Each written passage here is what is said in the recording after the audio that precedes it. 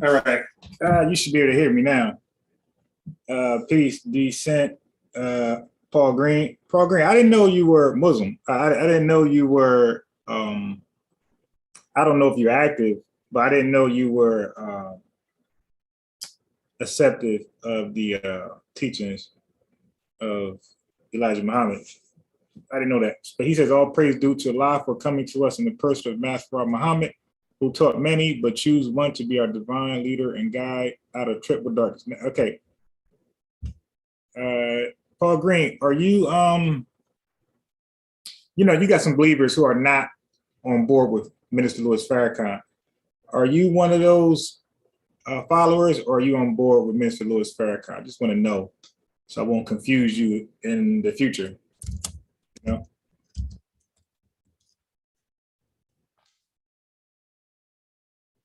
Yeah, the Illuminati got my phone, man. This thing is saying check Facebook and these goofy things be having you upgrade and then you don't have access to the things you had access to before.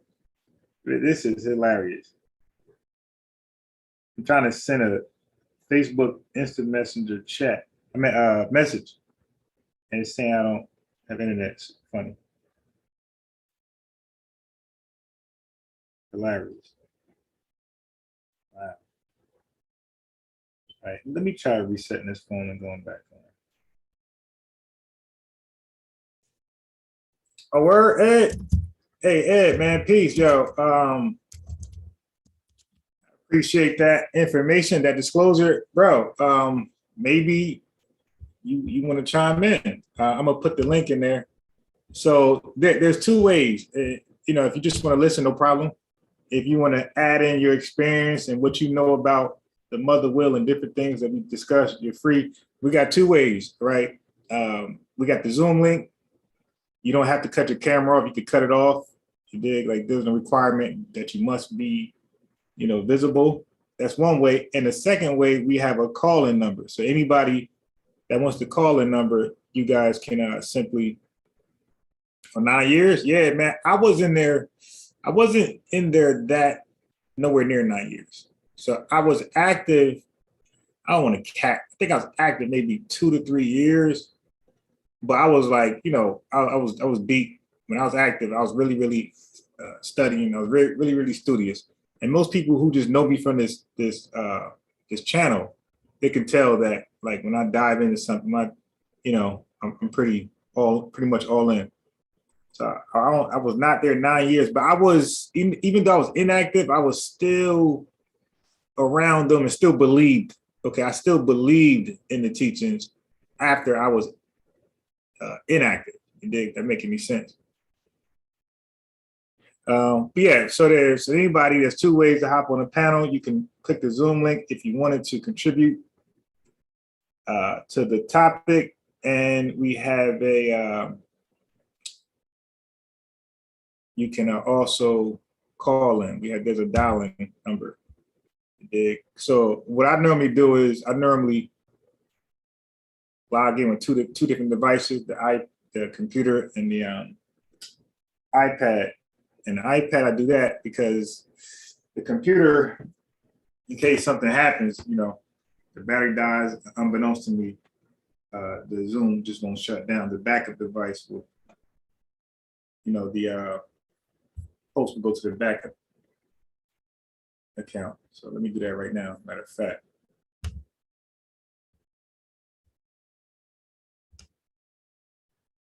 Let me do that right now.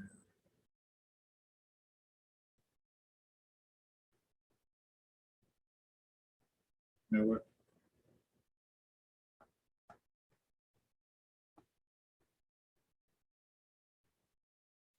All right, so we got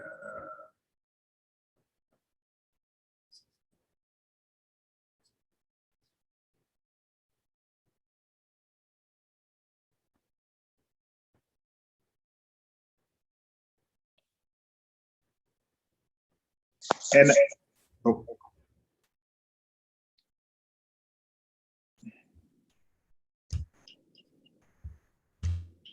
And I want to say thank you for everybody who sent, Cash App donation. I definitely got coffee. Got coffee today. I threw something in the tank. You dig? That definitely was a good look. And that was spot on. I'm still gonna make spaghetti again. You dig? So with the extra little dollars left over, I will most definitely buy some more spaghetti noodles whole wheat. They're like 89 cents a box. And I'm gonna go ahead and get some of that grated Parmesan cheese and probably get another pack of turkey meat, most likely. I'm gonna keep the turkey meat. I'm gonna keep the spaghetti going for a couple more days. I'm like 8 days straight. Well, today would be 8 days straight eating spaghetti. I love it. Tastes real good. Listen, this is nothing. When I first got put on to how to make it the way I'm making it right now, man, I was when I was living at home some years back. My mom did some new stuff to the noodles. I told my mom, make that every day. I don't care what you make it. Make that. My sisters and brothers make spaghetti for me. So that was like many years ago, and I ate it. Oh my, I'm no lie, no cap, like every day or every other day. At one point, I was daring to tell Italians and people like that, like, yo, you ain't eat more spaghetti than me. Like I was like, yo, shit. We could put some bread on that. So I'm back in my spaghetti big.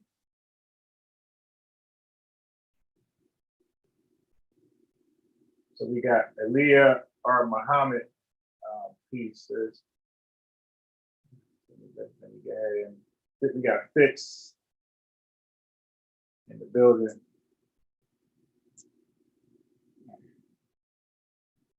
Dang.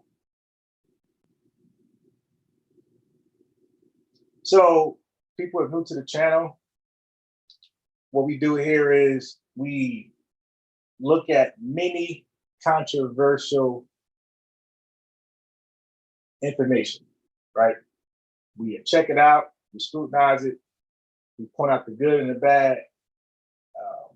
We focus on so many different things. We had a topic on abortions, and I like that topic. We can always revisit that. I learned so much. But we had a topic on abortions not too long ago. That was like two, three different lives. We was talking about abortion. We had, and the thing about the channel is that we have a diverse panel. So anybody from the chat who wants to get on, we allow you on, as long as it's respectful, and speak your piece in a timely manner, no problem. So we encourage a diverse panel. We don't want a bunch of yes men, yes women. We don't. If we're saying something incorrect, we allow you to correct us. You can do it politely. You can do it in an angry way. You want to chastise us, no problem. Big. Do what you want to do. Just just keep it. Don't get too crazy. So we talk about abortions. We talk about the United States Constitution. Some people disagree with it. Some people said it should be written over with Black folks as some of the writing authors did. We talked about many vaccines, of course, vaccines and viruses and the mandates. I think we exhausted that. We talked about that for the whole pandemic and before the pandemic. We had discussions on the Big Bang Theory, small ones, but Concrete Corey came over here and dropped some politics. And my boy Melvin had sent me some PDFs of some books on politics. And believe me, you'll see, whatever, people who know me knows what I'm reading because I like to talk about what I'm reading. So when I start reading those books, those PDFs on politics and how government is constructed and how people are voted in and the election, all that type of stuff, you're going to see, we're going to talk about that a lot. The things that matter the most, I think. So she said, peace, brother. You don't have to be in a temple to flow. I guess she said, follow the message of guidance. Yeah, okay, I understand that. Again, we're respectful. I know for some brothers, they showed me some literature from the Honorable Elijah Muhammad that said, I'm paraphrasing, it said, be respectful even when you disagree, something like that. And also, and then he says, this is what he says. He says, argue in the best manners. Okay, so the watcher, I forgot to say that. So, for certain people to represent the teachings in a disorderly fashion, right? That's not becoming of the teachings, not the message, because it says, from what they showed me, it said argue in the best manner. I don't believe last night DJ Focus was anywhere remotely close to arguing in the best manners. Like, this is a podcast, people are welcome on, but I am the host, even though I fall back and let y'all just go in. But damn, like, give me a little tiny respect. Look at me as a weak mayor. We read about, matter of fact, let me read that real quick. Look at me like this. Look at this thing. I'm a weak mayor. Characteristics of a weak mayor. The council is powerful, that's Yada, the panel, with both legislative and executive authority. The mayor is not truly the chief executive, that's me. I'm not really the chief executive in my life. I have limited power and no veto power. The council can prevent the mayor from effectively supervising city administration. The council, the panelists, whoever's invited, can check me, in other words, and there may be many administrative boards and commissions that operate independently from the city government. So I have slightly more power than the panelists. They look at me as a weak mayor. Okay? I didn't even see these comments right here. So it says, Ted Walker says, what a crock of BS. Any of you who believe in the will are under delusion. I guess you're trying to say delusion. You said delusion. This is what evil wrought. Okay, then Jeffrey Ferris said, this guy's a joke. He don't even know the Quran. He said stuff about the Quran and it's not even in the Quran. He thinks that he is in control about America, but he doesn't know the Bible either. He uses the Quran and the Bible and put, I guess, make his own interpretation. Yeah. So look at me as a weak mayor. I'm not here to check anybody, but when I do try to set the order and the balance, I just respect that. And DJ Folk is, what's crazy is that I normally don't got to do that. It's like with I'm gonna call out names, Cube and Focus, and probably one other person, maybe sometimes an indigenous black man get too crazy. But that's three, that's it. Normally, I don't have to tell you how to be respectful, things like that. So, boom, peace. Let me see if I. Oh yeah. Oh, let me put the Let me put the Facebook group in the chat real quick. Put the link in the chat. I'll tell you what it's about. Okay. I got a copy. Okay, copied it.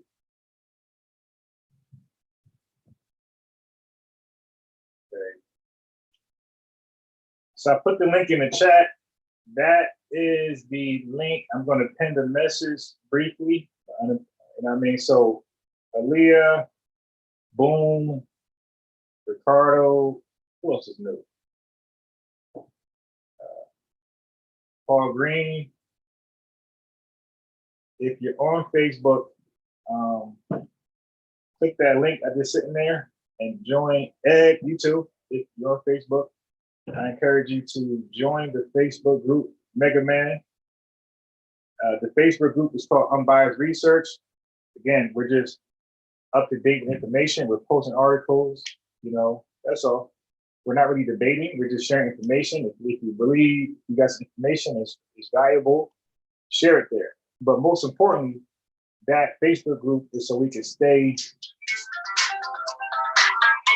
in touch with each other. So if the channel falls, whatever, I can update you guys and things like that. Especially for those who came across the panel, by happenstance. Like you definitely want to try to keep in touch with us because we have some interesting topics. They change. You never know. It changed like the wind. We're talking about abortion, and now we're talking about the base of Islam, the will. Next live could be about Christmas or Easter. You know what I mean? Who knows? You never know. Brothers UK, peace, brother. Same thing. The link is in the chat for the Facebook group. Click that and join the Facebook group. Again, you don't have to post anything, right? At all. You don't got to read anything, right? But it's just for updates. That's all. Especially like updates about the channel. In case, worst case scenario, my other channel did get shut down, by the way. I had more live viewers there, so it definitely happened. So, and it was my fault. I was sharing content, it wasn't mine. I wasn't respecting the fair use act, and they shut that thing down. So it does get shut down. On top, like I said, thank you for everybody who sent the cash app. I definitely did good with the money. Gassed up, got coffee yesterday, got coffee today. As we're dialoguing, at some point, I'm gonna run to the store, pick up some more whole wheat noodles, spaghetti noodles. I'm gonna pick up some turkey meat and get right back into this spaghetti journey. So let me go ahead and put I think that's the link in there. So that's the link for the Facebook group chat.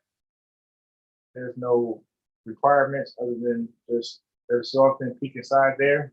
Oh, matter of fact, let me post a link. The YouTube link in there so people will know.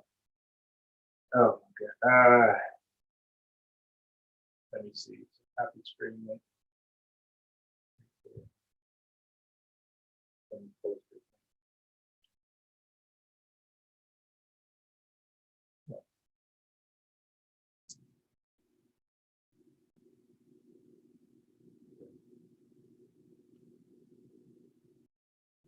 Really?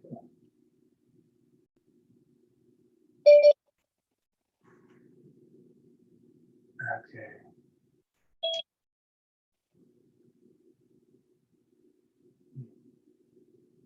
I'm gonna try to. So I hit up DJ Focus earlier today, right? I believe he was under influence. He said he wasn't. So he said he's gonna build his own platform, all that. I said I was disrespectful. I said, dude, go back. I said, look around 1 hour, 47 minutes. That's when you pretty much appeared. I said, tell me honestly that you would conduct yourself the same way somewhere else. All right, so, let me see. I lost train of thought. I was doing. I know I put. Okay, I know I'm doing. I'm putting the link. I also got another Facebook group. Like a lot of people are part of it. Don't even know I'm the ministry, but I believe it. It's called Black Think Tank.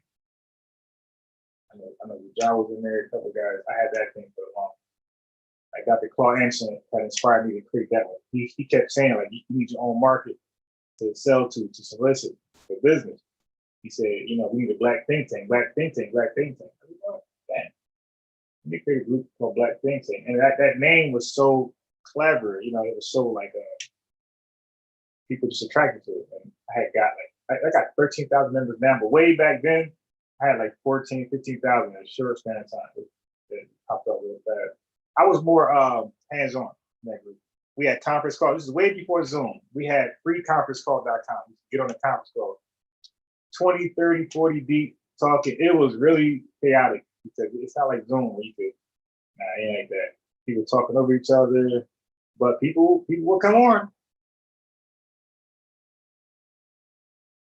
It would definitely pull up. Also, I did a horrible job as a moderator at that time. Let me see.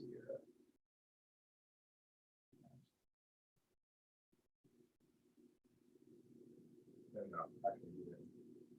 All right, so I'm just putting those two groups. That's it. I see the watchers on board, please.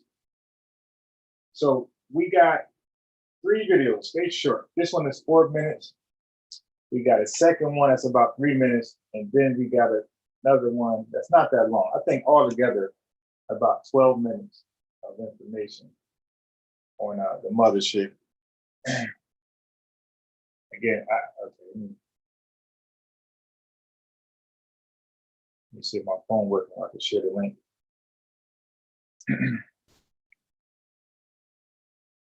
I'm just trying to buy time so I can share the link with people before I get started. But like even Stoopy, don't even know. I hadn't link to Stoopy. Stand away people they put together. All these new additions just make it worse.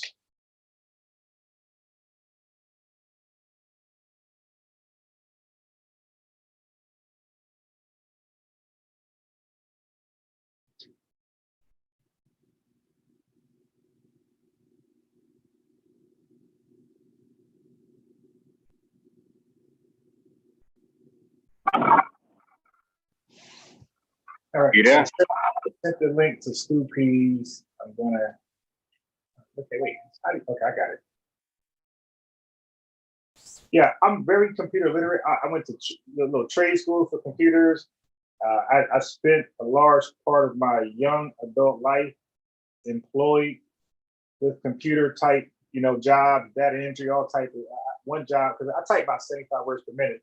So one job, we had no lunch. We just had 2 30-minute breaks, and your speed was monitored. You had to maintain like 55 words per minute, like a really, a good error, percentage. It was crazy. And you couldn't miss no days. One day I just ain't feel like going in. At carpal tunnel is definitely gonna happen. That's inevitable. So one day I just didn't want to go in, and I said I had a flat on the highway. I can't make it, man. They fired me so fast. And that 10 agency, that was Kelly Services. Do you know, I'm talking about, I was like 20, I'm 44 now. I was like 20, maybe 5. They fired me for that, and they never mess with me ever again, ever. Other agencies, I guess Kelly Services bought them. I would go there, they run my name. Oh no, it's one job you didn't go to. I'm like, it's 20. Listen, if I try to do a tip job at Kelly Services now, they won't rock me. I don't know how that works, but yeah, that's the truth.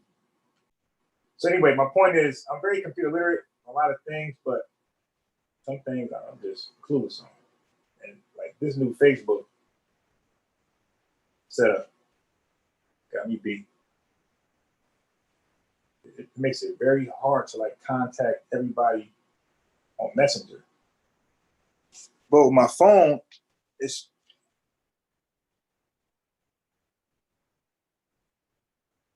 so DJ Focus said he's never gonna hop on a platform again, but he and I can dialogue. I mean, now that is like me and Hassan talking. Like, I already know what DJ Focus stand. He already know where I stand, right?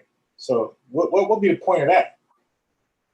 Like, I don't do private, controversial conversations, all right? When I have a discussion, and the watcher, no, I call one of my boys. We called the watcher up on 3-way. Why? It wasn't a lot on YouTube. It was 3-way because I refuse to go back and forth with somebody who just not going to agree with me. So I'd rather have a mediator who can, kind of correct us and show us where we're going wrong in our arguments, things like that. I'm not going to sit there with another person talking about a controversial subject. LeBron and Michael Jordan. I'm not doing it. Drake, Jay-Z said nobody can touch him on a versus. Like, in my mind, he lost his mind with that one. Like, dude, like, you like confusing why you're Jay-Z. You're not Jay-Z because of your music. You're Jay-Z because what you did in the music industry and things, clothing, other things. It ain't your music. not too many bangers he had. He had good hood music on the East Coast. But nah, he ain't, you know, he had Big Pimpin' and things like that, but he had like features. He had other people. But there's not too many Jay-Z songs where he was by himself and that thing hit the, you know, number one. And he's not known for a lot of features for whatever reason. So he lost his damn mind talking about nobody can see him on the verses. Yo, I mean, but that would be a shame because he's clearly like an icon. He's a better rapper than other guys, but he'll probably get smoked by a rapper who's not as big as him. He'll probably get smoked. I mean, yo, Young Thug catalog is, I don't know, man. I don't know, man. People sleep on Young Thug. All right, so now my thing is working now. Yeah, I had grown to appreciate Young Thug more and more and more. And like he's hella respected in the rap game. All right, so but in my mind, Drake that's in everybody. Ain't even close. All right, so let me go ahead and post a link again.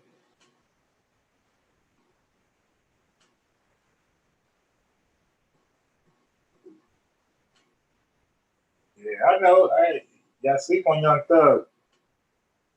But it's the reason why Gunna, Drake, Future, it's the reason why everybody, all the hottest rappers, the Migos, your hottest rapper is featuring Young Thug, 21 Savage, all these guys. Roddy Rich, everybody got Young Thug on their Kanye West. Kanye West had Young Thug, everybody rocks with Young Thug. So no matter how you feel about him, the industry is talking. And they rock with Young Thug.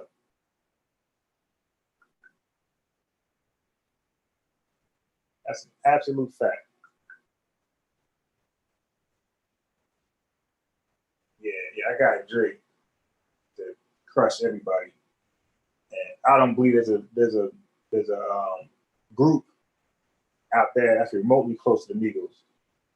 Like, you know what I mean? Don't even embarrass yourself out there. Like, you want to talk about hits? They got hits on top of hits on top of hits. Like every song they drop is a hit. They've been hitting since they started. Matter of fact, you know what's up? When I started watching their old videos, yeah, you see 42 Doug in there. You see the little baby, and he wasn't even like he's a nobody. Like I knew what little baby was. I went back and watched their videos. Like all these new up and coming artists are in the Migos video.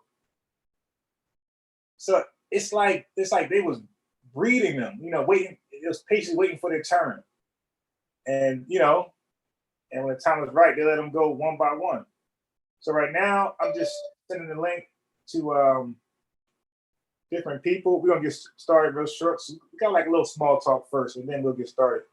I'm just trying to make sure everybody's on board because I don't want to play these videos over again. Because a lot of people are interested in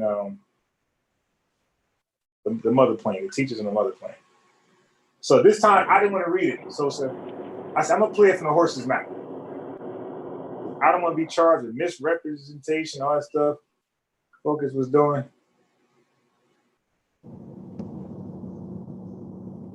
Hey, Mike, you hear me? Yeah, I hear you.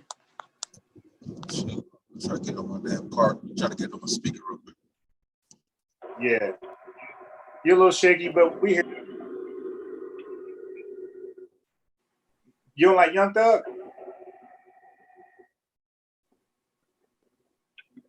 Sosa? He was got the phone down.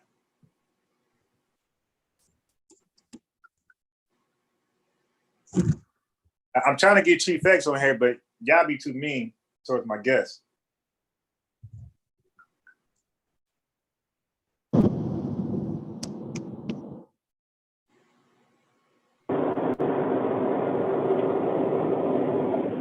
I sent the link to everybody. That usually happens. No, more.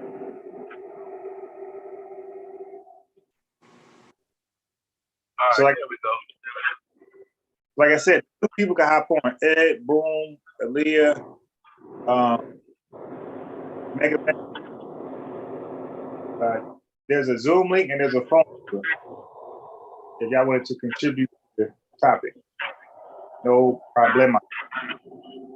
Hey, Sosa, real quick, you don't like Young Thug? Yeah, I mean, I'm in Atlanta. Okay.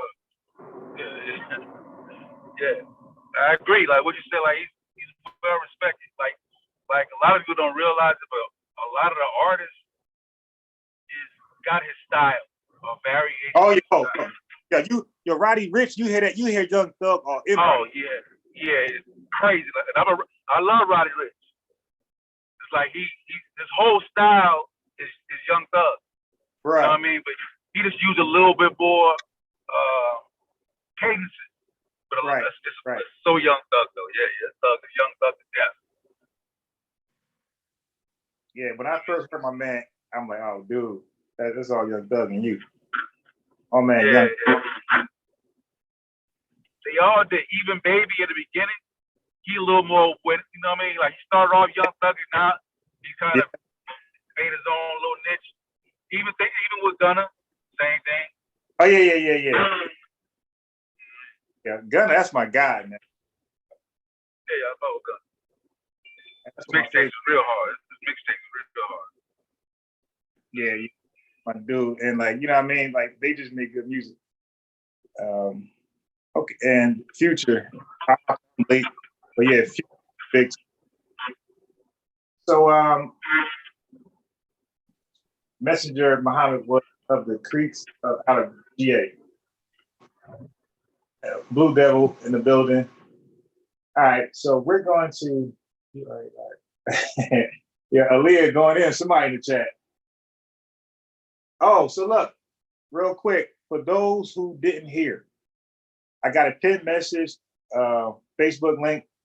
Click that, join the group, Unbiased Research. Again, you don't got to post anything. You don't got to read anything. It's just to keep in touch in case the channel, because I'll be sharing video, sharing content. I get flagged sometimes, channel shut down. I ain't trying to start all over like last time. So the Facebook group is just for that. It's just to keep in touch, updates on what we're doing. All right, because a lot of times people don't get a notification, so I put it in the Facebook. So do that. I'll check it right now, see who's at the door. And again, everybody who sent the cash at, thank you very much. I definitely leveled up. I got some gas Sosa this morning. I got some coffee yesterday and today. I'm gonna go get some more spaghetti. That ain't spaghetti, man. I don't know what you make it. Let's go. You can't just take a dish and then do how you want to still call it spaghetti, nigga. Like that. Right. It don't work like that. Spaghetti got ingredients that go in there, but you can make chicken spaghetti. You know what I'm saying? There's certain key components to spaghetti, man. You know what I'm saying? That sauce is definitely an intricate part of spaghetti. All right, well, I had turkey meat and noodles then. How you like that? That's facts. That's facts. All right. But I'm trying to tell you, man, that thing was all right. All right. So I guess we get started. I'm gonna put the black man to come in. You put the link in the chat one more time. I'll say so, Amber. I ain't gonna cost you, but I'm gonna say this. I didn't put ragu or tomato sauce in the noodle at all. It was no red in my spaghetti. My noodles were not red at all.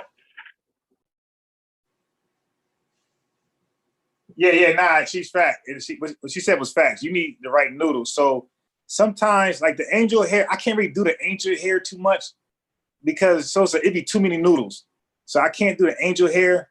And sometimes the regular noodles, they're just too thick sometimes. So I do the thin spaghetti noodles. And you really gotta, if you're gonna do linguine, whatever that stuff is, you really gotta make that correct.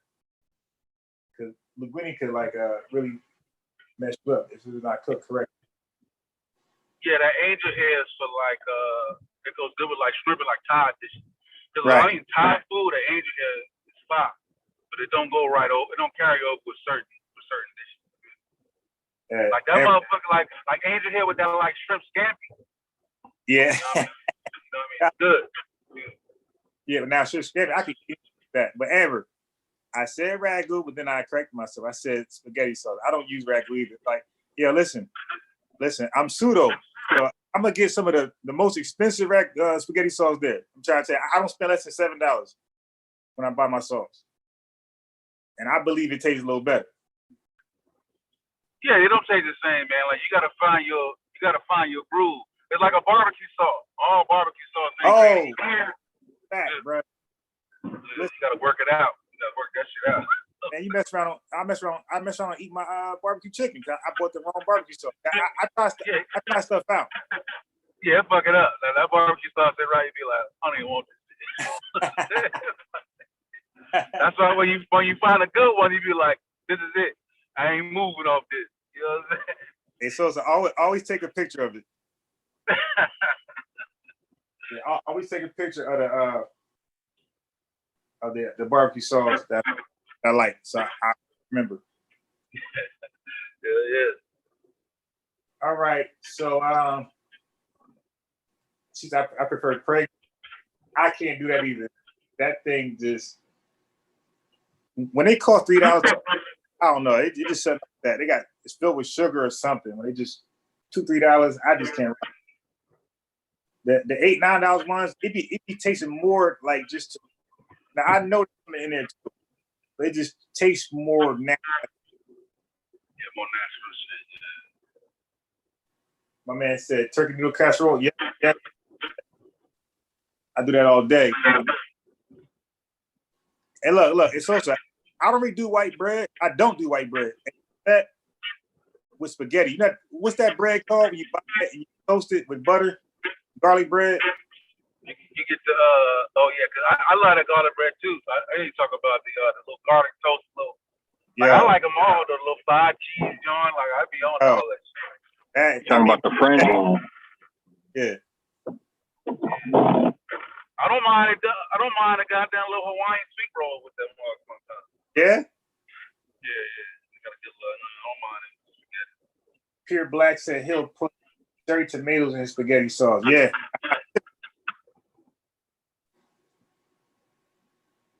But if the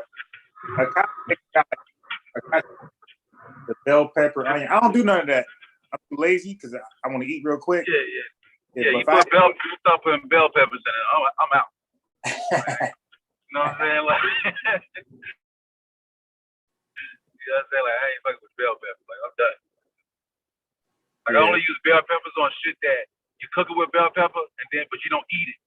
Everything else, you know what I'm saying? Yeah.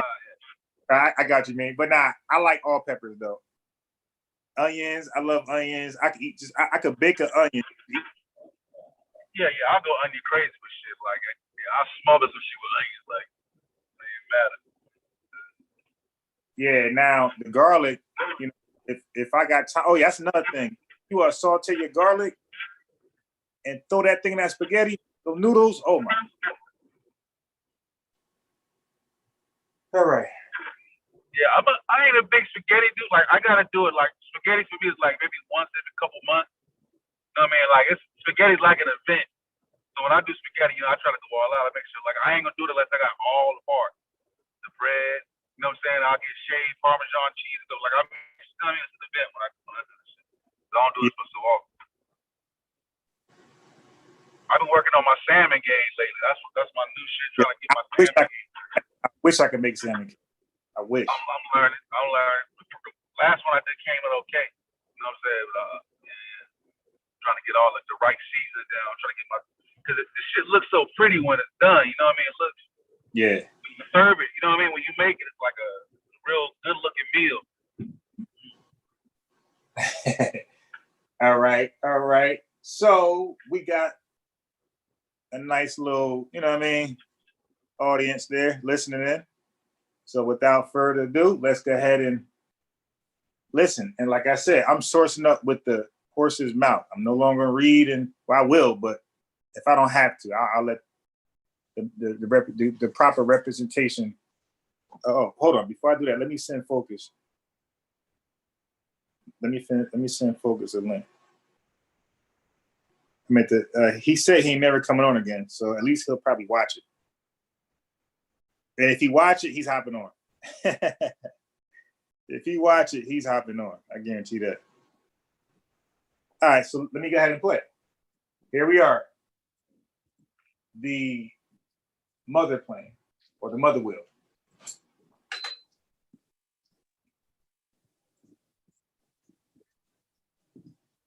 Okay. I hope it's not one of those where it won't let me. You know what? Let me try. It might be one of those things where it won't let you record live. You dig? So I might have to play it in the background because I've been noticing that's kind of slick. So let me play it. Let me try it like that. I'm gonna share something else, and I'm gonna play that in the background. Let's see if that works. All right, so let's see if I could trick it. Let's see if I could trick it. Oh boy, let me see.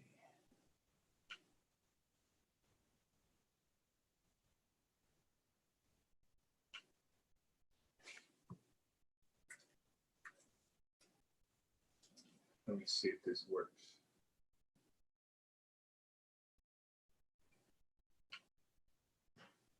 Let me try this out.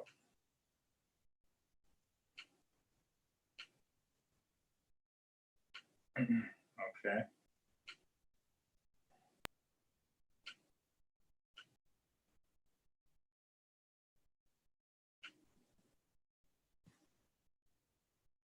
Let's try it out. I feel like one of those opening acts, right? That's on stage, and you ain't do a sound check. Like, yo, where the bass at? All right. Shimon. Oh, well, maybe that's why it was on mute. No. That's some slick stuff if that's actually what's going on. Oh yeah, that's a fact. It wasn't letting me play. It won't let me share it. All right. So now I need my panelists to let me know if you guys can hear it. So that means I gotta switch microphones. All right, so let me stop this one. I'm right here. So I'm gonna switch microphones. Okay. Let me know how this comes across, if you can hear it.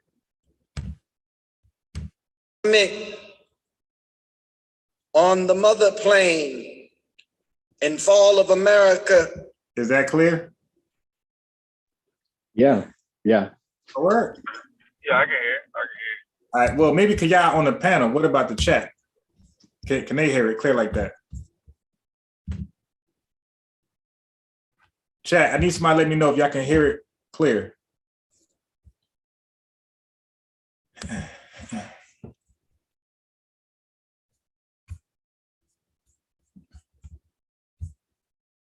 Did they respond? Anybody in the chat, were y'all able to hear that clear? They in there arguing. Okay, got it. All right, let's go. Said that This is Ishmael Muhammad.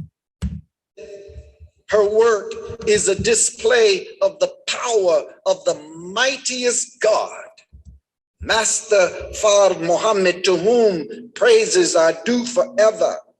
Master Fard Muhammad, to whom praises are due forever, is the wisest and best knower, and he is the mightiest of them all.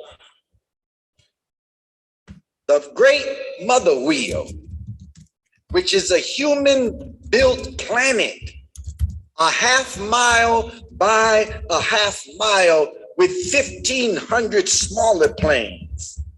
They are seen constantly by both the public and the military. So it's a big spaceship or whatever. and it has 1,500 bomber planes attached to it.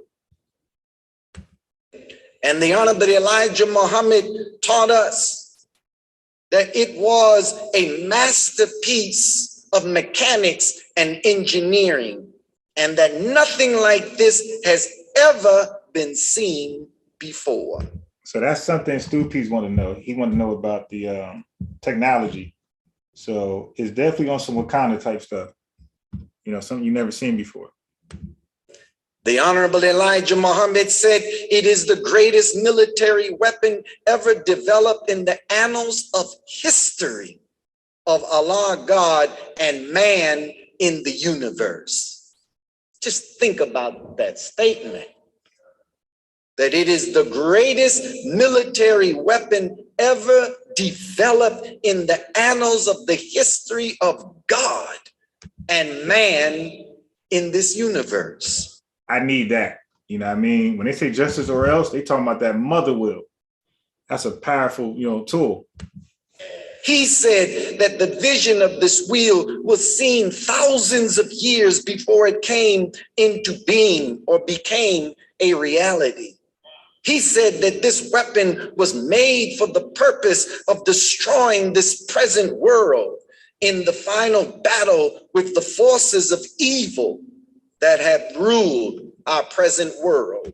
So what DJ Folk is talking about, a World War III and black folks is going to inherit the meek shall inherit the earth.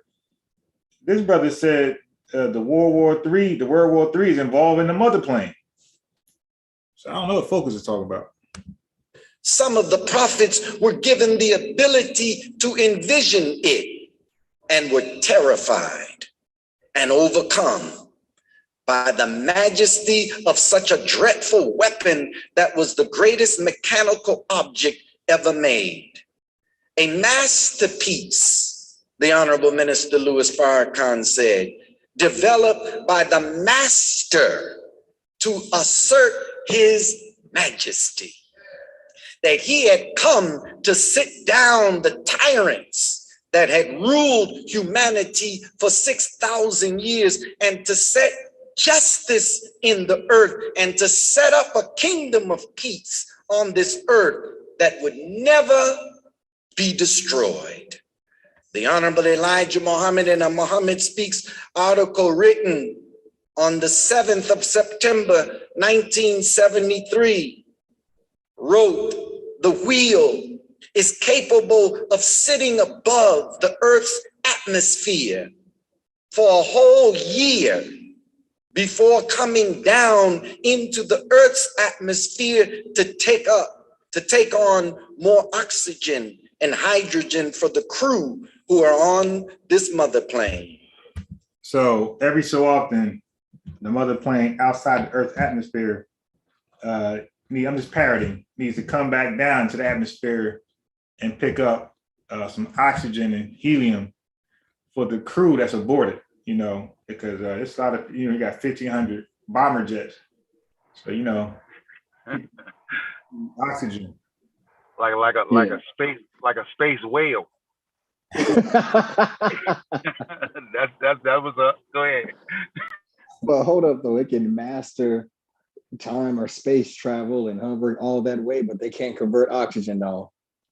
Carbon dioxide. Okay. Plants can get that done, but okay, carry on. Yeah, the nigga mind, bro. They ain't quite got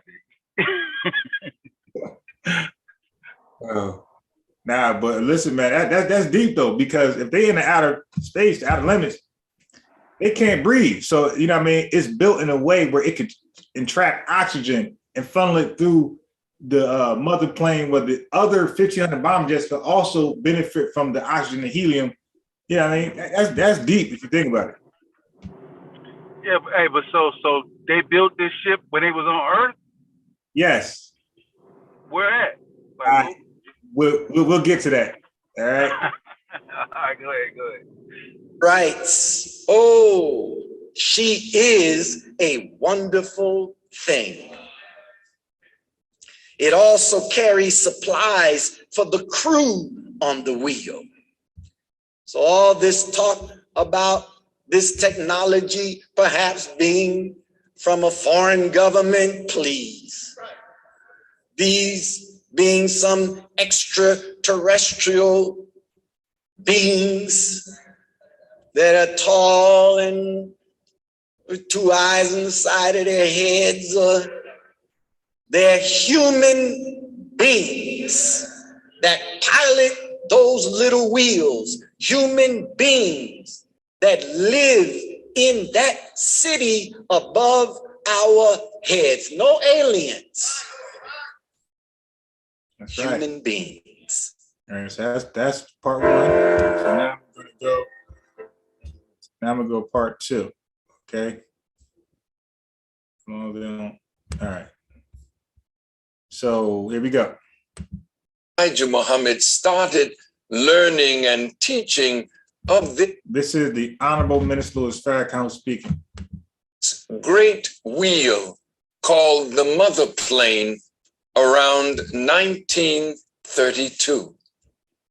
10 years later, in 1942, after the Japanese attacked Pearl Harbor, the temple, as it was called at that time, was raided by law enforcement officials under the guidance of the FBI.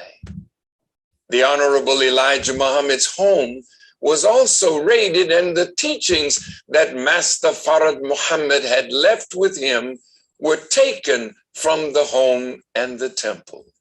So the information how to build this ship, the American government was trying to get their hands on it. You can imagine what they would do with it.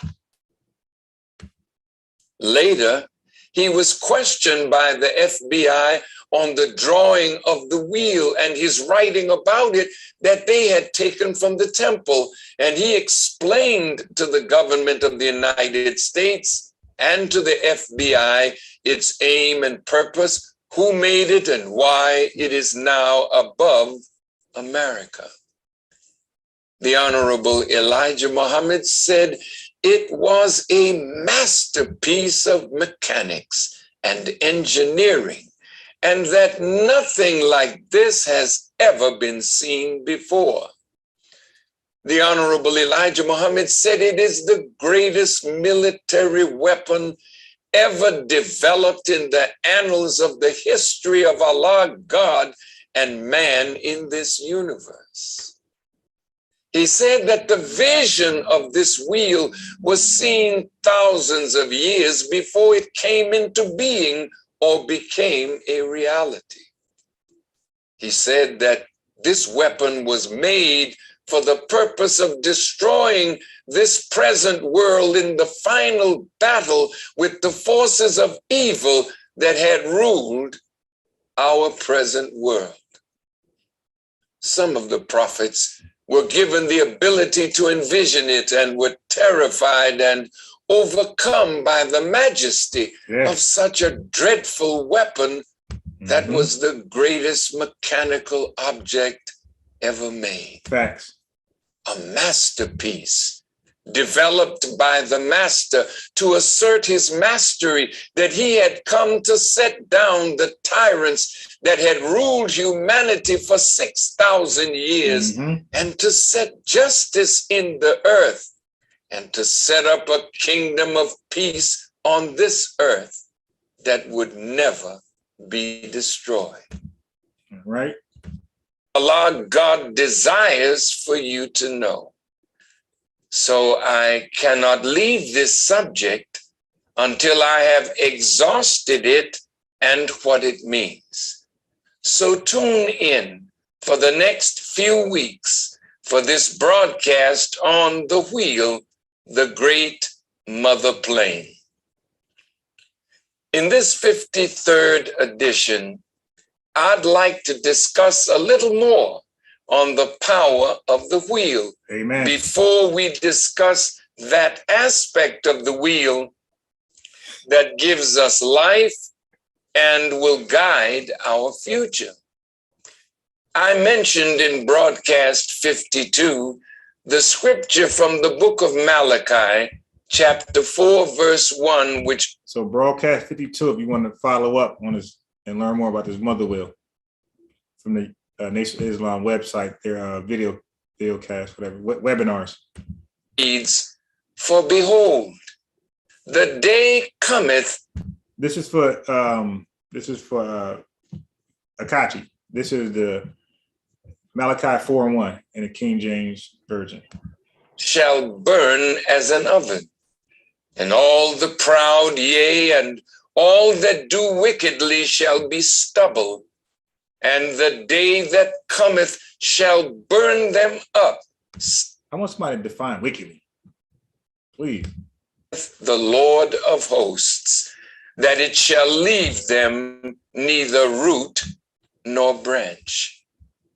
This scripture is referring to the destruction of the wicked and the power that is on the wheel to destroy all of Almighty God Allah's enemies and the enemies of the great Mahdi, or the great Jesus the Christ. We'll go into more detail on this later in this broadcast. You see, the knowledge The is great Messiah. like you need a righteous mind to understand this stuff. So sometimes they can't give it all in one setting, right? Because your mind get all doubled and you can't take it all in. So a lot of times what they do is they like to talk about it, give you a little taste, and then they go ahead and give you another taste the next webinar. It's a clever strategy for you to get it all, right? It's a series. Like, seriously, this is some deep stuff. The Honorable Elijah. Say that again? That chat they're using, right? Is that the one with I think it's Hezekiah's wheel or something like that? Yeah, Ezekiel's will. Ezekiel's wheel. So so what he did is he grafted the story to shape Ezekiel's wheel so that it could be verified. Yeah, my brother. So what he's doing is, because this was written before Ezekiel's will. So Ezekiel's will is testifying, right? Bear witnessing of this great mother will. Right. But you're on it. Okay. Yeah, okay, yeah. All right, yeah. Okay, go ahead. I'll tell you, man, this is some deep stuff. You act like God ain't real. I'm trying to tell you, Aaliyah, let him know, Aaliyah. Talks about how powerful the wheel is in an article titled The Mother Plane in the book, The Fall of America by the Honorable Elijah Muhammad. He writes, quote, the mother plane, according to what has been described of it by the enemy scientists, is capable of not only staying up for periods of time, but it is also capable of eluding the scientists of this world. So now you see why, because I know what your question going to be. How come the Hubble telescope ain't pick it up and all these different devices? It's designed in a way to elude detection. Okay? Because I know what your hypocrites going to do. Well, why we ain't see it? You know, that's why. It's big as hell, but you can't see it because it's undetected. Like the technology is just unimaginable. Trust me, if God has something to do with this, you're not going to find it. All right? That's like trying to find heaven. Stop it. They want to attack and destroy it. But if a plane did get close enough to attempt to carry out this purpose, it would be destroyed instead. So when you see these military exercises where they playing around in the air, they got too close to it. And the mother plane destroyed it, perhaps, and it fell down and crashed. Like this is what goes on when there's a plane crash for a military jet. Y'all think the government's covering it up. The mother plane is doing its job. Trust me, I know. The scientists of this world have learned that this is not a plane to be played with. Told you, they keep away now. On this point of the mother plane's power to destroy a plane that may want to attack it, in 1988, author Timothy Good published. Now he about to source up. Author Timothy Good. Write that name down. Do your research. Book entitled Above Top Secret, the Worldwide UFO Cover-Up. All right, that's Timothy Good. On page 421, he writes of an incident displaying the power of the wheel. nuclear physicist Stanton Friedman, one of America's leading UFO researchers, on October the 27th, 1977, has obtained details of an alarming incident which included a statement by security specialists attached to a unit of the U.S. Air Force Security Service based with the 6947th Security Squadron, whose mission was the monitoring of all Cuban military communications. Told you that Cuban link, baby. Trying to tell you. In March 1967, Cuban radar installations reported a bogey. Now, I know you read earlier that it goes undetected, right? But there must have been a malfunction where Cuba radar installations reported one of these bomber jets. So don't judge them on that one, okay? Approaching the Cuban landmass from the northeast.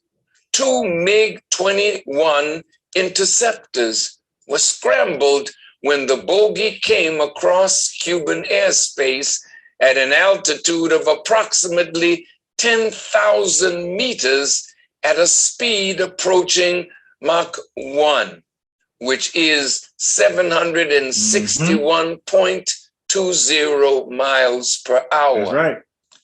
The interceptors were directed to the bogey by Cuban ground control intercept and were guided to within 5 kilometers of the object. This is a fact because I heard Alex Jones talk about this.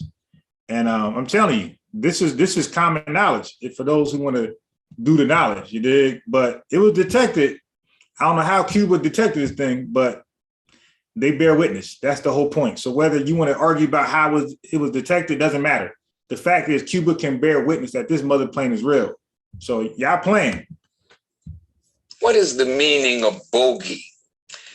It is a military term used to describe an unidentified aircraft or missile, especially one detected as a blip on a radar screen. The wing leader reported the object was a bright metallic sphere with no visible markings or appendages. Right. After a futile attempt to contact the object for identification, Cuban Air Defense Headquarters ordered the wing leader to arm his weapons and destroy the object. Be ready to war. The wing leader reported his missiles were armed and radar locked on. Yep. I don't know how they could detect it. Seconds later, the wingman began screaming to the ground controller that the wing leader's aircraft had exploded. After regaining his composure, he further reported that there was no smoke or flame. Poof. The aircraft had disintegrated. Cuban radar reported the object quickly accelerated and climbed beyond 30,000 meters, approximately 100,000 feet, or almost 20 miles. And at last report was heading south-southeast toward South America. A spot report was sent to the National Security Agency headquarters, which is standard procedure in any case involving aircraft loss by an enemy country. The NSA is required to acknowledge receipt of such a report. However, they didn't. And therefore we sent a follow-up report. Everybody know this. Within hours, we received orders to ship all tapes and pertinent intelligence to the agency, and were told to list the incident in the squadron files as aircraft loss due to equipment malfunction. Everybody, this is common knowledge. a statement made at the National Press Club by retired Marine Corps officer Major Donald E. Kehoe, Sourcing up. former director of the National Investigations Committee on Aerial Phenomena, bears witness to the superior power of the wheel. Yeah. According to Wikipedia, in the 1950s, he became well known as a UFO researcher, arguing that the US government should conduct appropriate research in UFO matters and should release all its UFO files. That's right. Major Kehoe was widely regarded as the leader in the field of ufology in the 1950s and early to mid 1960s. Listen to his words. Listen. We are being observed by some type of device which is ahead of us, far ahead of us, and is probably controlled by a highly advanced superior civilization. Now, this is a conclusion which I personally have stated and is shared by some members of our board of governors and advisors, not all of them. But it has reached to the point where many people in the Air Force have the same conclusion. In fact, the Air Force at one time had a top secret estimate that these things were interplanetary spaceships.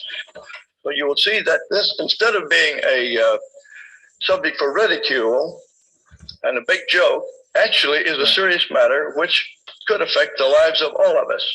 In Washington, D.C., at the National... So you gotta understand, when he's teaching about the mother plane, he's not just doing what religious folks do and just tell it and you gotta believe it. He's sourcing up. This is how the members like agree and, you know, they accept it because he's showing you white folks is bear witness. Why would they support Farrakhan's ideology? They hate Farrakhan. So listen, man, they just bear witness of the truth of the Almighty God. Press Club from April the 29th to May the 3rd, 2013, 6 former members of Congress sat as a committee to hear testimony. They are Senator Mike Gravel, Democrat of Alaska, Congresswoman Carolyn Kilpatrick, Democrat of Michigan, Congresswoman Lynn Woolsey, Democrat of California, Congresswoman Darlene Hooley, Democrat from Oregon, and Congressman Roscoe Bartlett, Republican, Maryland, so you get and blue and Congressman Merrill Cook, Republican of Utah. It was called Citizens' Hearings on Disclosure. Right. As their web page describes it, researchers, activists, and military agency political witnesses representing 10 countries gave testimony in Washington, D.C. about events and evidence indicating an extraterrestrial presence engaging the human race. Some of the early panel testimony involved the manifestation of the power of the wheel. Also, at the citizen hearings on disclosure, additional panel testimony was given regarding the power of the wheel in disrupting American military nuclear facilities. The full transcripts of the testimonies are available at the Citizens Hearings webpage. Now go source up. www.citizenhearing.org. The Honorable Elijah Muhammad writes on page 236 of The Fall of America, and in articles in Muhammad Speaks, June 8th and September 7th, 1973, on the ability of the wheel to create its own atmosphere. Dang. He writes, quote, Allah God came in the person of Master Farad That's a Muhammad, to whom praises are due forever. He taught me that after 6 months to a year, the mother plane comes into the gravity of the earth. Listen. It takes on oxygen and hydrogen in order to permit it to stay out of the earth's gravity until it needs refueling again. The wheel is capable of sitting up above Earth's atmosphere for a whole year before coming down. It takes on oxygen and hydrogen. Like, why is he? I don't know why they keep emphasizing hydrogen. Like, oxygen is a mixture of two chemicals. All right. Into Earth's atmosphere to take on more oxygen and hydrogen for the crew who are on this mother plane. Oh, he writes, she is a wonderful thing. It also carries supplies for the crew on the wheel. So the wheel also has the power to create its own atmosphere as any other planet is able to do. And by its being able to create its own atmosphere, it is able to go anywhere in space it desires, because it is not dependent on power from the earth. On page 240 of The Fall of America, in a section titled Ezekiel's Prophecy of the Wheel, he writes, quote, "Do not marvel at the make of this plane, since it is from the God who made the universe of floating planets and stars, which are supported only by the power of Allah in their rotation in their orbits." The Honorable Elijah Muhammad writes on the evasive and elusive power of the wheel on page 242 of The Fall of America. The mother plane, he says, can hide behind other stars. Got him. And make herself invisible to the eye, because she does not have to wait on a power from the earth. See, y'all ain't believe me. I told you the mother plane could go invisible. And that's how it's undetected. Now, I don't know how Cuba detected it, but anybody else can't get it. And it hides behind. Hold up. Wait, he said it hides behind stars? Yeah. But it only can hold its breath for 365 days? What? You don't know. You don't know how fast it is, bruh. It don't matter, but it's a light year. Okay, 1 year. They got to come back in. Never. I'll stop. I'm sorry. I'm trying to tell you, bruh. That's that corrupt mind we talking about. That's why he say think real hard. You're just thinking. You got to think. Okay. Listen, bruh. I struggle as well, but I started thinking hard, and it made sense to me. You know, it is what it is. Take it and leave it alone. She can produce her own power to go wherever she desires to go. You see that? Go wherever the watcher. That means behind a star. Okay. I see. Peekaboo behind a star. Got it. America's planes can't reach the wheel. But America has now developed the weaponry that could... Hell no, it can't reach the wheel. How can an American plane go to a star? You dig? No way. Rip the wheel apart if they could get to it, but they can't. No, sir.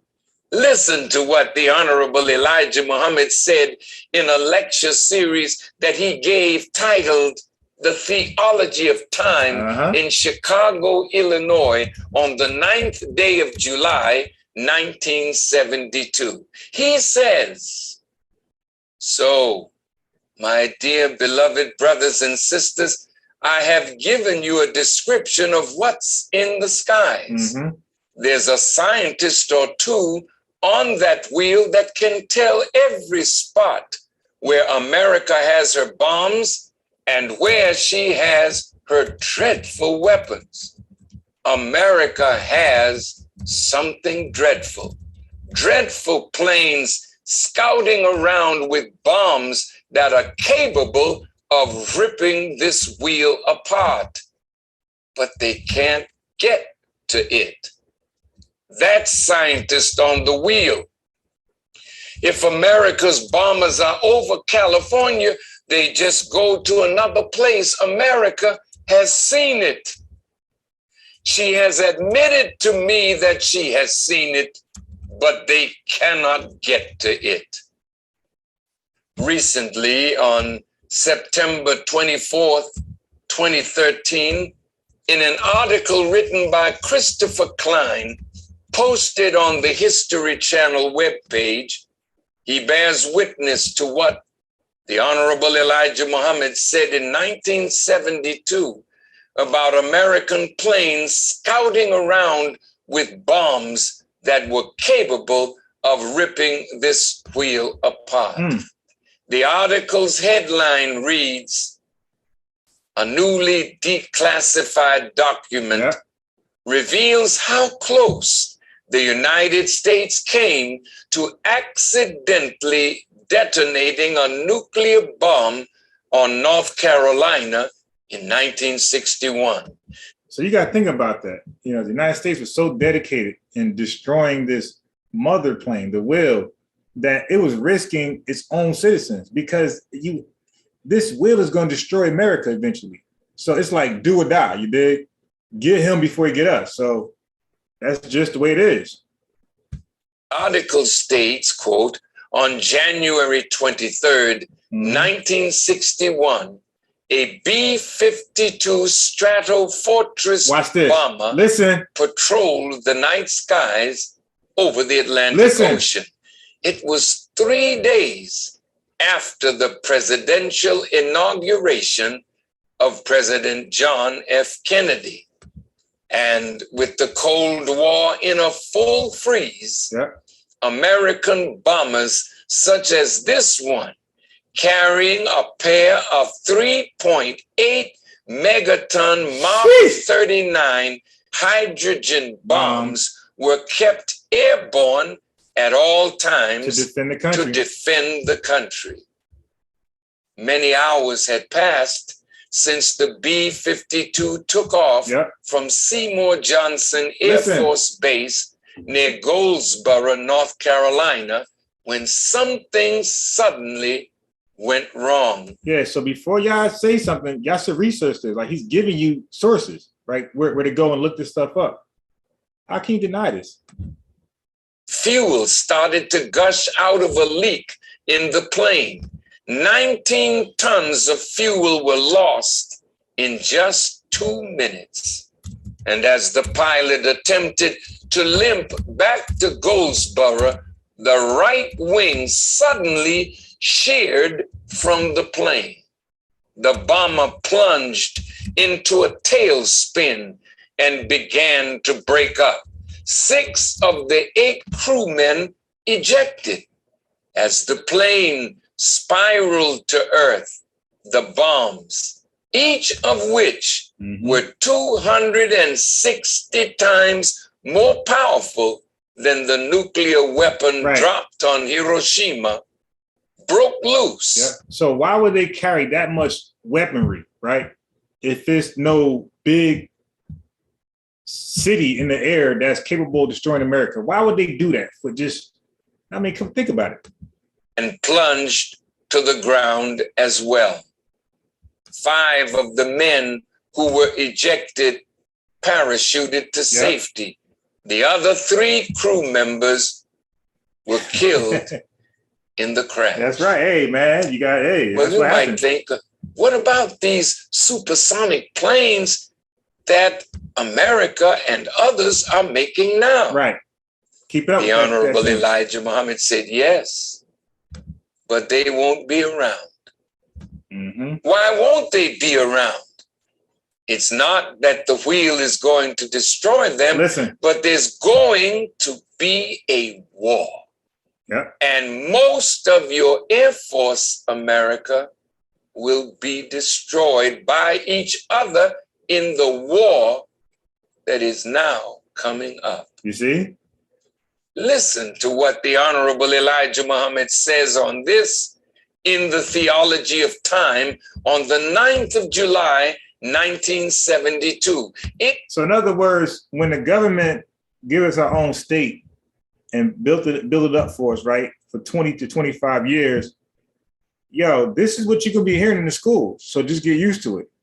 Your kids and grandkids and grandkids, this is the new, curriculum right here. All right. So listen, take it serious. His lecture, he says, this plane goes above the earth 40 miles to unload those bombs on America. She gets up 40 miles. Oh, you say, we have jets that can fly like that. Right. Yep. But brother, when this plane unloads her deadly destruction, you won't have any planes up there. No, they won't fly up there with your jets. Nope. They are going to get rid of your jets you won't have a chance on the ground first. You won't even get up there. You may ask, how are they going to do that, Mr. Muhammad? They'll do it like this. He said the first thing they will do, they will go and destroy all America's airplane bases, and they will also destroy her planes that you see running up in the air now at the speed of sound, at a terrific speed of a gunshot, and even faster than that. What is the speed? Now, what you doing now? Here you go to speed, the watcher. You want to know how to get into those stars that's light years away? Listen to the speed, and then do your own research. Do the math, bro. Come on now. Of a gunshot. The little weapon that you, my little brother, have in your hands may be a 9mm. And the speed that bullet flies at when it leaves the chamber is at 1,250 feet per second. There you go, the watcher. That's how they get behind those stars. Now, Leah, Assalamu alaikum, my sister. Wait.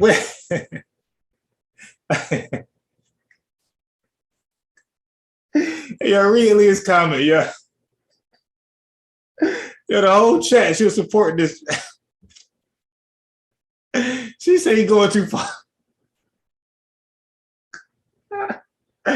She said he going too far, yo. Oh my God. Yo, stop. 1.11 times faster than the speed of sound.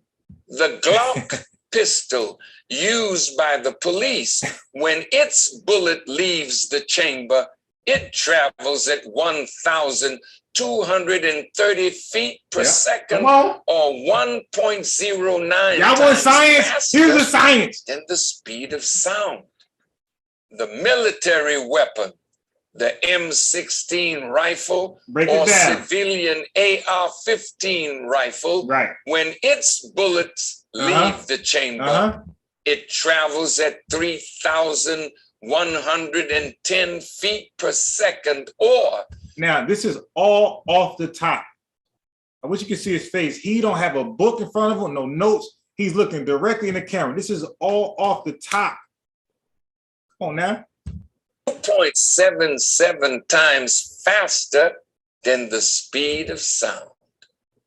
Well, what is the speed of sound? Right.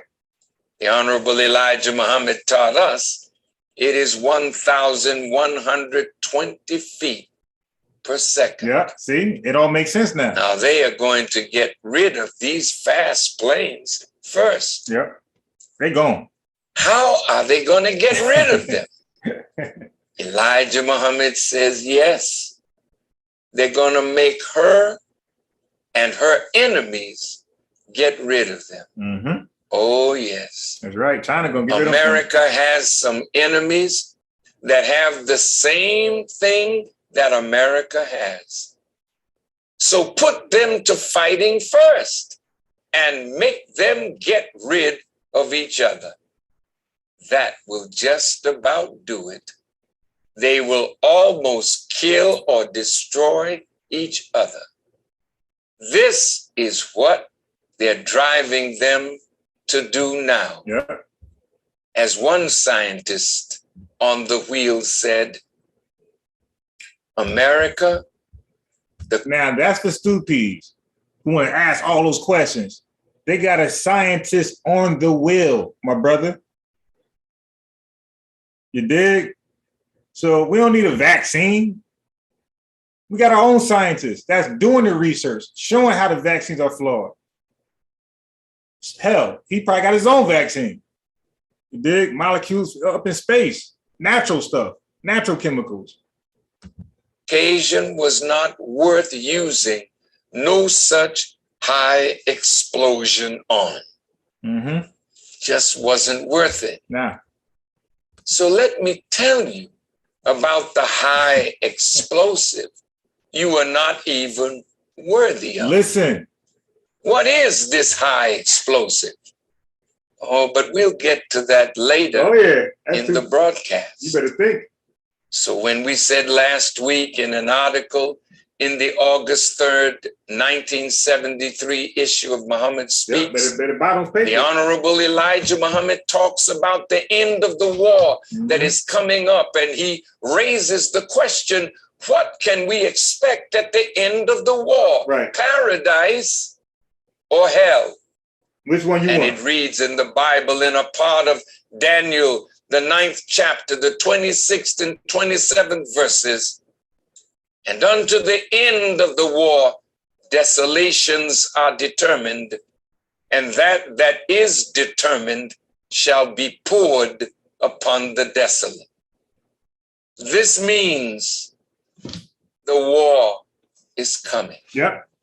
It's clear. And remember what we said in edition 48 of the time and what must be done, entitled Separation, Independence. Yep, is the only way. That at the time of Prophet Muhammad, peace be upon him, he sent messages to the Caesar of Rome and the Khosrows of Persia, inviting them to Islam or inviting them to submit to the will of God that they may find peace.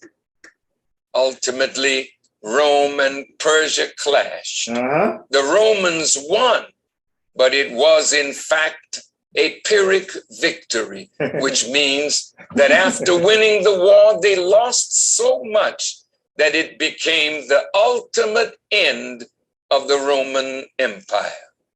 Rome today is represented by the United States of America, and Persia today is represented by the Islamic Republic of Iran. So same thing will happen, man.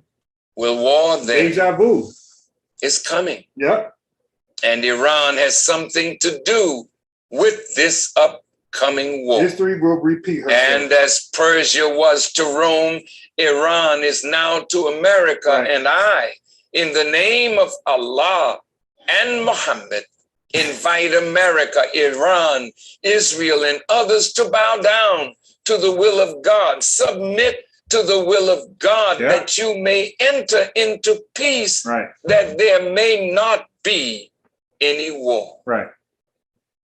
But as Rome and Persia refused to accept the invitation of Prophet Muhammad, peace be upon him, so will you refuse to accept the call or invitation from Master Farad Muhammad, the great Mahdi, and the great Messiah, the Honorable Elijah Muhammad, to submit to Allah.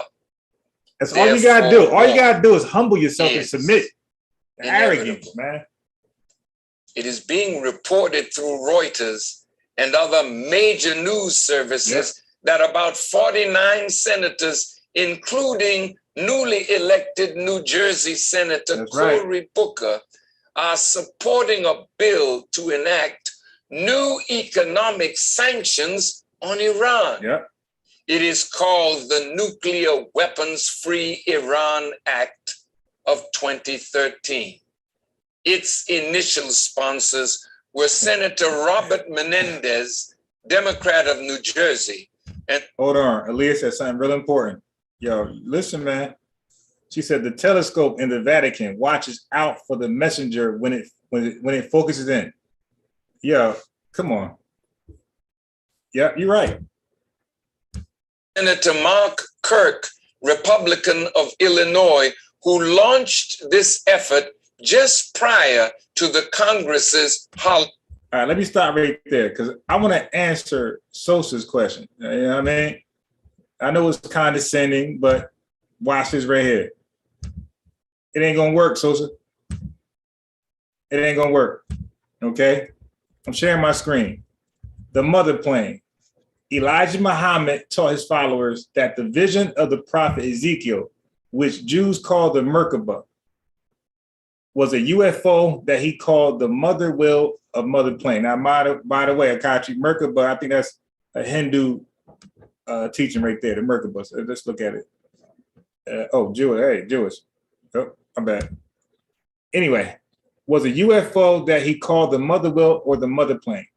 Now, as I looked at the living creatures, I saw a wheel on the earth beside the living creatures, one for each of the four of them, right? As the appearance of the wheels, this is Ezekiel, and their construction, their appearance was like the gleaming of beryl, and the four had the same likeness, their appearance and construction being as it were a wheel within the wheel.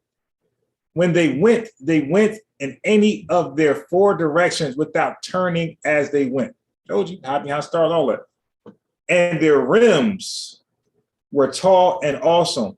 And the rims of all four were full of eyes all around, sitting on 24s.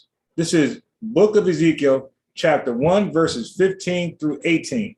Bible English Standard Version. So don't try to say that's the King James Version, it's tampered. This is the English Standard Version. Okay? Louis Farrakhan, commenting on his teacher's description, said the following. The Honorable Elijah Muhammad told us of a giant mother plane that is made like the universe, spheres within spheres.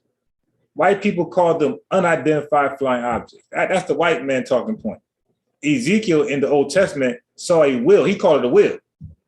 You know, so he identified it. White folks can't identify it. They call it unidentified. Ezekiel says it's a wheel that looked like a cloud by day, but a pillar of fire by night. So this is what was leading the Israelites and Moses out of Egypt. If you think about it, by a pillar of day was guiding them, and it was nighttime is a pillar of fire, right? That's go look it up in the Bible. That's what was leading Moses out of Egypt. That was the Exodus. The Honorable Elijah Muhammad said that the wheel was built. Hey, Sosa, you wanted to know where was the wheel built at? I'm going to source up, family. I'm right here. The Honorable Elijah Muhammad said that the wheel was built on the island of Nippon, which is now called Japan.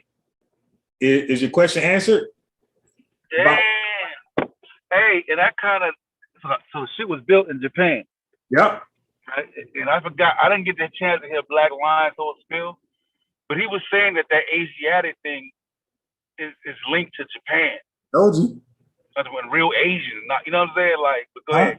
I'm trying to tell you. Get Black Lion to break that shit down. Yeah, I'm trying. Yeah, this is deep. Then that's why America hates Japan. That's why they blew it up. They mad for this creation. Okay, which is now called Japan by some of the original scientists, not that white man stuff, not Dr. Fauci. You know, Newton, all these guys, Mendel, your big original scientists. It took, look how much money it took. It took $15 billion in gold at that time to build it. It is made of the toughest steel. America still doesn't know the composition of the steel used to make, wait a minute. He just said yesterday that the steel, wait a minute. Hey, so how old is the ship though? What time frame are you saying they built it in Japan? Like is it 3,000 years old? Like Hell no. how old? No. This is during our time. This is Japan. This is after Japan. That, Yeah. so a nigga built a ship the size of a city Yeah. on Japan? It was invisible. They was working on it, and it was. Go ahead, kick this. Now, the only problem I got with this is that he said Yakub playing with steel found that he can make a people to rule his uncle's people. And he said that's why white folks mess with steel today. They deal with steel. But now he gonna build a mother plane for steel. See, that's the only problem I got. It's like he tried to say white folks was only dealing with steel, but damn, you used the toughest steel to. All right, I got a problem with that. It took $15 billion in gold at that time to build it. It was made of the toughest steel, something Yakub was dealing with.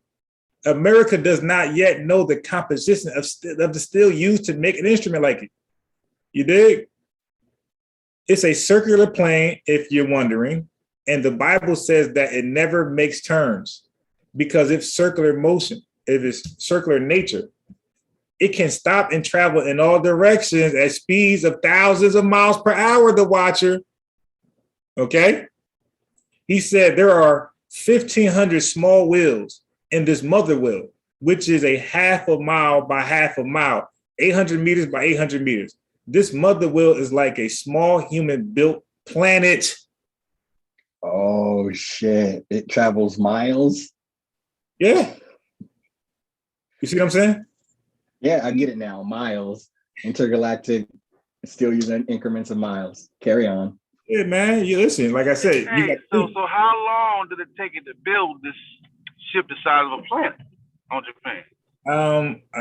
If I'm not mistaken, I think 3 years, but let's see if I see it here. Damn, I think them niggas is dope. Go ahead. So, man, the Japanese, listen, man, y'all sleeping. Each one of these small planes carry 3 bombs each, so 1,500 times 3. That's how many bombs up there. What's that? 4,500. Okay. Now, the Honorable Elijah Muhammad said these planes were used to set up mountains on the earth. That's how we got our mountains. The Quran says it like this: we have raised mountains on the earth lest it convulse with you. How do you raise a mountain? And what is the purpose of a mountain? Have you ever tried to balance a tire? You use weights to keep the tire balanced. That's how the earth is balanced. The mountain ranges. The Honorable Elijah Muhammad said that we have a type of bomb that when it strikes the earth, a drill, listen, a drill or is time to go into the earth, right? And explode at the height that you wish the mountain to be. So whatever height you want the mountain to be, the bomb, you could program the bomb. It goes in the earth, it implodes, and then boom, look at your mountain. Okay? If you wish to take the mountain up a mile, 1.6 kilometers, you time the drill to go a mile, 1.6 kilometers, and watch it explode. The bombs these planes have are timed to go 1 mile down and bring up the mountain 1 mile high. It will destroy everything within a 50 square mile radius. The white man writes in his above top secret memos of the UFOs. He sees them around his military installations like they are spying, you see? Again, they're supposed to be undetected. It's like something, I don't know, we having a problem there. That mother wheel is a dreadful looking thing. Yeah, you don't want to look at it. Right? Yeah, y'all watch Independence Day? Now, was that a pleasant sight? Was everybody happy to see it? Or was it all? Yeah, exactly. And the white man made that movie to give you a glimpse of what's going to happen. Wow. You dig? But listen, when was this built? When was this built? And this is Black Man Ben told us about this stuff. This is built, I could only guess, this is like around the World War I. You know, when they started, to remember, they ain't had nothing over there, no science until they met up with Germany and they started getting educated. So it had to be around that time. It's just amazing. Something like, yeah. Hey, so when we watching the Japanese, the samurai shit, right? Right. All while they having them wars over there, Uh-huh. niggas is building a damn Yeah. spaceship on a planet. That's the exact same time. These But they do it over niggas. here. They do it over here. When you guys be protesting Black Lives Matter and in a pandemic, they get the 5G towers out there. So like that's common. I mean, that's what we do. Wow. I swear, that's crazy. Yeah, that's crazy. Big. So now, Yo, check I don't think Focus believe this though. I don't think he does. it. I think he'll say he does, but I don't think he. Oh, if you look about to lie detector, I think he failed. Hey, yo, if you let him talk and let him explain, don't cut him off, I bet you he can make sense of this. But he'll do the rope-a-dope with it, like he'll remix it. Yeah, because y'all don't understand. Yeah, okay, yeah. So he gotta, bring it to like a child's level. You dig? So the mother will is a dreadful looking thing. White folks are making movies now. Look at this stuff. This is written in the 50s and 60s. And Independence Day came out way afterwards. White folks are making movies now to make these planes look like fiction, but it is based on something real. The Honorable Elijah Muhammad said that the mother plane is so powerful that with sound reverberating in the atmosphere, just with a sound, she can crumble buildings. Minister Louis Farrakhan excerpts from the Divine Destruction of America. Can she avert it? 1996. Okay. Now, under the leadership of Louis Farrakhan since 1981, the current members of the Nation of Islam hold that Elijah Muhammad did not die, but was restored to health and is aboard that huge wheel-like plane that is even now flying over our heads. So in case you thought that they believe Elijah was dead, you're a liar. The devil's a liar. Okay? So there you go. Stoopies, any questions? You dig? Yeah, y'all quiet now. Yeah, Blue Devil said, Frank, I don't believe it. Y'all quiet. I'm humbled, bro. I thought I knew some shit. I ain't got shit to say now, man. Yeah, you want to talk about how I get behind the stars. You know what I mean? A gotcha question. But that was answered. Yeah. It's fast as a speeding bullet. What do you say? 1,125 miles per second, per feet? Wow. Yeah. I mean, the fastest rocket, where are we at right now? 100 or something miles per second. See? We're so inferior. And this is today. What's the fastest rocket? Yeah, where is it? I was looking at that shit earlier. Yeah. I need 100 miles per second. Yeah. Mm-hmm. The Parker Solar Probe. Damn, and that's shit. They had us beat. Wow. 70 years ago. Yeah, but be real though. Were y'all not impressed that he was freestyling how the speed of each bullet from a different caliber gun? I know a lot of people who shoot up schools who can sit there in their interviews and do the same thing.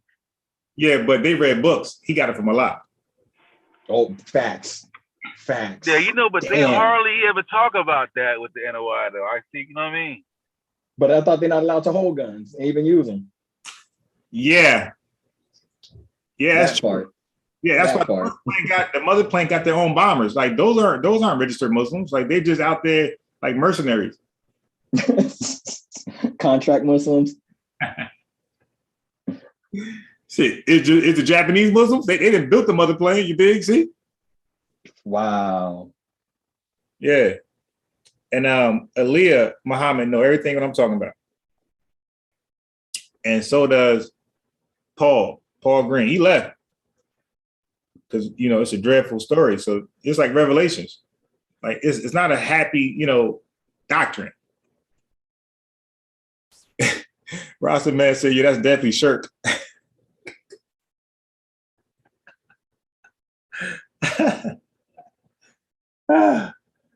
Yeah, I was not lying when I said that thing comes back in the atmosphere for oxygen and hydrogen. Yo, why do you keep separating? Why Sosa, the watcher, why he keep saying hydrogen and oxygen? Like, does he think oxygen is its own atom, its own element? My brain is too small to understand it. I was thinking he was saying the air and water. Hey, but if you look at the doctrine itself, right?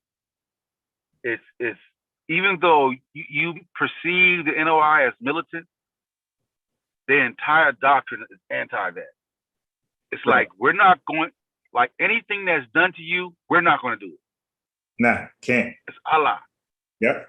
So you can never accuse us of any type of start to try uprising or put us on a terrorist watch group. Nah. We ain't got no guns. Nope. You know what I'm saying? Like, we may talk shit about Jews, but that's it. You feel me? It just talk. It just talk. We ain't gonna do nothing to y'all. You know, we just talking. Like, when do words hurt? And this is for Amber, since she want to be all sarcastic yesterday. Our Savior has arrived. Chapter 6, Truth. It's entitled Truth. This is paragraph 4, Amber.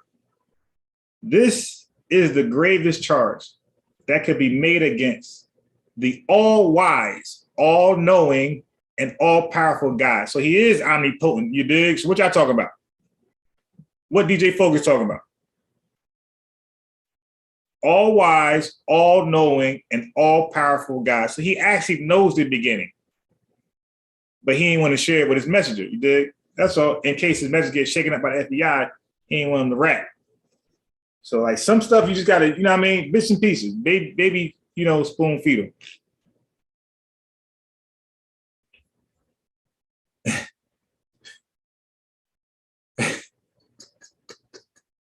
Yeah, the comment's funny as hell.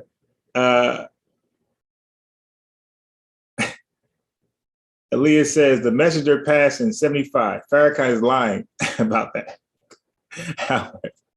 Messenger did his job. Nobody believes that but the Farrakhanites. However, the doom of America is here and going to give her. Okay, so let me ask you this, Aaliyah, so we can be on one accord. Because I got notes, you got notes. Who is flying the mother plane? Because he said there's a scientist up there and it's 1,500 bombers, right? So I need to know, Aaliyah, who is actually flying the mother plane? Is it a drone? Like, what's going on? Like, let me know. Because I need to know that, because my notes, you know, again, you said Farrakhan. I heard Elijah Muhammad was flying that thing with Tupac and Bob Marley and everybody else. So let me know who's on board that mother plane. I told you guys act like this was a joke. I said, I'm going to give it to you out the horse's mouth. And I just read the finer details.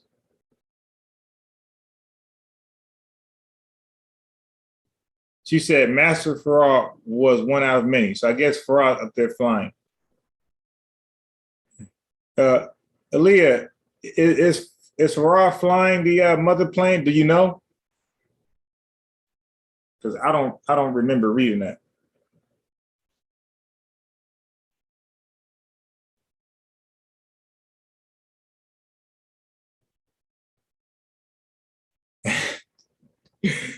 Brendan said, this is obviously too much for my feeble ninja mind.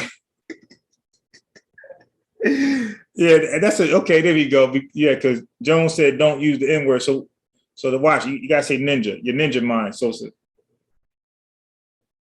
they Ghost Rider plane. Hey, yo, what was that cartoon with Space Ghost? Remember that plane they was in? Yo, who old enough to know Space Ghost? The YG too young. So yeah, y'all young cats. Amber, Yeah. Space Ghost. You do? Okay. Yeah, Space Ghost. Oh yeah, you know. Okay, so Aaliyah wants to come on. Aaliyah, so I got two questions. If you have Zoom, click this link. If you don't have Zoom, you got to call the phone number. So hold on, let me put the link in it. You dig? Aaliyah, I hope your real name ain't Sister Nandy.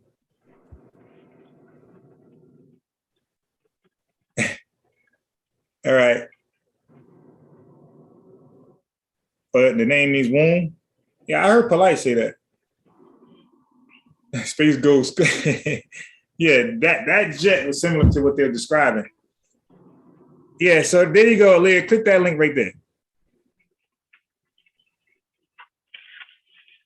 Big. Now watch how she explained it correctly. Different than DJ Focus. Watch. And yo, Sosa and the Watcher, get your questions ready. Okay. I ain't saying she know everything because a lot is the best knower and the best planner. So don't, hold her to too much stuff, but you can ask a few questions.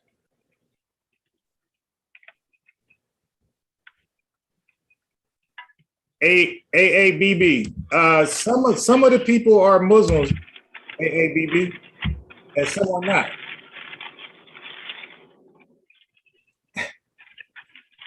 Cincinnati got canceled. Well, we got to see. We got to make sure Leah not Cincinnati.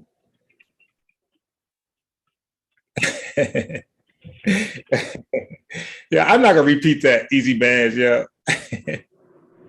Cincinnati be on the Solar Vision Debate League. I used to debate over there. I be seeing her over there. Shit. Yeah, Debating and shit. she be debating. Yeah. She actually listens to somebody. Yeah, she done had like a few debates over there. Really? Oh, okay. Yeah. All right, Solomon.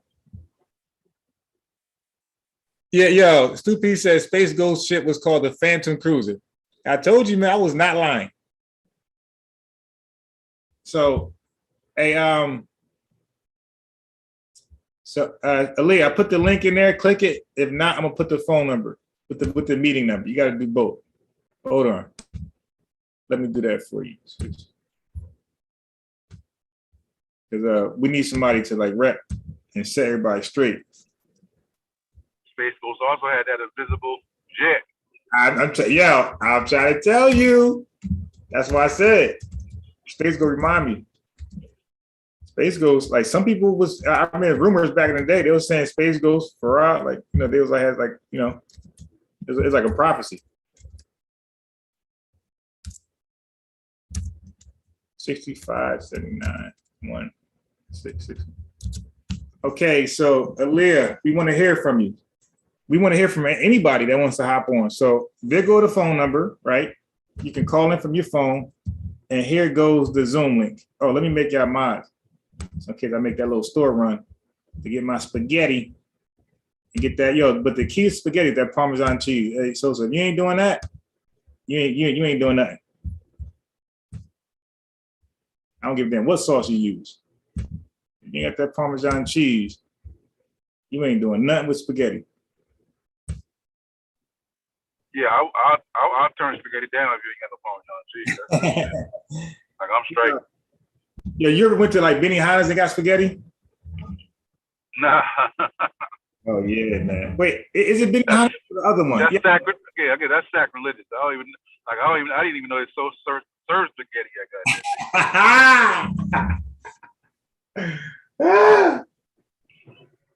Yeah, they come to you with that cheese and they grind it, they like shred it right there for you. They twist the thing, it just come out. Oh yeah. Now look, a 504 told the secret. So now, Sosa, I'm gonna put you on game now. Amber, hope you're listening, because Amber be low key taking my ingredients down. So since 504 spilled, the news, I'm gonna tell you about the sauce without ragu sauce or any tomato sauce. So what you do is he already said it. You get olive oil, virgin olive oil. Once you boil the noodles, you drain them completely.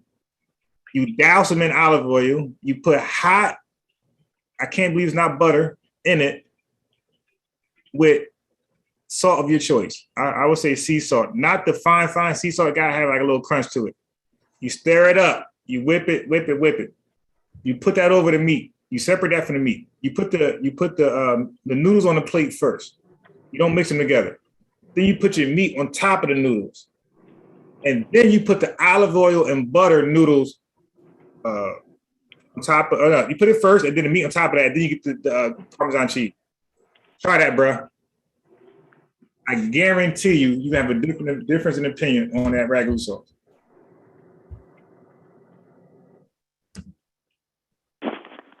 All right, so we got We got Sister Leah. Let me It's Sister Leah. fix your name. Assalamu alaikum, sis. Walaikum salam. How are you? How'd you like that mother will explanation? How'd you like that? Well, it was decent. It was decent. Okay. We're looking up right now in the Messenger's books where I can give you the chapters and the pages where he spoke about the mothership, and he spoke about Allah and the army with Allah. Mm-hmm. Okay. Yep. Oh, my granddaughter's getting that together for me while I'm talking. But yes, you were doing pretty good. Okay, except for the Elijah Muhammad thing. You know, the messenger is not manning the ship. It is Allah, Master Muhammad, and his people. Master Muhammad said, "In our Savior has arrived." He said, just like. I'm gonna quote this because I carry it in my heart every day. He said, just like the ship saved Noah and his family when the flood came, right. He said a ship will save you also. Mm-hmm. Okay? But he's not talking about a ship like a boat.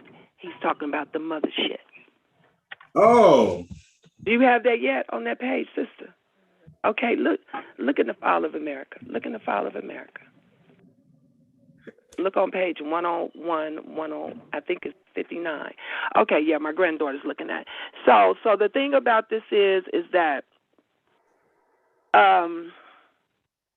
you were doing good. Everything you were saying it was 100 about how it was made, what it's called. That's all in the Our Savior Has Arrived, the 23rd chapter, where he explains that. Then it's all through all the messengers' literature about the mother plane. He explains, who made it, how it was made, right, and why it was made. And so, this is the thing. Like, I heard you debunking that we need to get guns and get out here. No. That is absolutely going to be detrimental and aside for the whole black population. So do you suggest turn the other cheek? No, sir, we don't have to do either. All we have to do is trust and rely on Allah. And Allah is a plural word. The messenger breaks it down in the Our Savior Has Arrived, that Allah is the supreme being. However, it is us too. So therefore, Allah is a plural word. And you want to distinguish who you're talking about, then you say Allah, Master Farah Muhammad, or Allah you, or Allah me. Right. What about arm, leg, arm, head? Do you rock with that? Oh, no, sir. I don't rock with any of that crazy elementary teaching because it came from people other than the Honorable Elijah Muhammad. It's from the Father. Well, I'm sorry. Clarence 13X was just another brother, just like Farrakhan. He was not the one chosen to bring the message to the people, to the world. He was not the one who sat with Master Farah Muhammad for almost 4 years.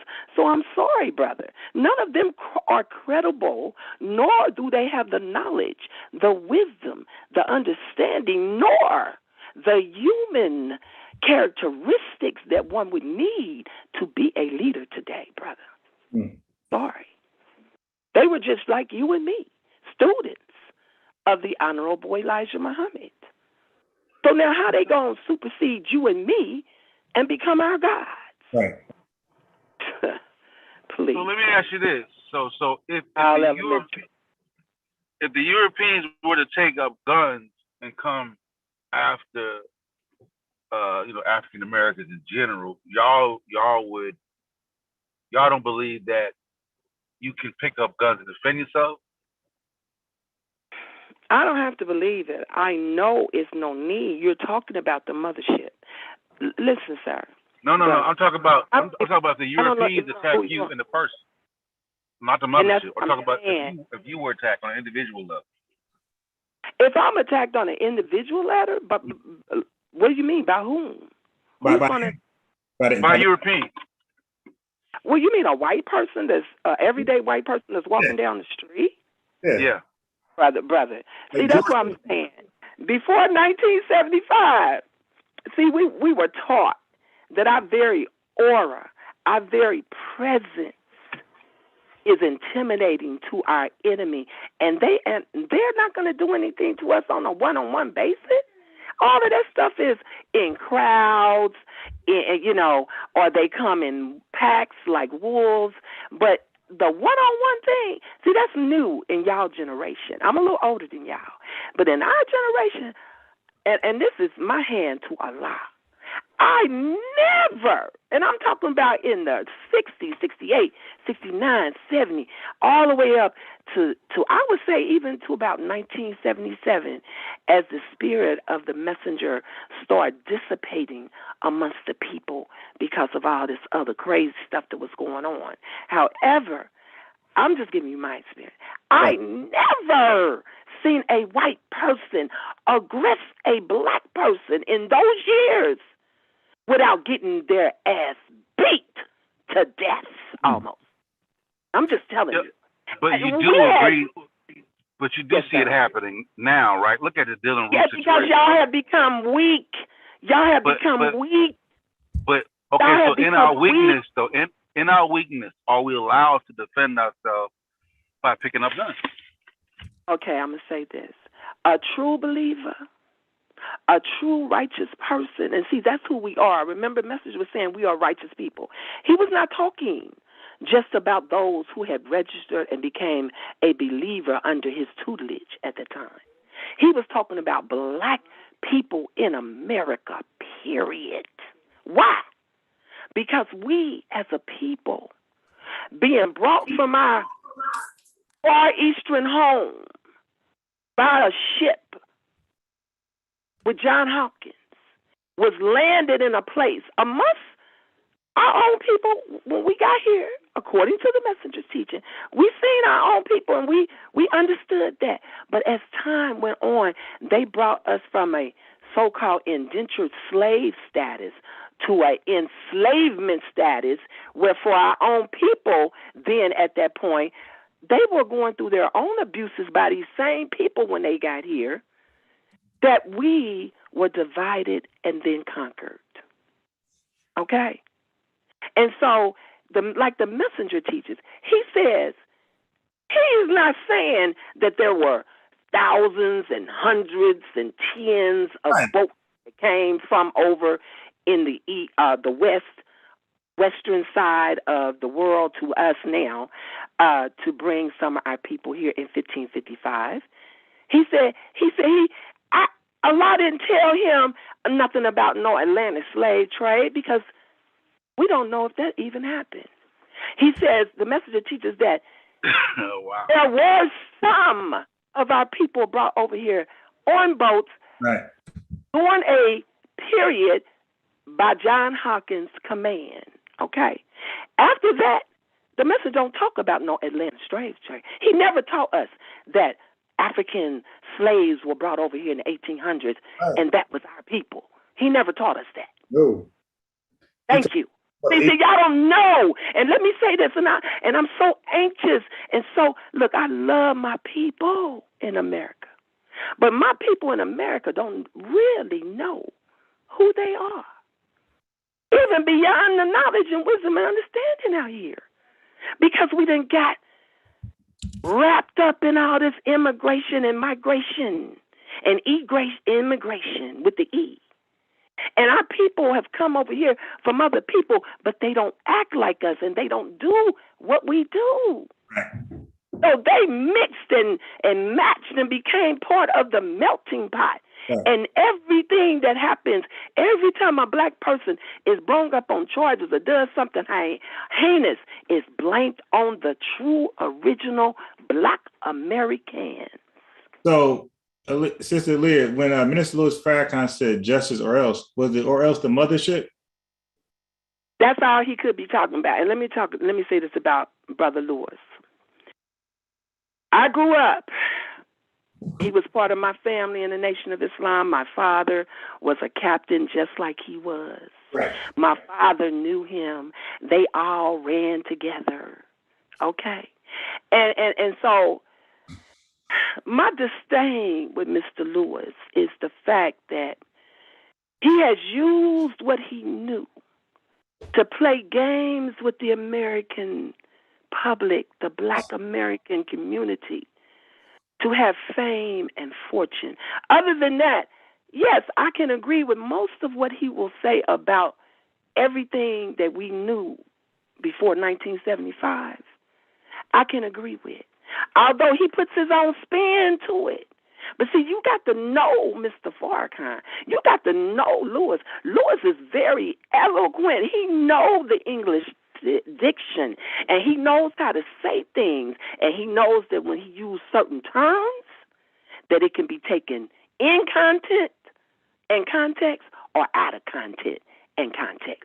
So some might listen to that and say, well, Farrakhan saying we better get guns. Yeah. But when I hear it, I hear him saying, now we ain't got to worry about nothing because we know, and he know what the messenger taught, that Allah said we don't have to pick up even a penknife because he is going to take care of our enemy. See, but the problem is you're stuck in the Old Testament, because I heard Farrakhan's like Paul, like he's coming to teach the Gentiles the new message. And, you know, because the old message is from the old killer God. But in the New Testament, you got like a more loving God. Right? I have no idea what you're talking about. But listen to, so what was Malcolm X talking about when he was saying? The two. What did you say now? I'm coming from the New Testament, and that confused me because I don't come from any of it as far as that's concerned. The Honorable Elijah Muhammad, when he spoke out of the Bible, he only spoke to the things that Master Muhammad told him. These scriptures I give you are relevant to you and your people, Elijah.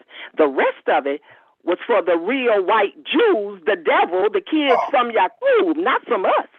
We're not Israelites. We are styled like the Israelites. To get Kachi upset. So, but Sosa had a question about Eric Muhammad. What was it, Sosa? What'd you say, bro?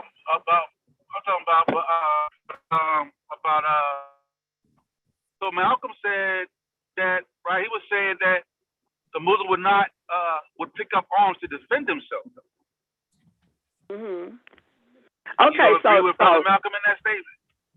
No, sir, because Malcolm, Minister Malcolm X. Oh my goodness! First of all, let's think. Y'all know we have a custom around the border of the United States, right? You know you got customs. You agree? Mm-hmm. You agree that any export and import going to go through customs before it go out of America and before it come in America, right?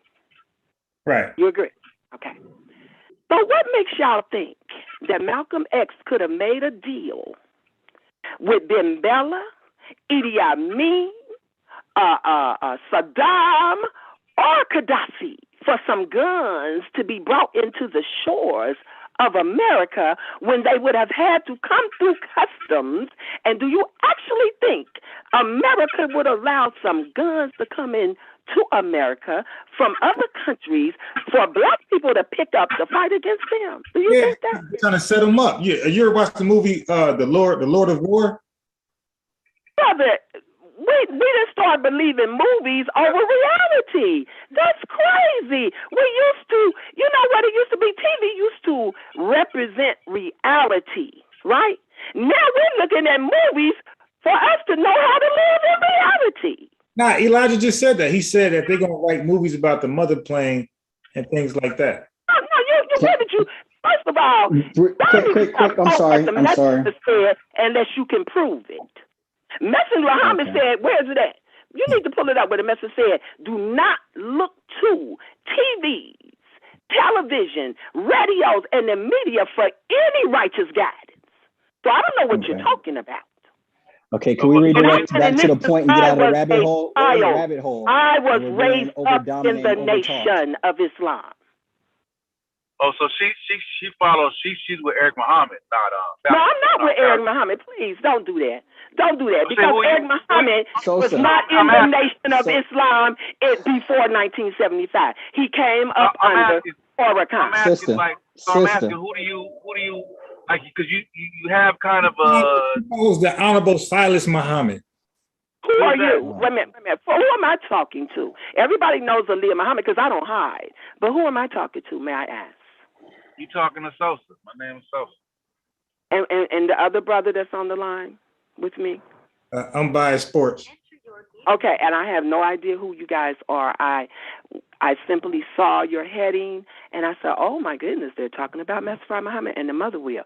And so I listened on, and I hear that some of you brothers may have been a part of the Nation of Islam or studied the teachings of the Honorable Elijah Muhammad, and that's beautiful. That's commendable. That's honorable. However, this is my status, and I was a young girl, but I grew up, and my father and mother were both also part of the nation and officers up under the Honorable Elijah Muhammad. And so I was blessed to be privy to and understand and learn and study what Master Muhammad was teaching us. So now, what were you just asking me? What was that question again? I had he wants to know. Go ahead. Okay, so no, good. Can I say something real quick? Yeah, he wants to know. He wants to know who I follow. Yeah. Okay, so may I ask the question? Wait. Is my mic answer on? this. Well, go ahead. Is my mic on? You're on. I feel like I'm just being railroaded.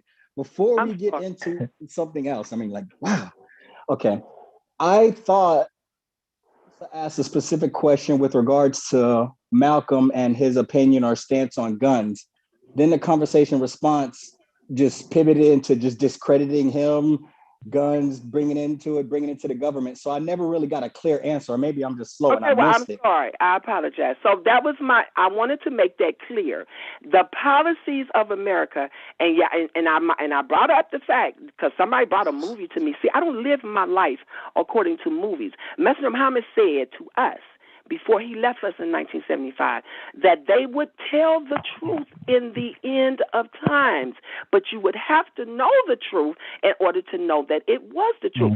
He said they would put it in some of the keys in movies, and you're right about that. He said some of the keys, but he warned us, do not look to the American media for them to tell us the truth about the time. Right. Or what must be done. So getting back to Malcolm,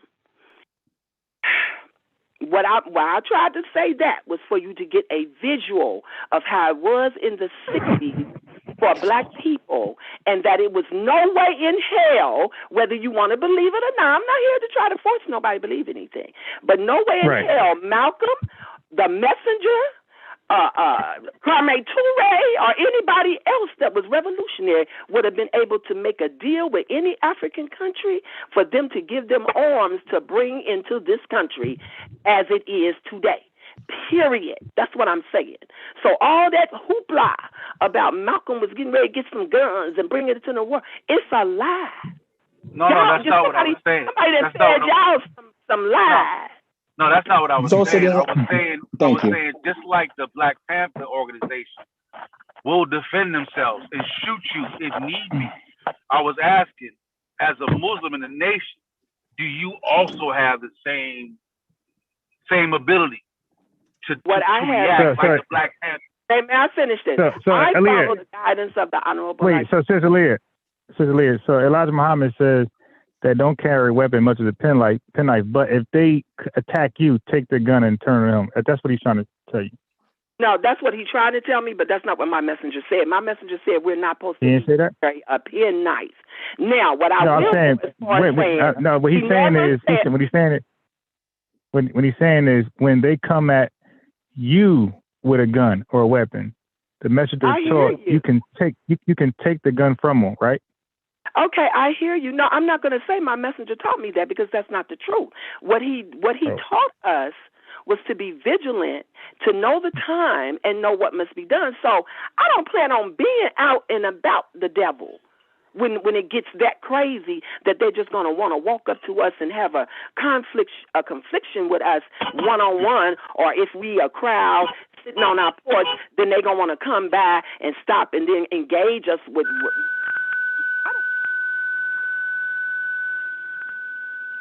Who's that? Yo, Who is doing that? that's unbiased. Yeah, who's that? Come on, It's my his bad. mic. His mic must have came across another mic. All right. So Can y'all yeah. hear me? But what I will say is the messenger did say he did not prevent us from. He said don't carry a penknife, but he never said that we could not be wise enough to have us something in our homes if that's what we wanted. Okay? Really? Yeah, really. He never Where you spoke say about that? Was this in the sermon? about what we couldn't do in our homes. He never said that. Okay, Can y'all okay. So hear me you at can have all? a strap in the crib. Yeah, that's somebody else. Can y'all hear And me? you gotta turn your That's YouTube Amber. off. You gotta turn your YouTube off.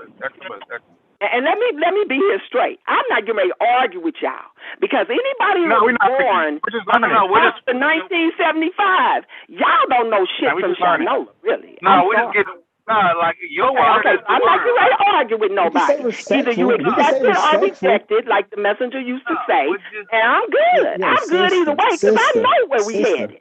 I know where we headed. Instead of wasting all this time, y'all need to be getting some more food and water in your house because we're getting ready to go at war with Russia and China in a minute. Sister, you're only giving clarity. Like we don't have like it's yours to explain. We're just asking questions. You're giving clarity to what. Oh, thank you, question dear. we have. Yeah, it's not about all right, that's good. I appreciate that because I'm too mature for that. I never wanted to argue with anyone. Never. I only came when I seen the disdain for the Honorable Elijah Muhammad and the Nation of Islam over lies and slander and innuendos coming from our enemy? You mean to tell me y'all go and get doxxed from our enemy and believe what it say about the messenger? Oh, my goodness. Oh, my goodness. I couldn't believe it, bro. I couldn't. And I just came back out here. I just came back on YouTube in July because one of the sisters who saw my videos from a long time ago pulled me up and said, "Sister, I need your help." And I came out. And then she started introducing me to people like, Sinetta and all these people. I'm like, oh, my goodness, these some ungodly people. Can you talk about a man who sacrificed his life so he could deliver a word to the black people in America? This man leaves his family. I have a quick question for the sister. Yeah, I guess it's I don't have nothing to do with Eric Muhammad. I don't deal with Eric Muhammad. I have a quick question. What makes us ungodly? What makes us an ungodly people? Okay. If you don't mind. I have no understanding of what it takes, the route it takes, the steps it takes to become a civil, moral person after we was in slavery and slavery wasn't over to 1955. So you think we was learning morality during slavery? Right. Do you think we was learning how to be good men and women during slavery? So what's a good man and a good woman? Like what's morality? A moral person who understands the essence of God and has the essence of God in them. But you understand that you're like defining things with the terms you're using. So you said ungodly people, and then you said morality, and then morality is being godly. So I'm just trying to figure out what's the criteria of being godly and being moral. It is one who has been taught and trained how to act, behave, and think according to a nature that is of good that correlates with the good that's in the universe and on Mother Earth. And anytime you out here, and I'm just going to say it, point blank and period, the Ten Commandments, whether you want to believe it came from God or not, the application of those words is real and should be adhered to. Not to kill, not to steal, not to lie, not to try to take over something that belongs to somebody else, how to treat your animals, how to treat your woman, how to treat your husband, she going in. your children. Baby, that's all the Ten Commandments really is. But y'all reject it. because it says God. Y'all reject anything that God's name is attached to, whether it's Allah, Yahweh, Jehovah, because this system since 1975 has systematically stimulated y'all mind against any idea of a supreme being. Therefore, y'all think y'all can do anything you want to do, how you want to do it, and carry the title queen and king and prince and princesses. Right. And multiple wives, And young y'all here women, doing young kids. anything that you want to do, which is not right. So I'm saying a moral woman today should be a virgin if she's not married. That's what I'm saying. Shit. See, the white man Why wasn't is it like that in the 40s and the 50s, though? a white Those man that standards taught weren't valid in the us how to go out here and sleep around because it's your body and you can do anything you want to do. So my question Thank your is, body. if she's married and then she no longer is a virgin, but she only married for 6 months, then what? Do like me. I've been married. And since I'm not married, I keep my legs closed, my panties up, and I put a lock on my. Oh, That's so right. he can't take the Virtuous part up? woman. Because don't no real man want no woman who's been used and abused over and over and over again because he's hitting it and then missing. What if she the one doing That's the problem we have out here.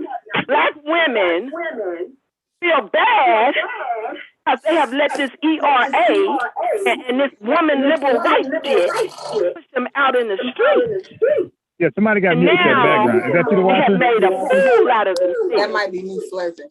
And then the men, wait a minute, let me talk about my brothers. And what has caused the real problem, and we can't get into it deep today because I'm really busy. I really am. I just had to jump on. Yeah, but let me say this.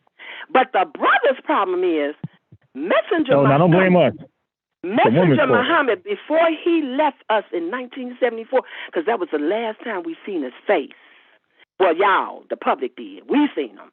But the public never seen the messenger after Savior's Day, 1974, right? But he told us, and he told the brothers, he said, don't get out here messing with them white girls. He told them. He said, that's going to be the last trick that they use against you. He said, that's going to turn our nation upside down if you do it. And what did they do? They did it. And they still do it. Now you got 14-year-old, 16-year-old black boys out here dating white girls. Oh, wow. Oh, that's a fact. My God.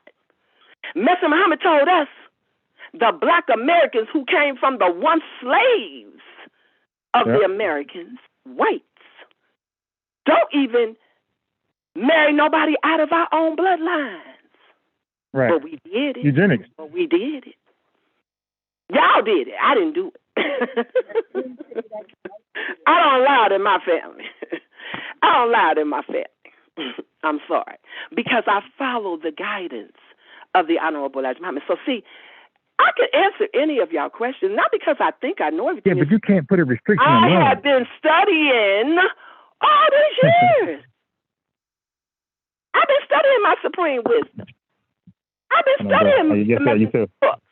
I've been studying the Bible and the Quran. And my daughter, I got one daughter, she's learning Arabic. She can already speak it, but she's learning more. Right. So this she will need Spanish too in this country. I hope that answer her because see, back when I was young, like she's younger than me. It didn't answer my question. I wanted to know find out definitive principles, like don't do this, do that. We are the creators of the. Sister, I don't know what you're trying to get to, but let me tell you something. I know who I am. I know I am the creator, the mother of civilization. Sister, don't nobody have to tell me that. I know I carry the Montcalcadrian drum. I know I am the life giver, sister. And I know ain't no man put his foot on my neck. Because that's not what the messenger taught black brothers. He told them their only duty was to respect protect and maintain the black woman. But if you all of that, what you that need was left up protection to us. for? I mean, no disrespect. We were but the if you ones all, supposed to make sure the nation was running right. We was the ones supposed to have the God babies, boys and girls. We were the ones supposed to make sure he ate right and lived right in the home and outside and abroad. The brothers, they the army. They were supposed to protect the ram, protect the black woman because her womb is precious, and protect the children. protect And in them from return, what? If I we may make ask. sure they all right. Protect them from what? Who? Protect the children? Yeah, protect the From this women and the evil children from what? world, from them having to be out here and having to work. I agree. What's going on is really bad, and it did not come to fruition the way it should have. But you know what? That's because people start following unrighteous guidance. Right. If we had to stay where the messenger told us and move together, we didn't need Spartan. We didn't need Silas. We didn't need Son of Man. We didn't need none of these guys out here because the Son of Man is true. left the direction in the supreme wisdom. Amen. I thank y'all. Y'all thank y'all. Yeah. Yeah, I'm trying to tell you, you definitely know the teachings. Thank you, bro. But I'm not trying to, but I won't let nobody. And I mean this. I mean this with my heart. Let me tell you. I ain't letting nobody talk about the Honorable Elijah Muhammad. Hell and no. Not in my presence because I know better. They even, they trying to say that the nation never did nothing for black people. Back in the day now. What did they do? Oh, okay, let me tell you this.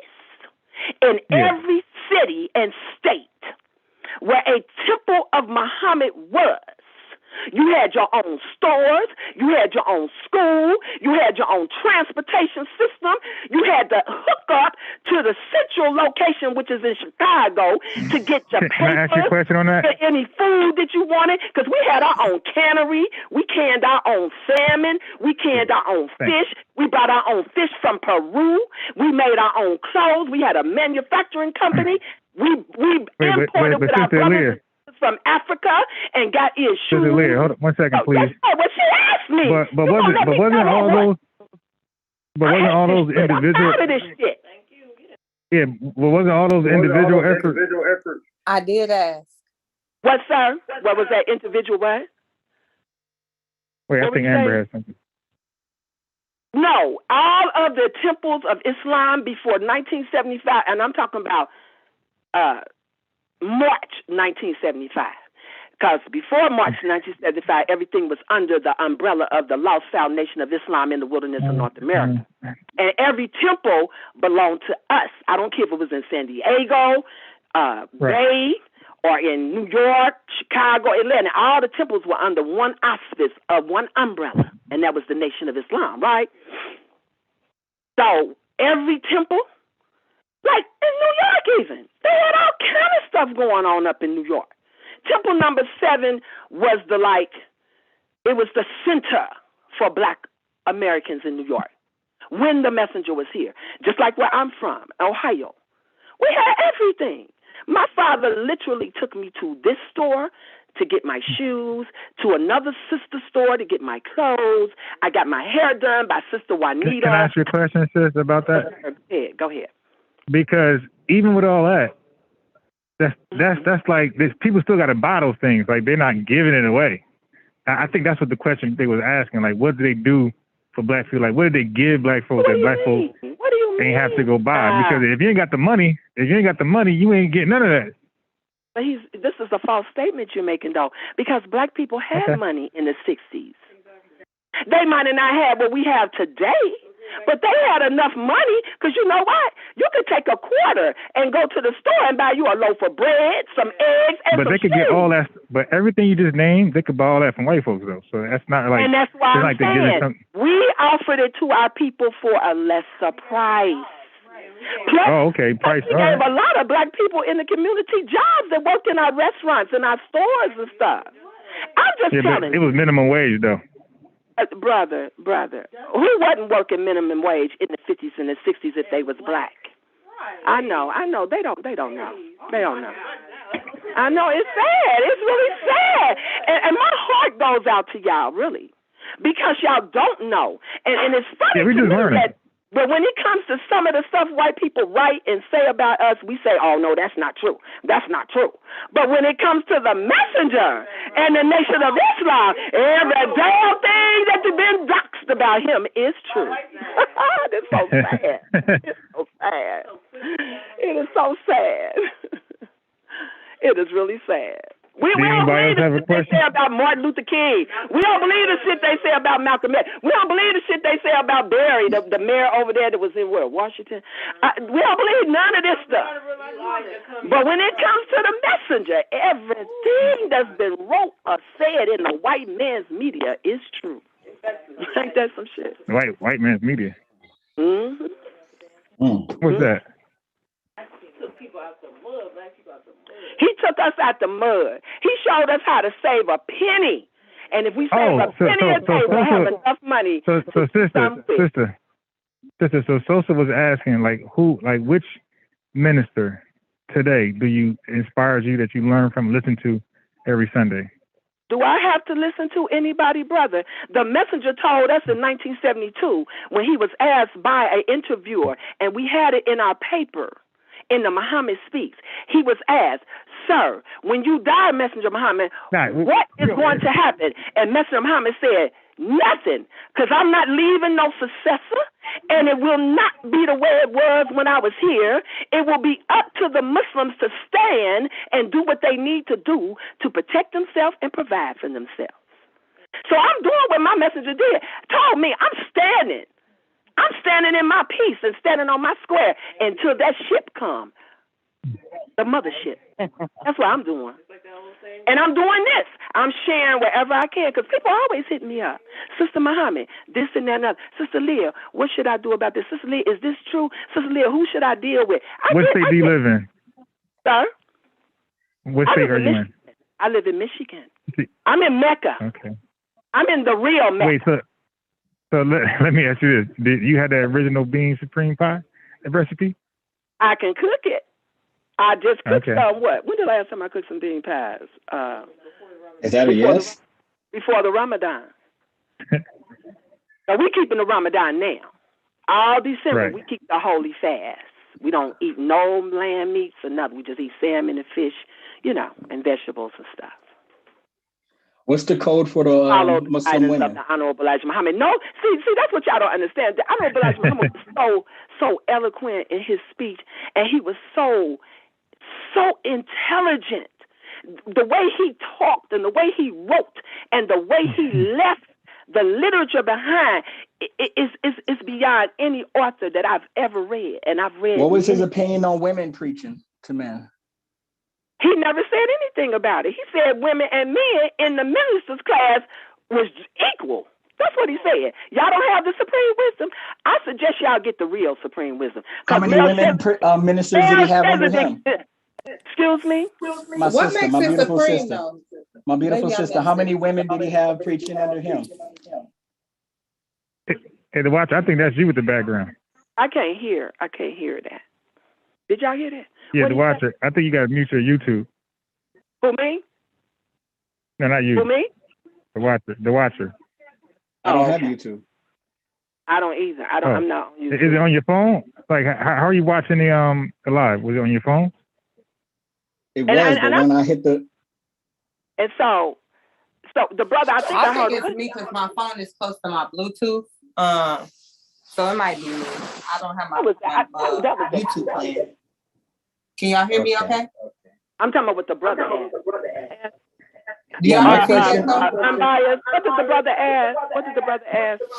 Yeah, I was asking how many... He asked you. Go ahead, watch. Yeah, I was asking how many women held position while the minister was alive. I know you said all the temples and all the... I don't want to misquote you, but like all the locations and affiliates were all under him at that time. I'm curious how many women were in position of power and were preaching, because I'm just curious about the lack of representation that we have today with our women. But it's because y'all don't want it today. Because I asked the question. Hold on. Before you answer the easy part, I want to get back to the accountability with the minister. Okay, well, if you let me finish, because I'm very intelligent. I want you to start on that. It don't take that long to get an idea across to me. The reason why back in the day, the problem is getting the response though, here, when the messenger was here. So we got two phases of what y'all call the Nation of Islam. To me, it was only one. It was only one, because what Farrakhan and them are doing is not the extension of the teachings of the Honorable Elijah Muhammad, period. I don't care what y'all think. My father was a captain, and when the messenger died, we pulled back. We pulled back. Okay?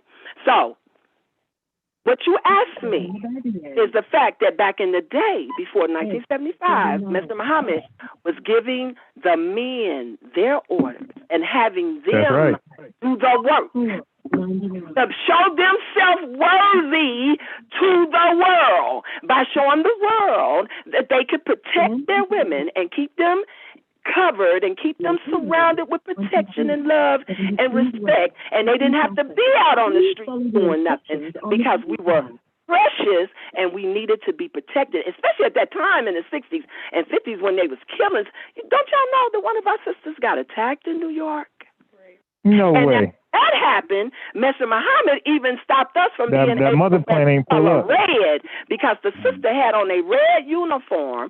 She was walking down the streets of New York, New York, and some white men snatched her and beat her down, almost killed her. And after that incident, Mr. Muhammad told the sisters we could not wear red anymore, number one. But number two. Wait. What happened to that? What happened to that white man after he did that?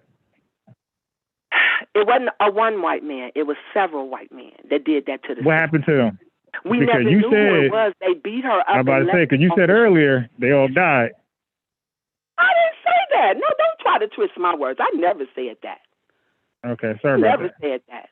Now, let me say this to answer the brother. But the video earlier... If I can finish that statement, I am a sister captain. The greatest role a sister could have back in those days was being a sister captain. And the sister captain held weight, and she did have power.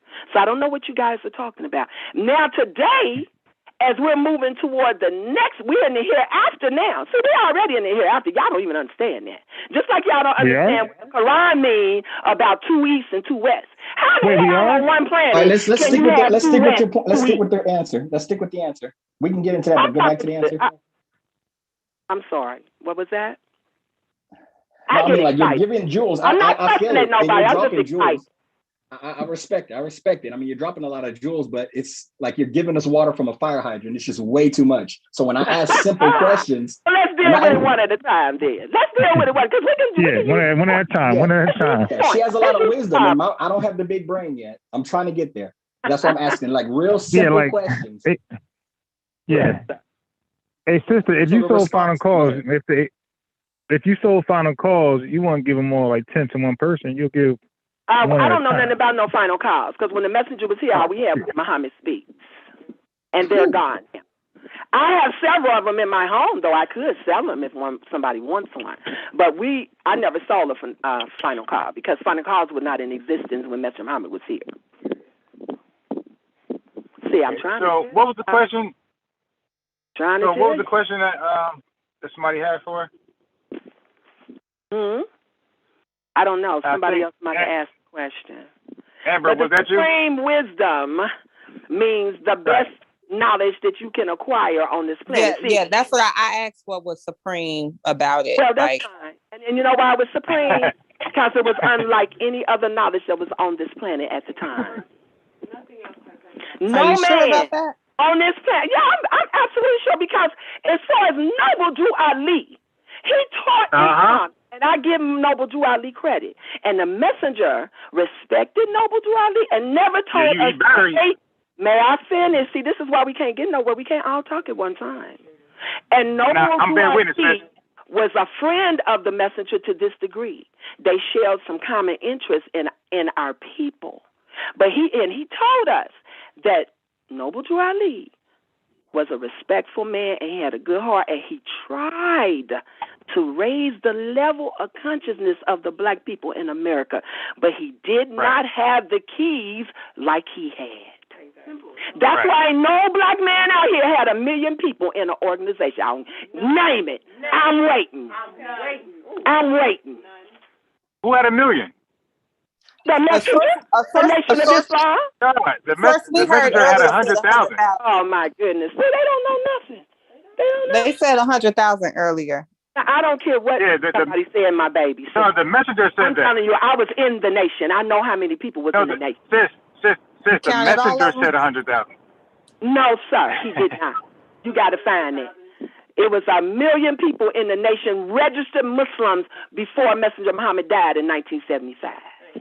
Now, that's something maybe y'all don't know because you wasn't in the house, but any registered Muslim would know that. And it's been printed in the papers. They have said as much that they counted from 800,000 to 1 million people that was in the nation on the death of the Honorable Elijah Muhammad.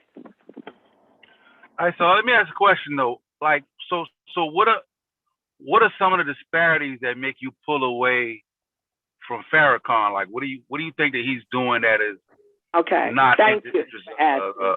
I just gave you one. So I'm gonna tell you. Y'all go and look up the article that was in the Muhammad Speaks, 1972, February the 4th.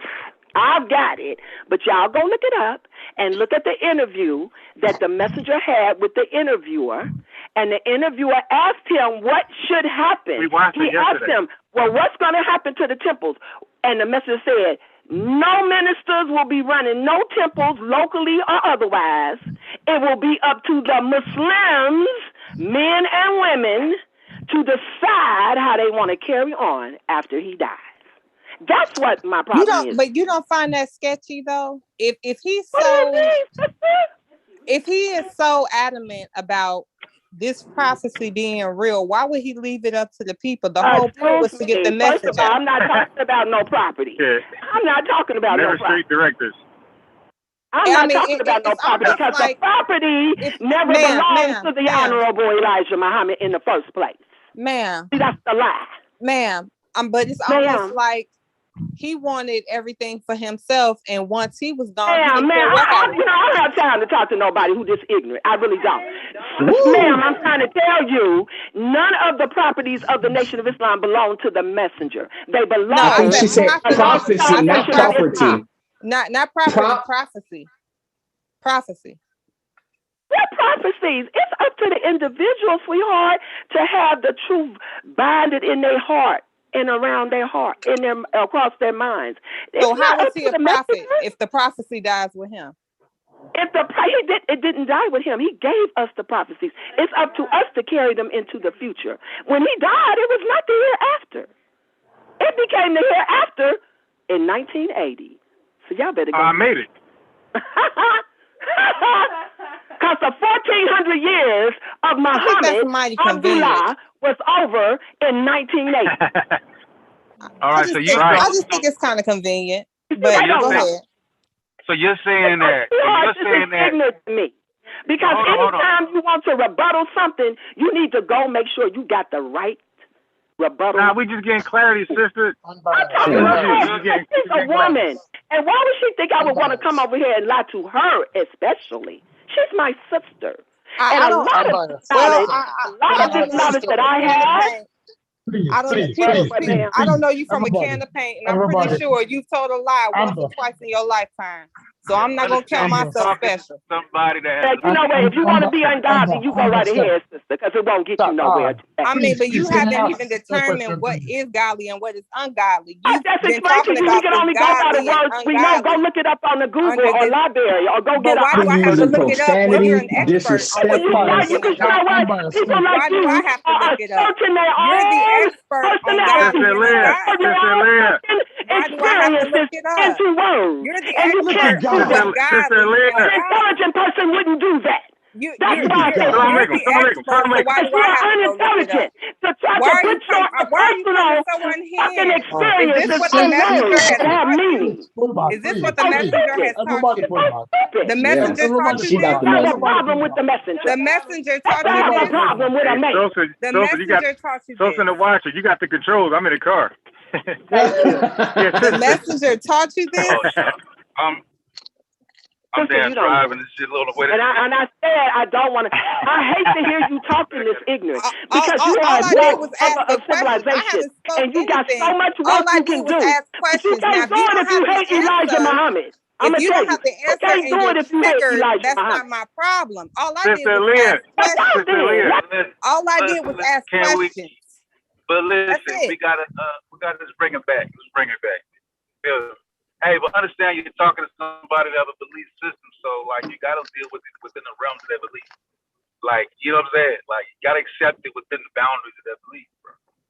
Yeah. Can I And ask sister, a you gotta question, please? understand you dealing Hold with on, hold on, hold heathens on. who don't have any morals. So you gotta be patient and you can't fly off at the handle Right. and match them. You gotta be better. You gotta walk that walk and teach us because we have a lot of Right. people who be watching Elijah us later Muhammad on. said, So argue the best manners. right. So when you get frustrated Can I or when ask you a lose your question, please? patience, you gotta still stand on your square, sister. Yes, you Can I gotta ask a question, please? you gotta unmute yourself. And Stu, please keep it within the realms of, you know what I'm saying? Like, you know how it is, bro. Well, you Like, guys don't- are men. don't- Obviously, Yes. you all get more You know what I'm respect saying? than I do as Don't her take- sister because No, she I'm just went saying, super like, ham on me for asking Abba, questions when Abba, y'all been asking questions this whole time. I ain't even turned up or No. nothing. but I I'm just just saying, asked the you gotta question. keep it. You gotta keep it. I keep it in the realms of they already understand. That's why I asked about what was her quarrels about Farrakhan and things of that nature. When you try to necessarily debunk the doctrine or challenge the doctrine, then now you're treading on a person's belief system, and they're gonna become combative. You feel me? Wait, debunk Is what she scholarship? muted? What are you talking about? Sister Leah, you gotta unmute yourself. Wait, so what are you talking about? I want to get clarity. Debunk what scholarship? I just asked what makes it godly and ungodly, and then I asked what makes it supreme. I mean, I'm not getting direct answers. But when you I say something want like, direct well, answers. how would he know, or like, why would he do that if that's the prophet? So when you start to question, why would he even make that decision if it's prophet? You know what I'm saying? It's like you kind of challenging. Well, that's her logical though, understanding. right? That's logical. Like, I mean, why? it's logical, but not. But you know, I get what you're saying, but within the context of that understanding, it's not a logical question. I mean, but even still, and I can understand that, and I can even understand her getting a little triggered and defensive. You gotta unmute too. Sister Lee, you gotta unmute yourself, bro. I can't unmute. I can understand her getting a little triggered and defensive, but you know, going on a whole rant and a rampage about ignorance and why am I attacking her and why am I questioning? I don't go into any belief, doctrine, whatever with just this. I won't question it because they said so. That's not how I operate in my life. I feel like anybody, I can be questioned. Anybody can be questioned. I mean, if you just want to say, oh, well, I've never thought that far because I don't question Elijah Muhammad. Okay, what can I do about that? Okay, cool. But you know that they don't. Though. But no, I don't know that they don't. I'm saying like, because understand that. Well, I'm telling you, understand that they don't. Like that's not. But here's my thing. I'm not gonna say that they don't. Again, that's a generalization. Like Akashi said, he believes in he advocates for a lot of the teachings. However, he does not shy away from being questioned on different things. And when he doesn't know, Akashi's not in the NOI, right? Okay, but I've never talked to this woman in my life. How the fuck am I supposed to know she don't like certain questions or she doesn't like? How am I supposed to know? I'm not a mind reader. What are you talking about? I'm saying people in the NOI that they don't like you don't. I don't know who is NOI and who's not. Just because you have NOI talking points don't make you NOI. No, I'm saying that you didn't know she was. No, I did not know that. Like. I thought it was clear. Like she already told you who she was up under. Silence. I mean, but do you think that's why I asked is Focus NOI or no? Who? Is Focus? Is he NOI or no? No. Okay, but does he advocate for NOI teachings? No, but she's telling you that her family, she was raised in I have not been listening to this whole show. So was Focus. Like Sosa. But Focus was raised in it too. His father's like second generation. Yeah, but she made it clear, like she I separated. have not been here the entire time. I've been in and out. What are you talking about? Yeah, well, that's where the disconnect comes in at, because she kind of stated that that's where she was with it. That's why I asked her who she was up under, because she didn't go it. She didn't follow. So my Farrakhan. question is, quick question. So do you think Farrakhan is NOI? Farrakhan is Yes. NOI, yeah. Okay, all right. But she's pretty much saying that she's against some of the things of Farrakhan because that's not what Elijah Muhammad taught. But Farrakhan would consider himself NOI, correct? Yeah, all of them are NOI. But there are disparities in what they feel like is NOI and what's not NOI. Yeah. Can you agree? But one disparity that they don't hold is they don't question the messenger. That's universal. And again, I don't know that. That's not my job to know. I don't know that. Now, if they say, well, I don't question this, that's cool. But it ain't my job to know what every person in the NOI holds true and dear and what they don't. They have discrepancies in what they believe. I have no way of knowing what their one unified principle is unless they tell me that. I don't know if they too much have discrepancies like that. They may feel a way She literally about. just said she don't know nothing about last call. That wasn't something that Elijah Muhammad taught. That's because she not with none of that. That's because because he died. It was just a message to speak. So the final call is Farrakhan. So she was saying the final call didn't exist during that time frame. So you didn't pick up the nuance that she don't really fuck with the final call because it's not a direct teaching of Elijah Muhammad. You didn't pick that up, but I'm pretty sure Farrakhan feels like he's doing NOI work with the final call. You see what I'm saying? No, but that's why I asked her what was her gripe with Farrakhan. She felt like, that's why I was trying to get more clarity. She was basically felt like he took the mantle and run with it without. I didn't really get a chance to hear to get the full response. But I think it's kind of like they always supposed to have some say in the men and the women on how to move forward, and kind of basically like saying like Farrakhan co-opted that and without. But took over the mantle of leadership. Sosa, you're making my point though. My point is, while Farrakhan looks at it as he's doing the work of NOI, she feels like he's not, because this is not what Elijah Muhammad taught, and this is not what he did. You're doing something else other than the NOI. So there's a disparity in what they believe is the work of the NOI. I didn't hear her say anything as far as disparity and necessarily teaching. I think she has an issue with him co-opting the leadership of it. But the actual I don't think he disagrees with what he teaches per se as far as so what is the last call? What does it do? What is the purpose of the last call? Yeah. Since we're saying it's not a disparity in the what's the purpose of the last call? What does it do? The final call is not they still adhere to what Muhammad taught though. So then who would have a problem with that if they don't have a problem with what's being taught? Who would have a problem with the final call if it's in alignment with Muhammad's teachings?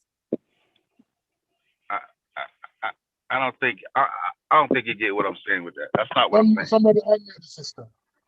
Go ahead. I try to get her. She's I mute her, but she's still a mute. I try to get her. Unbiased. Do you understand? I can only ask her to unmute. I can't. Do you understand what I'm saying? Unbiased. Sorry, I missed that. I was picking so up. He's saying that he feels like. Excuse me. This is the fucking woman. I don't know who the fuck she is. You know, this is Aaliyah.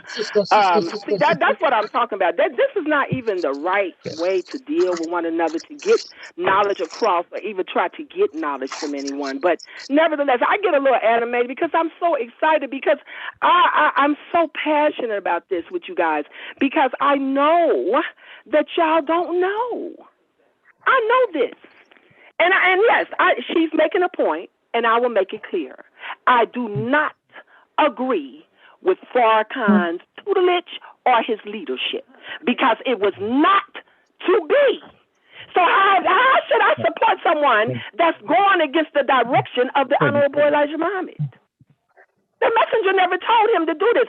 If he said in his own paper in 1972 that there will be Just screenshot it. There will be no successors, and there will be no local minister running nothing. That we will be one Ummah, and we will come together and do what we have to do for our whole nation.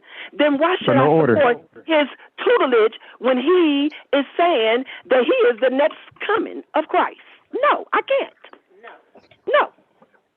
But Sister Aaliyah, maybe Farrakhan felt like that was crazy, because how can it be an organization with nobody leading, nobody giving a direction, directives, nothing? Just who is it, Sosa or Unbiased? Who am I talking to? Unbiased. Okay, Unbiased and Sosa. I am a third generation of the Nation of Islam. And it can be that way because of the fact that just like all other empires of our people across the globe, whether it's in Far East, the Middle East, or Africa, you have empires that grow and thrive, and then they fall, and they destroy, and they become ruins. And that's the way it should have stayed. Because we were headed to another direction. We were headed to another phase of the teachings. And Farrakhan was not to be the steward of that. This is the Joshua age we're supposed to be living in. And Joshua came after Moses left. But Joshua was also a young person. In the Bible, Joshua was young. He was a young man. So the Joshua age was for your generation. If you were born after 1975, the Joshua was for you. It wasn't for Farrakhan. And that's let me why ask you this though: Didn't Farrakhan's not Farrakhan, Elijah's son though took the mantle and took it in a different direction? And that's where we getting ready to go. That's where I'm getting ready to go. When the nation first was overtook or a coup was made against the teachings of the Honorable Elijah Muhammad, it was his own son, just like David and Absalom in the Bible. Okay? And it didn't stay. Mordi Muhammad, who I knew personally, I could call him my uncle, but because he traded out his own father, I can't stand the man. And he's dead. And I still can't stand him. Because he got no heart. No, I have a heart, but you know what my heart is? It's pure in heart toward God and righteousness and my people, not against traitors and people who came for their own personal motive and messed up something that could have been very good still today. But you still agree with what he's teaching, though, right? As far as Farrakhan, no. Farrakhan went to Scientology. The messenger of Allah wouldn't ever. He wouldn't have never. See what I'm saying? Man, look, Unbiased. Get that fake ass bitch up off your motherfucking panel. Get that fake ass bitch up off your panel. Yeah, this motherfucker's name. Fuck you! You just hate me as you can't beat me, bitch. Listen, I'm done. I don't want to be on a panel with this crazy lunatic. I don't want to be on a panel with this crazy lunatic. If y'all believe people, you everywhere. All those real people praising that bullshit. Then you out here talking to my sister Amber like that. Bitch, get your ass up off the motherfucking panel. Guess what the fuck you do, bitch? Worthless asshole. You done had 8 motherfucking husbands. You ain't no motherfucking Muslim. You use the old people for their money. Get that bitch up off the motherfucking panel. Who is that? Weak ass bitch. What's up? You don't come over here talking to my feet like that, ho. You don't come over here talking to Amber like that, bitch. For real. Get your ass up off the motherfucking panel, ho. The fuck? That bitch better get the fuck on. Fuck she talking to. Fake ass bitch. And fuck Elijah Muhammad, bitch. I done told you that on every panel. Fuck that pedophile ass motherfucker. Bitch, old bean pie eating ass bitch. Bring your ass back up this motherfucker and talk to me like that. Bring your bitch ass up here and talk to me like that, old wretched asshole, stank swamp pussy bitch. So you know her, Nandy? Yeah, I know that desert pussy hoe with all that goddamn yeast in her ass. Nandy, get your motherfucking ass back on this panel. You in the cut, hoe. Nandy, I was trying to respect the host. He asked me that bitch, sis. I've been watching this shit. She don't motherfucking talk to you like that. I was letting her do. I was just trying to respect the host. He told me not to cuss nobody out. So that's why you got. That's why your sister in the cut to come knock that bitch out for you. You remain the same. I clean houses with hoes like that. All up on Unbiased panel with that fake phony ass bullshit. Bitch, what you running for, hoe? Bring your ass back up here and talk to me like you were talking to my sister. Bitch, I told you I'm everywhere on YouTube. I'm gonna see you, you maggot, bitch. Swamp pussy hoe. This bitch done been married 8 motherfucking times. She got a brother on here now who she stole money from, who she used from. I got my own channel now. I did so many videos on this bitch. That's why she ran. Oh, stinking pussy hoe. You been stealing money from the old ladies in the goddamn nation. Bitch, you ain't even in the motherfucking nation. Elijah Muhammad died in 75 and so did that fake ass organization. Fuck you, that pedophile, Farrakhan, and all the rest of you motherfuckers. And bitch, you come back over here on my phone panel, disrespect the Unbiased of my sister, I'ma pull the fuck back up, bitch. I ended my motherfucking live just to come over here, hoe, cause this more important. I ended my live. Now let's see if this bitch hit the link. Drop the link back in there, motherfucker, Unbiased. And let's see if this bitch push up and talk that fake gangster shit. Yeah, she dropped out immediately, Daddy. She go. I think she called in. Thank you, Nandy. It's all good. Y'all go back to y'all regularly scheduled program. Who the fuck that bitch thought she was motherfucking talking to? Coming over here fucking with my peoples. Bitch, don't come over here. Don't bring your ass back the fuck on Unbiased page, bitch. I see y'all. Let me go back and restart my life because I clocked the fuck out again. Talking to my sister like that. Fuck wrong with you, bitch. Oh, fake ass motherfucking bean pie. Motherfucking milk and bread eating. Nandi, drop your channel in the chat though. I sure will, boo. Yeah, drop your channel in the chat. Let me go. Fuck shit. My motherfucking sister like that, bitch. You better watch your motherfucking mouth. I'm just trying to see if she gonna pull back up right quick. Nah, she hung up pretty. She didn't even try to get no speech back. She just went hung up. Sister Nandi. She did the chat. She said, I don't know this. Bitch, get out the motherfucking chat and bring your punk ass back on this panel. You thought you were gorilla about that life before I pulled up? What you running down for? Huh? Sisters. Yes, you don't know. You just don't know. You fake phony ass swamp pussy bitch. Bring your bitch ass back up here on this motherfucking panel. And your pussy all through the Nation of Islam, ho. Any bitch who been married 8 times need to seek psychiatric motherfucking treatment, bitch. These YouTube streets are dangerous. All up through this motherfucker talking shit. Yeah, bitch, I'm watching you because you full of shit, ho. Bring your ass back up on this goddamn panel and get the fuck out the goddamn cut, ho. You was up here talking to my sister Amber like that, bitch. They got wolves everywhere. And this was one of the first panels I was on. Don't you never bring your motherfucking ass over here and disrespect none of my motherfucking people, bitch. Never.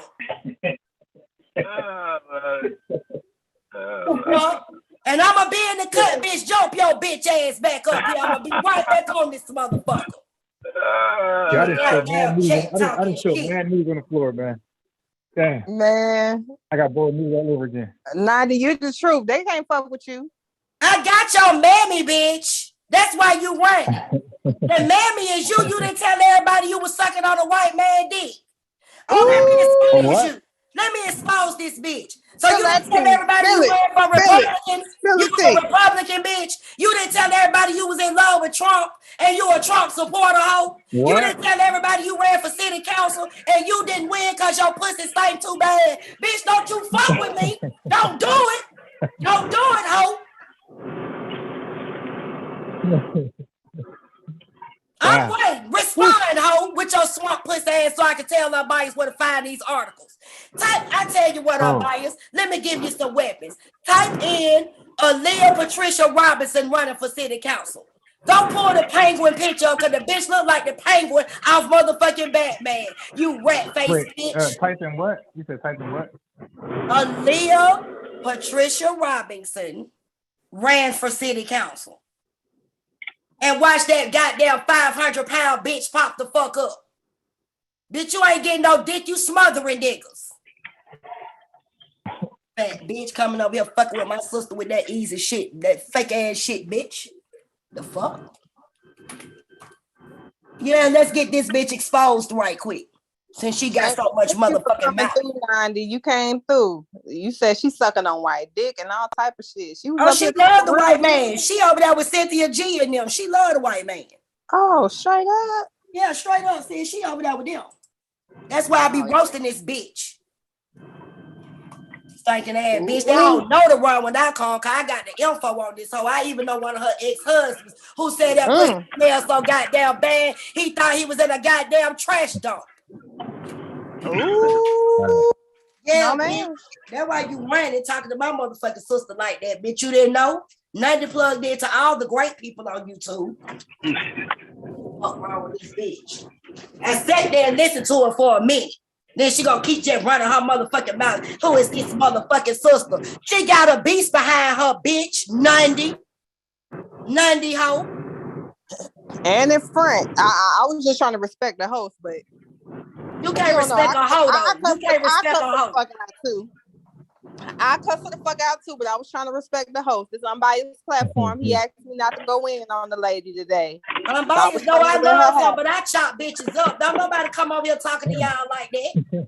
Y'all ain't got to. That's what the fuck I'm here for. You ain't got to say nothing. You remain who you is, Amber. You got a crazy ass sister that'll roast this bitch on the grill. You ain't got to say nothing. I was just there for the doctor. I want to get that doctor. That remind me of Jerry Springer when Sosa.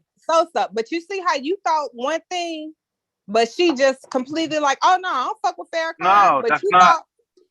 No, that's what I was saying. She's not talking about the teaching. She's talking about the direction. She said she wasn't fucking with the teachings either because she felt like he don't fuck with Farrakhan. She always talking about Farrakhan because she felt like he don't even have the right to teach her a lot. Like when he died, the teachings and all of that died with him. Like he shouldn't be teaching shit. I'll tell you what, unbiased. What does Farrakhan teach that's different from what Elijah taught? Not a damn thing. So what he does is he says that is a torchlight of America when Elijah Muhammad said the fall of America. So, that's one issue right there. Like there's no saving America. It's going to fall. You need to take this whole wrench. Take that bitch wrench, unbiased. That bitch don't deserve to have no motherfucking wrench over here blocking folks out and shit, you maggot ass bitch. If I ever see you anywhere, hoe, I'm going to plead the fifth on that. If I see you anywhere, bitch, this bitch the police too. You're going to hug her. You're going to hug her. Your goddamn page. Keep her off your page. You're going to hug her if you see her. What you say? Yeah, so I said you're going to hug her if you see her. I ain't going to hug shit. I don't fuck with pork chop bitches.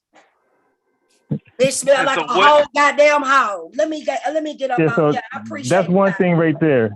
The one thing was... Go ahead. Peace, 90. Yeah, so peace, boo. Peace. So the one thing was that.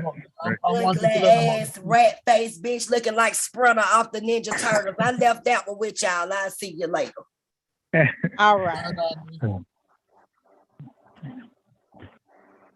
Yeah, because let me just got. say, I know, like Eric Muhammad defected.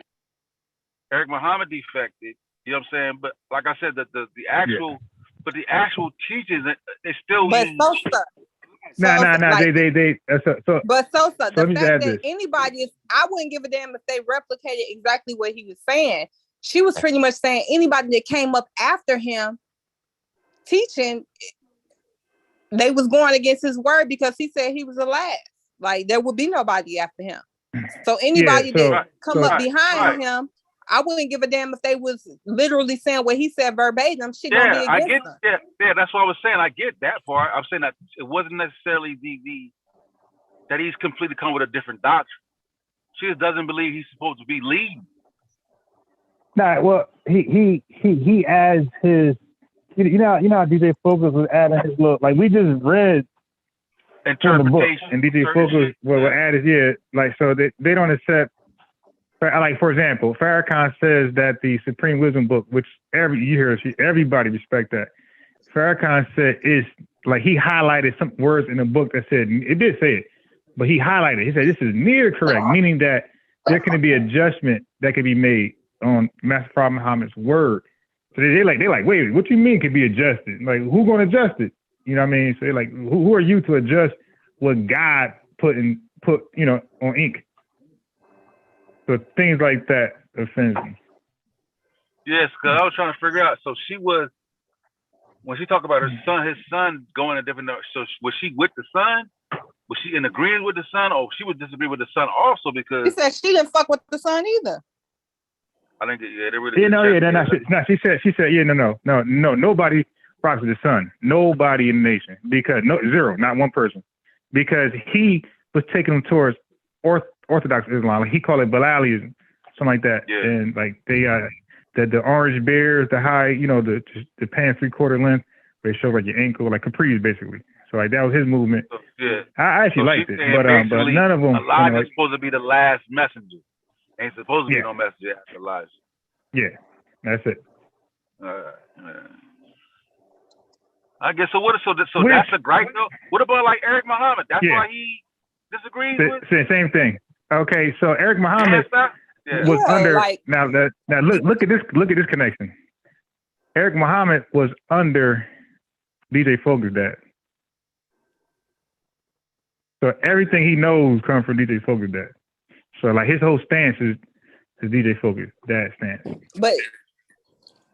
But see, here's my thing. Like, this is why I have a problem when people have a problem with questions. Like, how am I to know what you believe and what you don't believe unless I ask? Because there's plenty of people that do follow Farrakhan and they believe that they're NOI. Right. Everybody don't have the belief that Farrakhan is doing something wrong or he's against the minister's teachings. Like, so my thing is I'm gonna ask questions because I want clarity. I want to know what you believe. Now, if you're gonna get offended by that, then okay, cool. But I'm just asking questions for clarity. It's a difference though when you talking to a believer of any doctrine, right? It's a difference when if you're asking for clarity about history versus actually challenging or saying, how does that even make sense in the doctrine? Why? You see what I'm saying? That type of question to a believer will send them into a ballistic range. It's a no-no? Yeah, they go crazy. But I'm gonna ask the question anyway. Go into your ballistic rant. I really don't give a fuck. You don't bother me. But so I'm supposed to maneuver how I maneuver based around them. No, I ain't doing that. So here's the thing. They all turn hypocrites at some point because Elijah Muhammad said, "Argue in the best manners." There's nobody in the chat on this panel gonna believe she argued in the best manners. See, but that's the Elijah Muhammad command that she went against. Yeah, they always go. Women supposed to be mild. They supposed to be humble, according to the teachers. They ain't supposed to be like that, loud and aggressive. I know somebody get cussed out. That's what I knew that was cussed. Don't ever get cussed the fuck out. Yeah. So yeah, I think she might have been a little excited.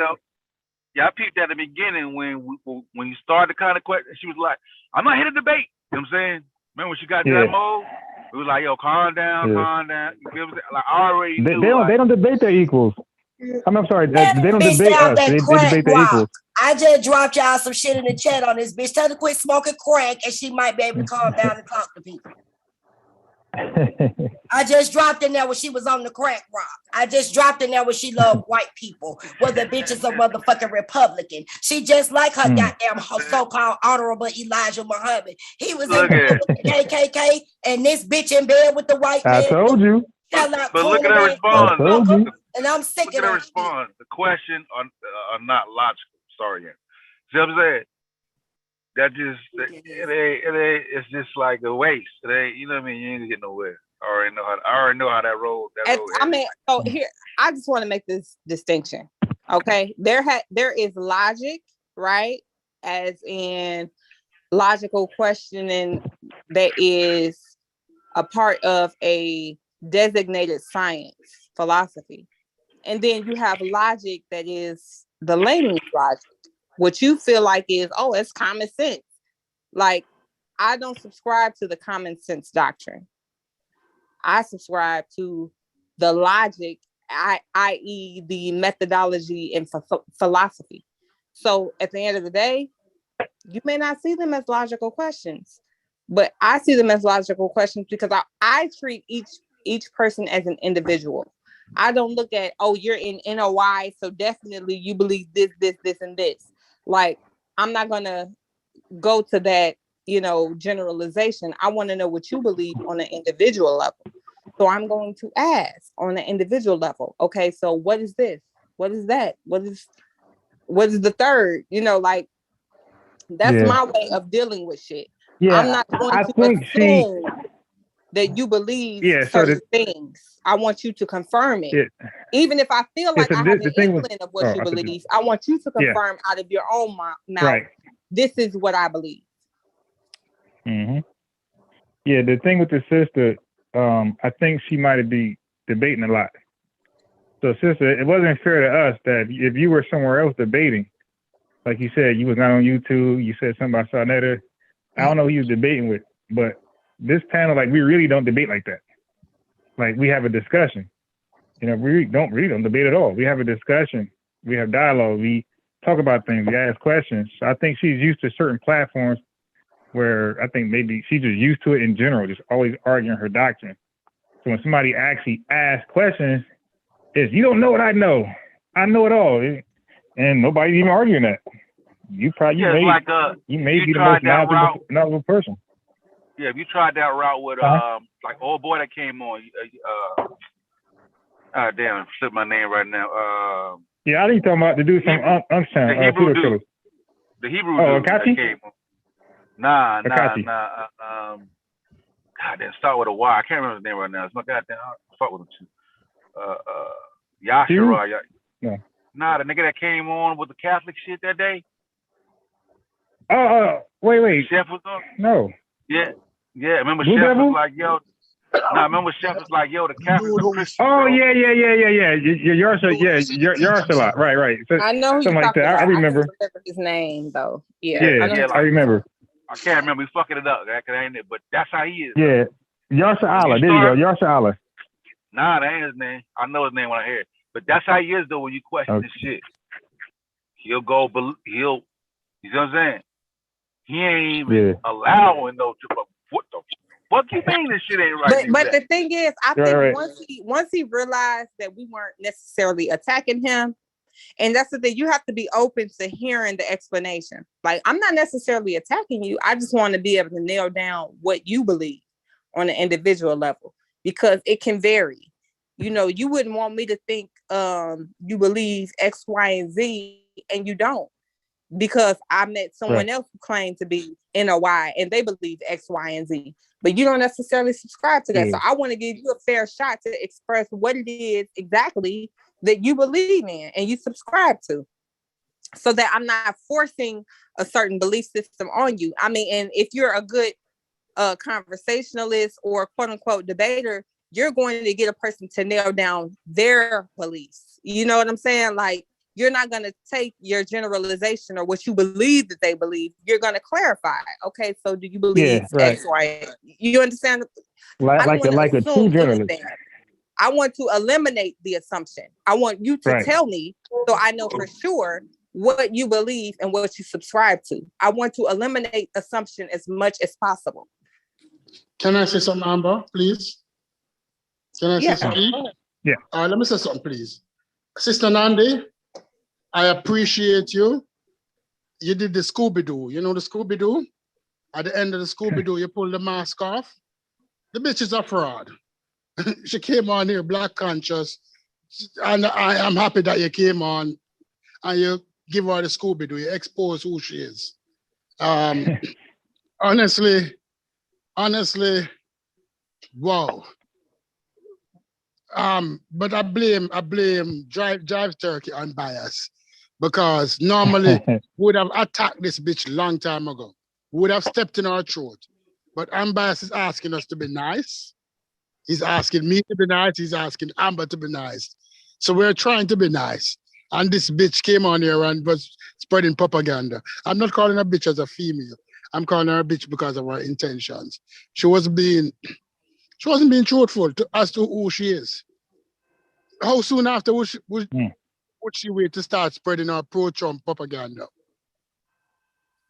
Mm-hmm. Right? So thank you, Nandi. It's all love. Thank you for having our back.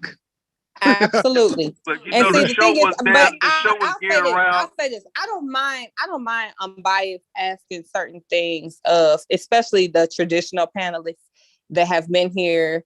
Most people know their mood, their attitude, their viewpoint, their perspective. You know, I don't mind him asking us to kind of fall back and let this person, you know, get their shit off. I don't mind that.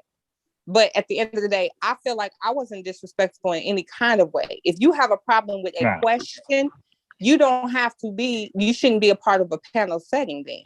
Because people should be able, like, to ask you questions. Like, that's part of the thing. If you want to get up here and you want to spew what you believe, then you should be just as open as for scrutiny. You should be just as open to people asking you questions. So I don't have a problem with unbiased asking that, but she took that and she was disrespectful, and I, you know, let it go, you know, because I don't really care. You know, I'm not. No, I don't give a damn. And I'm not gonna lie, I'm a little more partial to women when they're a little disrespectful, because I typically know, as it was displayed, y'all asked her questions and she didn't turn up on men like that. But that just highlights the way that women will talk all this sisterhood shit, but then they'll give men more reverence than they give another woman. Soon as I asked her a question she didn't like, she turned all the way up on me. All the full way up. 100. Got disrespectful. Yeah. I was saying, I was asking her to pull back. But Watcher can ask her questions, Sosa can ask her questions, Unbiased can ask her questions, and it's not a problem. But I let her go just to highlight that I asked this lady a simple question. Wasn't disrespectful with it, but she turned all the way up. See, I'm an equal opportunity employer. I'm gonna turn up male or female. I actually may give the females a little more leeway. A little more, you know. Listen, but at the end of the day, you was actually nice and tolerant. Amber, I wasn't. You know, Amber, I wasn't taking her seriously because honestly, all I wanted to know about was the mothership. Who was on the mothership? Who captained the mothership? If the mothership have AC, if it have ABS brake, if it have airbag. Because honestly, somebody come tell me about the Honorable Elijah Muhammad and the mothership. You can't take them serious. There's nobody in there could take her seriously. So we're allowing her to talk in an effort to get in some questions, because this was like a comedy hour to me. Because I'm at work now, and let's hear her comedy, because we were addressing the mothership originally, or the mother wheel, or the mother plane. You understand that hides behind the stars. I want to see how far she would go down that rabbit hole. Hide behind the stars. So I was just giving her the opportunity to spew our foolishness, and then she started going on Farrakhan, and something that we discussed at Farrakhan is part of Scientology. Remember, we discussed that already. That's something that we discussed. Yeah. She wasn't bringing no information that she brought today. I was curious. No, I was curious as to why, because everybody got different reasons for why they don't follow Farrakhan. Like I didn't like that explanation about Elijah being the last, and I didn't. That was news to me. I didn't even know that was the thing. So I didn't know that. Yeah. That's standard teaching. Yeah.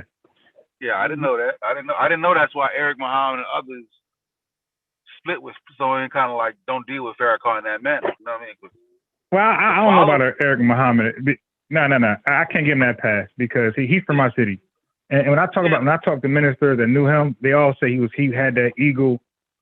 He wanted it to be him. So anybody else, maybe they had a real right. Eric Muhammad. Eric Muhammad. They all say that. They all say he wanted to be the next guy. Yes, and that's how I thought that, and that's what I thought most of the split was about. Like that's normally how groups fracture. Different people feel like they should be the NIC. You know what I'm saying? And they take different members and go in different directions. You know what I mean? So, I mean, maybe that could be the excuse that the other dude is using to say why he's going rogue. You see what I'm saying? Yeah. She's still could potentially be. But you don't know unless you ask them directly. Yeah. The other thing that I wanted to know. But that's what I was asking. That's why I was like, yo, why don't you follow Farrakhan? That's why I asked, who is she up under? I'm saying, I think she was like Silas or whoever. She didn't answer that question. I think he said Silas or something like that. Silas something. But something. Nah, I I mean, said Silas. Nah, I said Silas. She never answered. if she's up under she never- anyone, I was gonna say if she's up under anyone, then her point becomes moot. You understand? Like as far as I can tell from her commentary, she feels like she's under the teachings of Elijah Muhammad. If it didn't come out of his mouth, she don't give a damn about it. That's how I took it. Yeah, I wanted to hear. Yeah. I just wanted to hear for sure. I mean, that would make more sense based on her stance. I wanted to hear somebody who is not in their nigger mind.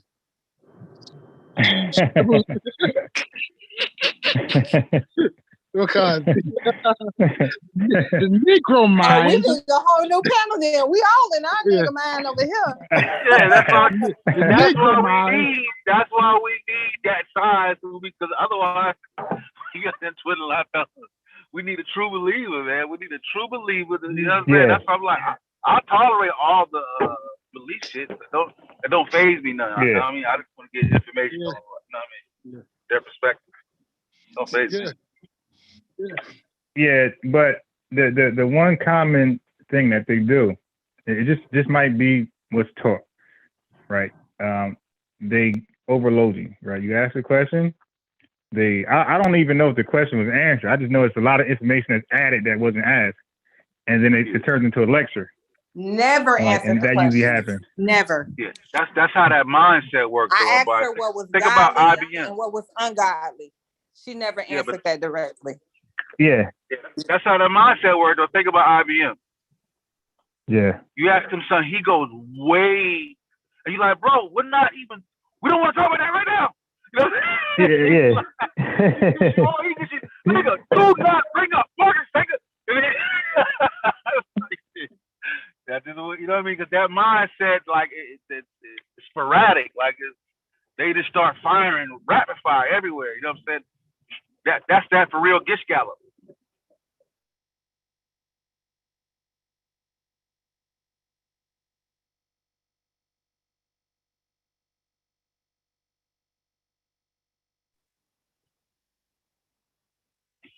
I'm on mute on nobody there. I don't hear nothing. We here. We're here.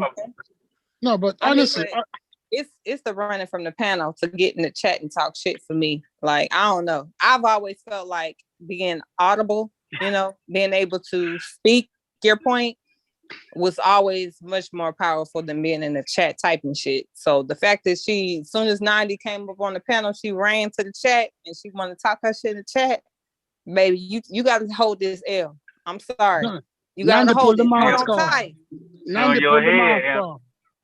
She like, I knew this Amber motherfucker was going to start some shit. Nandy did the Scooby-Doo.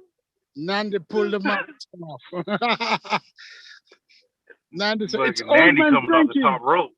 I was like, I didn't even know who I was letting in. Nandy just come fucking just throwing, like, like when like when you watch your wrestling. I figured it was her because they said link please. They said Nandy in the chat, link please. Oh, this Nandy coming up. Yeah, I would look at the chat. Hey, but you know how the wrestling matches? Machine Gun Kelly. With a bunch of niggas are stumping the nigga out in the ring, and then a nigga come from the back room and start this wailing, boom, boom. like Nandy coming, just throwing haymakers with elbows and clearing the ring and shit. I was like, what the hell? That shit was hilarious. Yeah, she ran quick as hell too, and I know. Just to go to the chat and talk shit. Yeah, I know. Like, she left immediately. Like she was like, "I'm out." Like, yo, baby, she dropped down so quick. That's what I knew. I like, Nandy must know her. You know what I'm saying? She left immediately. Like, I'm not even gonna. She read that ass for filth, baby. She said, "You sucking white dick. You're overweight." She dropped some links in the chat to back it up. She's definitely not eating clean. There's definitely not clean eating going on. I mean, and I'm not body shaming or anything. I'm just saying, it's apparent. I heard that. I gotta go look and see where she at. But if she don't all that, she must be in Atlanta. I've heard that name. She must be in Atlanta.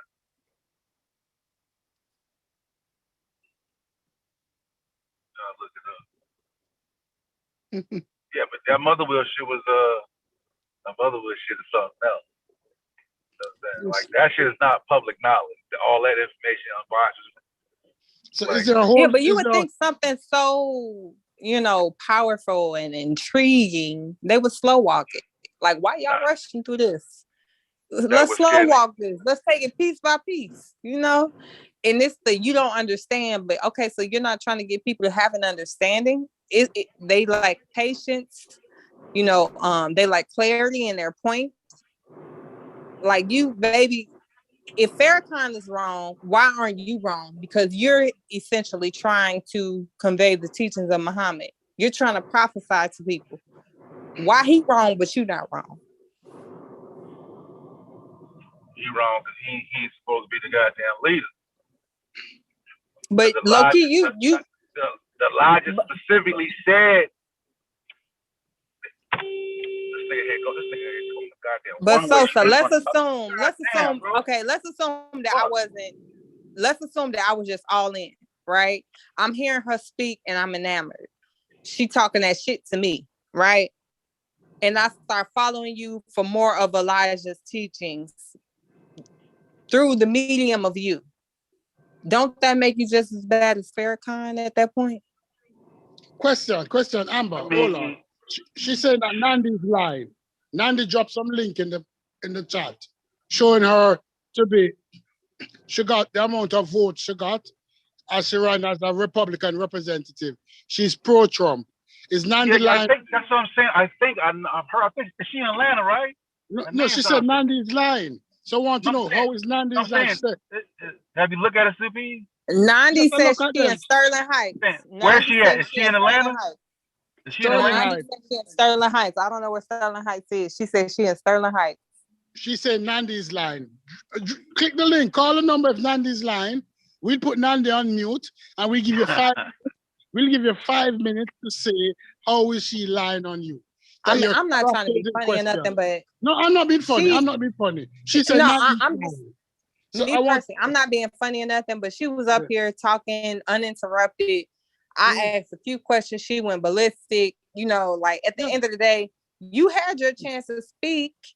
Nobody stopped you from speaking. You took yourself off the panel. You did that. Nandi was up here. She was welcome to the panel. Yeah, I want to know how Nandi's lying. Because if Nandi's lying, we have to throw Nandi under the bus. You saying that she's lying. She came with facts. She came with proof. She showed you a picture. You're a chubby girl. Some people like the chubby girls. Nothing wrong with that. Right? She show you say your daughter have an opioid problem. That you're the grandmother of 5 and the mother of 7. How is Nandi lying on you? You say Nandi lying. And Nandi pulled the receipts.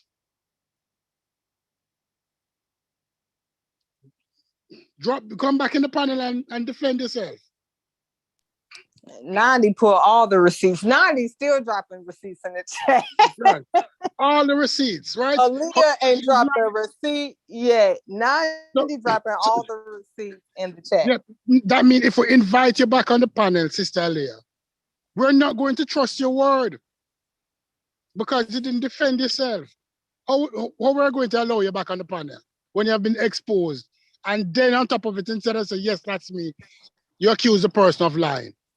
It speaks volumes for your character. It is telling us that you don't have any character. And just to be clear, I'm not going against Unbiased in his platform. Yeah. I'm still not coming at the sister. I'm just saying that at the end of the day, she had the opportunity to defend herself and she chose to tuck her tail and run. That's all I'm saying.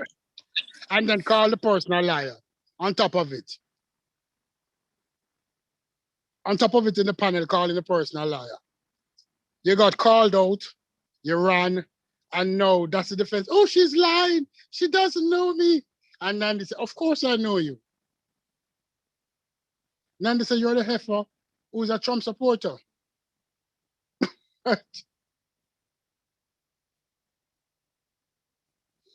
But, so tell me now, Sosa, does the mother plane have a microwave? A space age microwave? Yeah. I want to know if it had a Wi-Fi. Do it got Wi-Fi? Is that Wi-Fi? But is it not strange? They say it's the most powerful military weapon of all time. Not this time, all time. It's the most powerful military weapon of all time.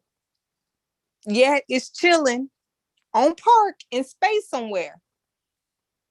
No. But the thing about it, what amazed me, he says it hides behind the stars. The nearest star we have is Alpha Centauri, which is 4.5 light years away. Light years is the distance light takes to travel in a year, right? And the ship hide behind the stars and come back to Earth for hydrogen and oxygen. Hydrogen and oxygen are the basic elements for water. So the ship come back to Earth for water. H2O, hydrogen, 2 hydrogen molecules, 1 oxygen molecule is water. So the ship comes to hydrogen and oxygen. That's I it wasn't sophisticated enough to create those things for itself. It has to come back to the Earth's surface to get those things because as sophisticated as it is, hydrogen is one of the most abundant elements in the universe. As sophisticated as it is, it's not sophisticated enough. And my man got to come to Earth for it. Yeah, like oxygen, I get it. You hide behind the stars, yet still have to come back to Earth for hydrogen and oxygen. Hydrogen, one of the most abundant in the universe. He's trying to show you how they still human. Like, yeah, they still human. Like they, that's why they gotta do that. Like, we're still human. So, like you heard my man say. So the Honorable Elijah Muhammad, or whatever his name is, was resurrected and is now on the mother plane, the wheel or the mothership. He's now on the mothership. Who? Farad? Farad and Elijah. And they're on the mothership. Well, it depends who you're talking to. Because Sister Aaliyah doesn't believe Elijah's dead. She believes he's dead. But they all will agree that Farad is the captain of that ship. Okay, I'm back up here. Yeah, bitch, you see my motherfucking name up there. It ain't nothing, D-ho. You see my real name. Do your motherfucking research, bitch. Do your motherfucking research, because I showed done mine on yours. Now, the only reason I came back up here, let me give y'all a little history on her and Sister Noble. Why is she telling you to go over there to Sister Noble's channel? This bitch, Sister Noble, I've been knowing her for a while, since 2013, here in Atlanta. She dated a brother by the name of Black Sun. When y'all go on my page and see the shows I did on them, you'll see the contradictive lies that they put on Sister Noble's show. Well, Sister Noble ended up coming onto Sinetta's channel. Sinetta was disrespectful and told some lies. So I think anyway at this point, on the bitch. Y'all know how real I am. I started defending the sister. So another fuck nigga, I don't feel like with this nigga, he full of shit. Woo, woo, woo. Okay, so it goes down. Black Sun popped back up on one community, and I'm gonna make sure I drop all these links. I went on the show in order to make sure that, Sister Noble and Brother Black Sun didn't have any discrepancies while they were live to resolve an issue in their little relationship. Now, let me tell you the history of Noble and Aaliyah. This how you know they weak bitches. Angel Snuffing Up 7, the videos that I put into the chat, was married to Aaliyah for 3 months, as she say. That was, I think, husband number 8. But when she stopped dating him, he started dating Noble. Now, her and Noble best friends. Pay attention to the fuckery. Y'all done slept with the same men, and now y'all cool with each other because these men don't want y'all no more. That y'all done teamed up with each other and want to get on panels talking about these brothers. I advise y'all to go to Sister Noble's panel because you will hear her talking about how she stole money from that man, how she used that man, telling lies on that man, sitting up talking all that fake shit about who she is. She's going to admit in several videos she's a Republican. She loved Trump. We mammies. Black women who like black men, we mammies. That's what they call us, mammies, because she like white men. We coddling the black man. Go over there and look at Sister Noble. I've exposed Sister Noble shitting on her floor. All up there talk about her pussy tight. Black son couldn't get the 8-inch cock in a coochie. These the type of hoes we talking about. I advise y'all to go to Sister Noble's channel and listen to the fuckery. Then go listen to my videos where I exposed all their lies. Sister Noble done been to the police on Black Son and told lies. Went down here to the precinct live in Atlanta trying to get this man arrested. These groupie bitches. She stole money from the man. They ran up credit cards in this man's name. This man paid off both of their cars. This man paid all their bills. And if Angel Snupnut was so dirty to Aaliyah, why the fuck did her daughter move out and move in with Angel Snupnut? Now, bitch, hold on. Wait, hold on. Mm-hmm. You know Angel Snupnut 7? Of course I do. Oh, okay. Damn. Wow. Yeah, I can get him on your show. I can get him on your show and let him come over here and tell you about the pussy hoe. Yeah, I used to listen to him way back in the day. He used to get on, they said on Doctrine. Mm-hmm. Way long back in the day. Yeah. Wow. Yeah, they dirty. She went up, she admitted she stole all this man's stuff. They admitted. If he's so crazy, how he paid off their cars, how he paid off their rent, and she married him. This is what she does. She goes. Wait a minute. So she was fucking him and then stole from him? Yeah, she was married to him, sis. Damn. Let me tell you what her game is. She was also married to Eric Muhammad. Bitch, you say I don't know you, bring your ass up here and defend this shit. Now let me explain. What she does is get with men. She go over there to the code. They sit down with the imam. They get a contract like they married, and then this bitch steal all the men money. She known for that. Steal their money, then go talk about she annulling something. Bitch, you can't annul something that's not even legal. Your contract ain't shit. Right. So that's what she do. She go in there and take these men money, get what she need, and use them. Ask her if Angel Snupnut did all this to her, and she's so perfect, why did her daughter leave and accuse her of child abuse? Why did her daughter run off and move in with Angel Snupnut and get the fuck away from this bitch? Huh? Ask yourself that. Why your children don't want nothing to do with you, bitch? Now, I'm going to mute my mic and I'm going to stay on the panel and see if the bitch want to come up here and say I'm lying. I'm going to mute my mic. Yeah, you said Angel Snupnut. I ain't hear that name. She done spilled the tea, honey. If y'all go in the chat, Amber, I dropped all the Angel Snupnut videos in that motherfucker where he exposing this bitch and she admitting it on Sister Noble. I don't care nothing about that shit over there, because when you go to Sister Noble, they ain't saying a damn thing about nothing other than some fuck shit that they tried to make up a motherfucker paying my rent and some shit like that. Ain't nobody paid my rent. I exposed that with the brother who she lied about on my show. I advise y'all to go look at Sister Noble's show because she's exposing her goddamn self. This bitch loud everywhere. She done been on Uncle Suge. She done been on Taz exclusives in there. Don't nobody want to deal with her. She done been on the argument league, talk about this motherfucking Elijah Muhammad shit, and don't nobody want to deal with her. She gonna even admit that's why we fell out. Because I don't worship Elijah Muhammad. Not because of the lies she's sitting up here telling. Now, if you want me to expose some more about your stinking pussy ass, and make sure you tell them that you live in Sterling Heights with your white man and all the white people around you. And if any of us come there, they ready to lock niggas like us up with an ER. That's what you said, niggers, bitch. Now, I'm going to hold back because I got some more fire for the bitch. I'm going to just see how much she want to dispute right now. Let me mute my mic. This is a small world, yeah. I got to say that. Damn. This is a small world. What is the chances? Bitch, you in the chat, run like Forrest and bring your ass back on this panel and dispute what I'm saying. Since Nundy is a liar. Yeah, I mean, that's what I'm gonna do. You're being recorded, bitch. All my information and facts being recorded where they can compare when they go to Sister Nobles and Angel Snuffed Up in my channel. Now run your ass back up here and tell me I'm telling a lie.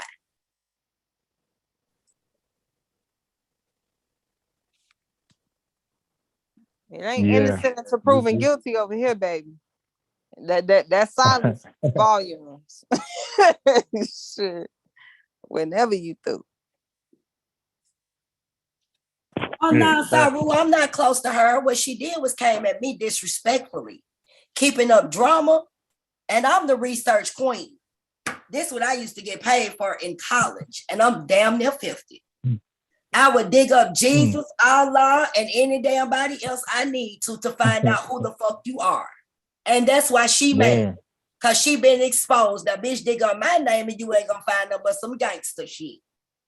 Do what you gotta do. The fuck? That's why I revealed my real name. Hold the fuck y'all hold think y'all be playing with, bitch.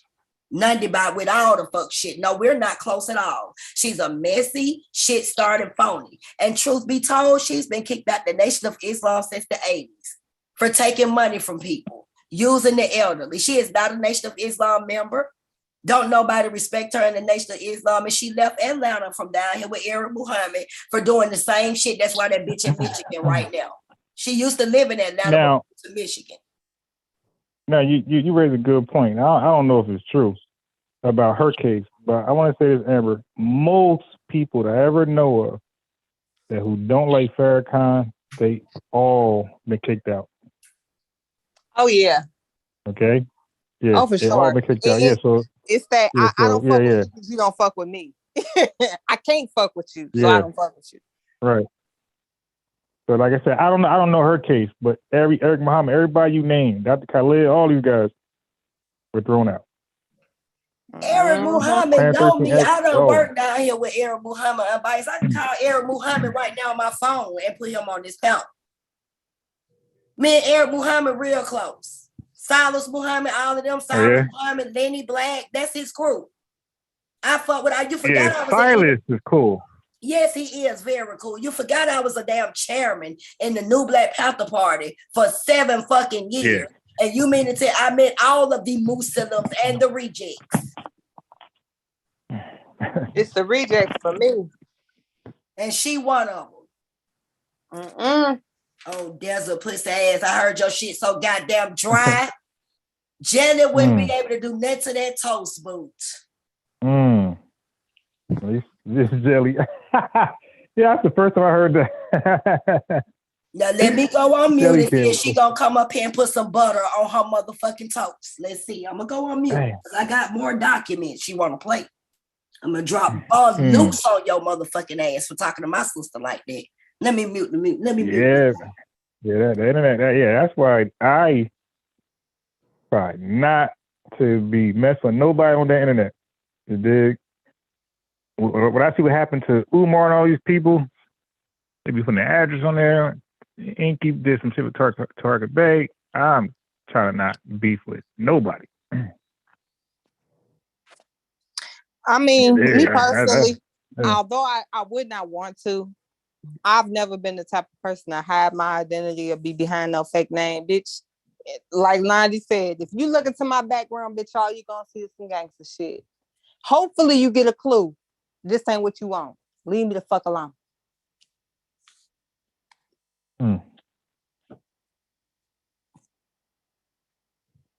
Y'all think I'm playing? Go look at Uncle Suge. Go to the argument. This bitch done been kicked off every panel for the same shit. And she believes in the Cynthia G shit. Their motto over there is kill black men and kill black babies in the womb.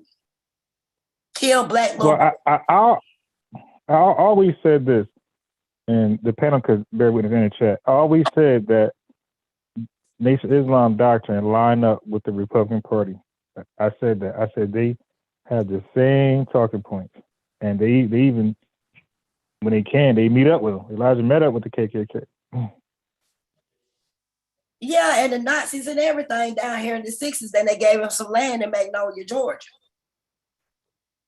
Yeah, they worked some deals out. Was trying to.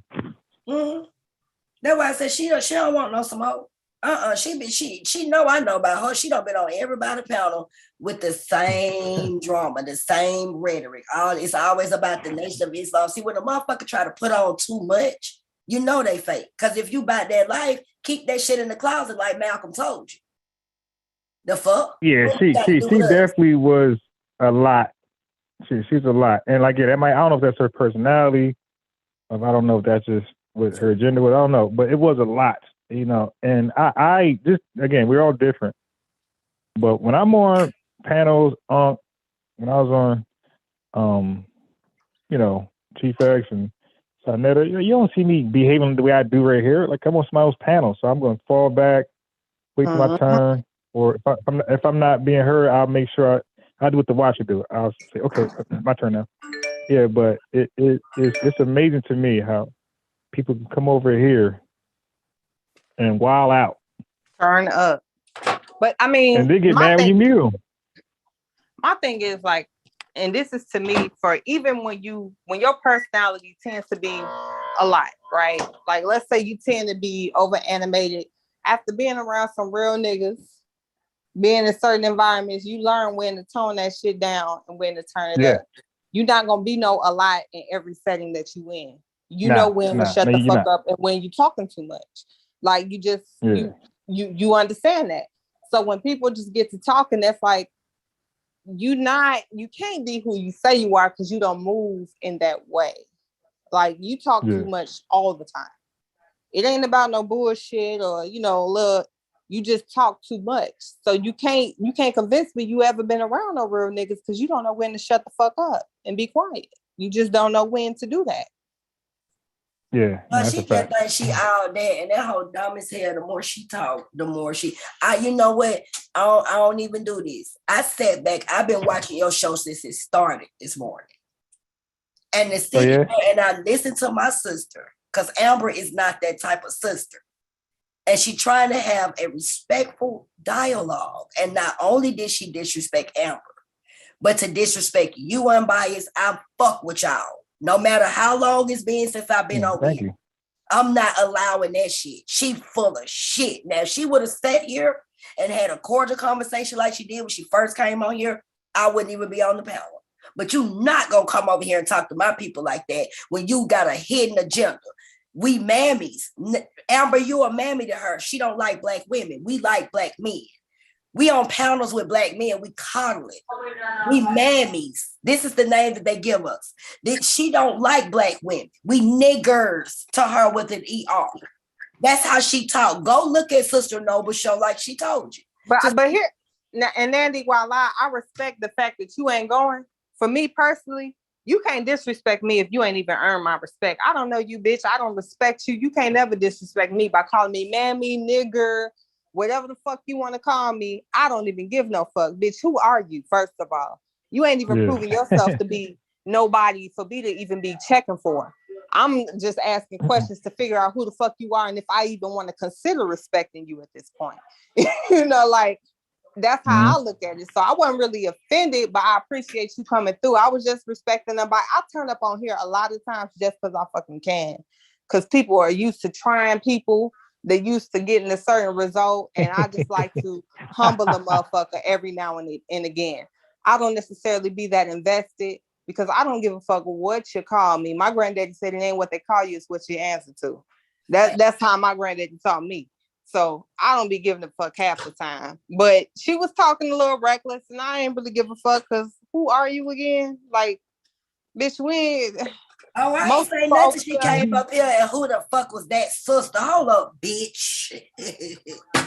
Yeah, she was. But the killer part is she don't know me, but crazy. the majority of the chat know who I am. They know what I stand for. They know what like they felt like she was finna get cussed out just off the strength of that alone, because they know me. Like she don't know you. She don't know y'all. That's why I went on to push up, cause she everywhere keeping up drama, trying to push this Elijah Muhammad shit. And Saru, you asked me a question.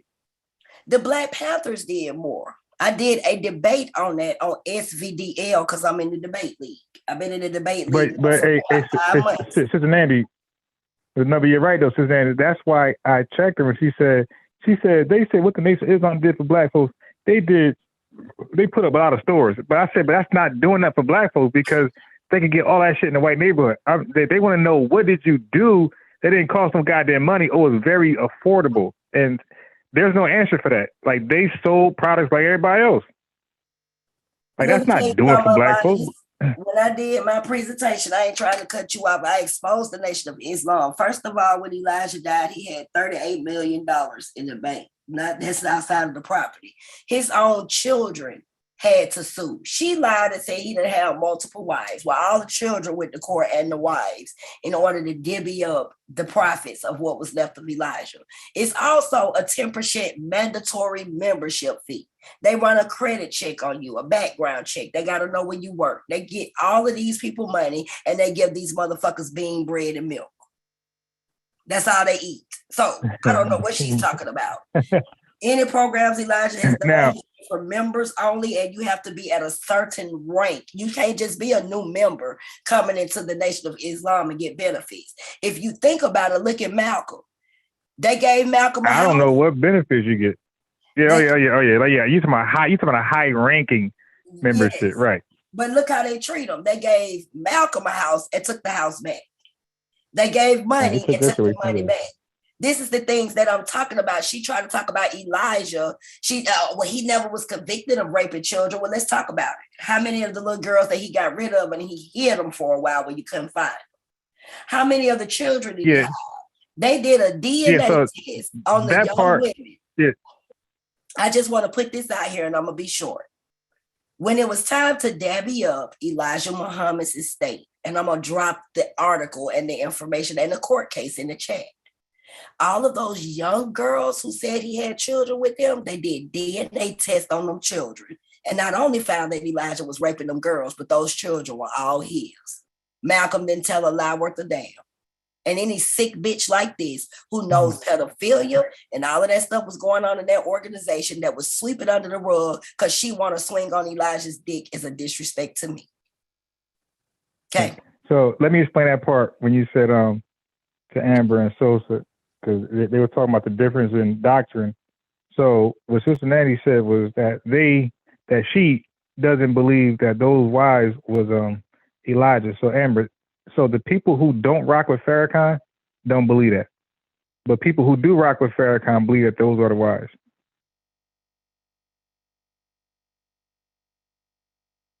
So pretty much they're trying to rewrite history. Yeah, they'll deny the claim of he was polygamous. Can I ask Nandi a question, please? Sister Nandi. Sure. Sister Nandi, I had this discussion before. So you're saying that there's a membership fee. So by your estimate, how much money are we getting the nation of? Let me tell you how they base it. What they do when you come in the organization, right? They'll either place you in one of their facilities to work, or they go to your. Just say I'm a judge. I'm a judge. I make a certain amount of money. They run a background check to find out how much money I make before they let me in. It's 10% of all of my total earnings. So if I make $100,000 a year, then I got to pay them $10,000 a year.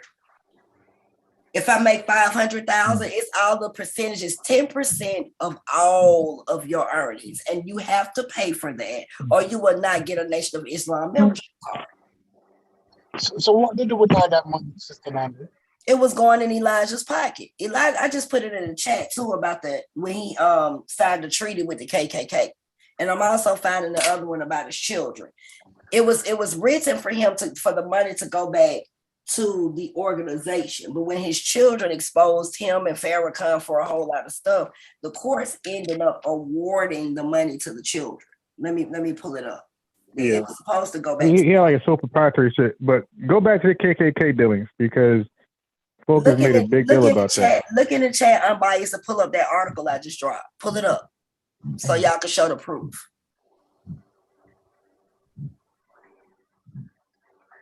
Some American black Muslims are making common cause with domestic neo-Nazi and foreign Muslim extremists. No. In 1961, Elijah Muhammad, founder of the Black Supremacist Nation of Islam, met with Ku Klux Klan leader at the Mongolia Hall in Atlanta.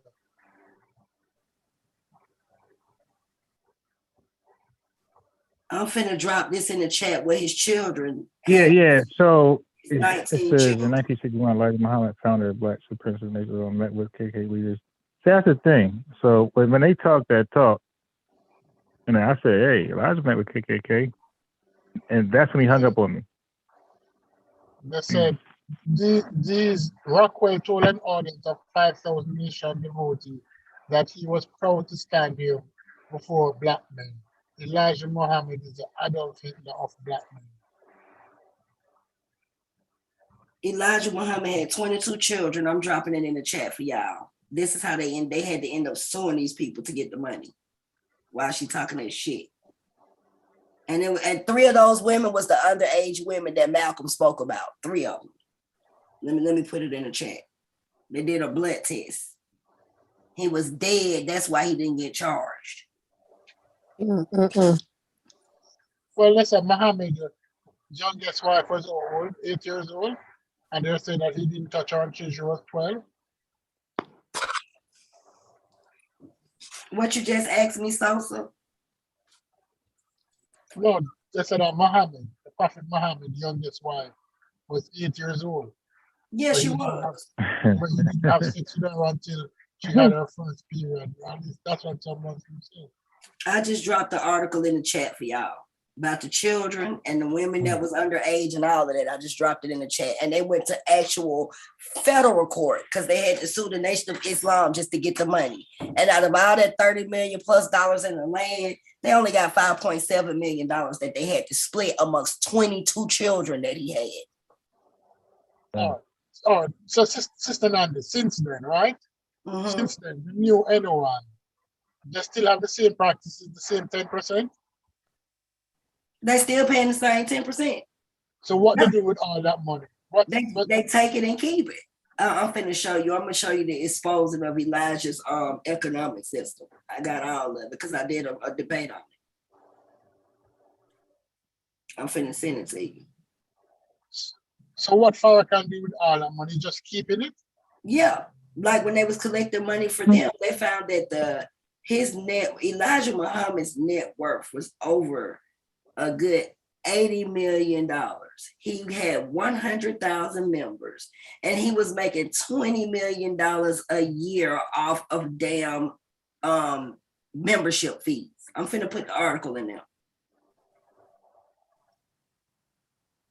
$20 million off of membership fees. Now calculate that how long he was there, and then it all fell over into Farrakhan's pocket.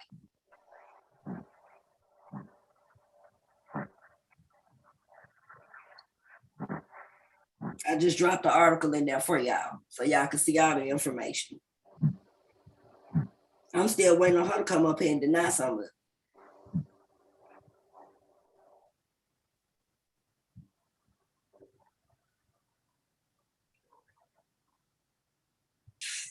And what a lot of people don't know, Farrakhan and Elijah's fathers was both white. One was a Jew and another one was, and they was from overseas, Jamaica somewhere. One of them was white, one of them was an Arab, Jewish and Arab. They fathers. That's why it was so easy to take on the name Muhammad, following behind Wallace Farrar, which a lot of people feel like that was a game Elijah played, because let's remember he was in prison when all of this stuff happened. Nobody's never even seen a Wallace Farrar Muhammad, but we done seen Elijah. And if you look at that old pale-faced coon, he looked just like that damn Wallace Farrar when he got old. Let's pay attention to that shit. Come on now. Hold on. I'm reading something, Amber. They said of the 19.2 million, the largest asset was 19.2 million that flowed into his bank account, including funds to help the poor, operate temples, and fund economic and educational programs. But he said that only 3.3 million was left, as it was spent by Muhammad relatives and the Muslim organization. See, that's a lie. When you go in there, see, that's what I'm saying. They telling you in there what was there. But later down the line, if you look at that article I gave you in 1986, his children found out that it was a lie. They was hiding all the money. That's why his children ended up suing the Nation of Islam. Mm-hmm. That's why they sued them, because they found out that they lied. Wasn't no money spent up, wasn't nothing gone. And see, if you look at the fact that the Nation of Islam is also 501c3, they getting governmental funding. They've been getting funded by the government. So if they was being funded by the government and all that money was in there, technically when you got a 501c3, the money goes back to the organization. it didn't go back to the organization. Or like they said, he was putting so much in his bank accounts, he was keeping money hidden. After they really did research on Elijah, he had a whole lot of money that was never even placed into, you know, certain bank accounts and stuff because he didn't want the system to find out what he was doing. So he had the money in the walls of the church like that white pastor. Basically. What? Basically. The walls of the temple. Like the white.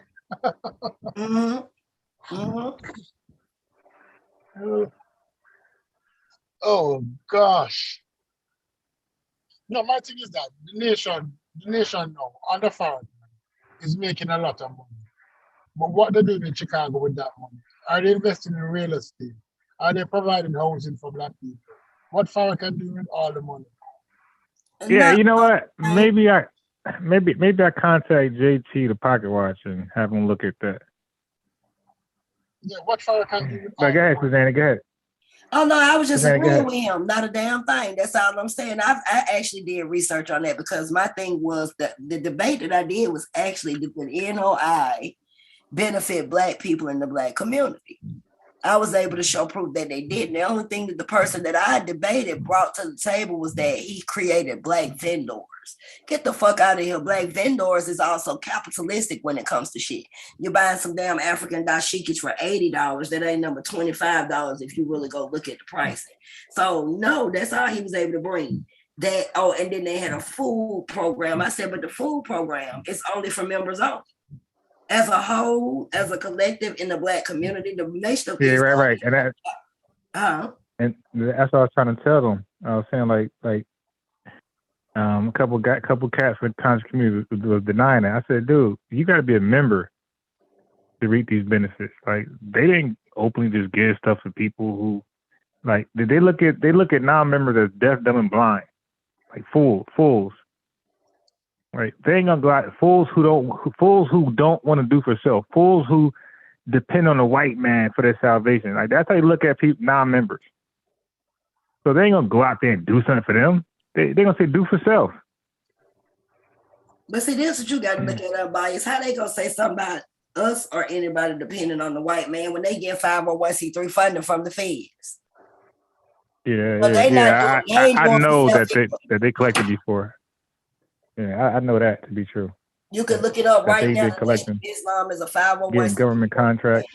Right.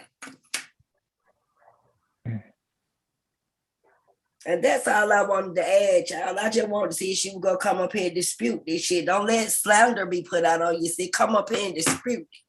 Because she know I'm going to slap her motherfucking ass with these documents as soon as she gets out. That's what I thought. You know, I fuck with y'all. I love y'all. I gotta go. I got my own show. I appreciate y'all having me. Bitch, I'm watching you. Thanks for the link. We love you too. I'm watching you, Aaliyah. Come back over here, mess with my sister and brothers again, and see what you get. I'm in the cut. See y'all later. All right. Top level is Aaliyah said, I ain't come back. She go. Aaliyah said, I ain't come back to her ass. Go. You start typing in the Aaliyah chat. coming back. She ain't even typing in the chat no more. Top level is saying that what they're doing apart from recruiting, because this knows some serious money is being collected.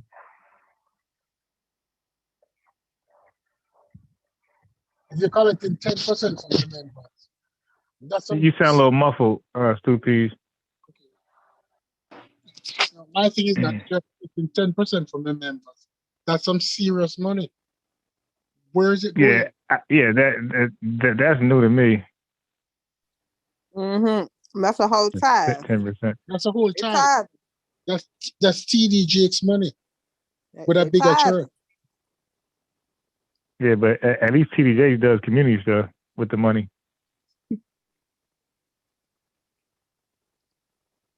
And at least TDJ is open, like Creflo Dollar. Like these guys are up front with the money. They're up front. I want a private jet. You dig? Yeah. They are. So I got no problem with somebody telling you exactly what they're doing with the money. I got no problem. That's full disclosure. Give me the money, huh? Say that again? I said the ambiguous shit. You get the money. Right. You don't know what fund it's going to. Yeah. Yeah. I got no problem with, okay, because you think about it, orators and people like that, motivational speakers, like they get paid because people like the message. Like a lot of, like sometimes we tune in to certain people talking to certain shows because we like what we're watching, right? So we, like, that's, you know, some charity shit, like, or we paying some type of attention to them. So if a speaker is beloved and people love to hear him speak or her speak, and they will pay for it, like that's how I look at certain pastors. I look at, like, people like to hear this mother talk, and they'll pay to hear this person talk. Like, so for me, I got no issue with that. I got no issue with that.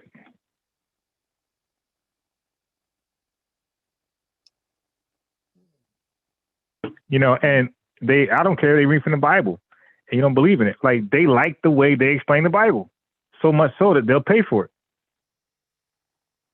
Like, just how, you know, I'm a big YouTube guy. I watch a lot of YouTube live streams and or if it's not live, I watch other things. And Amber Stupid, when I had the money like that, I will always send a donation because, like, that was my monthly service charge. It did, because I look forward to these live streams or to these uploads. So that was my way of saying, encouraging them to keep it up. Like, this is good for me. This is entertainment. I'll be bored without some of these things. So I'm like, nah, I'll send a little donation. Hey man, keep that up. You know, the message be real clear. Like, yo, just keep it up. I don't want no, you know, shout out, nothing like that. And thank you for the people who donated to me, because I definitely went to Stop and Shop. That's why Amber came on. So it's my fault, because Amber would have never been arguing if I ain't asked her to come on. That's why I said. But I definitely, with the money they gave me, I definitely went to Stop and Shop, bought some noodles, some more. I bought some plant-based this time. I see some plant-based, you know, like tomato sauce. I said, okay, let me see this stuff. And then I bought some beer. I bought noodles. I bought grated Parmesan cheese, you know. And then I got like $8 left of $8 left of what they sent. So I definitely used all the money for some, you know, some good shit. What were you saying, Stupid? No, all I'm saying is that, honestly, if you're coming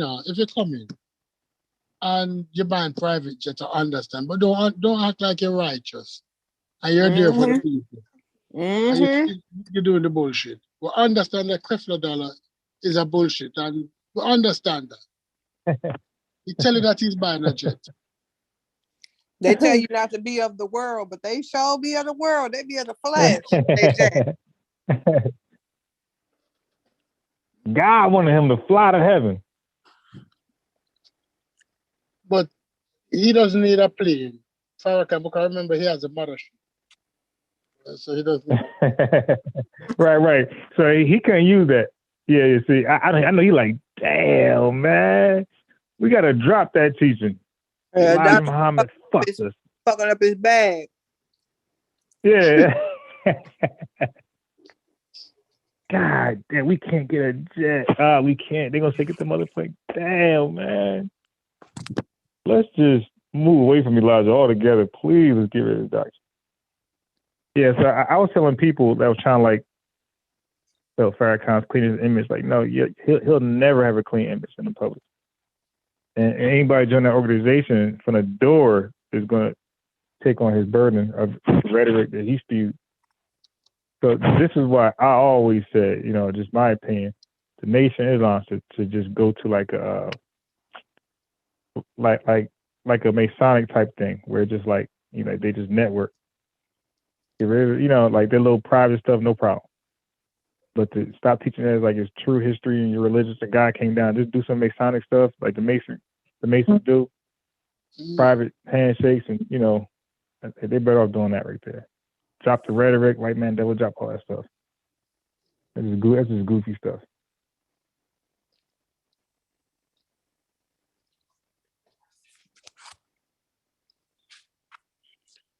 No, we have to be careful that people coming into the community. Well, anyone has been in the community for the last 100 years, according to them.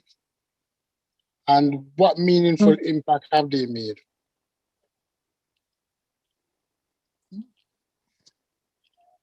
Brendan Sims said, deaf, dumb, and blind.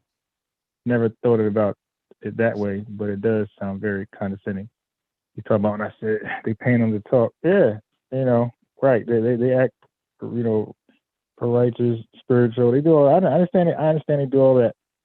But my only difference of looking at it was that if I do the same thing, they're not gonna pay me $1. So there's something about that person saying it that's making them feel a certain way. Motivation, yeah, it's really hard for some people to get out the house. They're just not motivated. So when they could watch something, turn on TV or YouTube, computer, whatever, hop on the phone, and that person get them out the house, get them moving, getting their day started, like people really want to reward that person. Whether there's, compliments or, some money. So it's like, that's why I took a step back and said, I know this shit fake, the religious stuff, and they probably know it's fake. Because if you talk to them, they don't read their book. But again, like a lot of them just like to hear a good speech. And I'm sure Comcast is richer than TD Jakes, so people pay that for the bullshit it shows. So yeah, My for them it's biggest problem entertainment. is Like, go ahead. I said my biggest problem is expectation. I'm more inclined to give to somebody who don't expect, but it's crazy because you hear some content creators on YouTube that'll be like, "Oh, I'm bringing out this content, donate, hit the cash Oh app, my God, like, bullshit content. But it's like, hold on, bitch, you bringing the Yeah, content now because you got that's the the thing. viewers. Yeah. Like, quit acting like you doing me a Right. favor, bitch. Like, Right, yeah, and that's the scam. I know those. I know channels like that. They act like they're bringing you exclusives, like the research is impeccable. Stop. Like the people ain't asking for that. You're giving it to them, and you're making them believe they want it. exactly. You came here providing a platform of you talking shit. People started watching, but now you want to make me feel because I watched the shit you talk that I owe you something. If you don't get the fuck out of here with that bullshit. And the biggest scam to me be those you sign up. What's that other shit they be doing when you sign up with a channel and like you're a member? Like membership. That right there. Exclusive that right content. there is a whole Bitch, nother. I never find out if it's exclusive or not because I ain't paying you extra to watch some shit. I'm not doing it. Right. Yeah. That. And then like when I hear these guys, right? So when I'm very observant, right? Like you, I don't rush to judgment. I don't say they wrong. I actually watch them. I binge watch so I can make a real, knowledgeable decision and say, or knowledgeable judgment, right? And I want to know what they're offering that membership. And I see like really nothing. Like, oh, stop. That ain't worth a penny. Oh, some people be ridiculous. All type of goofy stuff. $100 for a membership. I ain't gonna lie. I'm not a member on nobody's channel. I'm not that invested to become a member. I'm gonna be honest. They gotta. I don't care that much. For me, they gotta show some real income. Like, let's see some taxes. Like, let's see that this money's really nothing. It's just some. Nah. Like, I just don't like the motives behind wanting the money. I just can't appreciate that. Like, let us know what you do, how much you make. So this money really ain't doing much for you. It's really just a generous offering. And thank you. Let me go buy my niece something. Or let me just do this with a gym membership, something like that. But I really have a problem with bum niggas on, finding ways to solicit money and giving you nothing in return, really. But acting like they are, though. Mm-hmm. That should make me cringe. Like, oh my God, dude, just be successful in life, man. What are you putting back into your community? That's what I want to know. But you're investing in your community. Now, it's a difference. It's a different story if Amber be like, I'm biased. Melvin sent you those books on politics. Well, Can you start reading them things? Because I really want to know, and I ain't got time to read them. Just that's a different ball game. Yeah, you're gonna pay me for that. Yeah, that's a different ball game. Or you want me to look over something and critique? Yeah, that's different. I'm not doing that for free. Well, I mean, then it gets into that becomes like a business then. Like, okay, I want the second your shows to be this, that, and the third. And even if I pay you to start it up, 9 out of 10, if I'm smart, I'm not gonna pay you long term. Or I'll front the money for you to do this, that, and the third. But whatever you make or whatever subscribers you get, based off this content, I want my cut. Because nigga, that was my idea. I was the impetus behind you doing this shit, but overall, you wouldn't have did that shit. You would have got them subscribers and you wouldn't have opened up yourself to this new market had I not taken the financial risk. So, like, I can get that. But it be motherfuckers that be like, oh, you provide the same shit, gossiping about the same shows I could watch. Yeah. Like, you're not doing nothing spectacular. And you want me to donate or pay a membership fee for you to talk about some shit that I've already seen. And you want me to believe that you're giving some type of elite or premium content? Fuck out of here. Right. So I am eating good, Brandon. I'm really trying not to be a pig on here, but I'm eating very good. Yeah, we definitely know you're eating. Okay. So I'm on one person's Patreon. The person like normally talks sports, right? But then they will but on their Patreon, like that's when they do like like real, like kind of like current events. And or like no, not even. I'm sorry. Somebody will call up. Somebody will email the guy with their story. It'd be personal stories about relationships or advice. They want advice after the story, and the stories would be like kind of. I'm into that because I'm into the ID channel. Like I love drama, and I love solutions. So to me, that's okay. And he actually uploads a lot because he encourages chat. If they got an issue, send it. He proved to them, right? At least to them that he can make a better decision than them in their current conditions, so they trust him. And for me, I like to listen to those stories.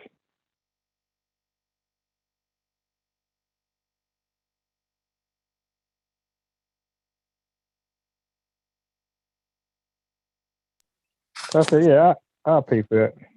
Yeah, I did. There's a guy on mute. Say that again? I said, I did the ID channel and shit like that.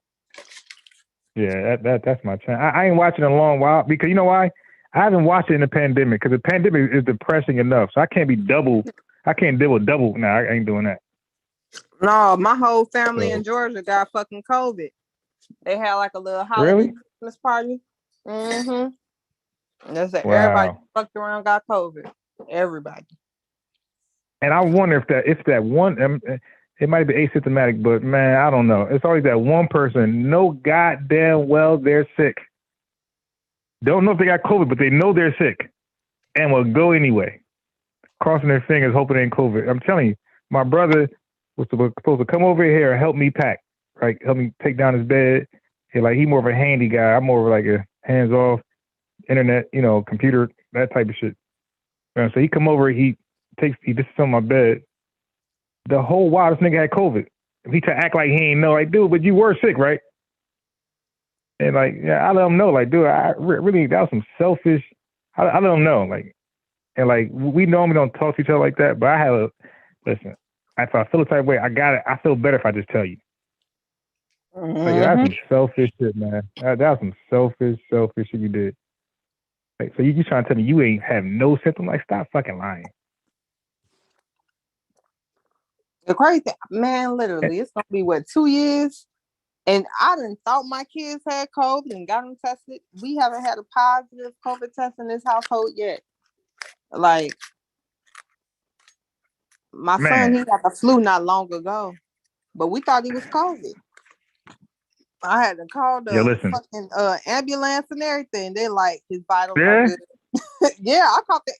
So he's asthmatic. So Okay. whenever Right. he asthmatic, and he was like having trouble communicating to me what the fuck was wrong with him. I am a hypochondriac.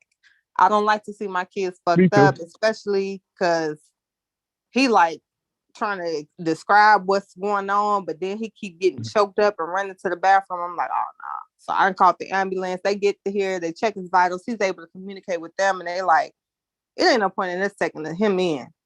So after they left, they had gave us a few little like home remedies to like loosen up Slim. So he had did a few of them, and he came in there, and I could hear him because I had been telling him like, well, if you got mucus in your chest, try to make yourself throw up, because it wasn't like the type that you could clear, like and come in.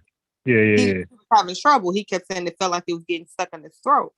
So finally he came in, he said, Ma, I just like got rid of it, but it was like hard almost. I'm like, it was hard. So it was like mucus that had kind of like crystallized hardened. Like, so he said he had to literally throw the shit up, and it was kind of like hard.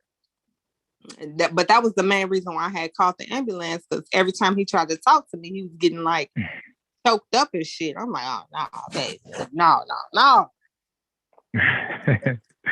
Amber, are you eating a sandwich?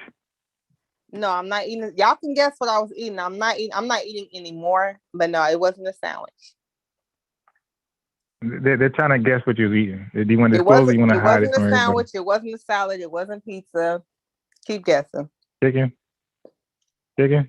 Chicken was a part of the dish. And it's funny because I don't know if y'all remember, but I do not care for chicken like that. But when I say this place has the best chicken I've ever tasted in my life, I actually fuck with their chicken. Everything else. Okay, Wingstop. No, it's not Wingstop. I'm gonna go ahead and put y'all out y'all misery. It's a place here called Soul Bowl, and they're supposed to have like these soul food bowls with like, you can get different stuff in it, but I got fried chicken, macaroni and cheese, greens, and sweet potatoes. Who makes it? It's a restaurant. I don't fucking know. But that's what I mean. Like, they black, white, Chinese. What are they? No, they're black. Black owners. But yeah. Listen, I can't eat soul food. It ain't from a black. I don't know how ninjas out here do that.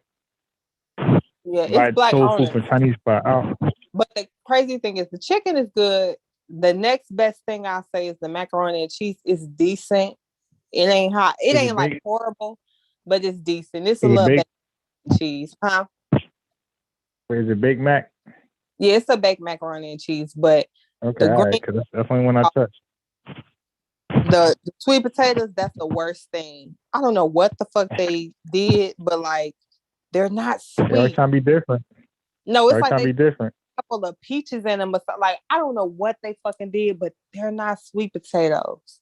They're not even fucking sweet. They got like a tang to them, actually. I don't know. It's not giving what it's supposed to give. But the chicken, and I mean, I don't know, maybe because you're supposed to eat everything together. I still be trying to eat my shit separate. Maybe it's because you're supposed to eat everything together. They don't make shit the way, but chicken, I don't even fucking care for chicken, but their chicken is the best chicken I've ever tasted in my life. Really? Mm-hmm. Is it fried or baked? It's fried. Really? Damn. Mm-hmm. Yeah.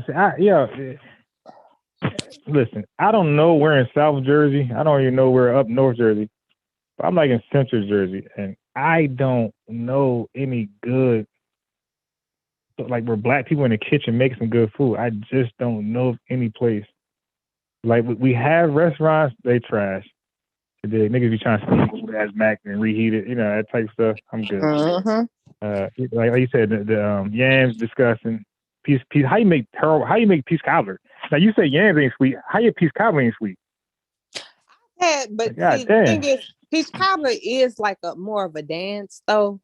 some people either make it not sweet enough or they make it entirely too sweet. Like, I don't But even yeah, I hate really, this tired. if I But the see peach crusts don't be cobbler on good the though. menu, 9 out of 10, I'm not even gonna buy it because I already Yeah, know I ain't trying to either. it's not gonna Yeah. be right. I'm gonna make a peach cobbler this weekend. I was supposed to make it for Thanksgiving, but I never did. So I'm gonna make it this weekend. But most people make their shit too sweet or not sweet enough. Like they either don't put no sugar in it or they think the sugar is what make the dish. Like, baby, this ain't cotton candy. Yeah, I'm not gonna name drop, but man, people be thinking bean pies just filled with sugar. But I don't blame them because niggas only buy it like that. You know, I know a couple brothers who sell bean pies, and one is very sweet. I don't blame them because that's the most selling one. It sells the most. The other brother one ain't too sweet. I go for that one, Bert. Nobody really. I mean, everybody go for a real sweet one. But you know, I mean, I'm be honest. Black people in general, I'm saying generally speaking, they overdo it. You're being absolute. Yeah, but I'm saying I'm speaking generally. This don't mean each and every one, but generally speaking, you know, they overdo it. Like, should be too salty or it be too sweet. Like that's the absolute fact. It's one or the other. Like, what the fuck? And I'm not a fan.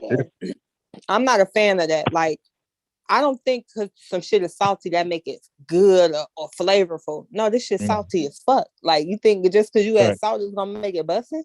Like, no. I'm sorry, I'm not a fan. Or it's I'm under the understanding that all the ingredients supposed to blend. They ain't supposed nothing's supposed to really stick out. So if the salt sticks out, trash. If the sugar sticks out, it's trash. It's supposed to be a nice blend of everything. Yeah, like I can't do it. And that's what made the greens trash. Like, they had the greens in the bowl.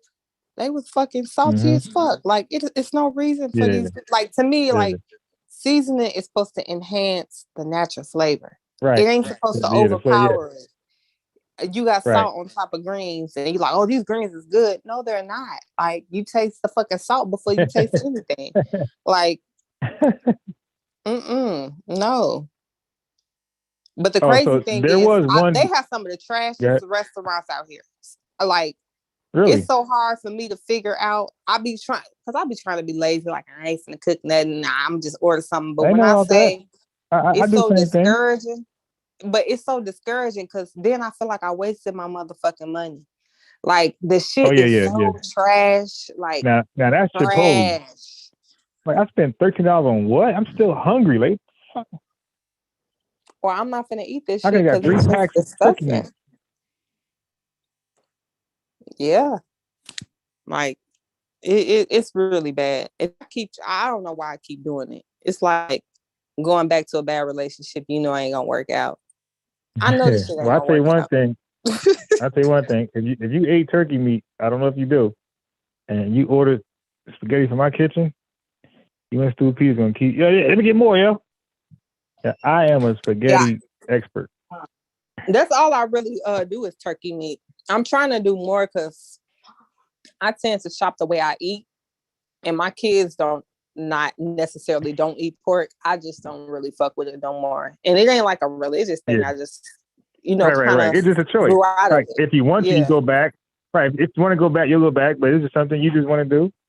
Real simple. Yeah, like, nah. Yeah, but I'm not like a big fish eater. They'll eat it. I don't really care for it. I love fish. Man, I'm trying to force myself. I do not fuck. It just tastes so dirty to me. Ooh, wee. Like, I can taste the ocean in it. Ugh. Yeah, of course. Everything coming, the seaweed, all that stuff. And shrimp. And lobster. I eat that shit. But fish is just like crab, you a hypocrite, not shrimp. Yeah, no, crab, you a hypocrite. That's all sea in that. But the fish, I mean, the shrimp, a little different. Well, truth be told, I don't even care for shrimp the same way I used to. I don't know what it is, but it's starting to taste different to me. I'm more of a scallops person than a shrimp person now. Oh, I love scallops. I love scallops. Yeah. Nah, I'll always love scouts. I love scouts. I can eat Yeah. mussels. I can eat I can't do sardines, it. all that stuff. But Mackerel. I'm big on I tear texture that thing too. up. Who? I'm big on texture too. So I don't do mussels, I don't do clams. Like Oh. I can't do them. I try. Yeah. The only clam I could touch is New York clam chowder. That's it. And I got some New England clam chowder in the Which pantry. one? Oh, you got New England, the cream one. Yeah. I got the New England one. I And the crazy thing is I used to love it when I was a kid. Now, not so much. I'm trying to get my kids to taste it and like it, but they look at it and they're like, I ain't fucking with that. Like they ain't trying you no got to new buy that New shit. York one. I'll have to look for that. New York. Yeah. Blue Devil says That's the one. salmon is not fish. I can do a little Oh, salmon. shit. I can't do too much. Like my sister, she eats salmon probably every day. I can't do salmon like that. I try. I didn't try. I done had some times where I made it really good with some asparagus. And then other times I'm like, I don't know. I be trying to not Asparagus make it make the me same piss. way. I don't know what is about asparagus. Oh It make me yeah. piss. My piss And the stink. piss be stinking. Ooh. Yeah, baby. yeah. Okay. I'm thinking it's just me. Like, what? No.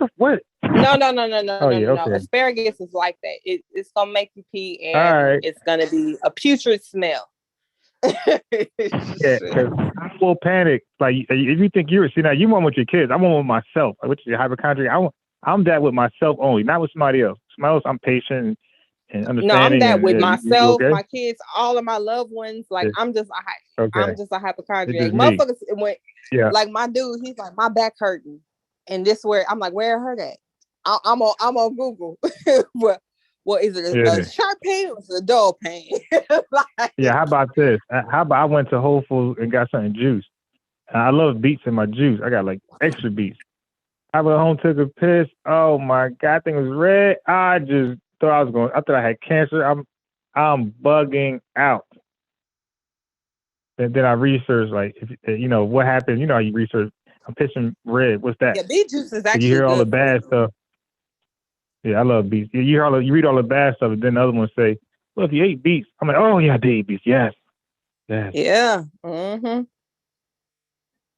I don't eat beets as much as I used to. I got a whole juicer, never use it. But then I don't like waste, so I be trying to figure out what to do with the rest of the fucking vegetable. Like, okay, I got the juice. Now what do I do with the rest of this shit? Because am I supposed to just throw that away, or like what am I supposed to do with that? I don't really care for waste. So, but beet juice is good, especially for like circulation and shit. Whole Foods had a machine where like you basically juice your own oranges or grapefruit. Man, I didn't spend I leave that there. I get the biggest container I can get in that thing. You dig it? You got an extra large, man. They got rid of it. But I used to, man. Oh my God, freshly squeezed grapefruit and oranges. That's like heaven sent. And grapefruit is like I used to hate it when I was a kid. My auntie used to make us eat it all the time. And I used to hate it, but now I actually fuck with grapefruit. Like, I like it. Yeah. But I do nigga I used to only eat it with sugar at one point. On it and shit. You know, I got to put sugar on it, which probably ain't the best. Yeah, that's how you do it. I got to put a little sugar on it. And he said no pork. Dice Man said no pork, but I love bacon. Yeah, and honestly, I don't really like. I don't know what it was, but when I went grocery shopping, I had a craving for bologna, so I ordered some bologna. But I really don't do no type of. Oh yeah. Okay, it depends. I don't do beef at all, or I don't know what the hell bologna even is. But if you're gonna do bologna, you gotta get all type of shit. Okay, now I don't know about that. Because, maybe you got to Google that because I actually worked in a beef distribution company. So I know we had a lot of things. I actually worked there for like a year, and when I was a skinner, so I skinned the fat off a lot of stuff, and the waste we do put it somewhere. but I don't know if that makes a hot dog. Nobody ever said that. So I don't know if that's a myth or other companies do it, but I'm not sure if I believe that anymore unless somebody can pull something up. Because I actually worked in a beef distribution company where we got the raw shit. It stunk. They said it's made from the back and cheek of the pig. Bologna's makeup consists of. Okay, yes, I'm about to say because okay, that's different than what I was told. I was told that all the beat, scraps, whatever, in the company they put it together. That's something I say. I would challenge that because I was there. Niggas can act like they was there and some shit. I was actually there. I never seen the scraps get turned into some hot dogs with bologna. Yeah. I mean, I don't necessarily think scraps, but I do think like it's made from multiple areas. Not necessarily. Yeah, but that's how I heard it. I heard scraps. Yeah. So when I worked there, I was waiting for scraps. The scraps that we had, I was waiting to see, because we had chefs who would cut the certain long steaks, in a certain way. Like they have a certain measurement that they would do. Like we did all that. But that's why I love the jobs I had. Like I'm so experienced. Like I work with the USDA. I work with the FDA, with the pharmaceuticals. Like I know. See, somebody just gonna lie and Rizal Islam talking about, no, you can't sue the company so you can put whatever in. That's a goddamn lie, man. First of all, the beef company that I was at least, was cleaner than the damn pharmaceutical company. That thing was spotless. Ain't no E. coli coming in there. No salmonella in that thing was spotless. I've been drinking Blue Devil, so be light in the chat. Cause when I say my stomach is like not built up for certain shit, he said, I recently just started eating beef tongue tacos. They're delicious. I can't, I hear beef tongue and I get disgusted. But truly, I don't really care for beef no more either. I really don't eat no meat other than crab legs, some tuna here and there, salmon, but I don't really do meat like that. I don't know. I grew out of it. And it wasn't even no religious thing. It's just over time, that shit just started making me feel heavy as fuck when I ate it. I'm a sides person. I'm all about the carbs. See, but that was my problem with the religions I was in, at least in Islam, because I joined there not eating that stuff. So it did not influence me. I already was trying to eat the best sugar, sea salt, the best syrup, that you can buy at the store, the brown eggs, cage-free, omega-3, all that type of stuff, fatty. I was already doing that when I went in there. When I read the book, I'm like, all right, I'm already doing this.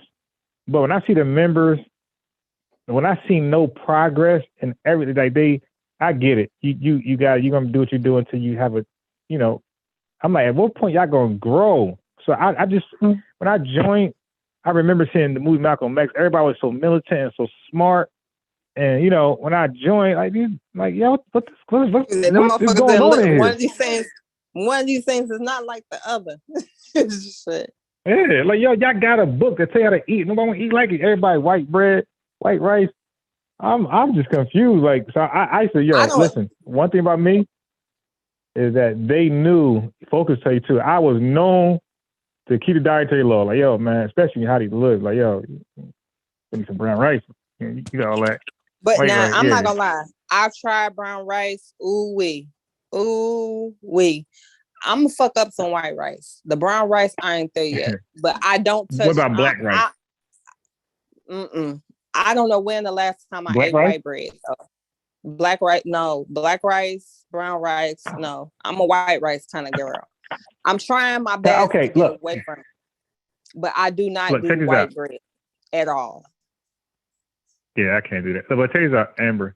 They got in a grocery store. They got rice, all rice, white, everything. Wow, they got it already pre-made. It's already done. You got to go home and pretty much make it over. Get the black rice like that. That's already cooked. You got to just go home and heat it up. That black rice. Oh my God. What else you do to it though? Goes hard. What else you do to it? What you eat it with? Okay, so so I call myself trying to make my own Chinese food. So I put soy sauce in there and some honey, stuff like that. Because I had a coworker. All right, Asiatic black man. I had a coworker that made sense. She said, Rondell, why are you wasting your money? Because I used to always order chicken with, not chicken. At this point, just I was like a pescatarian. So I used to always order steamed broccoli with garlic sauce. So Cynthia, the QA, was like, yo, why are you always ordering this? You can make this at home. You wasting money here. I thought about it. I'm like, hey, you might got a point there. So I started buying broccoli, start steaming it. And I started making my own rice. Like I said, soy sauce and garlic. Not garlic, soy sauce and honey. It was pretty good. Like I even took pictures on my IG. Like it's still there. It's actually, she had a good point. It's actually good. I can make as much broccoli I want. The pack wouldn't even have much money, it's affordable. I'm full as hell. Yeah, I'm even when I do like Chinese food, I only do select things. Like I love me some sesame chicken. I should endeavor to try that recipe one day. Sesame chicken and fried rice. That's it. I used to love General Toast chicken when I do that. Yeah, my kids they'll fuck with that. Fried rice is a must. They'll do sweet and sour or orange chicken. But I'm a sesame chicken type of person. Do you get the fried rice with the egg and onions in it? Yep. I'm about to say, you said no, you're not eating fried rice. Yeah, it gotta have that in it. If it don't have it, like now, I like vegetable fried rice, so I don't like my fried rice with no meat. Right, me either. If it got meat in it, I'm thrown off. I can do chicken sometimes. But yeah, I'm with you. Yeah, I don't really. I can do chicken trust though. them. They chunk that chicken up a little too big for me, and I don't. That's how I like it, big chunks. Yeah, I like my onion in big chunks. My onions, I like my pear, I like everything in big chunks. I don't. Yo, it depends on the dish for me.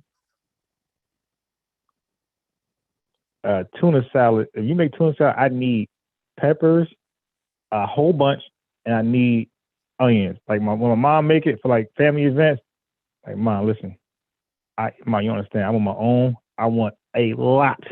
Like I got overemphasized. Mom, I need a lot of peppers, onions. If you think it's too much, it's not too much. Okay, throw it in there. I'm gonna eat it. Like I want every bite to be a mouthful of peppers and onions. Now, only way I make it like that is when I feel like being extra. Like on a regular day, just on a humbug, like damn, I want something because I'm big on crackers. I love Ritz crackers. So if I'm like, I want something to go with these crackers, I'm not finna do none of that. Ritz is the white crackers? That's the white ones? No, so that's saltine. I like saltine crackers. No, I don't care for saltine. No. I used to love them. Ritz is the like yellow circular ones, right? Yeah. Yeah, I can't rock with those at all. Zero. Either Ritz or Clubhouse crackers. Saltines, I've evolved. I can't do them no more. I can't do saltines. I can't do oyster crackers. Whole box. But yeah, if I'm feeling like extra, then I do the bell pepper, the onion. I might even do a little celery. I'm sauteing everything though, because I hate the taste of raw anything. Like I hate it. Really? But unless it's on a hot dog, now I can do raw onions on a hot dog or a Polish. Yeah. I prefer the raw onions in the potato salad, things like that. I gotta take that bite out a little bit. Yes. It don't gotta be like sauteed to translucency, but it gotta be a little sauteed. Take that bite out a little bit for me. But yeah. But that's the only way I'll do all of that. Is if I'm really feeling really extra, or it's like a holiday or something like that. Other than that, I'm not finna do all that just for some tuna salad that I'm finna make quick. That ain't like the other day I made some tuna salad. I literally went and as soon as I was done, I scooped me some on the plate with some crackers, went to my room, ate it, went back to go get some more, and the shit was gone. Like nothing lasts around here. Nothing. It was gone. No, Listen, it really was. I told you about New York clam chowder. I literally was like, I'm doing spaghetti. I bought about 10 cans. I mind you, these are the things I would have never done if it was pandemic. But like I said, like we start to realize what we don't need and what we will actually eat. We get all booze when we would eat these things. Man, like 3 days in a row. Just New England, not New England, New York clam chowder, and but I would get the saltine, I would crumble up in my hand, and the whole bowl would just be filled with crackers from the smell. My God, I was killing it. That's how I eat my chili. Not unbiased. Watcher said saltines with chili. I don't even do saltines with chili no more. Literally everything is grits, and saltines, man. I'm gonna crumple that shit up and put it in my chili. That shit gonna be stiff as hell. And then I'm still gonna eat the crumpled up chili with crackers. But then I add sour cream in my chili, chives. I might even throw that shit on top of some white rice. Like I love me some fucking chili. Like love chili. What turkey chili with beans in it? Like what kind of red beans? Turkey chili.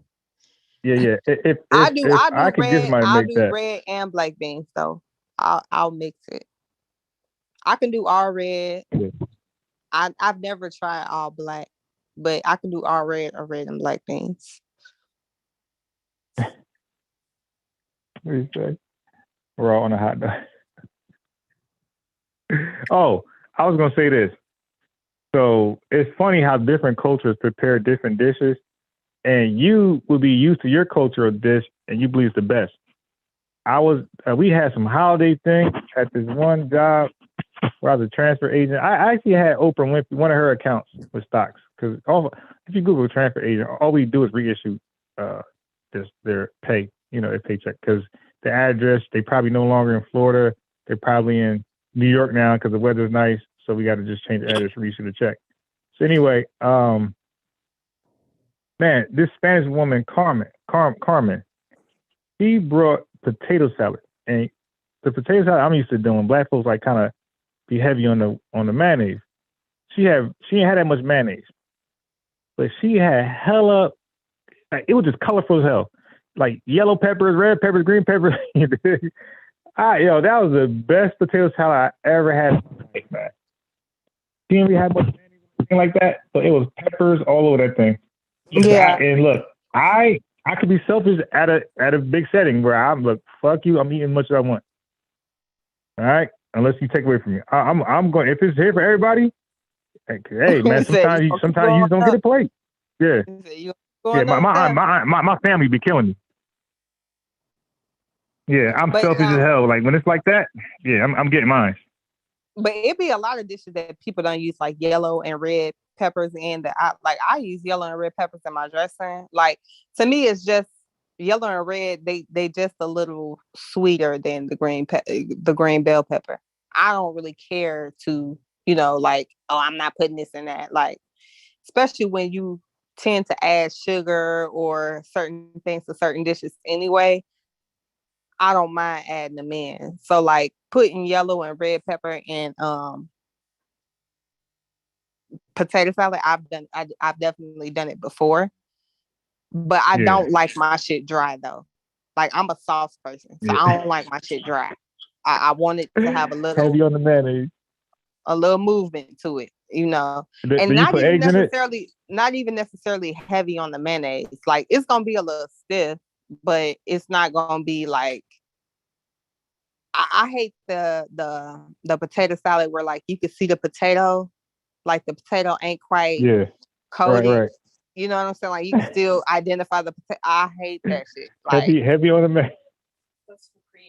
Okay, do you put eggs in your potato salad? Don't lie. It depends. Sometimes I do, sometimes I don't. Cool. Sometimes it's not. Right. It's not okay, cool. I don't feel like it makes the potato salad. Right. Nah, that's a good answer. How about mustard? You put mustard in there? Always. Okay. Yeah, I know. Yeah. I'm a professional when it comes to eating potato salad. That's my favorite dish. Yeah, it's definitely one of mine. I know most of the different ways. Yeah, I know the different ways. Yeah. Yeah, I've never enjoyed, like, I've tried to taste potato salad without mustard. I don't care for it. I've never made it that way, but I've tried to taste other people's shit without it. It just don't. It don't. Like in the South, they don't really do Miracle Whip when they make potato salad. They do mayo. I don't fuck with mayo potato salad. I can't do it. I don't do mayo. Period. I don't fuck with mayo. Okay. I hate the way it tastes. I have to have Miracle Whip. Yeah, DJ Focus mom could cook pretty good. She made tuna salad, right? And when I tasted, that was the best. Nobody's ever gonna make better tuna salad than her, ever. And it's for one main thing. They don't use tuna. They use salmon, but they don't use pink salmon. They use the expensive shit. They use the red salmon. I've been buying that red salmon ever since. That's a huge, huge difference. My boy came over here. I said, yo, taste this, yo. No. Yeah. I said, taste this. I said, I bet you, him and his girl. I said, I bet y'all don't go back to pink salmon. They taste that, their eyes open like Adam and Eve, man. That red salmon is a beast. You'll never go back. Anything you do with pink salmon or tuna, replace it with red salmon. It's a little more expensive. It's probably double, but it's worth, the compliments you're gonna get. Now my curiosity has actually peaked recently. I'm like, I wonder what it would taste like if I use this instead of that, or mix it. I just occasionally you just have those thoughts that crush your mind. I haven't tried it as of yet, but it was one day I called myself. I was like, I'm making crab salad. So I bought the little canned crab. That hunger got to you.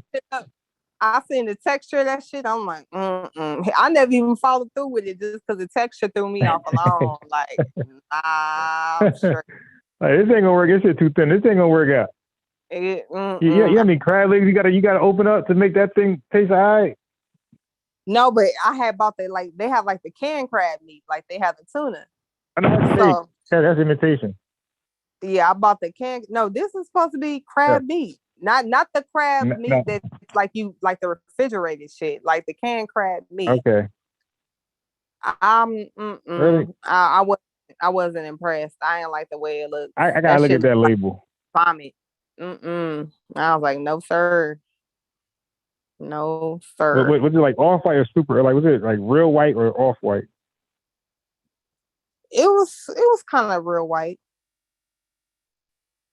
That's probably imitation. I still got some in the fucking pantry because, like I said, I bought it with go look at it. That thing will say imitation crab meat. Let me see. They better not have some fucking imitation crab meat. I'm so finna look too. What you sitting on the table for living? That's gonna be funny as hell. Yeah, that shit goes. Get your mess up, sir. So watch, you like that, right? That Adam and Eve analogy. Oh boy. It says white crab meat. It don't say no imitation nowhere. All right. Ingredients: crab meat, water, contains 2% or less salt, sugar, sodium. All right, now you got it. No, it will say imitation from the beginning because they're gonna lie to you. They're gonna tell you it's imitation. Okay, all right, you got that off. I never seen crab meat so like that. Bumblebee. It's Bumblebee white crab meat.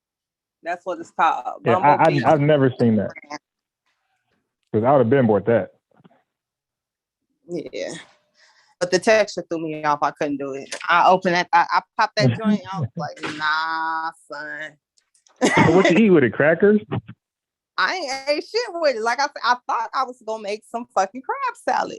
I seen the texture. I got threw me off. Yeah, I bought some stuff that's been in the cabinet for like 3 years, probably 4 years. That I swore I was gonna make one day. I just never. It's just sitting there. But Brenda Sam said, "Yeah, imitation crab is the worst." Now I don't want it to be taken that I don't fuck with imitation crab meat. Cause I will. Nah, I will. don't fool I me. toss that shit in there with some real shit in a minute. I would definitely fluff up the real shit with some imitation. And there you know 504 says because Publix have the real crab meat and the cup price. He said make a crab cake with it. I've definitely thought about that too. It's still sitting up there. I'm gonna figure out what to do with it. I got to get over. I never thought about that. I'm childish as fuck. Like when it comes to textures of certain things and the way I imagined it to be versus the way it is. I'm very childish. I'm trying to grow up. I'm not grown yet. Do you like catfish nuggets? I don't eat catfish, period. That's like the fishiest, dirtiest. Yeah, I got to revoke your black card on that one.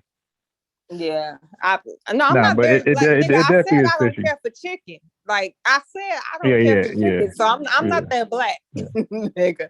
Do you eat Chicken watermelon? and catfish. No. Do you love watermelon? That's the question. I actually do love watermelon. I do. Okay. I fucks with watermelon.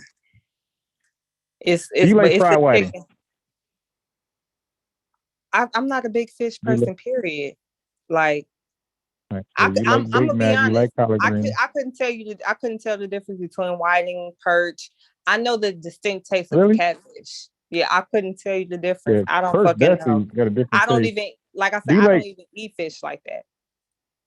I'm trying to force myself to. Like now, fish cornbread? that I actually like is flounder, but I can't find it enough out here. Yeah. So that's a little suspect. Do you like a cornbread? Hell yeah. Well, lima beans. Hell no. Lima beans are disgusting. All right. What about what's the other bean that everybody was it? Black eyed peas? Do you like black eyed peas? No. Yeah. Mm-mm. All right. Now, okay, you're fishy, not black. You one of those black folks been here before the slave trade. Yeah, I'm not that black. You one of those black. Not that black. I'm not. As a matter of fact, my mother's maiden name is white. So yeah, I'm technically a white on my grandfather's side. Like no. I'm. That's about right. Now I have had black eyed peas that I actually did like, but the way most people make them, I don't fuck with black eyed peas. I never ate it. Well, let me stop lying. I only ate it for my grandma. I never ate somebody else's black eyed peas. I never knew people to actually make it. But she was black eyed pea and cornbread. But okay, how about this? Because now I thought about her. Do you like fried liver?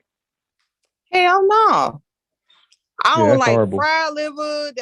I don't like liver, period. Yeah, that's I can never get with that. You don't like liver? Or you do like liver? Hell no. I never could rock with that. Okay, now here's the question that's going to have the whole chat divided. How do you like your grits? Sugar and butter. Yeah, period. You're a fake grits eater.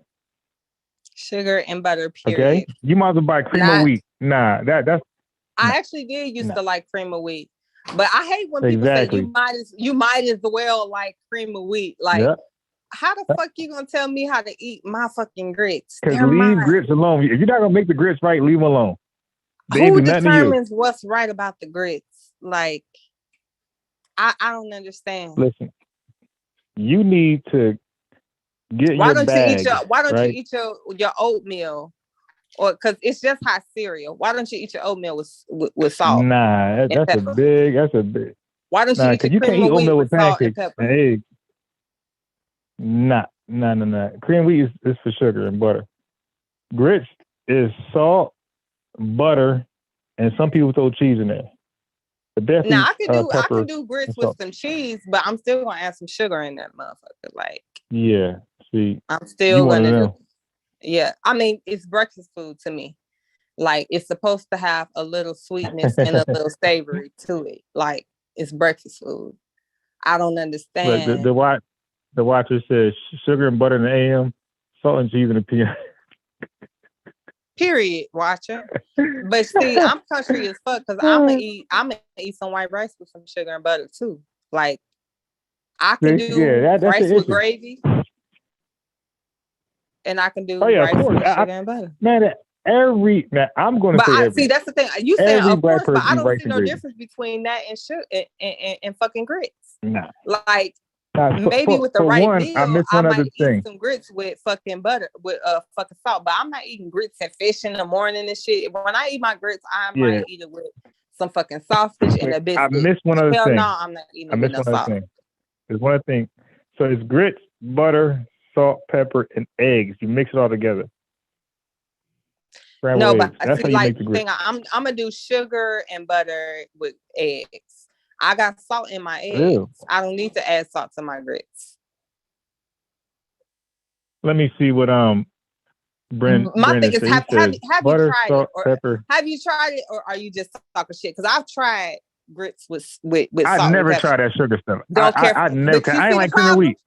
You see the problem? See, therein lies the problem. No, but I'm telling you why though. Because here's the thing. I never liked cream of wheat. But it ain't the same as cream of wheat. What I'm saying is, I've actually tried it: sugar and butter versus salt and pepper.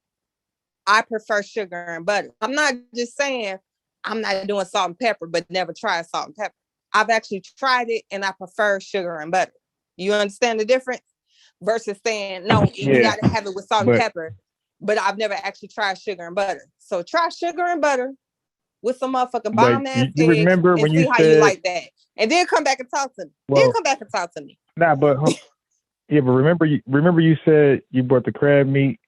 You looked at it, so this ain't gonna work. Nigga. That's how I looked at grits and sugar. I said, this ain't gonna work. Pepper. How different does it look with fucking sugar and butter? How different? That sugar ain't gonna work in there. That ain't gonna work. How different? Okay, let me ask you this. How different does it look? Let me ask. Nah, it just ain't gonna be right. I can't eat sugar like that in the morning. Like maybe syrup, but that's it. But the thing is, you don't make it super sweet, like not like syrup on pancakes. You don't do it like that. It's just a little sugar to sweeten it a little bit. Like, I don't know. I'm not no big sweet person either. So I add a little sugar, little butter. That's it. My eggs got plenty of salt and pepper in it. 504 said shrimp and grits, but bro, you still ain't tell you how you making the grits. Shrimp and what kind of grits? Is it now, sugar I'm not gonna lie. When or I do salt? when I do shrimp and grits, I'm not adding nothing. If the shrimp sauce is right, I'm not adding nothing to it. I'm gonna just eat it together.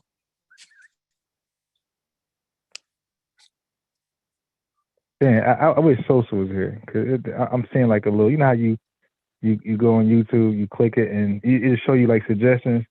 There's one young rapper I just cannot rock. I don't want to hear none of his music. Like, and I will give everybody a try. There's only one young rapper I'm cool with. I don't want to touch none of it. I'm good. And if he's with my favorite rappers, I don't want to hear it. It's that dude, that ninja, NBA young boy. I hate that young guy. I don't know what he's saying. I'm not interested. I don't have no interest. Yeah, but I just had to throw it out there. That's for Sosa. Huh? I said my dude is a little rap connoisseur, so we was having a discussion on different verses that we would like to see or who we would think. He's never seen a verses ever. He's never watched one. Really? So he don't really know how it go. But I was trying to like communicate to him like the general idea of how this shit go or how you win versus. But of course, people have been talking about Jay-Z and Lil Wayne. Like it being a good matchup. I'm still rolling with Jay-Z, me personally. He was still rolling. Me. I love Jay-Z as a better rapper, better artist, but when it comes to verses, he's an underdog to a lot of guys. To me, that's my opinion. And Lil Wayne gonna crush him. Yeah, he's really. Well, and to me, he's a better artist. But see, I can understand why you would say that. I mean, it really depends on the market of people that's watching during the time. Although to me, in verses, it tends to be more people our age, older, maybe a few younger people that actually tune into these verses. So I'm feeling like the audience is gonna have a better appreciation for the music. You know, like definitely the actual lyrical content. So well, while I'm I gonna tell you why. get that too, After you I'm done. also thinking about the performance piece of it. Cause Uh-huh. I feel like Jay-Z, even though he's a little No older, energy. he's probably a little bit more of a performer than Lil Wayne. Lil Wayne is a little wilder, you know, and he gives That's what they want to see. Maybe, but I feel like everybody loved Beyonce. Jay-Z will be out of his mind as many songs as he got with Beyonce to not pull her out the bag. Like, you're forgetting one thing though. What am I forgetting? What, Nicki Minaj? Which counts on verses. Well, not just that. Oh yeah, of course, Nicki Minaj, of course, but Lil Wayne is the feature king. That means he's gonna have every artist imaginable out there. I mean, that's true. He's the feature king for like the newer generation. But if you consider some of the songs that Jay-Z has done, he's very done limited. some songs with some motherfuckers that's, you know, really respected in the handful. game. All he got to do is play Big Pimpin' with Pimp C. He don't want to hardly. Oh no, that's dope. Look, Amber. What I'm saying is this: Lil Wayne said it. He intentionally said, "I'm gonna be on everything." He was one of the first artists I know but to not discriminate. Like, my nigga brought up that same point. That nigga said, what he said, he gonna change his name to featuring Lil Wayne or featuring. Yeah, I'm trying to tell you. He's gonna be hard to beat just off features. He ain't got to play his tracks. He just plays features all day. He's gonna crush Jay-Z on features alone. But do Lil Wayne got any songs with Eminem? I'm not sure. But why does he play a milli? Oh my God, he got a lot of songs with Chris Brown though. He got a lot of joints with Chris Brown. Chris Brown, decent. So you say Beyonce when Chris Brown come out there? Man, please, Chris Brown ain't got shit on Beyonce. Cut it out. Cut it out. I know, but I'm saying I know that. I'm not comparing. I'm just Jay-Z saying, got songs with Chris Mary Brown J. Blige, gonna, Beyonce. Like, cut it the fuck out. Two people. Eminem. Motherfuckers love that verse on Renegade. Yeah, they love Eminem verse. Right. So you can't bring out somebody who's gonna rap better than you. But the thing is, hey, yes, the fuck you can. I throw myself under the bus for this nigga to get some shine. I sure the fuck will. Yo, Amber, that would be a huge. If I was Jay-Z, I would battle Nas. I would do it with Nas and get a quick win. That's what I would do. I'll do Nas because since the controversy is there, and get a quick win. If but that's the thing. West, I don't think that would be no quick win though. Like, don't get me wrong.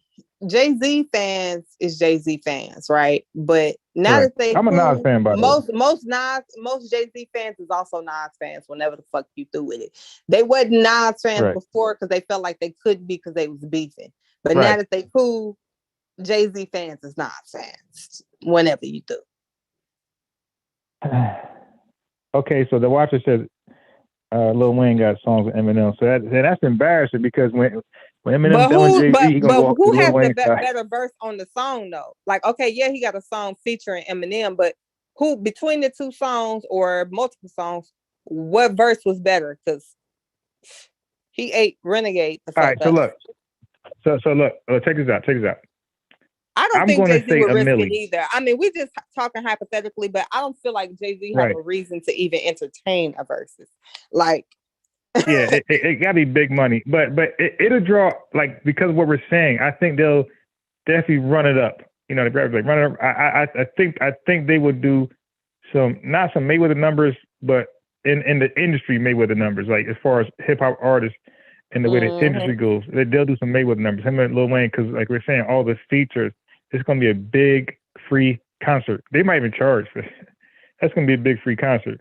And now the song Renegade was dope as hell, and Eminem went crazy. But what I can compare that to, and chat, tell me if I'm wrong, I would do a Millie, because Corey Guns killed Lil Wayne on that. So I would have Corey Guns battle Eminem while Jay-Z and Lil Wayne go at it with their verses. Y'all weigh in on that. Now, Watcher So said this will give Nas a chance to be equal to Jay-Z. Honestly, I think he already is equal, if not above him, as far as respecting the game goes. Nas never had as much commercial appeal as Jay-Z, but people rock with Nas far, like his first album alone. Yeah, I would say Nas is more approachable. Yeah. Jay-Z got a shell, right, and Nas doesn't. So I'll go with that. Or I would say Nas' shell is less obvious than Jay-Z's. Jay-Z's kind of a little odd. He's a little odd dude. He a little odd because Nas, like you can see Queensbridge and Nas. People really can't see Marcy and Jay-Z. Yeah, I'm sorry. I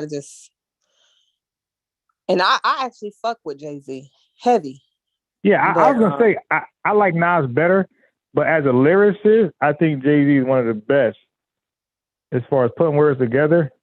There's not too many people I could think of, like Big Daddy Kane. I don't Rakim. I don't know too many people who can put together some wordplay better than Jay-Z. Like you got Biggie out there, but Jay-Z is definitely a top dog putting words together. I definitely love the man's wordplay. I can't argue with that. But yeah, it's crazy. Nas to me paints a picture. Like you take a trip when you listen to his music. Yeah, that's mentally. A fact. No, definitely. You know what I'm saying? Like there's a difference. There's a distinction, and everybody can't do that. Jay-Z included. Like, yeah, you say some clever shit. It's witty. It's like witty, damn. But as far as an experience, when I'm listening to your music, Nas got him over that. He definitely got Jay-Z on that, and a lot of artists. Nas got some songs where, like you said, like you be in the zone, like you be daydreaming, listen to Nas tracks. You be like you be in the zone, like a trance. You just be out of it. Yeah, that's more so what I look for. Like, and to me, it's hard to call because it really depends on the individual, what they value. I've always liked well-written stories, be it books, raps, like I've always liked that's definitely nice. Take me somewhere else. Put me somewhere else mentally.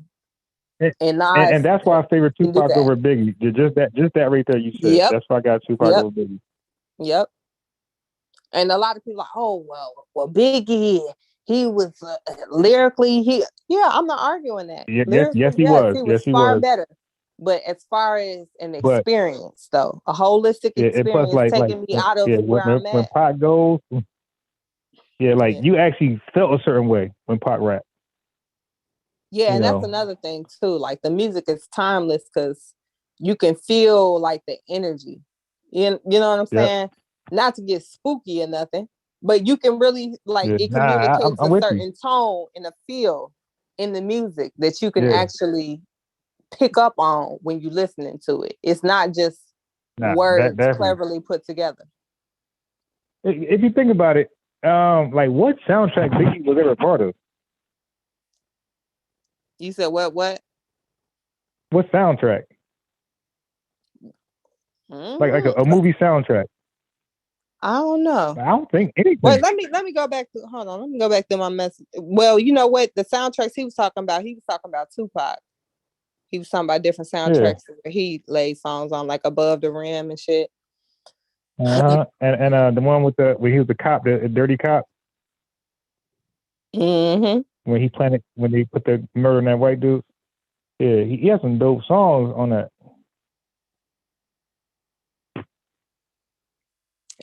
Watcher said Jay-Z is entertainment. Nas is fly on the wall experience. Yeah. Yeah. Yeah, you kind of feel like he was there. Yeah, definitely. Yo, man, the cross, like you said, like what you said, like I don't know what Jay-Z. Wait, there's one JD song that touched me. Two songs. I love the song "Cry." Like that touched me, and I love what was the one My favorite. Beach Chair and song "Cry." Those two songs above anything JD did touch me. Now above Song Cry, because I did fuck with Song Cry, it kind of gave me the same feeling, but not quite the same. Like This Can't Be Life. That was like it. Song Cry, it gets close to that, but not quite. But what about the Beach Chair song? The what? Beach Chair. I don't even know what song that is. I can't even call it. What's that song, guys? Beach Soon Chair. You'll Understand. Like that's another song. When that last verse, I'm in the cell. I'm in the jail cell, lonely as hell, writing this rhyme, thinking about how much he must feel inside. Talking pretty much he was talking to his mom. You try to teach me better, but I refuse to grow. Goddamn, I ain't the young man that you used to know. Who that, Jay-Z? Mm-hmm. You said the street claim lives, but I wanted things like bling bling ice. Yeah, the one thing JD did, I appreciate. The one thing I did, he made, I ain't gonna say the word because Jones hated. He made grown ninjas that act like little boys act like grown men after that. Like JD definitely set a standard, a dress code, a way to hold yourself. You know what I mean? Because he definitely made me stop lusting for car rims. When he said, he said when he made his comment about car rims, like that's like beneath him. Like I really was feeling that. Like, you know what? Yeah. Like no tents. Right now I got no tents. Like a factory. That's it. Like when his dress code, like he conducts like a grown man. Like no, he ain't trying to be young. Like he was grown. I'm older and I'm proud to be old. You dig? So I kind of was rocking with that. But you know that what? Grown man vibe. As far as I feel like both of them have matured a lot in their music. But that's probably the thing that always drew me to Nas, because Nas has always been lightweight mature in this music. He never really, when he talked about the streets, it was never really in a glorifying way. It was more in a chastising tone, kind of a cautionary. Yeah. Like, hey, don't do it.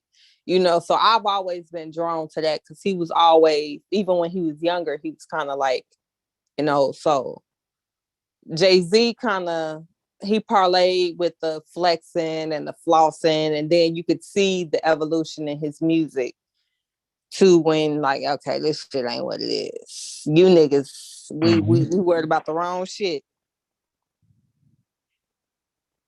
Yeah, let me ask the watcher and whoever else is on the West Coast, even you, Amber, because you're not, aren't you like, where were you at? Midwest, something like that? Where you at? Midwest. Minnesota. Okay, so I want your honest opinion. I want the watcher and whoever else is like Midwest or West. What was the overall feeling of you guys with Biggie Smalls? I'm not gonna lie, in the Midwest. In the Midwest, Biggie was like, we didn't have no what do you want to call it? We didn't have any particular alliance with either artist. So we was free to rock with and support whoever the fuck. Did y'all rock with Biggie in large numbers? I do rock with Biggie. I didn't rock with Biggie as much as your state. No, not you. Your state but and city. The thing is, I don't know. Did you hear a lot of Biggie being played? I don't know how the whole state rock because I was much younger. I wasn't even aware of how other people were perceiving his music. I'm in 5th, 6th grade at this point in time when Biggie was. You understand what I'm saying? Like, now I rock with Tupac because that's who my sisters gravitated to. So when they was buying albums, that's who we listened to. I seen Biggie on, BET with his videos and what was, popping. As I got a little more interested and older. I listened to a little bit of his older shit that I may not have been more privy to. But I can't tell you a lot of Biggie songs that weren't popular during the time because I haven't taken the time to go and listen to it. You know what I'm saying? Like, Yeah, we had the debate in the barbershop. That's why I need to know. I need to know how the West Coast was accepting Biggie Smalls because we don't know. But I do know the East Coast was feeling Pac. Yeah, so I want to know how that West Coast, Midwest, all that out there was. What was the attitude as far as Biggie music? The East Coast was not rocking with Easy at all. Ice Cube, none of them. Dre, yeah, he had some stain. But Ice Cube, Easy, nah. Those guys didn't get respect out here. Snoop Dogg was successful over here, but not Easy and Ice Cube. They were not successful. You didn't hear the music like that. So I want to know, Akashi, where are you from? What state? From the South. The dirty. I ain't hear you. I said I'm from the South. Good. Yeah. Okay, so how did y'all receive Biggie Smalls at his prime? When I was a kid, but Tupac was the one down south. Tupac. Okay, that's good.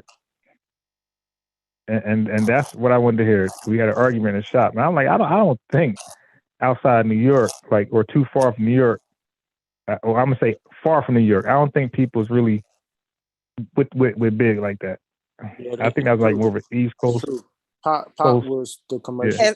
Yeah, as far as the nationwide, I think Tupac won the battle over that. I don't know how much of that was due. I don't know how much of that was due to controversy, because he was far more controversial than Biggie Smalls in the grand scheme. Yeah, but he was also. Okay, if Biggie did an interview, the hardcore most Biggie fan ain't watched that damn interview. When Pac did an interview, all eyes was on him. But you also have to consider, though, that Tupac was kind of like enemy of the state. You know what I'm saying? Like, right. Yeah. Biggie wasn't as controversial as Tupac was. Tupac was on the map and center and front and center for more reasons. Tupac was a celebrity. Biggie was just a rapper. But that makes but Tupac because he could speak. So even though Biggie wasn't controversial, but when he actually spoke, he was boring as fuck. When Tupac spoke, like when he had a tank, he was very articulate and to the youth. He was clear in his message. He made sense. You dig? Like that's a skill. That's a skill set. But I mean, he was also challenging status quo. You know what I'm saying? He was challenging things that, like, he was more controversial. Period. Well, according to DJ Focus, according to DJ Focus, you controversial. They shut you up. But they tried, and that's why I think a lot of people fuck with Tupac too, though, because we saw them trying to shut him up in real time. You understand what I'm saying? Like, I was rocking with Tupac, and I wasn't a fan of Tupac just by association. I was a Digital Underground fan. Okay, big one. Everybody who knows me long term, like certain guys, they used to come in the chat. Infinite Minds, Terrence Watson, like they know me. They know that I was a big Digital Underground fan. Anybody know me from middle school? No. Okay, so by default, Tupac was down with them, so I know his lyrics also. You know, so I was rocking with. So I liked him way back then. Like he was the most like attractive one in the group. Like you had to, even though I liked the Humpty Hump, Tupac made me look at him too. I ain't look at Money B. Money B ass. But Tupac in that right there made me look at him. He had the best verses. Now I clown around when I hang around with the underground. Girls to frown, see I'm down when I come around. Gas me when you pass me. Yo, that was a dope bar. You see? That's bars. And I don't even know Humpty Hump lyrics, but I knew Tupac's. That shit was dope. I'm like 13, like, yo, that shit hard. Yeah, to be perfectly honest, I'm biased. I'm biased because I don't know Biggie's catalog like that. That was that again. Yeah. harass me, now they ask me, they can kiss it, saying people change, want to change your life on. Same song can't go on. Nice guy. Claiming saying must have changed. Now that we've been claiming, so why it remains to the same? Why two? It's the same. So he killed that. This underground must knew like, damn, this dude about to just blow. We can't hold this guy. They had to know that bar alone. And their most one of their most, because that one made the movie. So their most biggest hit, same song, he outshined them. They had to know then, like, all right, this dude about to do something else. Did he have Blackology in that song? Yeah, a little bit. Okay. See how it moves.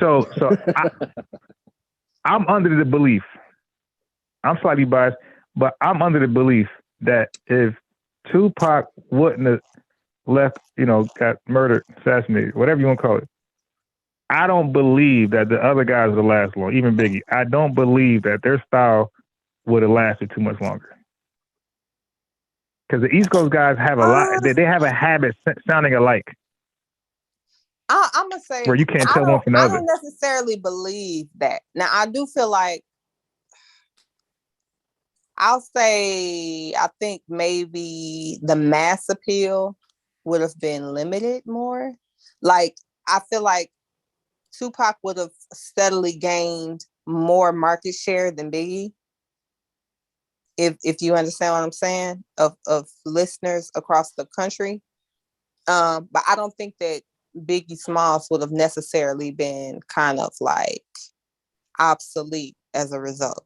I think he would have managed to hang on to his market share and stay relevant.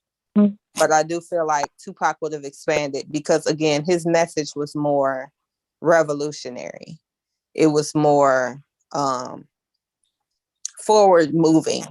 You know what I'm saying? Like versus. But it was also street. He had Bomb First, Hail Mary. It was street too, but like at the end of the day, like Biggie's message was street, but it wasn't like universally street. It was street for, to me, like a New York or East Coast cat. You know what I'm saying? Yeah, definitely. Like he got it wasn't. And universal. Again, like that's the skill set of Pac. But Pac was more communicable to the population. You dig, to the American population. Like that's a skill set. Like so I'm not giving Biggie like. No, that's a plus. And Pac was the one that told Biggie to make songs for women because the men buy what women like. You dig? So Pac knew his strategy was going to work. Biggie was I feel like he was a marketing genius. Following the blueprint. Yeah. Marketing genius. Yeah. Definitely a marketing genius. Yeah. What I would say to what that think? I mean, especially if you consider the nigga wasn't even West Coast. Yeah, go ahead, watch it. He wasn't even West Coast. Like I'm gonna talk about that a little later. I'm gonna get there. That's my point in the barbershop. Go ahead and watch it. No, what I was gonna say is like it's like what Biggie was doing. He did it in such a style, like he just his delivery. Like I'm trying to think of an analogy. It's so hard to really put it to words, but I mean, he had like a great delivery. Like if you think of a quarterback that can throw all the throws, the deep pass, the long pass, like we're just creative. Like Mahomes throwing like balls, passes like a baseball, just doing I agree stuff. And that's what Biggie was able to do. Separate the leap from the opposite leap. Right, and then he rapping from his gut, so he just could just stop and go like a trumpet player. He was just on some other shit. Now, now nobody was touching him lyrically. Right, well, I can't say lyrically, but I mean it's like his delivery and his style. Like his flow, he was just on some other shit. That's what I'm saying too. Yeah, like the fact that he can go with Bone and take their flow and do it with such a delivery, like delivery where his words and had the most memorable verse. Right, armed and dangerous, ain't too many getting back. Like everybody know his part. You know what I'm saying? Yeah, you kind of fade off with 7 a.m. Woke in the morning. I don't know what that nigga talking about. Let's go back to rewind that shit. He's a nicotine. Yeah, but just thinking back to the point. What Pac was, he was like on that Seinfeld shit, doing that social commentary. You know what I find weird is when I go into a grocery store, when I'm looking at this, Tupac was doing that with like Brenda had a baby. Look at the social situation that our women are in. Dear mama, look at what the women are doing, and we're still gonna respect them. Or look at my homies, I'm a bomb first. I can take it to the street if you want me to. Like he was just like that kind of like Nas was doing. He like that. Well, Nas did it in a way where he ain't really interjected. He's like the fly on the wall. You can see what's going on, so you don't really gravitate. Like Tupac, if I'm gonna do a murder, I'm probably gonna listen to some Tupac because he puts you in that mindset. Nas ain't really doing that. He's kind of like the reporter, and opposed to being like Fox, I'm slanting right, or the other knows that's slanting left. So with his delivery with Tupac, that's why I think he was, and the fact that he went to the performing arts school, and so he was acting, and then on stage doing theater, like, and then his parents were Black Panther. He was like too in depth. It's like Triple it's not threat. even close. It's not even close. Right. Yeah. And then when he starts speaking about Dolores Tucker, he's calling out politicians and saying what their bills are doing, this and that. So he was going into a fourth. But threat. he also so called out the Black community too. He said it ain't them that's killing us, it's us that's killing us. It ain't them that's say not the white man is always I should fear, that's but it's my own kind doing all the killing here. Yeah.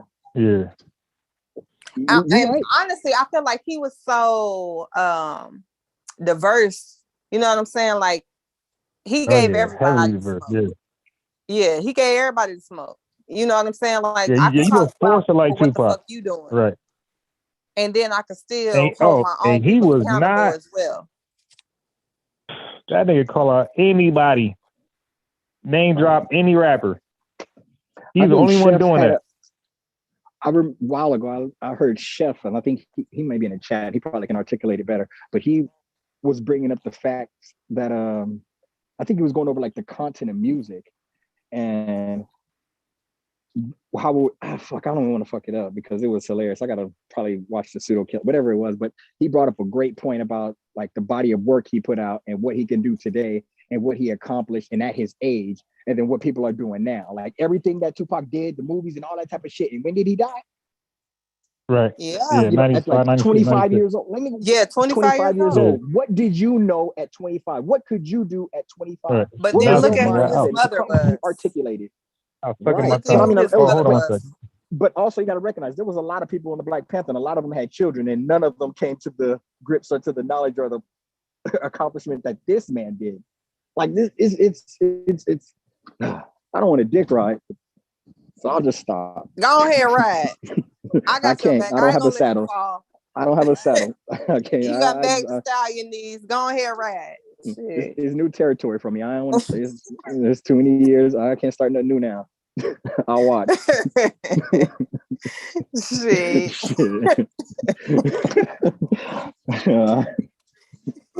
All right.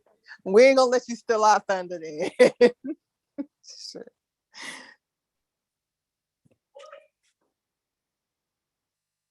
But who in this generation could you really compare or say could be Pod? So I seen Centavo. He said they both would have been still big right now, and I'm inclined to agree, but I do feel like Puffy would have worn out. You know, like people was already getting tired of Puffy shit. Like the fact that he was always kind of overpowering each track, you know, with his bullshit. I feel like Biggie probably would have been great, but at some point he'd have had to separate himself from Puffy, or Puffy would have had to fall back in order for him to maintain that greatness.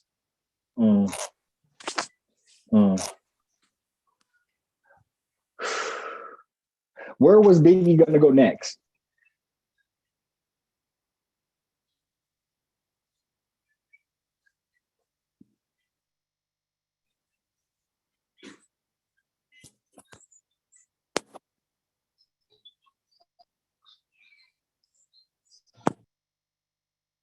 I don't have an answer for that.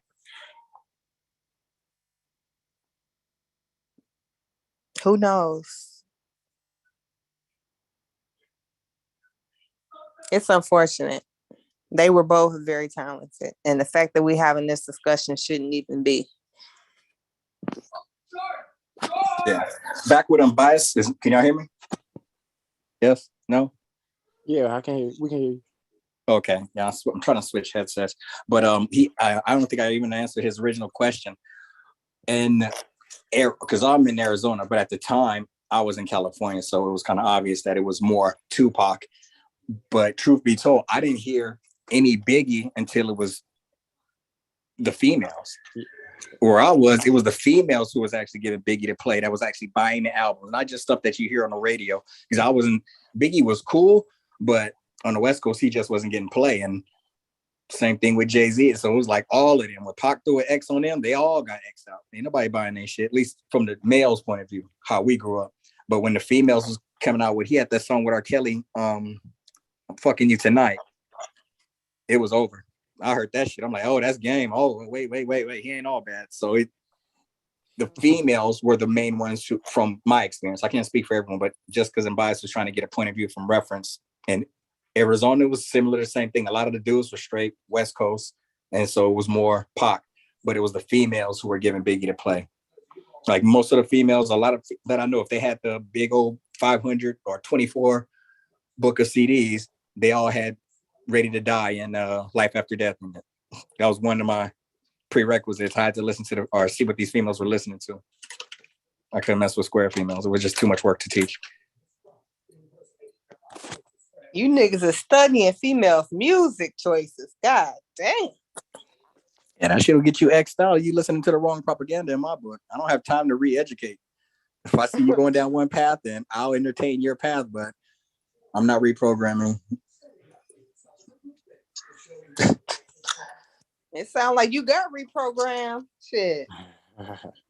You got reprogrammed a little bit.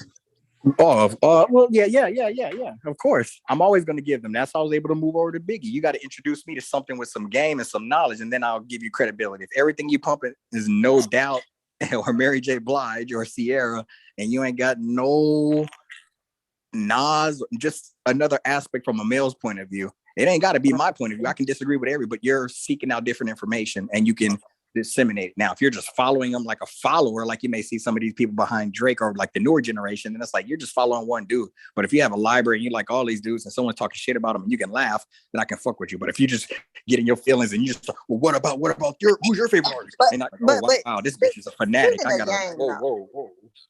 Speaking of I'm game, sorry. I said, speaking of game, though, I find it very odd that motherfuckers my age and above, like, I feel like Nas, Biggie, Tupac, they put me on to so much motherfucking game as a young woman. Like, a nigga couldn't tell me shit. Facts. It's amazing to see how niggas and women maneuver. Like, who the fuck was y'all listening to in y'all adolescence? Or did y'all just miss the message? Because I just don't understand some of the shit that I be seeing out here, because I already had my own logic, my own way of seeing things. But then once I opened myself up to other perspectives and got a chance to run that through my little worldview, I felt like I came out a beast. Shit. I don't get it.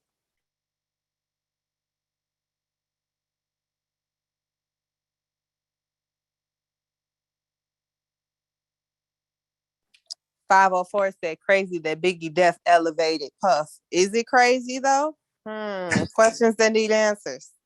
Wait, hold up, Amber, but think about it. Remember how you just asked me, like, dang, y'all check in for bitches' music and shit? But you know, or a guy can ask you, or just flip it. You know that based off of the music you listen to, that some niggas can't run weak game on you. Is that correct? Absolutely. Okay, so imagine a female who didn't get those lessons. So a dude may start dating her, but she go to work and she's sitting in the elevator and she's getting game by a nigga who's listening to music and she don't even know, like, oh, he's spitting a Jay-Z line at me. But, or she don't have no idea. So she think this guy is real eloquent and articulate and he just telling and parroting. That's stuff like that. It may seem simple, but it's like, I can't reprogram or re-educate you, or so you're going to be susceptible to every game, every new story, every new smile because you're just not hip to shit. But even with that though, like, first off, I feel like that's lazy. A nigga that just copy and paste the line, like, what happened to paraphrasing? Like, what happened to, because I feel like you can always, there's no idea that's new under the sun, right? Now, there may be somebody that put a new spin on it, or they may put it in a certain light, or they may add the element of it that you hadn't necessarily considered. But as far as I'm concerned, there is no real new ideas under the sun, right? So even let's say even the nigga that come spit some Biggie, or they take a Biggie line and they're like, oh damn, that's game. For you to not make that your own, that shows a lack of creativity. I hate niggas that ain't creative. But what if they do make it? Amber, what I'm trying to say is like, yeah, man, I've been in the game for so long. I had to school all my younger homies about these rules that I made up. You know, there's like 10 of them. I'll share a few of them with you. And she's just like, wow, he's really into the dope game. Something that simple. You understand? Catching the bus home in 10th grade, and you're just not privy to that type of environment. Like, you've been in private school your whole life. So someone is easily going to game you with something that simple, especially in the larger cities. Shit, it happens now to this day. You know, it's a whole lot of, you know, producer rappers in Atlanta that got bitches thinking that they somebody, and whole time they ain't shit. They studio was in their fucking bedroom. But let them tell it they the next big thing. They the next big thing. Bitches giving them pussy because they feel like they got something, because they sporting their man whip. Like, just not being able to identify a fraud when you see one. You know, like, I thought that just, Love and Hip Hop promoted that. Like, I'll be looking at these dudes, some weasel looking guy or sleazy, I don't know his name. Some of these like I'm like, who the hell are these producers and these people? Even like, still, regardless of what Love and Hip Hop promotes, I learned young. I wouldn't give a flying fuck if the nigga is the next big thing. Your money don't equate to my money. What you got going for you don't mean shit to me. It means something to me when you translate it to something that benefits me. Me being associated with you or fucking with you, that don't translate into nothing for me. Like, but it's a lot of women that feel like they're somebody because of who they're fucking. I've never been able to understand that. How do you opening up your legs to a nigga that got a piece of change make you something? If he really that invested, he gonna invest in you. You gonna have something to show for all this shit that this nigga got going on. If he don't, then that nigga really ain't into you like that, sis. You can still fuck with him, but just know what it is. You know what I'm saying? Like, don't be deluded into thinking that it's something more than what it is. You fucking a nigga that got a piece of change. Okay, good for you. You ain't fucking a bum ass nigga. I'm of the belief that if it don't take away from me, it don't necessarily got to add to. Because there's a lot of bitches that's fucking with niggas that's taking away from that what they got going on. But let's be real, Amber. Let's be real. What's the percentage? Or actually, who is this? Is Akachi on here? Yeah, I'm in here. Okay, now you hear what she's saying. And we understand Amber's mentality and her ability to reason and people motherfuckers false. It's not what we would say a typical female possess. So what do you think the percentage of females who are out here just getting susceptible to the game or making that body exchange for quote unquote money or love that you see out here? Because I don't think that Amber is really the standard. Or I don't want to say standard. I don't think she's the norm. I think I don't really think that too many girls are falling for game anymore. I think they fall for their own ideas. You don't gotta have game, you just gotta have the look. You just gotta have the vibe. If you got the look, yeah, I mean, if you got the look that they like, and you got going back, it used to be game. No, niggas don't even have to lie no more because bitches so used to lying to themselves that you ain't even got lie to them no more. They'll tell a lie themselves. Right. Oh, he want me, like, make up a whole fantasy. Oh, he want me because he did blah blah. He ain't said none of that. Okay. Exactly. Ain't said none of that. But I mean, from back then, because it was a time when niggas did have to actively lie to game a bitch. You know what I'm saying? Like, it was a time when they had to do that. But even from then to now, I still don't think they had to. I know they did. I don't think they had to. I mean, no, and even I'll agree. I don't even, because truth be told, that's always been my thing. And I've always tried to be honest with niggas. Bitches don't really they done made up in their mind whether they're gonna fuck with you or not. They done already made up in their mind. Right. You don't really gotta lie. You'll do better just by telling the bitch the truth. At least that way, you know, a motherfucker can't hem you up with, oh, you lied and you misled. Right. No, bitch, I told you the truth and you made a decision based off the truth that you received. You know, at least you know your hands is clean, you know, but that don't necessarily matter to everybody, you know. But as far as I'm concerned, though, there was a point in time where niggas may have felt they had to lie. I'll put it that way. They may have felt they had to lie. Yeah, I agree. I agree with you. I just I'm looking at it how it is today, man. You don't gotta lie. they go. You gonna know they like you before you know you like them. Yeah, I mean, because a lot of motherfuckers are sliding in DMs and approaching niggas. Yep. Yeah. All in the wave of, you gonna fuck around, miss your blessing. Waiting on the dude when you could just, what if he this, what if he that? Man, I've seen men in action that didn't have it and did. Men go after what the fuck they want, period. If they want it, they gonna go for it. I ain't seen too many niggas that want something so bad, but they scared to open up their mouth, especially as it pertains to a woman. I've seen them guys. Those guys exist. Those guys do exist. I'm pretty sure they do, but the way women talk about wanting alphas and all of that, if a man ain't bold enough to open up his mouth and say what he want, and you gotta approach him, what make you think he finna be an alpha? Well, I mean, that's true. But there's not a whole lot of alphas. As much as it's talked about, it's really not. And if you think about what an alpha really is, it can't be. You know what I'm saying? Everybody can't be an alpha, and everybody can't be an alpha all the time. So I mean, I do agree with your point. But yeah, you exactly right. And there's a lot of them dudes who are afraid to open up their mouth. They really are. It's a lot of dudes that's like that. And I just sit back and observe, and you could tell. You could tell.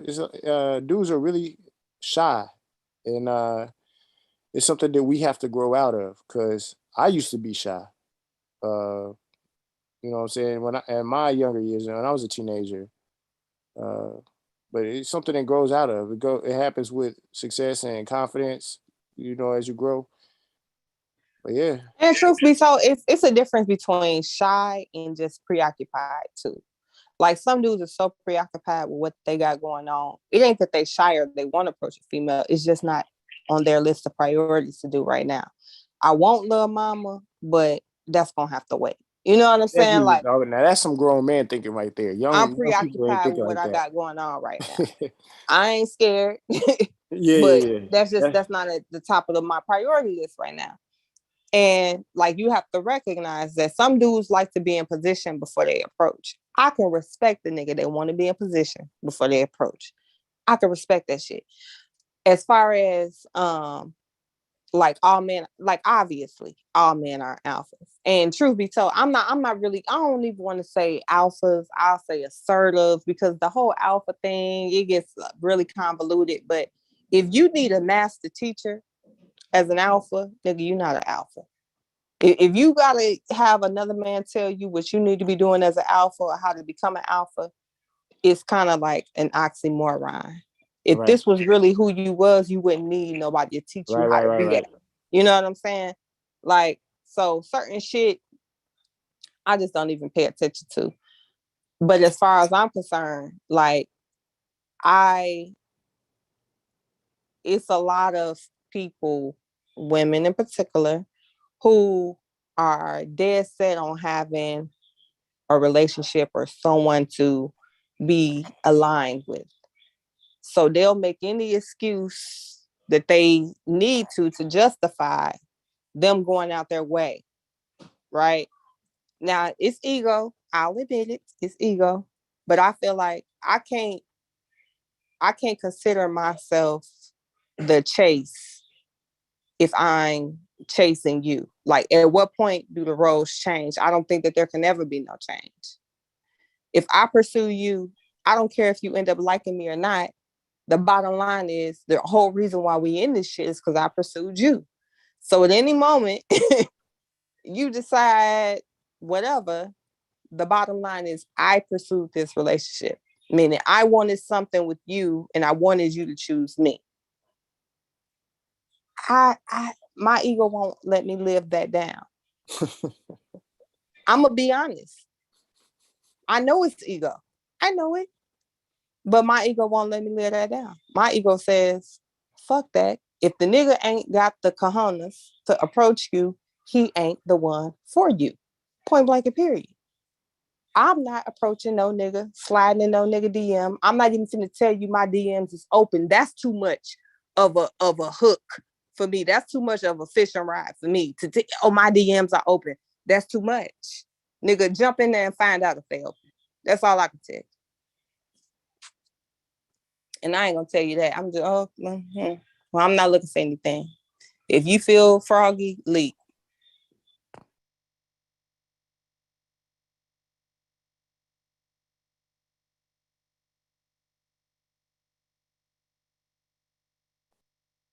Oh, really got much to say. Watcher, where did you go?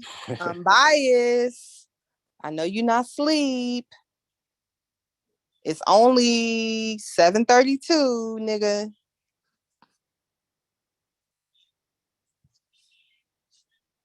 But anywho, have you been here the whole show? I was here earlier when y'all were going over Islam, and then I had to walk out. I thought I was gonna go out, but I didn't. So now I'm back. When I came back in, y'all were talking about rap. That's when y'all started talking about rap. Okay. What's up, Stu? I'm back. Can you hear me?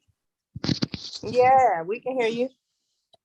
Yeah, I'm at work. That's why I had to come off. I leave work in 27 minutes. Oh Lord, I'm so tired. So you tired? Yeah, there's not a tired work out about the thing is that I didn't sleep well last night. Yeah. I got me some good ass sleep yesterday. Last night I fall asleep. I was on the chat and I fell asleep. I didn't know when I fall asleep. Man, when I say you had my son hollering, my son was laughing so fucking hard. You was snoring so hard. We was over here cracking up. Every time Unbiased tried to say something, it's like your snores got louder and louder. He was dying laughing. No, because I have the Bluetooth in my ear. So yeah. So it caught it all, baby. It caught it all. Tell your wife I feel so sorry for her. No, I snore loud. But sure you don't.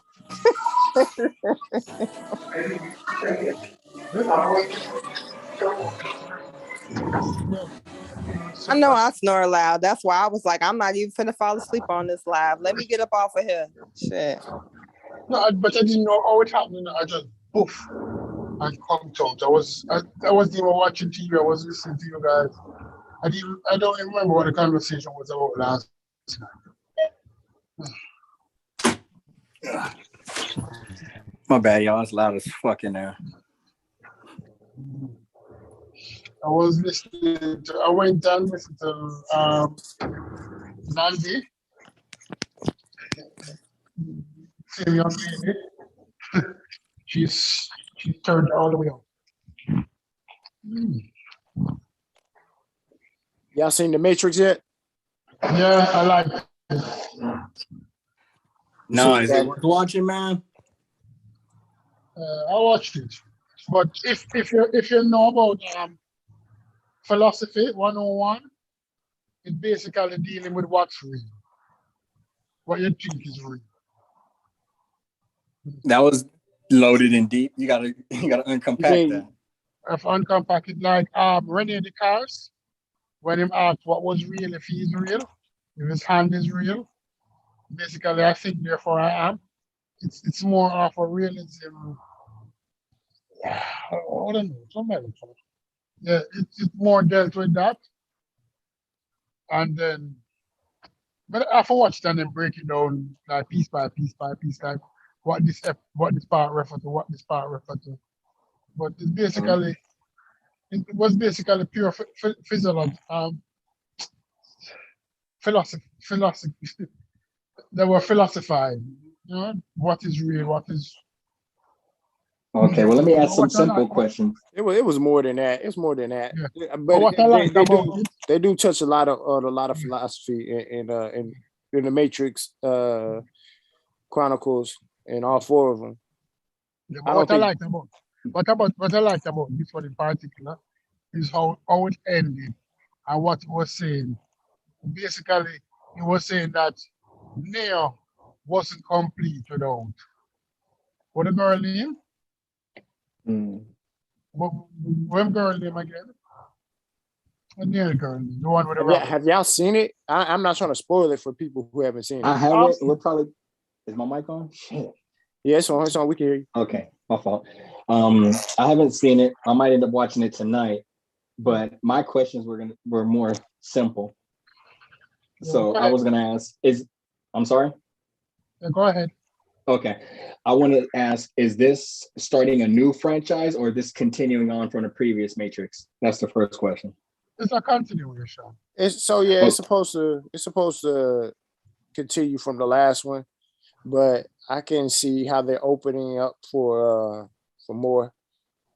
Okay, because there's people who watch the beginning Matrix, and then there's like a gap of people who never got into it.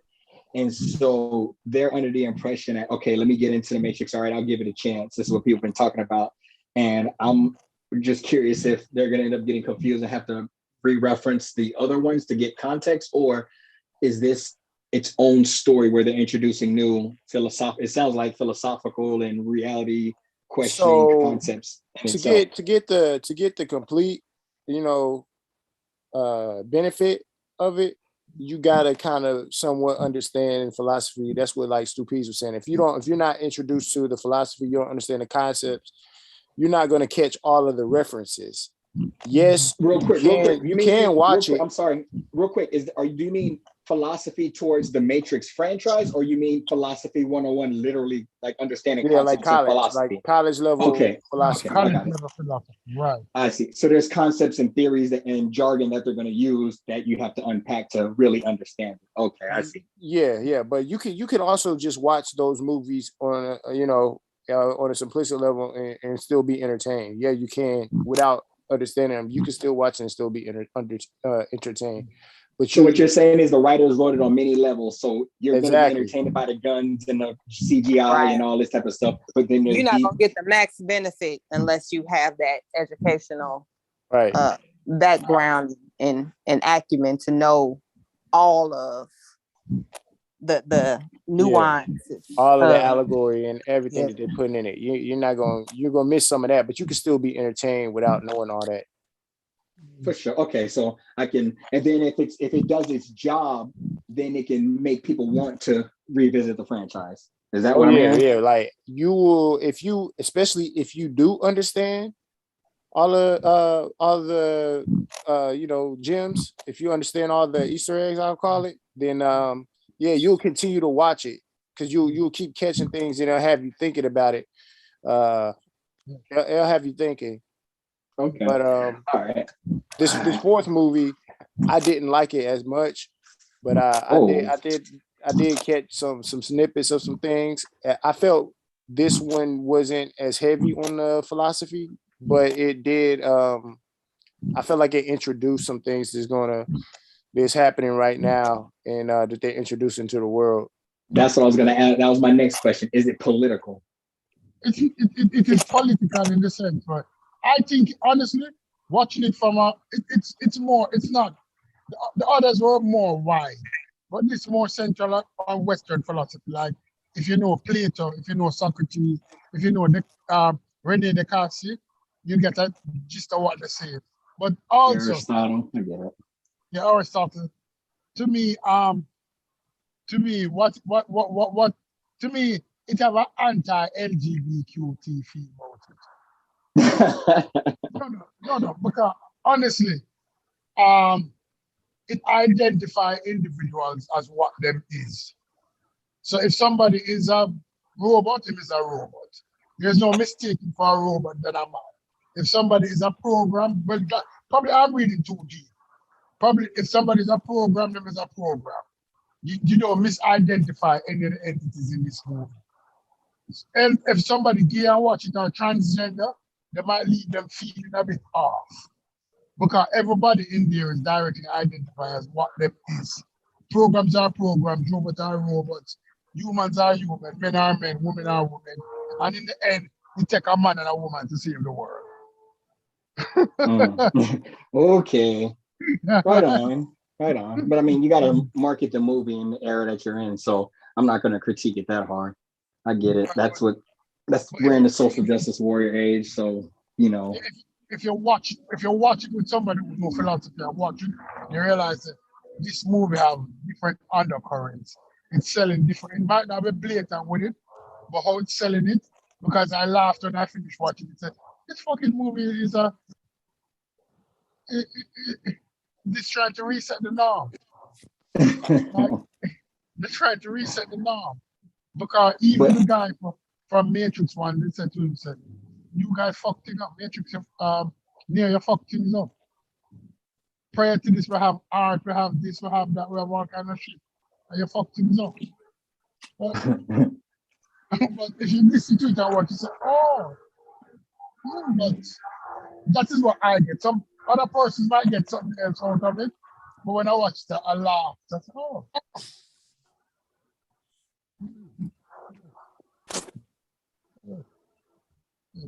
It's a good movie, but the one I love now, what's television show now? I like the thing on Amazon, Wheel of Time. That's a good show to watch.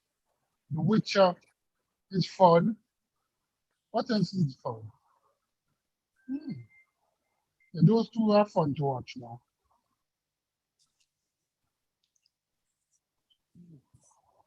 What you guys watching or reading? Sorry, I missed that. What you guys watching or reading? Watching or reading? Yeah. Ooh, shoot. Wow. Well, I really don't want to give all my books out. You know what I mean? In my blue. You petty as hell. I mean, my black and white Kindle, you know, I can, you know, the big brains can only read these PDFs that I put on here. Petty as hell. Not that you don't want to give all your books out. You don't want to give your knowledge away. I'm in my Blue Devil bag. Ridiculous. You from the NC? You from North Carolina? Watching. Am I muted? No, you're not muted. Watch her. Watch her muted. So have y'all seen the old Matrices? Yeah, watch all of it. Years ago. Y'all saw the first three? Hey yo, do you think the Oracle is evil? Do you think she's evil or do you think she's part of the system? Well, I mean, we know she's part of the system, but do you think she's helping them or you think she's a control? To me, it has nothing to do with evil. Say that again? It has nothing to do with evil. The robots themselves wasn't evil. Because remember, most of the persons who captured in the Matrix were actually bred by the robot. They were just tools or instruments to satisfy a goal. The robots need energy, and people provide energy. And then they put them in a world where they would be comfortable. Right? So people live out their life not knowing that they're in the Matrix. They had children, they had jobs, they had vacation. Ask most people if the Matrix was real, right? And you said to people, say, listen, I need to take you out of this world and put you in a world where the food is shitty, you live in a under shitty environment. Most people would prefer to stay in the Matrix. Of course. It's reasonable to stay in the Matrix. Yeah. When you see the reality that they're living in, of course they would. Oh, yeah, that. Most people know we're prefer to stay in the Matrix. If it's a 1,000 black people say, listen, fuck this shit that is going on here. We're not being treated well. You see that empty piece of land over there? We're going over there to start our own society. But we're not going to have cell phone, and we're not going to have microwaves, and we're not going to have washing machine. But we're going to have liberty and freedoms. How many people do you think out of the 1,000 will go over to the NTP salon to start a new life without all the modern amenities? If you get 10, you're lucky. Listen, people will say, I'm not giving up my BMW. I'm not giving up my Benz, my washing machine, my dryer, my comfortable life. Well, I would say yes, sir, no, sir, to the white man. You're not starting over. Am I lying? Yeah, because I mean, I agree with you. I mean, I don't mind giving up the conveniences, but I do agree with what you're saying. And what's deep about the Matrix is even the people who are unplugged for the Matrix, that think they're fighting the system are still part of the system. That's kind of where I was getting at with the Oracle. That's what I was asking, if you think the Oracle was evil, or was she helping them, or what you think? Because I kind of think that she is she's just another control, and it seems like she's helping them, but really she's there to make sure that Neo does what he was programmed to do. Is this in the new episode? Is this in the new one? Or That's you? Nah, so what we're talking about right now, you would have to watch the other three, and you got to pay close attention to some of the conversations that they're talking about. You got to watch the first three. Yeah, I've seen the first three, and I'm familiar with the Oracle. The black lady that gave her the candy, and then the one when he knocked down the base, don't worry about it. Yeah, I'm familiar with it, and I thought she had a nice role. However, I thought it kind of was explained, her and the Keymaker and the Merovingian, they were all programs. Yeah, they're all programs, but were they helpful? Okay, so they made it seem like, what I'm saying, because the Oracle, she was a nice lady, a nice black lady, and made it seem like she was, she was helping them out, like she was good and helping them to fight against the system. I wouldn't say she was helping them to fight the system. That's maybe what they wanted to believe, but okay, yeah. So you pick it up like I picked up. You know what I'm saying? Like they they try to make it seem, and most people would think that she is helping them fight the system. You know what I'm saying? And that goes back to the philosophy. I can't think of what the actual concept is called right now, but I'll get back to you later. But anyway, like, we have this perception of what is good and what's bad, and because she was nice and offered them cookies and candy and stuff like that, Mm-hmm. That's how pedophiles get you in the white van. Like, carry on. They superimposed they superimposed her intent.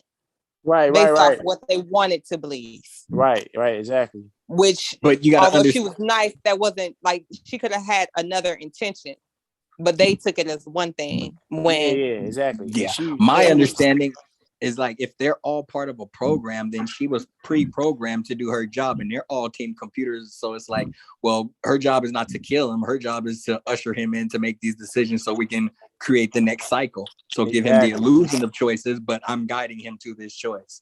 Exactly. You know what I mean? So it was just like she had an objective too. It's like he had two choices: go through the door and redo it, or not go through the door. You know what I mean? And so when he decided to make his own decision, it was like, we didn't program that. So that was going to be a problem. He so that's where it gets philosophical at right there, because did he really make his own decision? When the guy told, once he chose, it wasn't the fact that he didn't make his decision. It's just there was so many probabilities, and what the choice that they want to prevent him from choosing, he continually chooses. Because if they had the system worked out, then it wouldn't even really be a choice. He would automatically choose what they want. But the fact that he keeps choosing, quote unquote, against what they want is why what am I trying to say? They keep the shit going. It keeps going because, okay, so now this is where it gets deep, man. It keeps going because he's actually making the decision that they want him to make. So you're saying that the fact that we're going to do this the 7th and 8th and 9th time means you're still the slaves the whole time, and we're still running this shit. We keep existing in the whole process. So whether you choose right or Okay, I'm sorry. Go ahead. No, I was saying exactly. Yeah. Okay. Yeah. Please don't give us spoiler alerts, man. I know I ain't getting no seen it spoilers. yet. I ain't getting no spoilers. This is all. I'm talking about Stu Peas, man. Stu Peas. Oh, okay. Yeah, I'm only talking about the first three. I ain't talking about I hadn't mentioned anything from the new one. Yeah, because I tuned in, I think like last night before, Stu Peas was like starting to say something. I like, turn off the goddamn YouTube shit.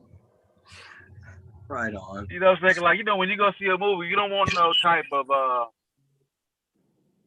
any type of talking about influence your perspective of the movie.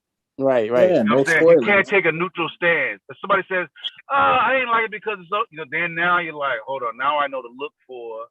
You know what I'm saying? But Yeah, I don't know. I tend to have like when people are like, oh, this movie was really good, this, that, and the third, or this movie was really bad. Like I tend to have the opposite stance that most people have on certain shit when it comes to like film. So you have an example? I don't care about spoilers. No, it's just that they, whether you think so or not, they have influence on you. That's what I'm saying. That they can have an influence on your interpretation of what the movie is. Even if you like it, because they mentioned something, now you look for it in the movie. Like I don't like it because they'd be like, I thought it was too commercialized and there was a lot of American. And so now you look for the commercialization in, you know what I'm saying? Because they give you like a clue of what's in it. That's all I'm talking about.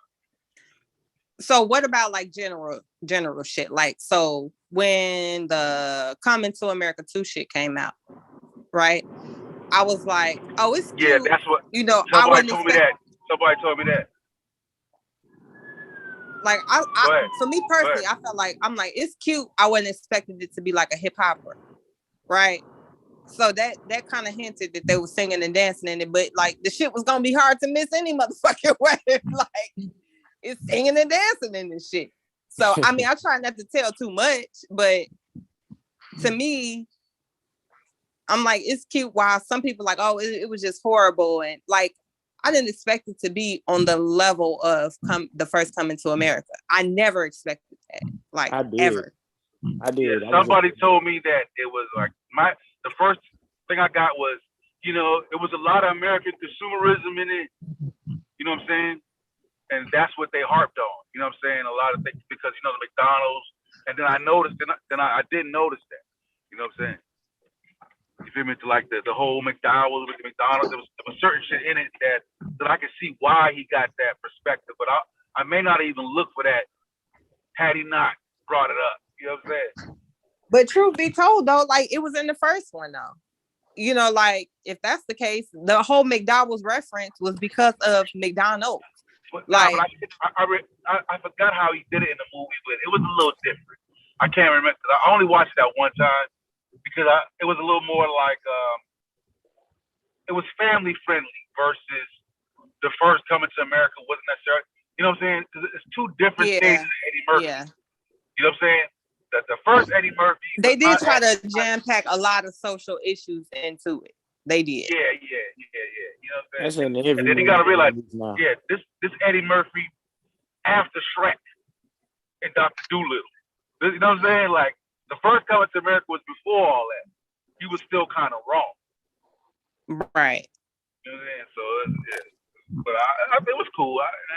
But even in that, like a lot of people didn't really discuss like so the type of shit I pay attention to, like even with all of that, I could still appreciate a well put together movie. Certain shit that bothered me was that they didn't allow the storyline to develop between his son and the woman he chose as his wife. Like they tried to have like a similar storyline to the first one. But the first one, it had the opportunity to really develop. You got to see their relationship unfold. Whereas this one, it was kind of like, damn, the bitch just cut his hair and now all of a sudden they getting married. Like, like it was weird. So stuff like that, that's the type of criticism I have. Like they packed so much into it that the main storylines that really should have developed didn't get a chance to develop because they packed so much shit into it. That's the type of stuff that I look for and have a criticism on. Right. Yeah, I did too. And because the movie has been so far apart, and then you got new people trying to come into the hype. They had to go back to the old shit to let people know why the new shit is happening. So there kept being a lot of flashbacks to bring back to show why. You know what I mean? I felt the same way though. But they tried to cram too much into that movie. I mean, it should have just went a whole nother direction. Yeah, it was very heavy on the cameos. Like, why is this person even in the movie? Like, what purpose do they serve? Why you know why Rick Ross was in it though, right? You know why Rick Ross was in it. Yeah, because they filmed at his mansion. Yeah, but so he got even shit like that, it's so cheesy to me. Like, nigga, you look corny as hell, so they got to throw you in the movie because they filmed at your man. Like, man, get the fuck out of here. That shit corny as hell. Yeah, you know. Yeah, hey, do it at his house, man. Listen, man. Look, just give me one part, Eddie. One part. All right, listen, say this. All you gotta do is say this. Don't move. Say this. Yeah. Like I said, I only watched it that one time. There's not really a memorable scene in there that makes me like. Would never watch it again. Like, never. Yeah, never. Not on purpose. Not on purpose.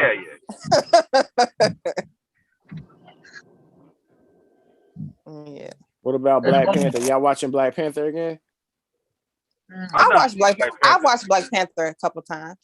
Hold on, we talking about the Marvel shit or the Marvel. Oh yeah, I've seen that shit a few times. Okay, I was just wondering because I watched it a few times when it first came out, but I have a hard time sitting through it. I thought it was all that. Is it because of old boy dying, or you just not that interested? Nah, it's just because I think what drew everybody's attention was shock value at first. You know what I'm saying? Absolutely, I agree.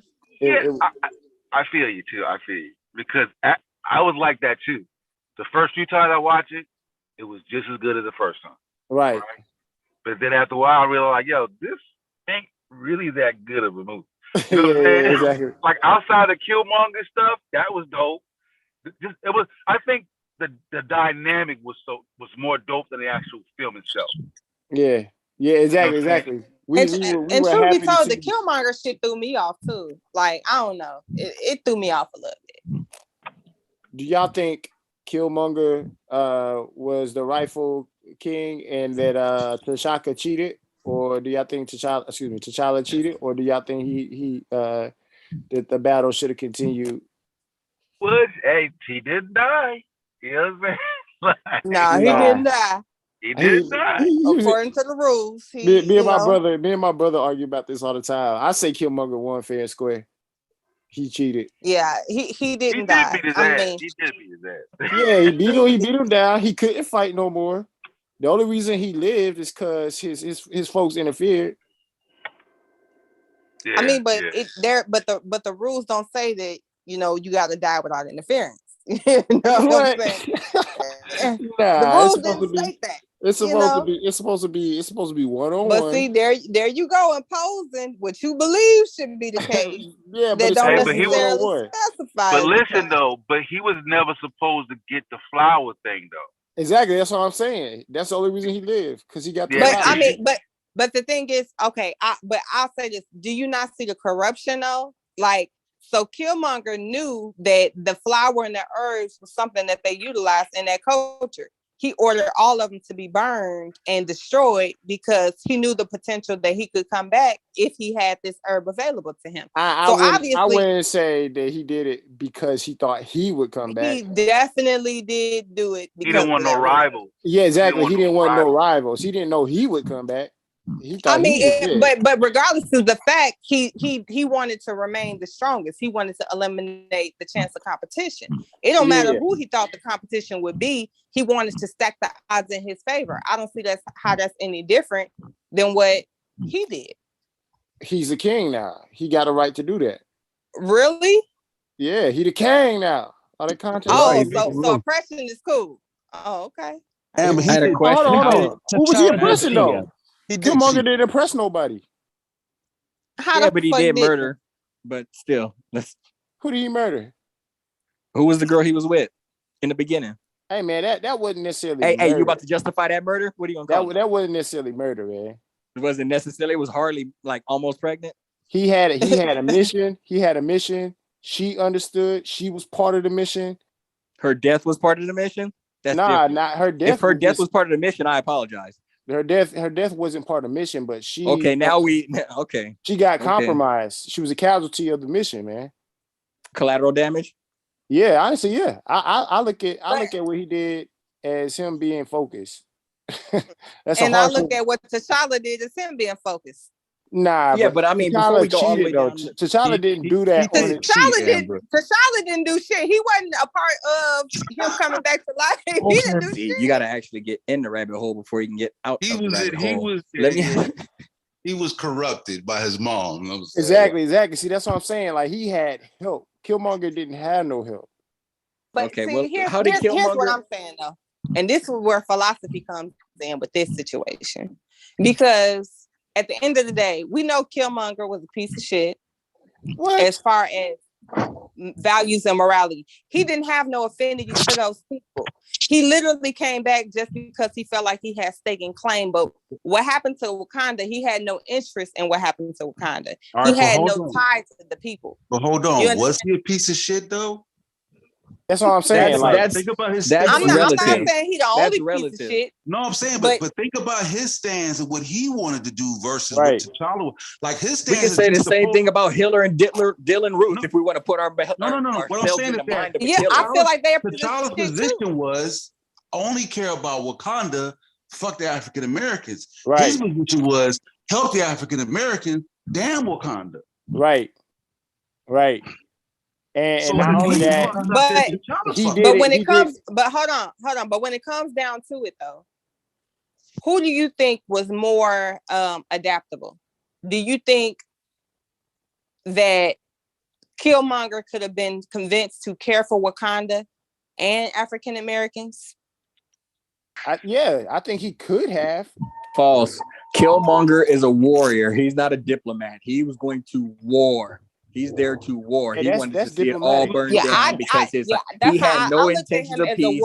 He had no intentions of prosperity. All about power, all about control. Yeah, but he wasn't going to war. He didn't appear to be diplomatic. No, when he grabbed that woman by the throat and told her to burn it all, he let me know exactly where he stands. He had no respect for no authority, no lineage, no people. He just wanted war. If you want to be naive enough to believe that, then that's just like believing the Merovingian and believing the Oracle. Wait a minute. So y'all saying he's the authority. So y'all don't believe that there's order, that there's a quote unquote cultural authority. And even though you're in authority, so to speak, that what trumps your authority is your cultural authority, long-standing morals and traditions.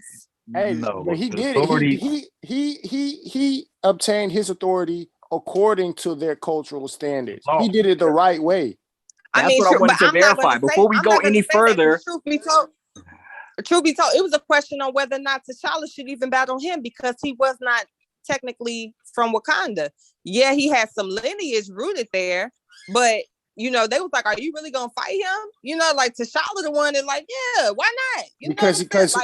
Exactly. So, but is it valid though? But hold on, just because. But we gotta recognize a professional boxer can't just go box anybody. It's not gonna be a valid bout. But the point is, now what I'm trying to figure out, like, as I know that Wakanda had different kingdoms that were around, and those kingdoms, didn't they have like a prince or a leader or something that they nominated to do that? Like, I'm trying to figure out how he became a contestant. If he did it valid, then it's valid. But I'm trying to see, like, we don't even know the rules. He stated his lineage. I'm sorry, the king. Yeah. So he stated his lineage. He stated his claim, and T'Challa, who was the authority at the time, accepted it and lost. So it's law. Right. So that was lawful. But with his authority, he could have declined it, and motherfuckers would have been crying about that. Yeah, he could have. He got a right but he didn't. So if it was valid, then everything follows after that. Then is it fair play? That's all I'm trying to get out. Everybody's always cutting me off without allowing me to. My fault, man. But this is just what I was dealing with. What I'm saying is the fact that he accepted, T'Challa accepted it, but that was a loophole that drew Killmonger there to begin with. He was going in on the strength of a loophole. I'm technically, I have claim to this throne. T'Challa could have acknowledge or deny that claim. He acknowledged it and fought against it. But at the end of the day, same way, Killmonger could have acknowledged or denied, no, nigga, I'm the ruler. Ain't nobody finna fight you because this shit is mine now. Well, At the moment that he did deny it. That's why I'm saying he did not accept it. He did deny it. But he fought him anyway, right? He fought him anyway. Right. Because he people were trying to kill him. He got well, that's what I'm saying. That's both what I'm ways. saying. Like, but I I'm feel trying like, to defend him. I feel like Killmonger was the more honorable person in that. He did it the right way. T'Challa didn't.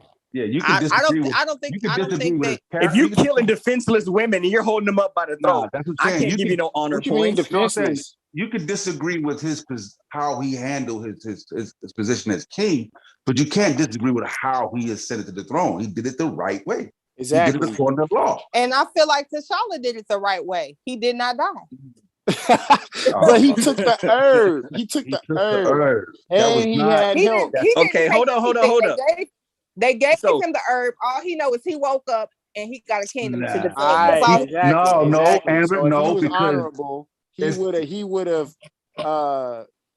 purged himself of the herb first and challenged him again on challenge day. That's how like it goes the law says. Yeah, they both have to purge themselves of the herb and then fight. Y'all got the rules of where's the rules of Wakanda? Because y'all acting like they stated in the movie. But hold up.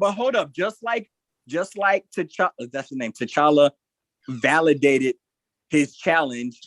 We can't try to go back to the rule books when Killmonger validates his challenge, and he knows what's at stake when he dies. So he has to take that consequence. And he knew what it was. So to me, it's a mute point. I mean, I can put my fanatic hat on and wear a jersey, but Sam, but you need to repeat that because I don't even understand what you just said. I don't understand. I'm sorry, I might be cutting in and out.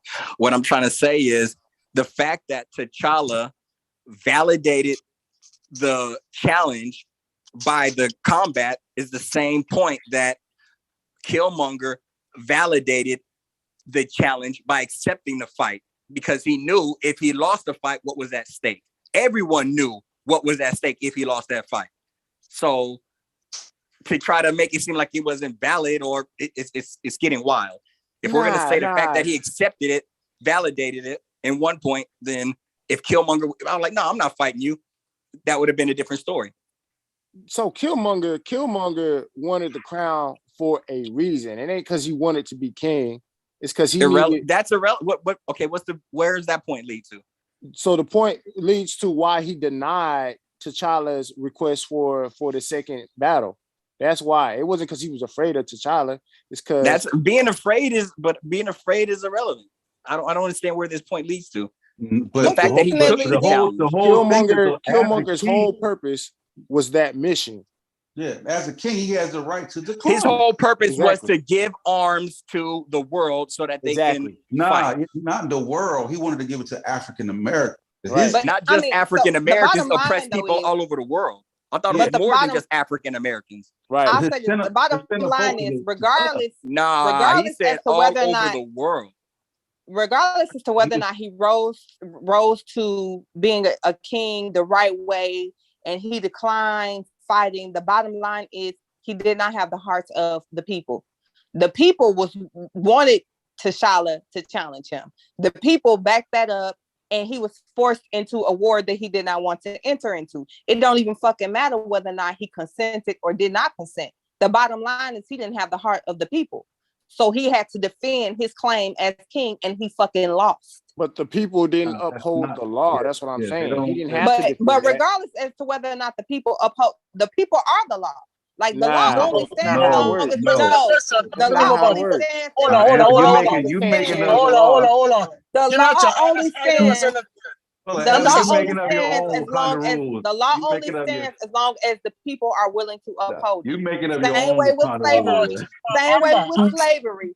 At the point where people decide that the law is no longer going to stand, it's no longer law. Now you use the slavery democracy. Hold on. This is a mute point. Remember, T'Challa was still king. Because the only way he could have not been king, he should have been killed. He was not killed. We get that, Suki, but did he cheat because he was not supposed to get the herb, the fight. The rule is don't die. The rule is don't die. Supposed to get the herbs and The rule is you can't have hot combat.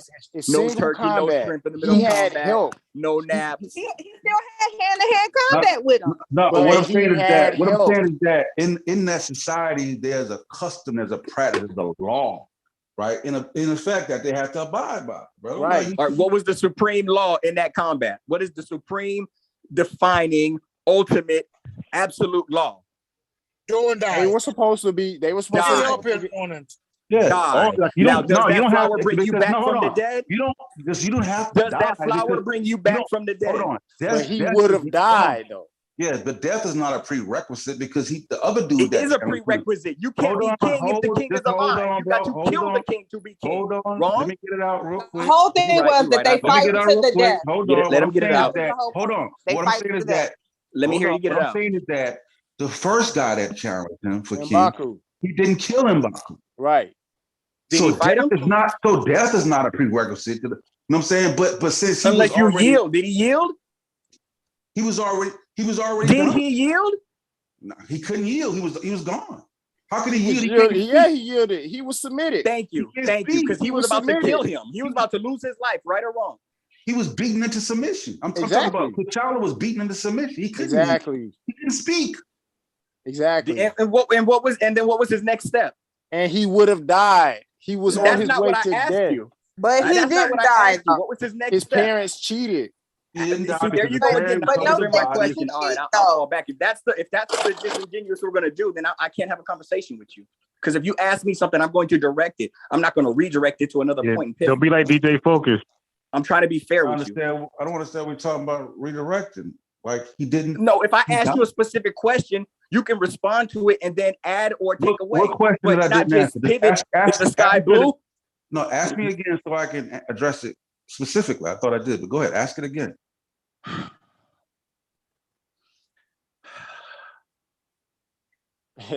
me and my brother be going at this all the time, man. Ask it again, bro.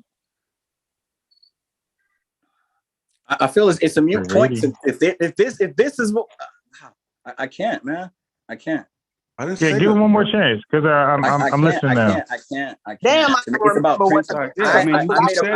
these are conversations that I had with myself. That's why. What I don't understand is that you said something. I thought I answered it. I said, say it again, and I'm respectful enough to say, okay. No, but I mean, it was both people that I feel like I'm asking direct questions, and then I'm getting preached at. Wait, I wasn't preaching. I thought I was answering your question. Like I thought I was asked. That's what I'm saying. When I ask yes or no question, when I ask yes or no, because that's all I do to try to get factual points. Because I hate going into the weeds. I like to nail it down and then go from there. Y'all not giving me yes or no. Y'all keep saying y'all justify or you explain away.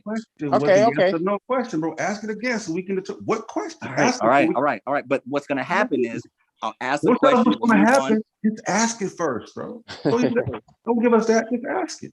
No, but I have to preface this so we don't end up back in the rabbit hole. Because I feel like majority of the time when I speak, I'm trying to pull us out of the rabbit hole, but I get cut off or speak. It's a diversion tactic, and it frustrates me to the point I don't even want to give my point. I'd rather sit back and watch us sit in the rabbit hole now. That's my ego. And Amber brought it to my attention a while ago, and it's something I got to work on. But what I'm trying to ask, getting back to the point specifically, because I'm trying to validate if your points, if your arguments are true or not. I'm not arguing against you. I'm asking questions for clarity. Now, what I'm trying to say is if T'Challa was fighting the first guy who challenged him, the other guy didn't die. He tapped out. Is that correct? Right. Okay. So that's worse than being killed. Because the honor is it's like in a fight, I'd rather you choke me out instead of tapping out. Yeah. Okay, you understand what I'm saying? So that part right there. Hold up. That's like is that you saying that, or is that according to their custom? Because we're talking about Wakanda. Right. Right. That's him saying that. That's him. Okay, but recognize we're having a discussion, and I'm trying to see if we can agree to that. And if that doesn't make logical sense, if you want to try to pivot back to, well, no one has the rule book. Were you there when it? Obviously, none of us have the rule book. We're trying to find some logic. I'm trying to find a train of logic to nail down. You're gonna overtalk me, and this is the same thing where I preface what I'm saying, because I'm trying to find something logical. You can disagree with it or not, but when we try to discredit what I'm saying, then that's being dishonest. I mean, you're that's ranting. just being dishonest, bro. Let's just admit it, and so we can move forward. It's like you're ranting without giving a chance for rebuttal, bro. I'm trying to give you an argument to rebut the position so you can understand why that statement is fallacious, right? But see, but it's not a statement. When I ask a question for yes or no for clarity, I'm not debating, because let me just be clear. Let me just be clear one time, and then I'm going to fall back, because I hate going into circulars, because when people are getting nailed, bro, then they're going to just pass on the conversation. It ain't that deep to me. I just pass. It really ain't. But when people don't want it, it's not, bro. This is really a learning lesson. But you're right. We can move on from it. We can move on. Wait, I like what you see exactly. Thank you. Go ahead. Right. No, I get what you're saying. Like blood sport. When Bolo, whatever his name is, had to tap out, to him, like, that was like humiliating. I get what you're saying. Like, most people want to die with honor rather than be a coward and say, because basically you letting the op spare your life. It's like, this op letting you live. Like, shit. But see, I'm biased. That's not even my main point. The only reason why I'm bringing that up, because someone tried to refute a question I was asking, saying that, well, technically he didn't die, he didn't kill him, this and that. I'm like, okay, I'm not trying to argue for or against. I'm just trying to find a baseline rule to agree with. Just like people were saying, like T'Challa didn't have to challenge him. Like, yeah, that's true. It may not have been the rules, but once he challenged him, T'Challa can't be no bitch and say like, no, you can't be king because it's not in the rule book. No, nigga, you accepted the challenge. I'm trying to be fair. So now when we flip it to the other, I don't want people justifying and talk about the reason why he's having the war. And it's just, see, it's you could be right, but let's just try to get some a foundation in a conversation. It's not an argument or a debate or a rebuttal all the time. I'm just trying to get clarity so I can understand it. Right. So what I was trying to just finishing up with because I don't understand. I feel like you guys have watched the movie more than I have, and you understand more. So when I'm trying to pull information, I'm not debating. I just want a baseline. So what I'm trying to understand. So you said the fact that he didn't kill him, it doesn't matter, because then you brought that other point. So that's the only reason why we were talking about that. And all I was trying to do was get clarity on that. But see how we went way down the rabbit hole. So when you bring up another point, I'm just trying to clarify.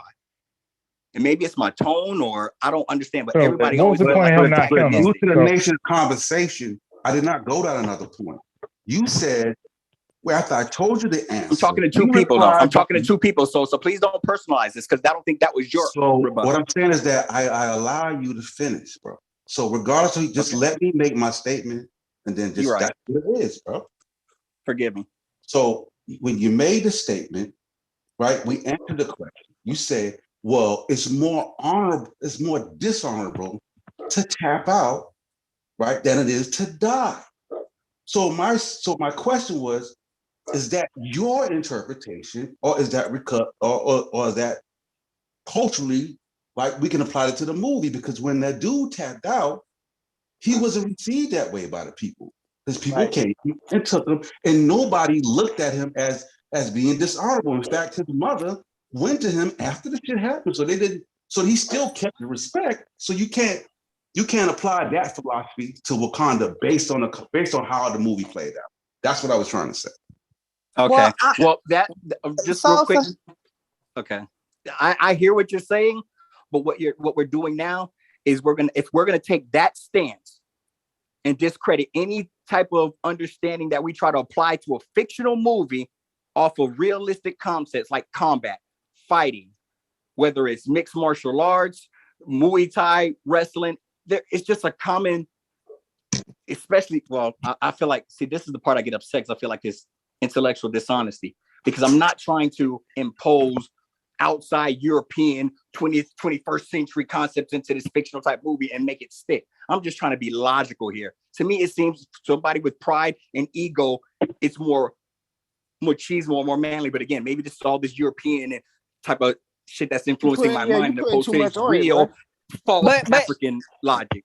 Okay, wait a minute. I feel like I can't have a conversation. Hold on. When MMA fighters fight, right? the dude hand is, they have his hand in an arm bar where he can break his arm, right? Right. He can have his, he can say, fuck that, I'm a man, and break my arm, or he can tap out. Do you know how many people do that? I fight mixed martial arts. I'm explaining. Do you every- understand how many people actually I've will get never their arm pulled seen- out of socket or get their knee popped out or their ankle popped out? We can go all the way down from collarbones. People allow that because it's in their dojo that you MMA can't go fights back. that we see, they tap out, bro.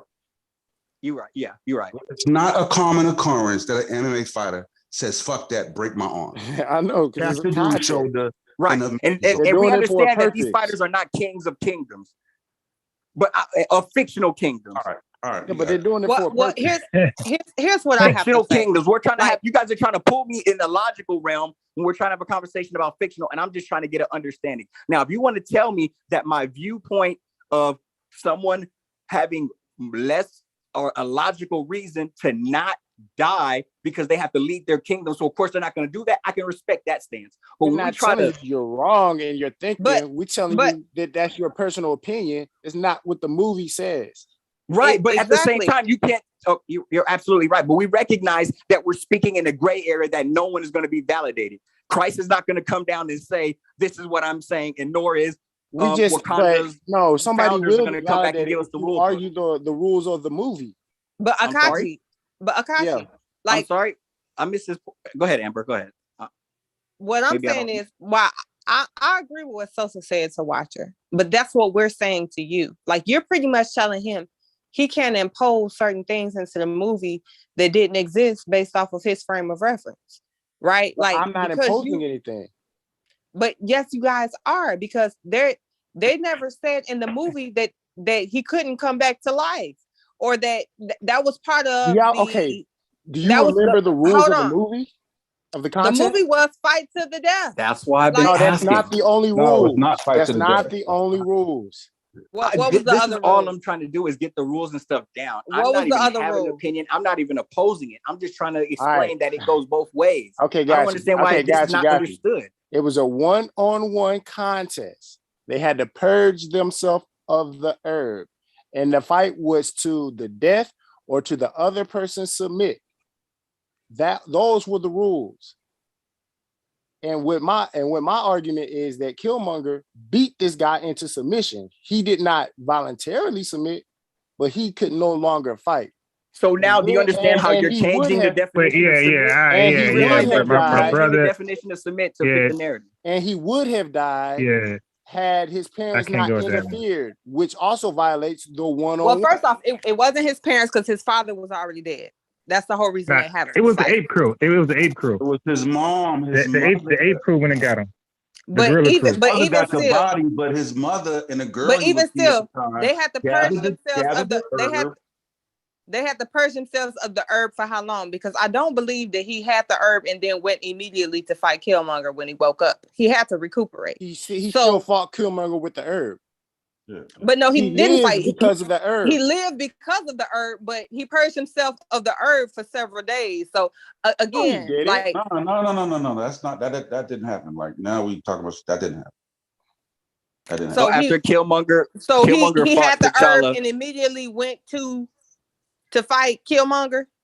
It don't matter. He didn't purge himself of the herb when he challenged Killmonger. So we got two different arguments here. Wait. See, that's where I have a problem, because he had the herb prior to him fighting Killmonger. So if a few days don't mean he's purged himself of the herb, huh? When you take that herb out, it's a different dynamic. That's why when they're fighting, the niggas ain't just fucking jumping and flying all over the goddamn place. Right. But they don't have the herb. Yeah, but okay, let me slow walk this, right? Let me back up. Prior to him fighting Killmonger, he had utilized the herb, correct? Yeah, he right. Prior to Killmonger, he had purged himself of the herb, right? Yeah, before he So fought Killmonger, he fought him She's sober. asking yes or no. Right. He fought him sober, right? No, he didn't fight him sober. He was on the herb. No, he's talking about when he fought. Initially, The first fight. Oh, okay, yeah. He fought him sober. But he had used the herb prior to that, but when he fought him sober. He hadn't used the herb, right? They brought him back to life with the herb, but no, they used the herb, but he was still out for quite some time. He didn't immediately wake up after they gave him the herb. So what does that mean? Correct? So what does that mean? So what timeline do you need to be absent of the herb for you to not be under the influence of the herb? The herb is eternal until you purge yourself from it. Yeah, it's instantaneous. It's instantaneous. Wait, the herb is eternal until, so how do you purge What's yourself the purge from the herb? process? Because if that's the case, then he was all under this the is in the influence movie. of the You gotta herb when drink he fought him the first time. You see the process when dude takes it from him when he gets in the shit, he makes it, he brings it Yeah, up. you gotta take the drink. Then all this is in the What movie. does it say on the bottle when he takes the medication? Man, that you are being impaired for how long? funny, man. Let me slow walk this again. Let me slow walk this again, because y'all said he took the herb prior to him fighting.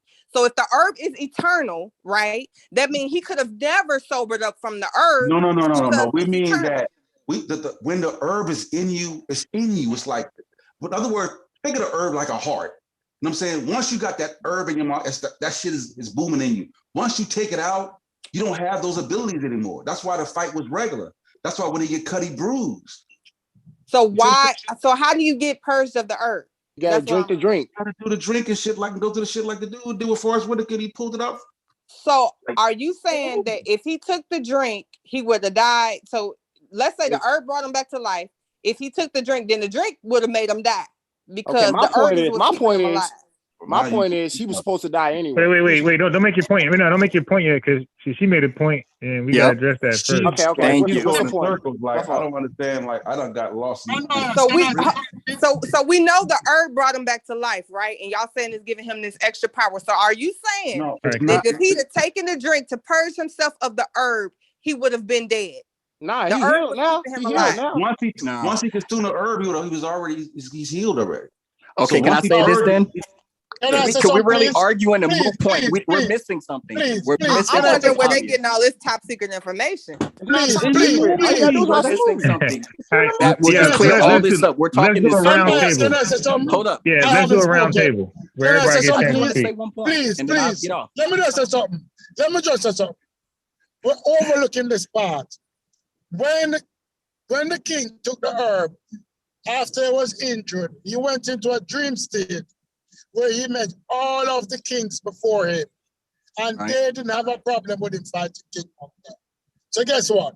If they didn't have a problem with him fighting Killmonger without the herb, we can't have a problem with it. He never cheats. The other kings, him forefather, him father, him grandfather, everybody that he saw, didn't have a problem with him fighting.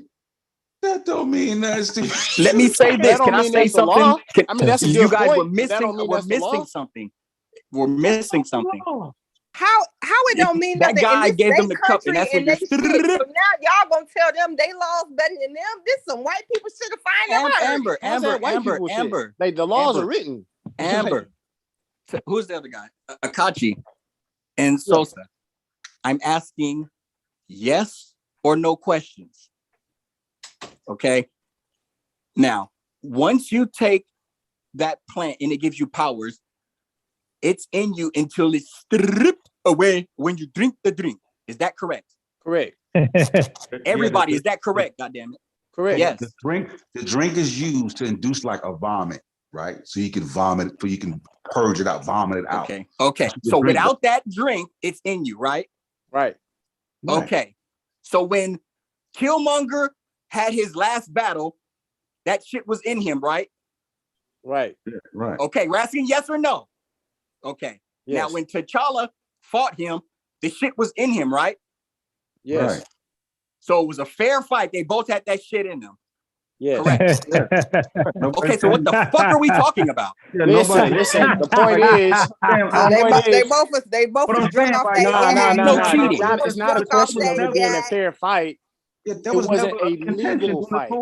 Like we never made that a contention point. Exactly. King but where is the contention at? Now I want to know the contention. Number one, it wasn't challenge that day. It was a fair fight. What is the contention? Number one, it wasn't challenge day. Number two, the king told him no. Okay, let's stop. But if the king told who no? Told the challenger no. What king? What are you talking about? What king? The king of Wakanda. They saying the Okay, new now king hold on. The said king of no. Wakanda told him no. Right. But he fought him anyway, understanding what He would didn't happen have if no he choice. loses. It was He self-defense. attacked him. He attacked Okay, him. now look at now. Both of them Isn't that the still same kings. thing that okay. No, See, it's not. Killmonger did it the right I way. said, have you seen the movie? I have That's seen all the I'm movie, saying. but okay. I'm gonna need y'all to source up. Get the rules from Wakanda because y'all seem to All have you the gotta do is rules. watch the movie. Get the rules. That's not what Rule happened in book the from So movie. the point Wakanda. is, so Y'all it goes got a down lot of to shit so that your ain't in the argument movie though. is Y'all not I've that seen the paying movie y'all a didn't couple pay times. the attention to the argument movie is T'Challa's second fight wasn't valid, right. even though the first Right. fight that he had with it wasn't complete. But he completed it. However, some people interfered in it, but he didn't complete and he didn't submit. And the rules are you must submit or you must kill him. And he didn't submit. It started with the fact The that King T'Challa was still king. So it was two kings. he was not king because his people had already indoctrinated and then went through the whole ceremony to make Killmonger was recognized as a king by the people. Thank you. Lawfully. Okay, so so we're stuck. I still don't understand the argument. But do the people say King Charles is not king anymore? If they inaugurate another the king, the king returned. When he returned, they was like, "Fuck that." This our You guys would have an argument, right? Hold up, real quick. You guys would have an argument if all the people right after T'Challa killed Killmonger, they killed T'Challa because he's not their king. But the fact that all of them recognized him as king, all of them didn't recognize it's like we him got as two king. Americans trying to tell these Africans what to If do everybody with their recognized countries. T'Challa And as that's their such a king, European mindset, in my opinion. Killmonger wouldn't have had an argument. They said that they not living their rituals right. They not living their laws right. You know what I'm saying? They weren't. They It's violated European the law. infested mindsets. Baby. Yeah, all of them didn't. All of them didn't. Yeah, all of them didn't. Wait, hold on. Let me hear Sosa real fast. All of them didn't accept him as king. That's why old boy with the rhinoceros is fighting on the side of Killmonger, then, bro. And his wife put his ass in check. And his wife put his ass in check. Continue, carry on. Nah, but that's but he was wrong. That's still not. Even the Dora Milaje had acknowledged Killmonger as a rightful king. Yeah, and she didn't even like it. Hold on. Yeah, she stood by him. She said, "No, he is the rightful king." Remember when Ali and Fraser fought the first time? Ali Fraser won. Where Ali, the belt was stripped from Ali. It's similar. The belt was stripped from Ali. Fraser was the heavyweight champion. We could just do what the They're movie. too undefeated. Nah, they're too undefeated. In some people's mind, Ali was still a heavyweight champion. That's not the point. This is how the debate started. We was asking was, do you think that it's fair the way T'Challa became king again, right? Or did he cheat, right? Because he would have died had people not interfered, and that wasn't part of. That's not how it went. And then and he got the flower to help him rejuvenate himself. Like I can see if he would have stayed in the cold, and even in a year or two later recovered, and then maybe okay, I say yeah. But he wait a year and challenged him on Challenge Day. Yeah. But here's the thing, though. Killmonger had ordered all that shit be destroyed. Wait, hold on. Let me insert something real quick. Wait, Amber. Let me insert something real fast. Okay, so look at this, because I'm hearing the argument. I heard the point. I watched the movie a couple times. I'm hearing that the king is crowned when somebody submits or dies. If he's not dead yet, okay, let's talk about before the guerrilla crew grabbed him. He's not dead, and my man got crowned at that point. So he shouldn't be king. Yeah, but the underlying argument, though, is unbiased, is that he wasn't supposed to get the flower to rejuvenate himself. Oh, no, He's supposed to die. I'm with that argument too. So look, I'm with that one too. But I'm saying, I would say he got. So you would say he got crowned prematurely? No, he got beat into submission. He won. This did T'Challa. No, wait, I got you. Okay, look. Wait, all right, I got you. But look, we're again slow walking.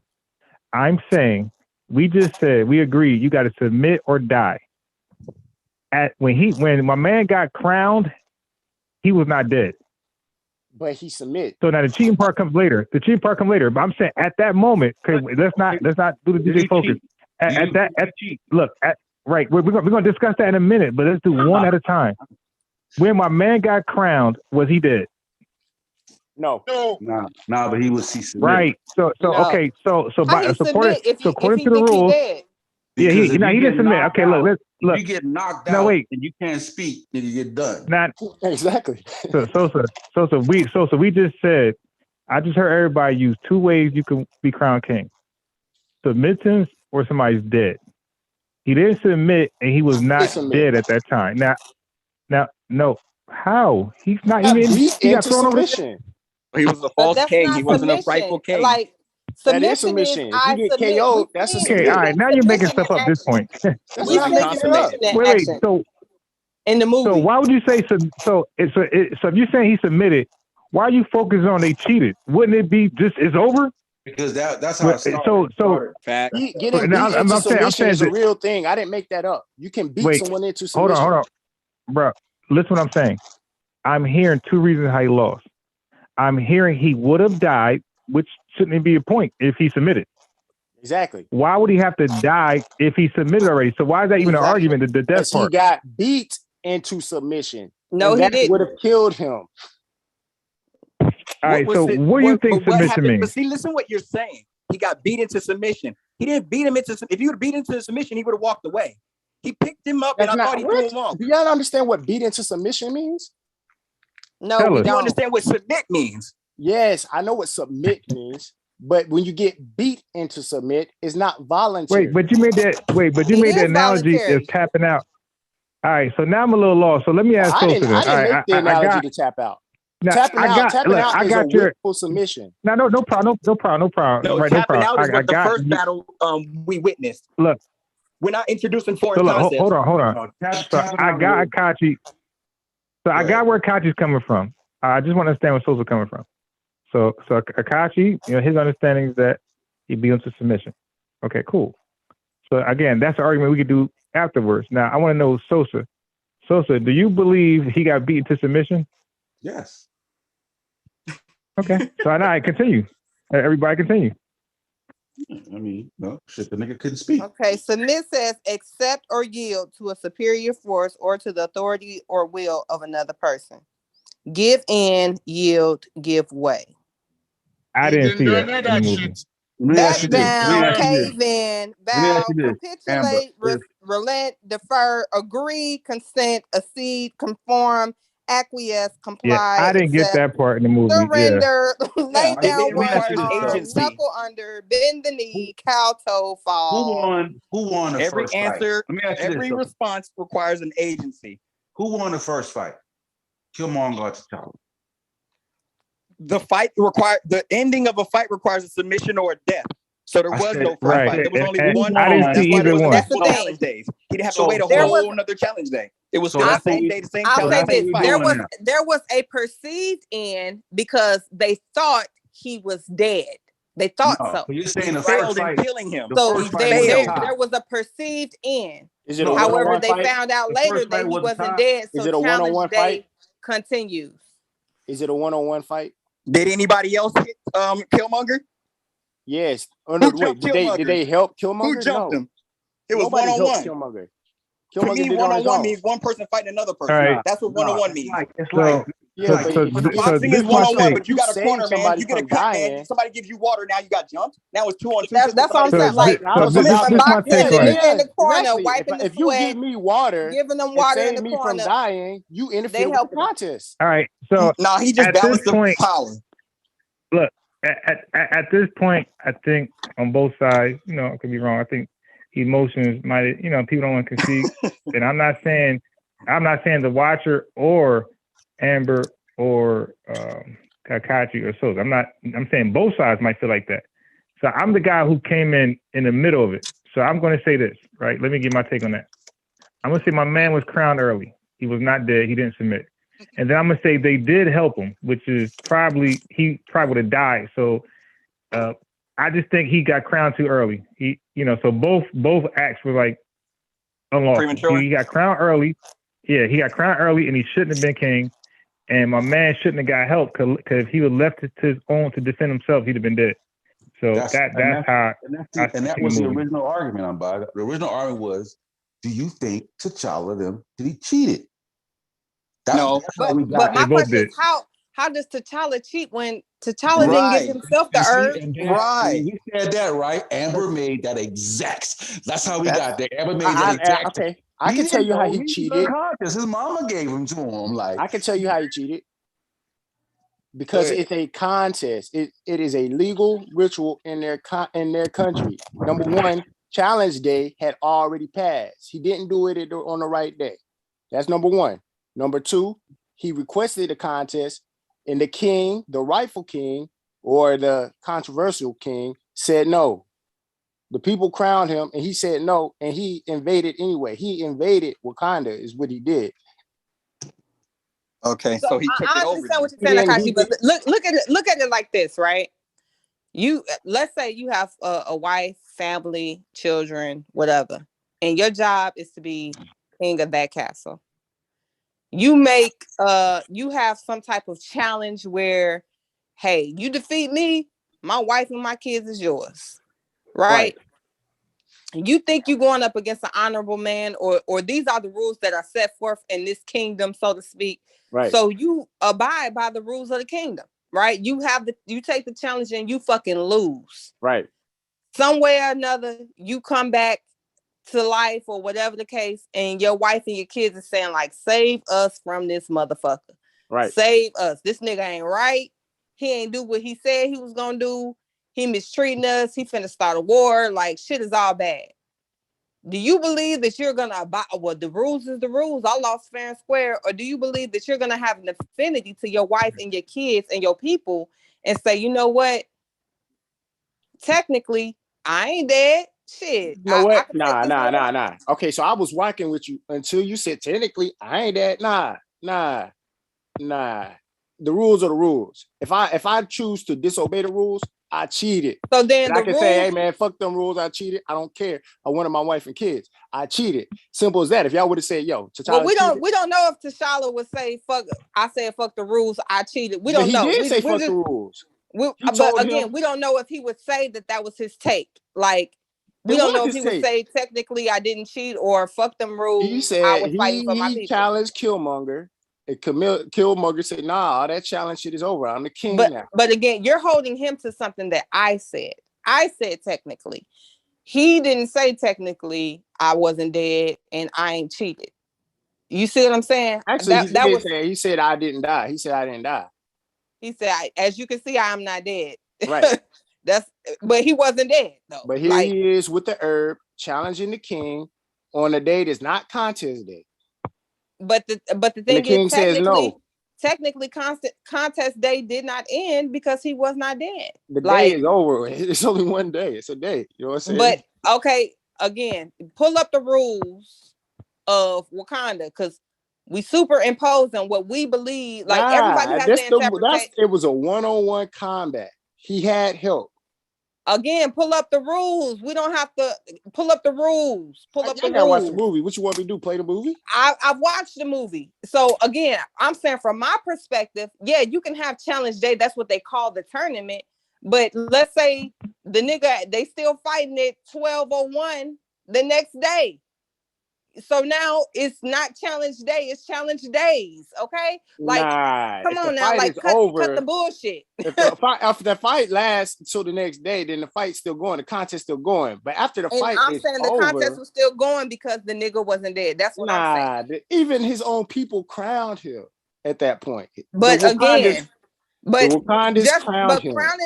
crowning him was not the determining factor as to whether or not he became king. A new king takes place when a nigga either submits or dies. You're superimposing. How does the people crowning him not determine him to be king? I'm biased.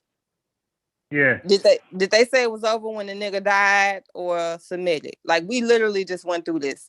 They didn't say if that's the case, we don't have to fight it at all. If the people choose you and crown you, then you king. Now you really superimposing.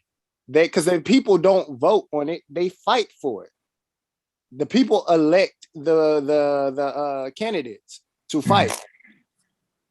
And Baku Yeah, but didn't invade T'Challa. it's based off a confirmed submittance or confirmed death, and we didn't get either of them.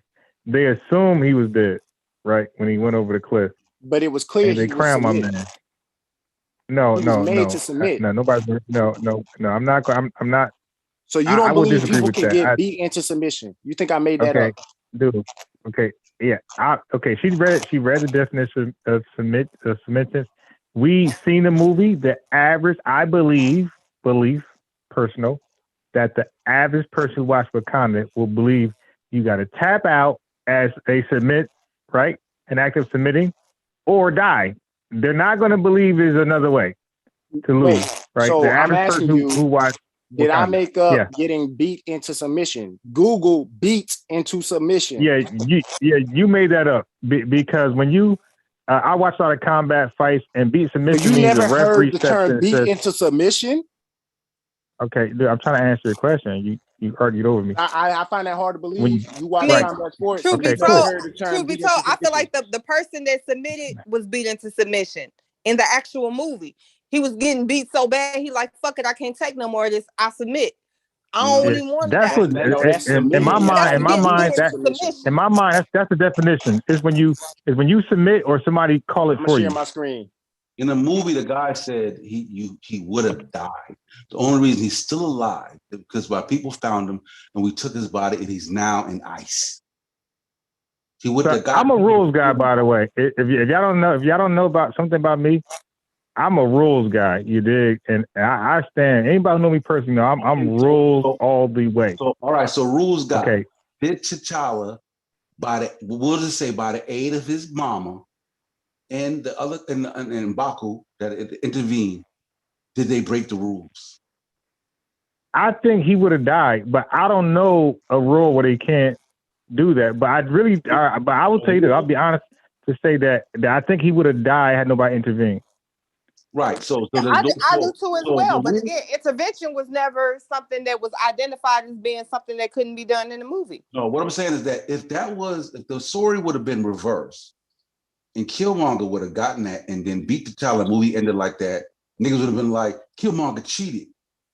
Because the only reason he healed himself so rapidly and got back into the battle is because he was given the flower. The same flower that the people crowned king ruled would be all of it be destroyed. But his mama snuck one out before they can destroy it all. She was thinking quick on her feet. Shit. See now, Amber. I'm not mad at that. I'm not mad at that. If it's the flower that could bring my child back, I'm getting the flower. Now we talking about mama and baby and shit. See what I'm saying? Yeah. That's what I'm talking about. If that was my baby, I'm steal the flower. Right? Absolutely. I'm not saying that she was wrong or she was immorally. We're saying that was against the rule because you don't. But the thing is, beat up and then get a flower, reheal, and come back and fight again. That's not a part of the rule. Again, but the thing is, there's nothing that identified that they couldn't do it. Y'all saying they did it, and they didn't say that they could. Here's the thing. Here's the thing. His mother knew that that's not how it's supposed to be done. She Here's did it anyway because he felt like. Here's the thing. We're adding context to the movie that simply was not presented in the movie based off of what we want to believe. No, it wasn't. Like, I don't understand why that is. Like, I don't even know why we doing that. Like, come on, that's not a part of the rules. You don't get to take the flower and reheal. But y'all are literally pull up the fucking rules is what I keep saying. Pull up the rules and then show me that it ain't a part of the rules. Y'all making up rules that y'all want to believe are implicit in what was shown in the damn movie, and I'm saying that wasn't identified. So if you want to argue that this is not in the rules, just pull up the fucking rules. It's simple. You doing what the pseudo's doing. You playing in no, the it ain't no doing what the pseudo. You're doing what the pseudo's doing. It don't say it. That's the same way. Oh, he was racist. And then you pull up some ambiguous shit. If it's against the rules. Pull up the fucking rules. No. You know good and well that's not how. No, I don't know shit. I don't know nothing. Pull up the rules. I wonder if there's some Wakanda rules though. Come on, bro. Yeah, that'd be funny if we saw some Wakanda rules. Yeah, come on, man. Like I'm looking it up right now. All right, well, let's call it a stalemate. All right. I am, They man. act I'm like gonna this share is it. this shit a real place with real laws and shit. Pull up the rules to show me what's in the rules. I mean, there's comic books. There's comic books that state these rules. I'm looking for them. Yeah, I Yeah, mean, look for 'em. when you watch the that. movie, even though certain things aren't laid out, there's certain things that are implied. Just when you watch the movie, those things are implied, bro. You It's not even implied. It's strictly said. But They said this in the movie. no, again, and then you're gonna pull up something in the comic book that was not. Nah, this says Marvel explicitly Cinematic stated in the Universe. movie. This says Marvel Like- Cinematic Universe. Like Marvel the Cinematic Universe. the bottom line is, at the end of the day, and I'm just saying, based off what we seen in the movie, they didn't break any rules. Now, even if they have it in the comic book, I'll accept that. Okay, these rules are in the comic book, but we also know that not all films are made exactly the way the comic book or the book or whatever was made. That's why I'm looking at MCU. It's not a complete translation. In that But realm, either way, there's either way, nobody we that's want saying to. If we that want to talk about what's implied, the fact that it wasn't. See, how I look at it is, when it ain't explicitly stated in the movie, it's a gray area. It was, which means stated. You could take it the way you want it to, the way you want to. You can interpret it however the fuck you want it. Maybe this is what they wanted. They wanted us to have the conversations, philosophical debates on whether or not it was moral or immoral for him to fight him again, whether or not it was right or wrong. But the bottom line is, there was nothing stated in the movie that stated that he could not be revived via his mother and others and be brought back to life. There was nothing stating that. The nigga's Jesus. Y'all mad at Jesus? Yeah, I mean, if that's your argument, then we'll just leave it at that. But if you think that was a part of the rules, I don't see anybody in the Marvel that argued that was whether you see it or not. I think it's understood that that's not how it's supposed to go. Yeah, I don't think that's understood. I think that's the way you understand it. Let me ask a question. So you said that you don't believe that's in the rules, right? For him to get his ass beat, get revived, and run it back, right? Right, because the whole thing is that the rule began with you purge yourself of that very thing. Right, hold on. Like the watcher said, yes or no? Is that what you're saying? That he ran it back. He got his ass beat. Everybody seen him get his ass beat. He got thrown over a cliff. He got saved, revived, and he wanted to run it back, right? So you saying that's against the rules, correct? Correct. Okay. Now, when he came back to run it back, did the other guy, Killmonger, accept the challenge? No. He didn't? No, he did not. Okay. Akachi, did he? So I'm just gonna. I don't remember. That's what I'm gonna just ask Akachi. Akachi, when he fought him again, did Killmonger accept T'Challa's challenge? He said Kingdom? verbatim, "Nah, all that challenge shit is over. I'm the king." Oh, okay, I got you. Yeah. Like I said, I don't remember that. What exactly what happened? Okay. All right. That's all. I just wanted just to understand a little more. Yeah, that's it. I'm saying, because the whole point of purging yourself of the flower is so when you get injured, you can heal yourself. Like otherwise, they both be fighting with the flower and they can't. You know what I'm saying? They both be. You know what I'm saying? They be fighting like that shit. So it's like purge yourself. So if you get a broken limb, you got to deal with that broken limb. You can't. There's nothing regenerating you but your natural. I get what you're saying. Yeah. Pop the Molly, I'm sweating. Woo. Hey, I knew this was gonna be a good argument. Me and my brother argue about this shit all the time, for real. Yeah, but I had some but problems overall with though, because how it movie. initially started was, did we think Black Panther was a good movie, or was it like hell yeah. overhyped because we were so excited Oh, to no. have? Well, I asked you if it was a good movie first because I wanted to see if it was going to be interesting. If you thought it was a bad movie, then you wouldn't have paid attention. It was the context was like he was saying that he saw it, and based on the you know what I mean, all the shit that was around it, the first time you see it and the second time you see it, you're blown away by the movie itself. But after you kind of watch it a few times, you get over the emotional part of it. You're like, it's not that really good of a movie. Right. All right, so let's get everybody's opinion. All right, on that, because I want to give my opinion. Okay, Hold so on. I just asked go ahead. my 11-year-old. I'll go My last. 11-year-old did T'Challa cheat? He said no. You'll say that. He All didn't right, so cheat when he took everybody. the herb.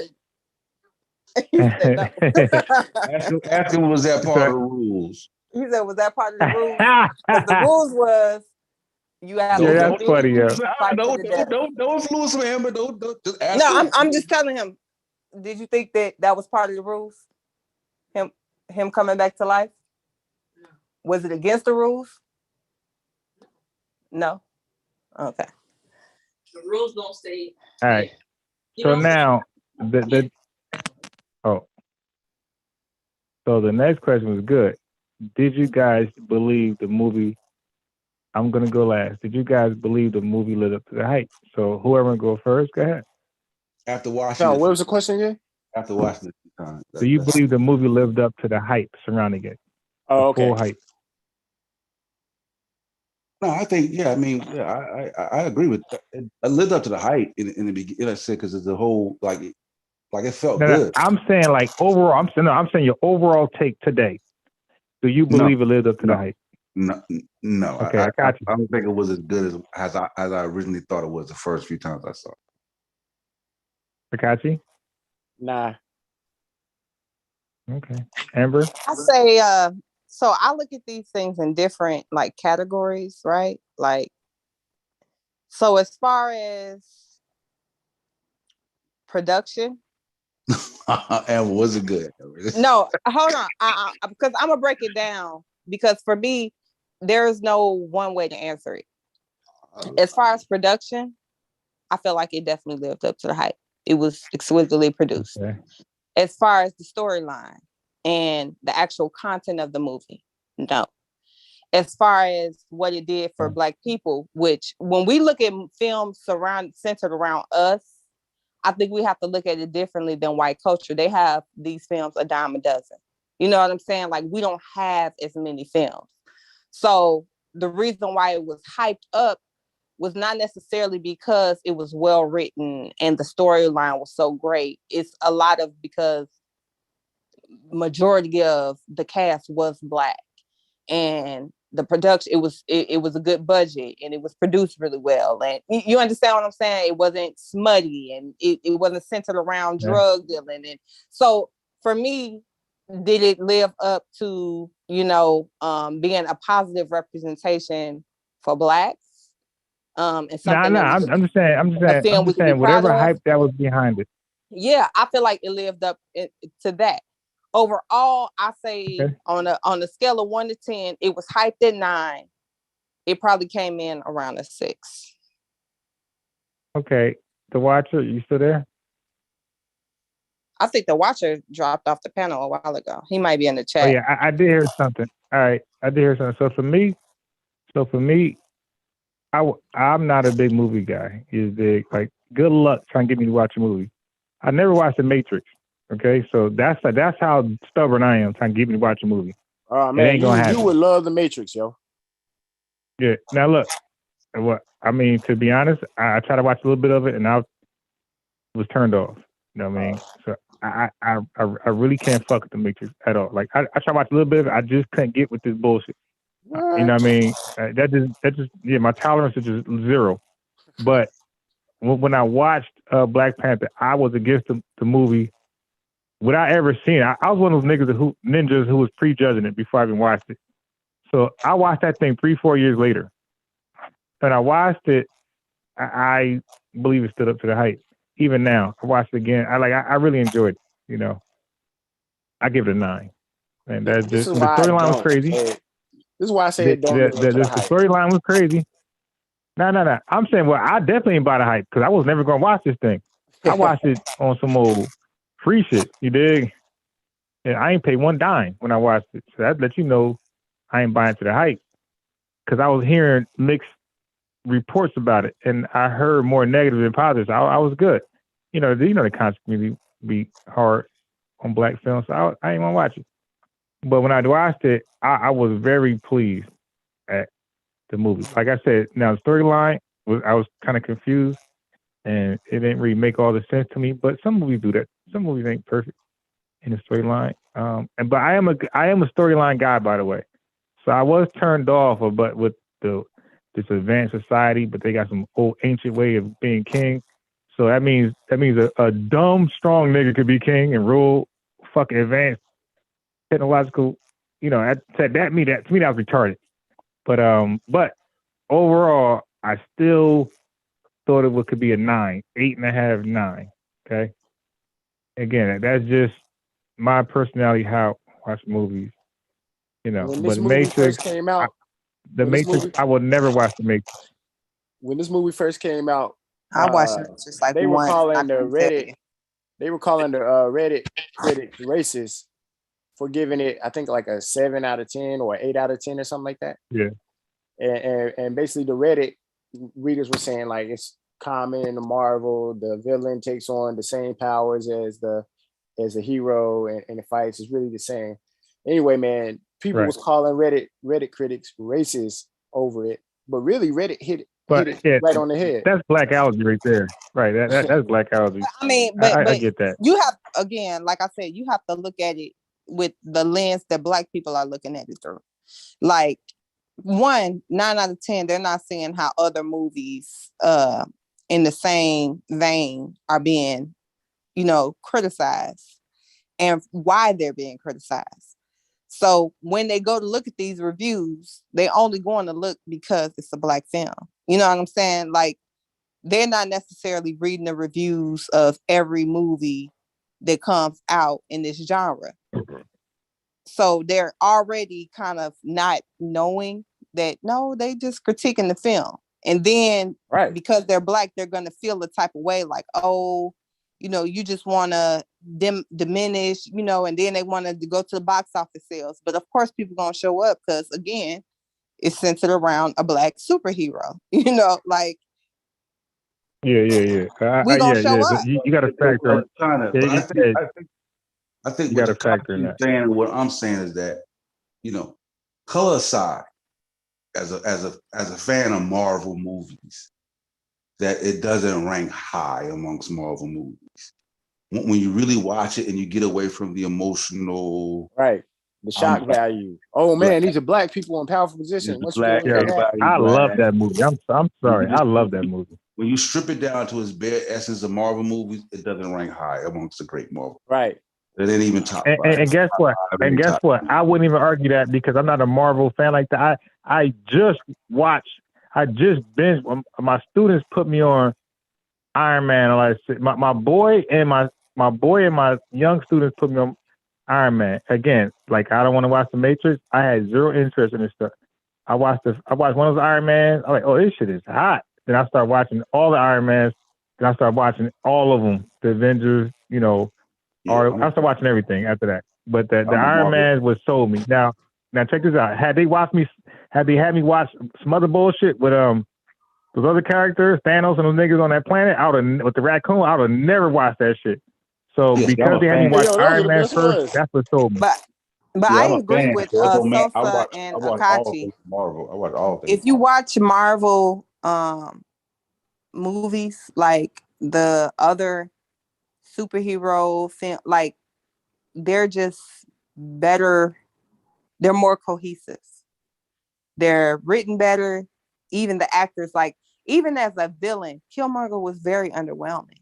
Like I disagree. Can I say something, please? That's different. Now, Marvel, as a villain, like people respect the Killmonger character as one. He was an anti-hero anyway. He went maybe respected him, but what I'm saying is even with I don't think the acting was great. The acting was horrible to me. Yeah, but I'm saying amongst Marvel people, he's ranked high as one of the profound anti-heroes. They like that angle. They really respect Killmonger that part. Well, he had more of a cause behind him. Like it was a deeper storyline connected to his character. But what I'm saying is that would make a good anti-hero. That would make a good anti-hero. Right. But what I'm saying is, like, as far as the development of his character, as far as the actual acting, like him fulfilling the role. I feel like he didn't do a great job. Michael B. Who's that? I disagree with that. He's a Michael B. horrible Jordan. fucking actor. Listen, I feel like he did a horrible job as an actor. He's a horrible actor, period. Yeah, that nigga like Mario Van Peebles and shit. Yeah, he's a horrible actor. I don't care for him. Michael Jai White, those guys, they're horrible The best actors. he did to me was in The Wire when he was younger. Yeah, I mean, as he but got I was older, saying like that's not. I feel that, and I can respect that. But within the Yeah, community, he's a horrible actor. Within the Marvel community, like they don't receive him like that. They feel like. Yeah, I got you saying like you sticking on a whole different right. Your argument different from hers. She just saying the guy's a human being. He's a horrible actor. I get it. Yeah, and I agree. I would never watch him as a main, character of a movie. I would never will. He was good. I'm not talking about the character, so to speak. I'm talking about the the person that they chose to bring that character to life. I feel like he didn't do the role justice. Yeah, I mean, I don't think so either. either. Fruitvale too. I liked him in Fruitvale. I thought he did a good job in Fruitvale. Yeah, I liked him. I liked him in this movie. Yeah, I think he was horrible in they had my boy West Snipes in there. military movie he made. The Without Rocky. Remorse, that was trash. Yeah, the Rocky shit, but Fruitvale, I liked him in Fruitvale, and I liked him in the Chipmunks. Yeah. I haven't seen him in Fruitvale, so I can't speak to that. But for he can't tell me for shit. He's been trash. And the line when I'm just saying we're speaking from the Marvel perspective. Like the closing line when he was asked, like, yo, I can bring you back some type of shit, and he was like, yo, throw me in the water, some shit like that. Well, my ancestors. Yeah, he did a good job of relating that's to. Reviewed, that's reviewed as one of the coldest lines. Right.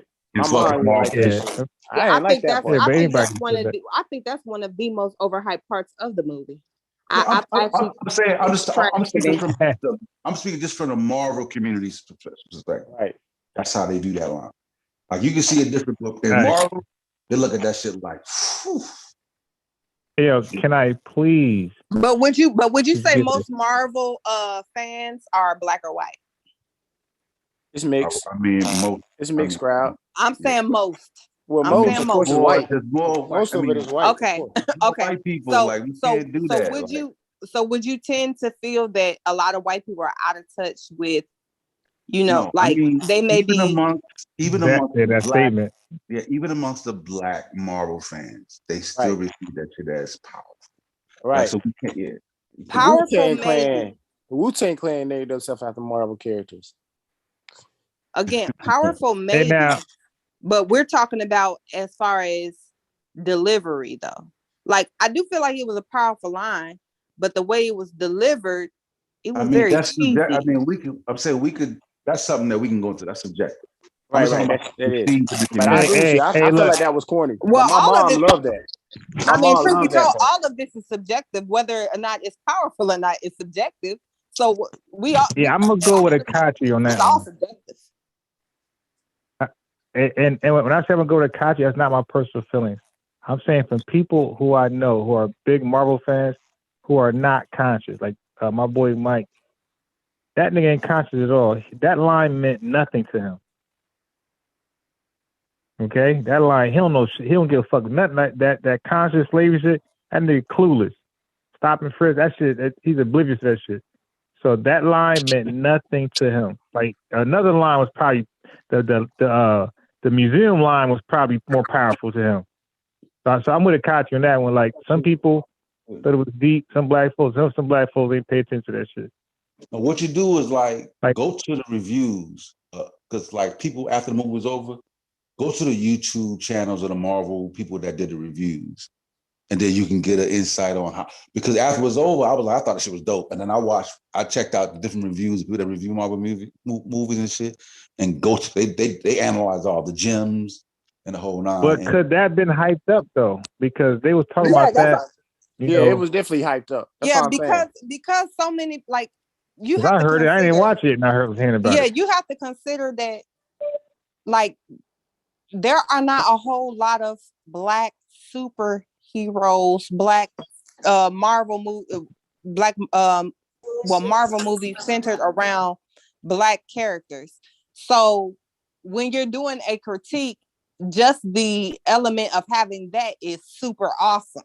So everything is awesome as a result. Oh, this was great, and this was this, and this was that. Like, as far as I'm concerned, while I understand read the reviews, I also understand that a lot of what is going into this reviews is overhyped and sensationalized because it was a Black film.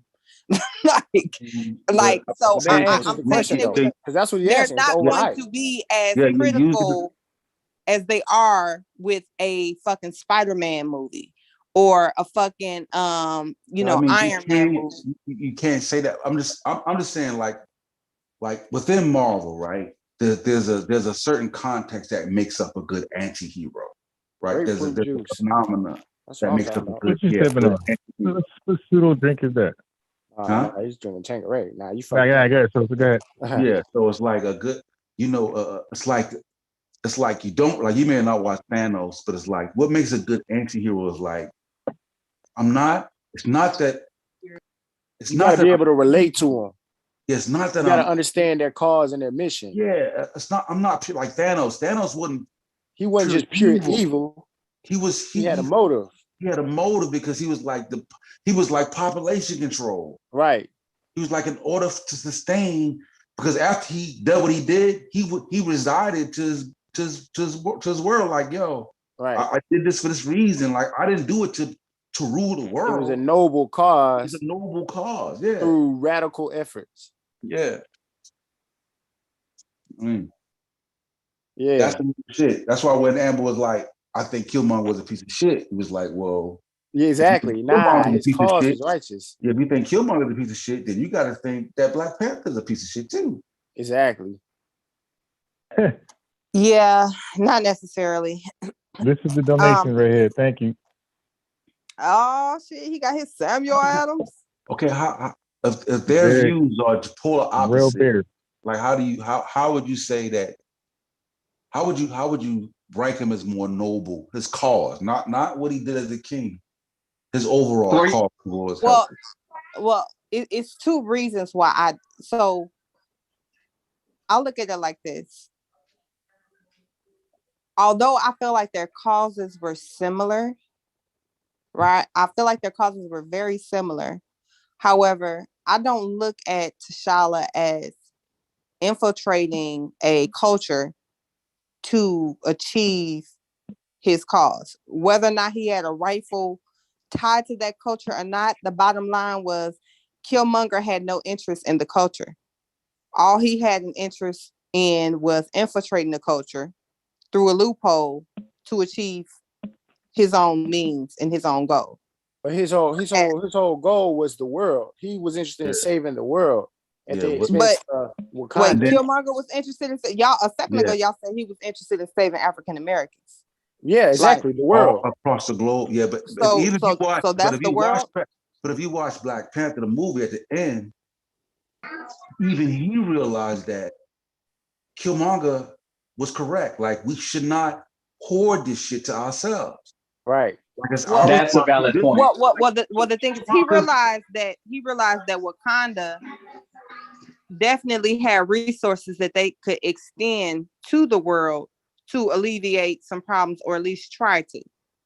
But again, and based on the shit he went through with Killmonger, he reshaped his mission. Otherwise, honestly, but the thing is, he found something worthy in the, like, okay, if this is what happens when we don't extend a hand to help, then people are going to come after us with this, attitude of extremism. Because they wouldn't come after them because nobody even knew what Wakanda had. Again, nobody knew, but the fact is, like, the fact that Killmonger found out, and then that to me, it's kind of like having that foresight. Like, okay, if this nigga found out, just imagine how the world is going to turn on us. That's how he knew. He was actually, he had a rifle. Right. But again, just imagine how the world is going to turn on us when they figure out and they find out that we have resources where we could have helped and we did not help. But that's you know not what he said in the movie. But that's what I'm saying. Like, that's not what he said in the movie. It's a lot of shit that he didn't say in the movie that you're implying. So I also agree with your point, Amber. But King Sosa's right. That's not what he said in the movie. But I do agree with your point. But that is not what he said in the movie. Yeah, I can agree. So what did he say in the movie? Now that part I don't remember verbatim. In regard to what? Okay, so y'all don't remember what he said, but you know he didn't say that. What did he say in the movie, Sosa? Towards the end of the movie, he was like, basically saying, basically what he said was, Killmonger's right. He's like, we have as Wakanda, we have a responsibility, not just to Wakanda, to humanity in general. And when he went to the soul realm, he told his pops, you were wrong. That's what I wanted to say. Yeah, to contribute. But y'all. So what am I ahead, saying? Go ahead. What am I saying that's different than what because you're saying it in different terms. What I'm saying but is that what T'Challa realized is he told his father that he was wrong. Yes, you're harboring resources solely for us that could help other people that's struggling. Okay, I see what you're saying. Yeah, so we should not be harboring these resources to ourselves. We should be sharing them with the world. You know, you understand? So what was Killmonger? What was Killmonger saying?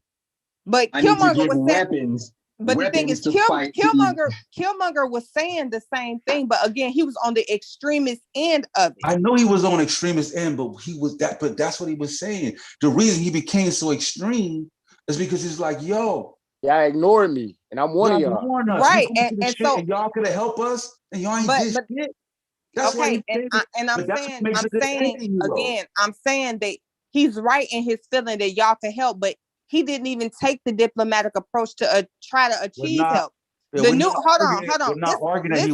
Listen. If I may, listen. So the king that denied them of sharing the resources with the world is dead. He didn't even get a chance to address that king. He come in with all the fucking smoke for whoever from Wakanda, including T'Challa, not even knowing T'Challa's aim, objective, or goal. No, the living king was under the same mindset. His mindset did not change. T'Challa was. You said who was under the same mindset? T'Challa was doing shit the same way. Right. He didn't T'Challa hadn't even been king long enough to do shit the same way. But now you're arguing that he didn't have time to change. We're not. No, I'm saying. Here's the thing: had Killmonger provided him the opportunity to say, "Hey, listen, I have a right to this throne, but I don't even want it. If you could just promise me that you're gonna do this, then I can T'Challa's understand." Girlfriend name? Yeah, nobody's girlfriend. She was violating Wakanda law to go help. And she was violating the law to go help. So T'Challa had every opportunity because she was doing it. Yeah, on a rogue shit. Like, she was on some rogue shit. I'm saying. And only reason he helped her. But T'Challa wasn't king. T'Challa wasn't king at that point. T'Challa wasn't king at that point. He was abiding by the laws of the kingdom because he wasn't king. He didn't have influence at that point. Oh, now he abiding by the laws. The only reason he went and helped her is because he wanted her to be at the ceremony. That's why he helped her.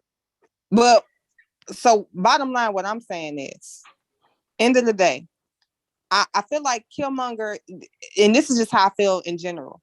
I feel like you can have a great intention, but I do feel like the means is just as important as the end goal. Yeah. How you achieve that goal is just as important. You can't have a awesome end goal and nobody disagrees with that. I don't think Takashi I don't disagree with that. I don't think Takashi. Nah, I don't disagree with that. That's not what we're saying. Nobody disagrees with that. Can I highlight the conversation and kind of what's up? Contribute? Put the tip in. Where you at? I'm in my bathroom. Are you still hiding in the bathroom? Yeah, man. I got family and everybody over here. Y'all want to tour the bathroom? Low key, I feel like I got a hat. That hat set in blue. It came with gloves. Shit. I got like 4 of them. I got the yellow one. I got all of them. It's probably my wife's. If that's where you're going with it. No, Oh, that's this is not where I was going with it. Oh, okay. Why you put yourself on blast like that? Hey, you know I ain't got no shame or pride. Shit. That nigga got a TV in the Red and black bathroom. bathroom. Yeah, this is the Oh lounge. yeah, you know he be doing that. Nigga shit. No, you taking a long shit up in there. Ooh wee. Normally coming here with this guy. But So what about The Harder They Fall, man? can I ask a question? What I was trying to get at. Oh yeah. My fault. Yeah. What's the question? Like, well, it ain't really a question. I just wanted to contribute to the conversation because I feel like I know where you guys are going because I wanted to root for Killmonger. Before I even watched the movie, I'm Team Killmonger. But I feel that they were trying too hard to make him unlikable. Right in the beginning, how he did his girl. And it's just like certain things as a man that is hard for me to just get behind, even though I can understand. But I felt like on purpose, they did that to try to make me shy away from Killmonger or any of his ideology. I'm just going to put that out there now, because I understand propaganda in movies as well. I'm not getting a blackologist, but that's just something I figured out. Now, looking at T'Challa, I thought he was weak because Killmonger, in my opinion, Killmonger had a valid point. You know, like, bro, the world is suffering and you ain't doing now not a thing. You know, so I was kind of riding with him on that, but I didn't like the way he was doing it. But yeah, just radical as hell. Right. Like indigenous black man. I won't go there. That's my OG, but I ain't gonna go there. But I know that T'Challa was not. He was really following tradition, kind of like what Amber was saying. He was doing what he was told, and then even what Akashi brought up, once he went to that realm, before he even got into the fight, before he even decided to address Killmonger, he was always like, you know, you guys were wrong the way we've been doing this. I've been following, you know, tradition, but all of you guys were wrong for hoarding it. So back to Amber's point, it's like, it's not necessarily he did it just because I want to save the world. He's like, we got to shut these doors because if we don't help them, this is what can happen. So again, I still don't think he was just got to save all the people in the world hero that he could have been, even though they showed him at the United Nations, I believe, towards the end, like he's making a difference and doing stuff in the world. But it got quote unquote docile political. You understand? Yeah. It's like, you're not going to be radical. We're going to take that off the table immediately. You're not going to be radical, but we're going to put you into it. I don't know. It was hard for me to like it knowing what I quote unquote think I know. Not trying to sound super. Yeah, I mean, and then also too, though. Also too, I feel like now I give Killmonger this. Like I feel like him and T'Challa kind of, you know, once T'Challa became awakened, you know, they did share a lot of the same perspective. But I feel like Killmonger was necessary. He was a necessary evil to bring T'Challa to that awakening. Because he had lived such a sheltered life in Wakanda, he didn't really know anything about what was going on in the rest of the world, or, you know, all he knew was what he had been taught. You know what I'm saying? So like, once he kind of realized, he was just like, well, goddamn, like y'all. So when he went to the ancestral realm, he went and he was fucked up. Like, damn, my whole life I've been thinking this one thing and y'all was wrong. You know, like you was wrong. You should have did more. You should have, you know what I'm saying? Like, but I think without Killmonger as a character and without him, you know, bringing him to that awakening, T'Challa could have very well had been the next generation of motherfuckers to do the same shit, abandon his people across the world that needed the help when they had the resources to assist. So that's how I could have though, but the way the movie was portrayed. Let me go ahead and give a spill on that right there, because T'Challa was some cool shit. And this is my problem with the movie, because when you deal with America, right? America is a, you know, like majority, you know, put together country, policies and everything like that. They're gonna make sure that white folks abroad are good before they go help somebody else out. And like, and that was my problem with T'Challa. So I agree with Killmonger when he said that. Like I said, he was radical as hell, but you know, make sure black folks are right first, and then do your kumbaya shit afterwards.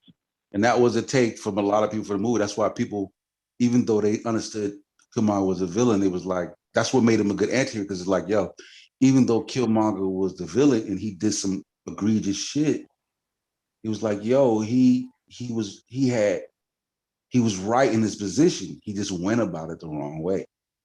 He was determined, But even though he was but y'all right. don't think the He was ancestors had a focused. point though? Because the justification for why they didn't share their resources was that if they did, white people would find out pretty much, and they would exploit and take advantage of the resources. They would take it for themselves. Not And just white people, See? outsiders in general. Yeah, afraid of white outsiders, folks. yeah, Because All outsiders in that general. They didn't say technology it and afraid of white explicitly, folks. but Yeah, but because we knew, kind of, because there was undertones of, So I was going to say this too, but yeah, I actually am not all the way pro Killmonger. I just think Killmonger did it the right way as far as obtaining the crown. But I'm really not all the way pro Killmonger because, like you just said, the ancestors were right. You, at some point in time, you can't save everybody. You have to protect your nest and look after your home first. And that's what we're kind of doing now. They could have done a lot more than they did, but they trying to save the world might have been a fucking impossible You task. talking about T'Challa? You talking about T'Challa or Killmonger? Which one? he's talking about T'Challa so pretty much Wakandans. Right. So Wakanda. like, right. No, I'm saying when you say trying to save the world, which king you're talking about at that point, T'Challa or Killmonger? Okay, so Killmonger was the one trying to save the world. Was he really? Yeah, Yes. I don't know about that. Okay, I don't well, think he was trying to save black the people. world. I don't even think he was trying to save. I think he wanted well, chaos. somebody said that. I think it was Sosa. Somebody said a second ago he was trying to save the world. That was me. That's me that keeps saying he's trying to save the world. He's trying to save African Americans. He's trying to save black people across the world. That ain't the world. Okay, Yeah, that's what I'm calling the world. Bro. You confused the hell out of me right there. No, but Yeah, look, He didn't give a fuck about the other nations. But if you look at his Well, father, but I mean, if they scattered all over the world and he want to help them, then I mean, essentially, he got to touch. No. He got to Okay, touch no, the he's world. no. But listen, he looked No, at he trying to save black folks Right. You got to press it hard and in break the him world. More specifically, he said because the oppressed. the oppressed. You got to look at his father. His father was a Black Panther. Right. Just what I'm saying, he was and for the royalty of Wakanda. Yeah, he was for the upliftment of African Americans. So his fight in America, that's what his cause was. That's what, and that's why he had a son who was half African American, half Wakandan. He identified with his struggle in America. You see, so that was his driving factor. And then he was like, yo, then they came and they killed my. Stop pressing buttons. You know, I come home and I find my father dead. And, you know what I'm saying? It's like, you feel me? And they left him there. They didn't care nothing about him, and he was one of their own. Yeah. And they were his family. Yeah, and they covered it up. And they lied. And they lied. Yeah. That was that, and that's what the storyline was really portraying. That's why T'Challa was portrayed with like those type of different angles, because even though he was a good person, yeah. You know what I'm saying? They showing like, yo, even though he's a good person, some of the things that he was a part of and that didn't just extend that to America. It was within Africa the same way. It was sharing and helping Africa. Like other people in Africa were still starving. But that's what what I'm saying though, and Akachi kind of answered, but nobody else did. Like, but do you think, because I can understand, I often feel like that's the catch-22 as, Blacks. Like, okay, I have these resources that I could potentially share and try to help other people. I'm not even sure that it's going to be a help or how it's going to be received, but I could try to help.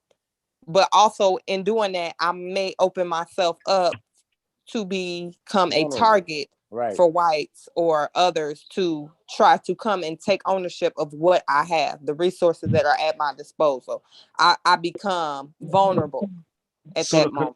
So the conundrum is that noble or is that cowardly? That was a conundrum, because even within Africa, because you gotta understand, his girlfriend was freeing people that were being enslaved within Africa. But who determines what's noble or cowardly? Ain't that like an individual thing? I mean, Nah. but I'm saying like his girlfriend was You said freeing. nah? His No, it's not girlfriend an was individual freeing thing. Africans Noble, who were being selfless, oppressed. selfless.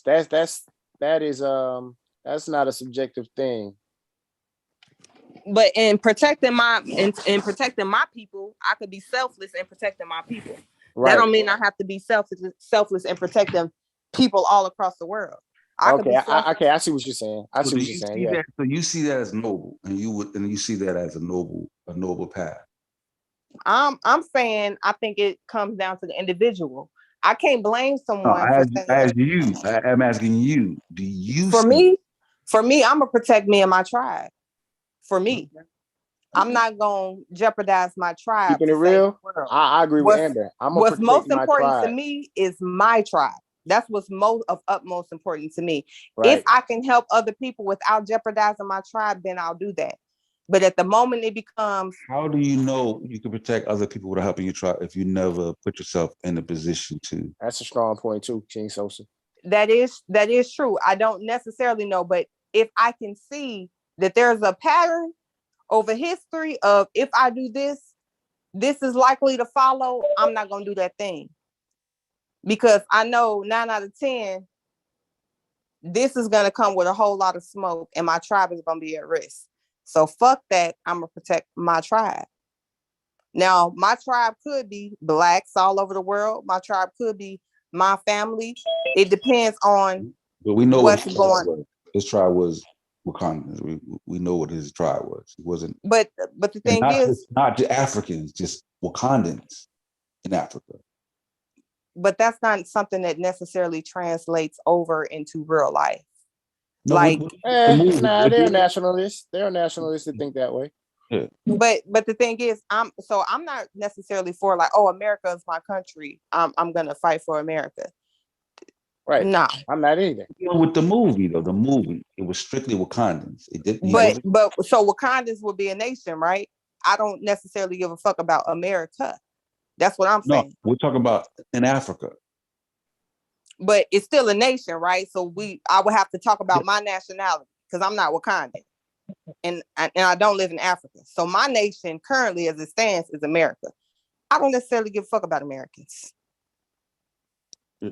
Now, when we talk about Black Americans, that becomes a different topic. That's different because his position was specific to Wakandans. So. Wakandans only, you know what I'm saying, in that realm. He didn't, like I said, his girl was fighting shit that was going on in Africa. And again, so you're missing my point. So what I'm saying is, it depends on how you view your tribe. In this particular movie, his tribe was his nation. Me personally, my tribe is not my nation. She's comparing it. She's comparing the movie to reality. You know what I'm saying? Exactly. And the reason is because you asked, is that necessarily a noble cause? So you were asking her about the movie, but she applied it to real life. You know what I'm saying? She's saying, who's to say in real life? She's saying it's subjective. Yeah, that's why I want to keep it to the movie, so we don't get, otherwise ambiguity comes in. Just based on the context of the movie. But I can't speak as a Wakandan because I'm not a Wakandan. I mean, come on. But the thing is, so you keep saying, come on, but in order for me to speak on it, I would have to speak from my perspective. I'm not a Wakandan. I get it. So I'm saying as a nationalist, if I'm going on a nationalist level, right? Because that's what he was talking about, his nation. On the nationalist level, I wouldn't give a fuck. Because I don't give a fuck about all Americans. Me personally, I don't give a fuck about all Americans. So in the comparison, on the national level, he's wrong. Now, when it comes to African Americans, yeah, I'm going to bat for African Americans, but that's not the same thing as the movie, though. When you said that, because when I said it was subjective and it depends, you said, no, let's stick to the movie. So I stuck to the fucking movie. So now you want me to not stick to the movie and say it's African Americans. Is that correct? I stick to the movie because we understand when he's talking about a nation, it's clear what he was talking about in the movie. He was talking about Wakandans. I'm saying it wasn't Africans. Right. You're taking America and say Americans. Like, so your stance would be African Americans if you're just opposing it to the movie. That's what I'm saying. No, that necessarily would not be my stance. No, because weren't there movie. also African Americans in the movie? No, Yeah. no, I'm saying no. That's why he's asking you. He's asking you in the movie, not applying it to real life. He's asking you in the movie. Do you think the Wakandans were cowardly, or do you think they were noble? Okay, so listen to what I'm saying. In the movie, were there not Wakandans and African Americans? There was. So how can the Wakandans be African Americans if there's African Americans distinguished in the movie? Those are two distinct groups. No. That's not what he's asking you. he's asking you whether Wakandans, based on the movie that we saw, we're looking in the movie, the Wakandans, were the Wakandans noble for keeping their country safe, or were they cowardly for not helping or not being willing to risk, some of their convenience or safety to help their neighbors? And I'm saying I can't speak to Wakandans in the movie. I understand. I'm gonna say this. I can't speak to that because I don't know what it's like to be a part of a nation with resources, and functioning well in a society, and to put that at risk to potentially help someone else or potentially make myself more vulnerable. I don't know what that's like. I can't speak to if that's wrong or not. For me to do so would be me speaking from my position as an African American who very much needs help and saving, from another nation. So of course I could say, yeah, they cowards and this, that, and the third, because I'm the one that ain't got shit on the line to give up. All of the bet is on them. They're the one taking all the risk. You understand what I'm saying? I fully understand what you're saying. I was saying you've already answered. You said you can't answer the question. I get it. So y'all seen The Harder They Fall? Sounds familiar. That's the Netflix movie, the cowboy movie everybody's craving about. Yeah. Oh yeah. I love that movie. I love it too. Okay, so in the same mind frame as Black Panther. Dang, what was my guy's name? Idris Elba. Was he? That's the name of the movie. Buck, something Buck. Yeah. Was he righteous in his cause, or was he, evil as well? Was he the devil? They kept calling him the devil. I thought he was a good guy, honestly. Yeah. That's conflicted because when you look at what he was trying, when it unfolds what he was trying to do, right? Because when a movie unfolds and he's just killing that dude, it's like, yo, this dude's a fucking monster. Right, exactly. And he built a whole black city, so the and tried to protect the black city, and he had to unite these people, but he did it forcefully, through intimidation. But he had to unite these people in order to do it. His cause, I feel like, was a righteous cause, whereas Nat Love, who is portrayed to be the hero in the movie, he was moving, I feel like, for selfish ambitions and foolishness. You know what I'm saying? Like, that's how I kind of feel like he was really aimless without his plot for revenge. You know what I'm saying?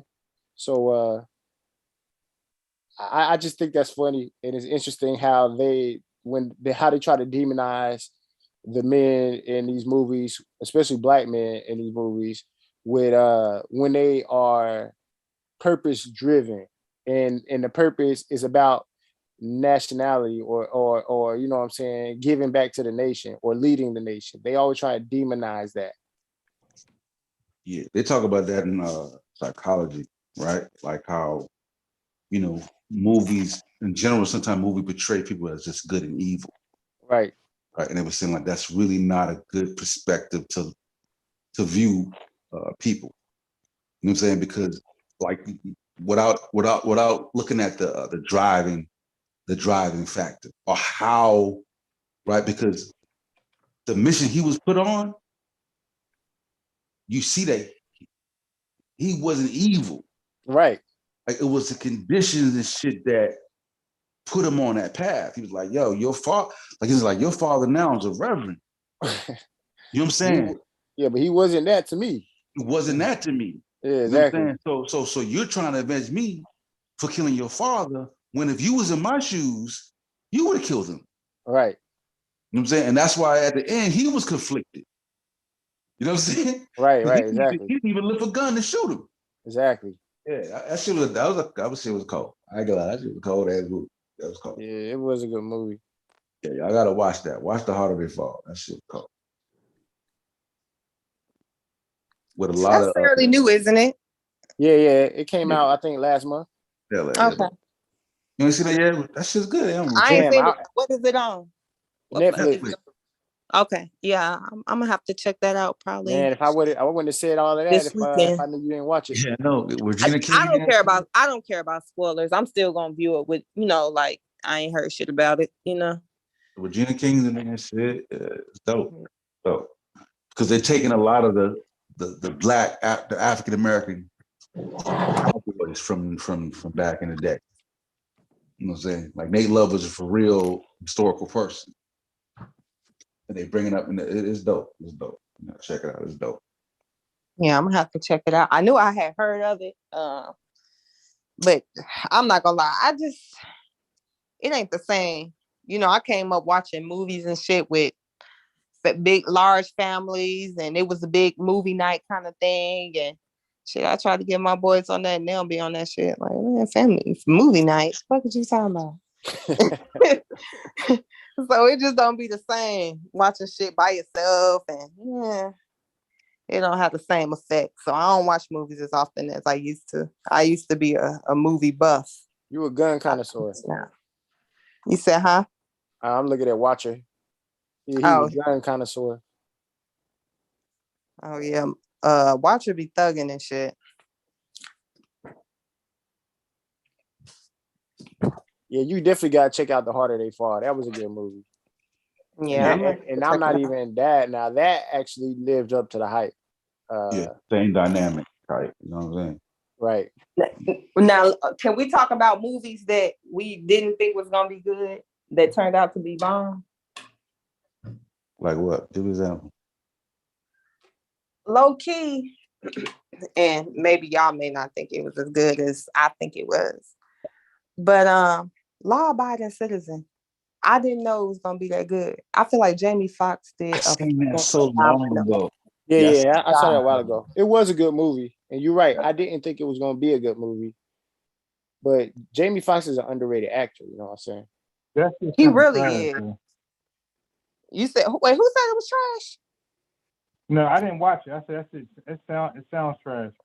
It's not. Yeah. You said the same shit. We all said it seems like it's gonna be trash. I forgot the scenario, but wasn't that dude? But the same situation, right? That dude had got fucked over. He was a lawyer, and he had to go to extreme measures to save his family. Yeah. Right. What was the condition that the white dude was in though? Before, like that drove he was him an to be with engineer, if I'm not mistaken. the white dude. Yeah, I think so the white dude he had been in prison wrongfully for something. Right. And his motive was revenge. Exactly. Yeah. But that's kind of fit the same narrative. Like people like niggas they were evil. It's like he was evil though. He was evil. It's different. It's totally different. He became evil. Well, yeah, he became evil, but he was still evil. But in this case, Killmonger and Idris Elba, it's debatable whether or not they were evil. You know what I'm saying? It's debatable. They were still after we would say, or arguably a righteous cause. No, he was evil. Remember, dude that was like, he was like, yo, remember he was asking dudes and shit, and motherfucker was like, they was undecided. He shot the nigga right there on the spot, killed the nigga. You talking about In the Harder They Fall? Yeah. Nah, but yeah, he told you why he did it. It wasn't because he was undecided. He said because scared niggers like you are a hindrance to progress. Liability. But really, I agree with him. But when he killed dude, nobody else is gonna challenge. He just shot a nigga dead on the spot. Exactly. So by killing him, he effectively evaded the uprising that would have took place. A whole lot of battling by just killing that one guy. Exactly. You know what I'm saying? That was an effective maneuver. It was harsh, but it was effective. It was effective. It was effective. That I agree with. He accomplished what he set out to do. You know what I'm saying? Shit. If I was in that crowd, I'd be like, you know what? You right, bro. You right.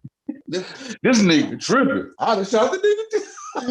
but he was right. He needed that city to stick together to defend what they had built, where he had built, where he was the mayor of. You know what I'm saying? And the nice guy, the nice mayor, was the one selling them out. You feel me? And set him up to get locked up. Exactly. You know what I'm saying? Exactly. But it also plays into people when you look at people like Shaka Zulu. Exactly. Perfect. Exactly. Like Shaka Zulu. He had to go to war with his neighbors to unite. Unify them. You know what I'm saying? Into a nation that could stand against the invader that he knew was coming. The same story with King Kamehameha in the Hawaiians. Like sometimes that war, that civil war, is necessary to unite. But that's talking from a place of autonomy. You know what I'm saying? You got to have that autonomy first in order to do that. We can never do that. Just putting that out. Never say never. Nah, I'm saying never. We could never.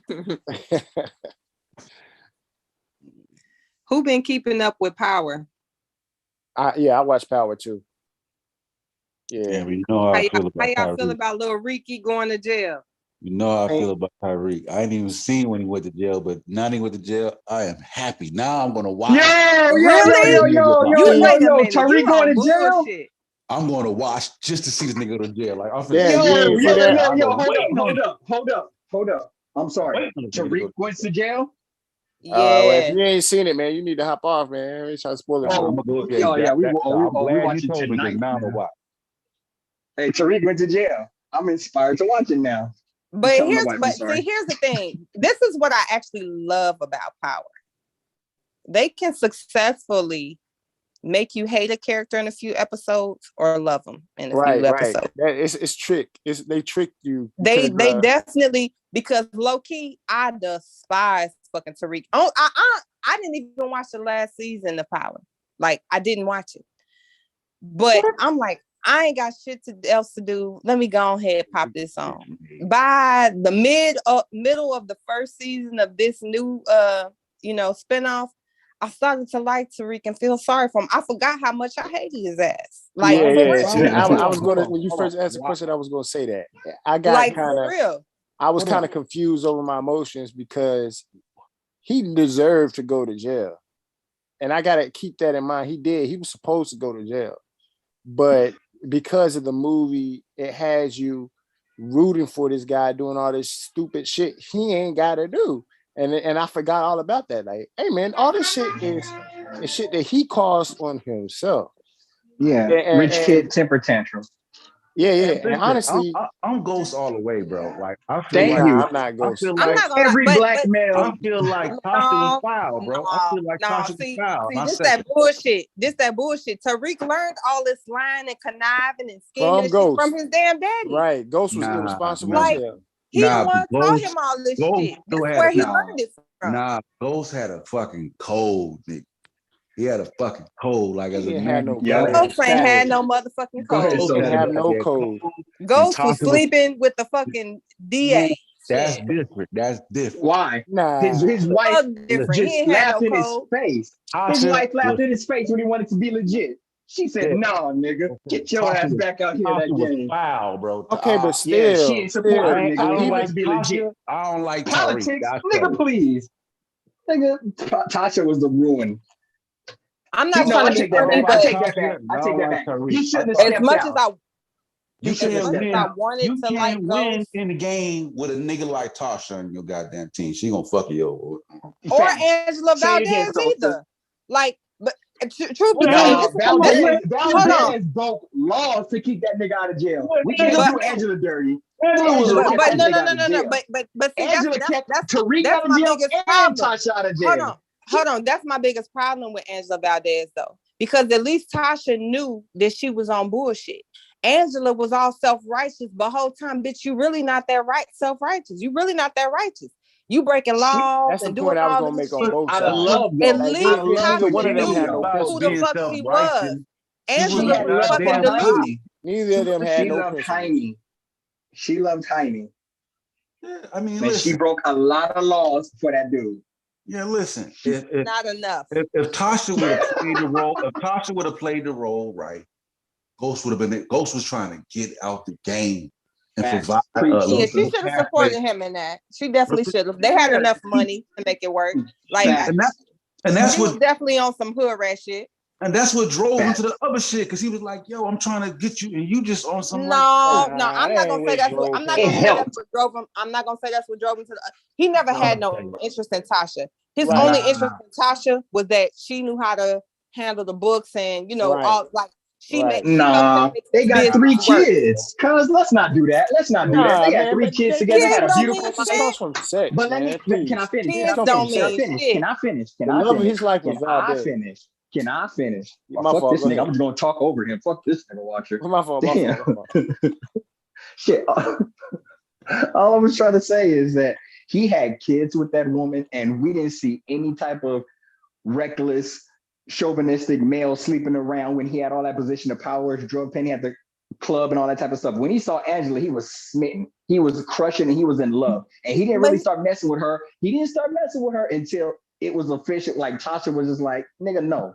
Nah, you know what I'm saying? That's he met. when they He had seen that. Angela in what, episode 1 or 2 Right, of season 1 or 2? I'm talking about Like, when he smashed. We talking about when they smashed. When he first as saw her, long he was as in love. So that's but cheating. honestly, The way I he don't think looked at that was her, a he was in Ghost love. thing. I think that was an Angela thing. Angela was being kind of Nah. wholesome and putting Angela it wasn't off. married. Angela wasn't married with kids. That was Ghost's fuck up. yeah, but he saw Angela as an out, like, because like with you, I can't do that. I'm trying to get out. With you, I can achieve that. Oh, I'm trying to get the fuck away from this shit. And my Everybody who's wife, in the game. Go ahead. Yeah, I'm sorry. Yeah, so my wife is trying to keep me in this shit where I can fucking go to jail for fucking ever. I'm trying to. Yeah, any hustler goal is like to get out. But here's why I think Thank you, Ghost is Sosa. weak. Because neither Tasha nor Angela Valdez was good for him. And the fact that he felt like he needed a woman to help him get out the game to begin with. Nigga, you want out, just get out. Not helping. Right. I'm with Amber on that.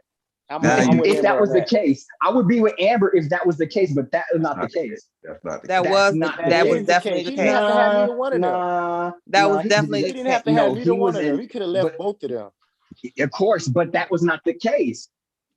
Exactly. So he made a my messed man. up decision. He's irresponsible. That's yeah, why he made a conscious decision to stay in the game. Now he can justify it any way he wants to, and he but he fucked made up a his conscious family. decision to stay in the game. He fucked up his See, now family we're over conflating. Valdez. We're putting a lot of shit on the plate, which is like a dish scallop. But listen, we can't do all of that because all of that didn't all happen all at once simultaneously. It was a lead up. And if you pay attention the whole time, he was trying to get free. He's trying to get legit. He's trying to give his son, He which is the wasn't original trying boyfriend. Let me finish. God damn it, let me finish, woman.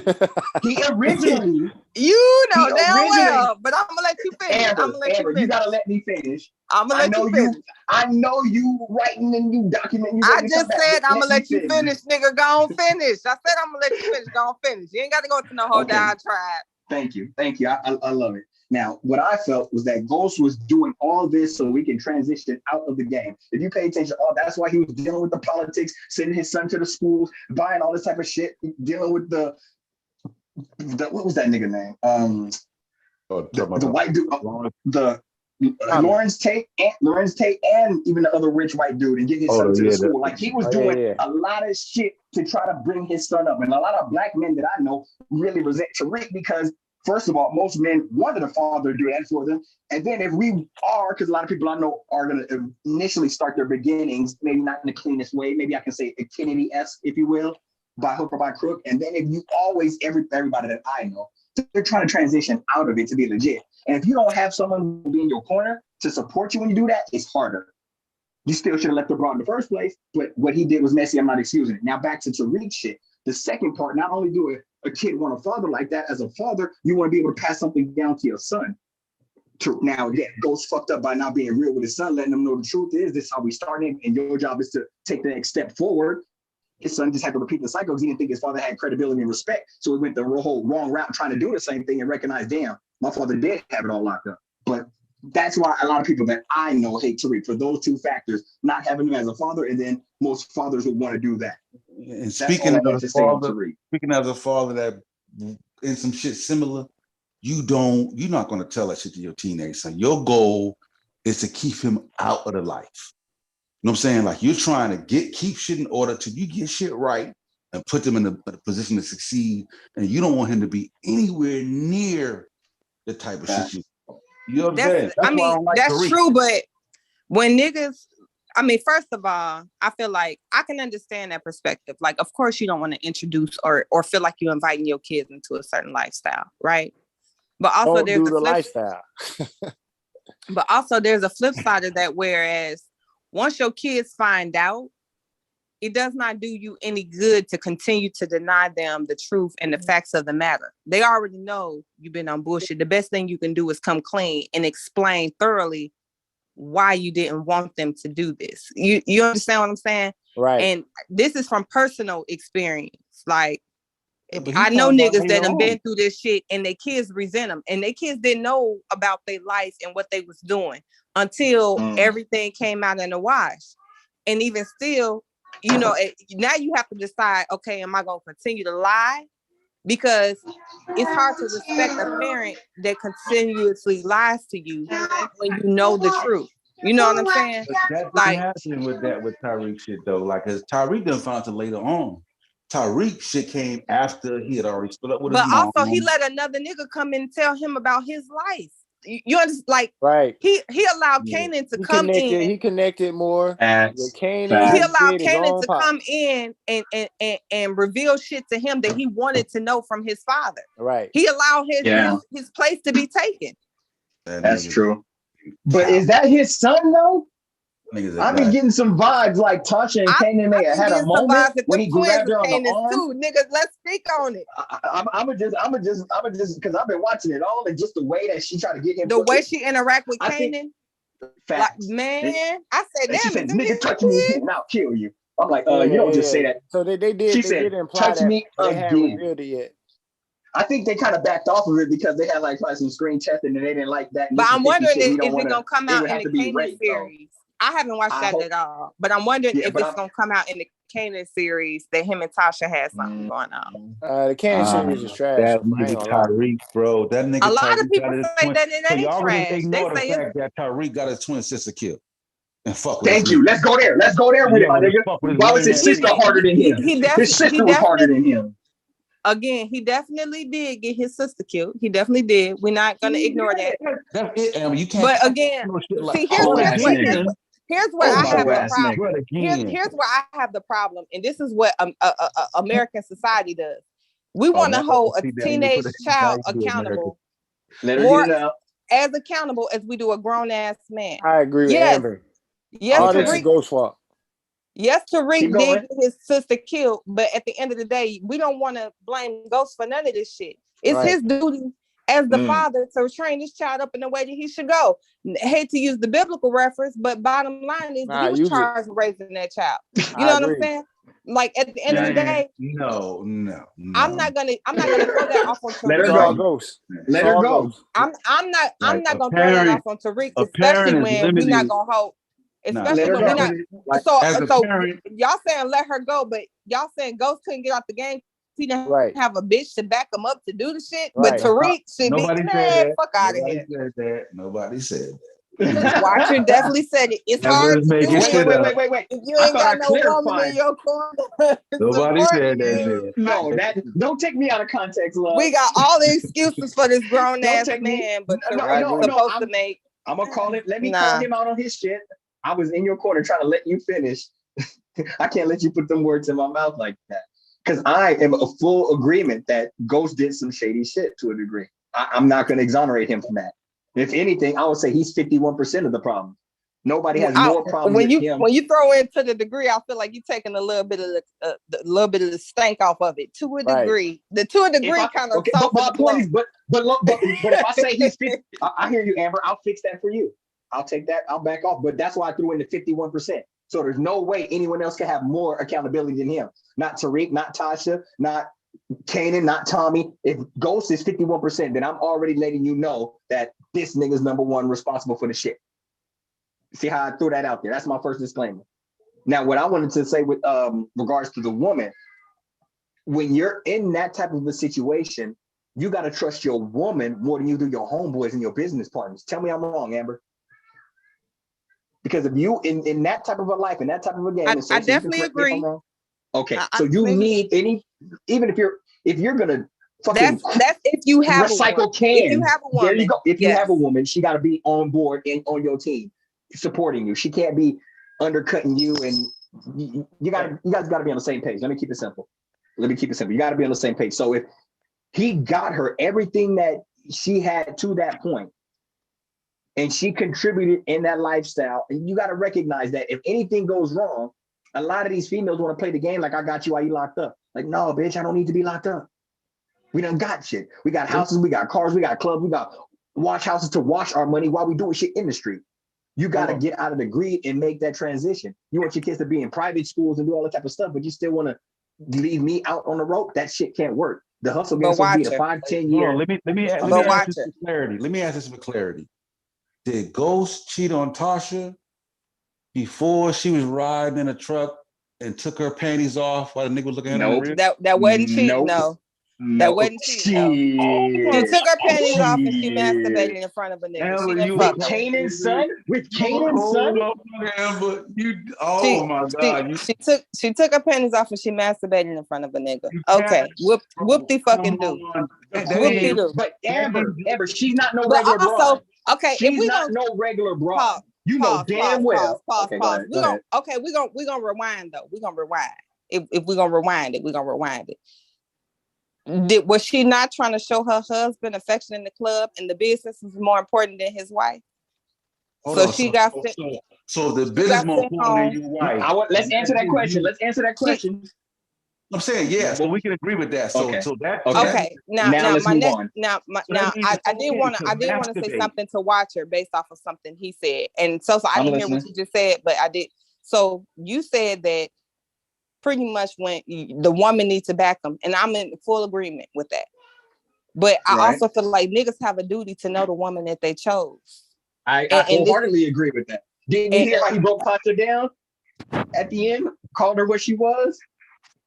But I mean, at the end of the day, it's at the end now. This 3 kids deep. You done fucked up your whole life. You done tried to get out the game. And his obligation was to his kids. And he chose Valdez over his own kids. He was irresponsible. That was a fuck up. I can't fix that. She took her panties off and masturbated while the driver.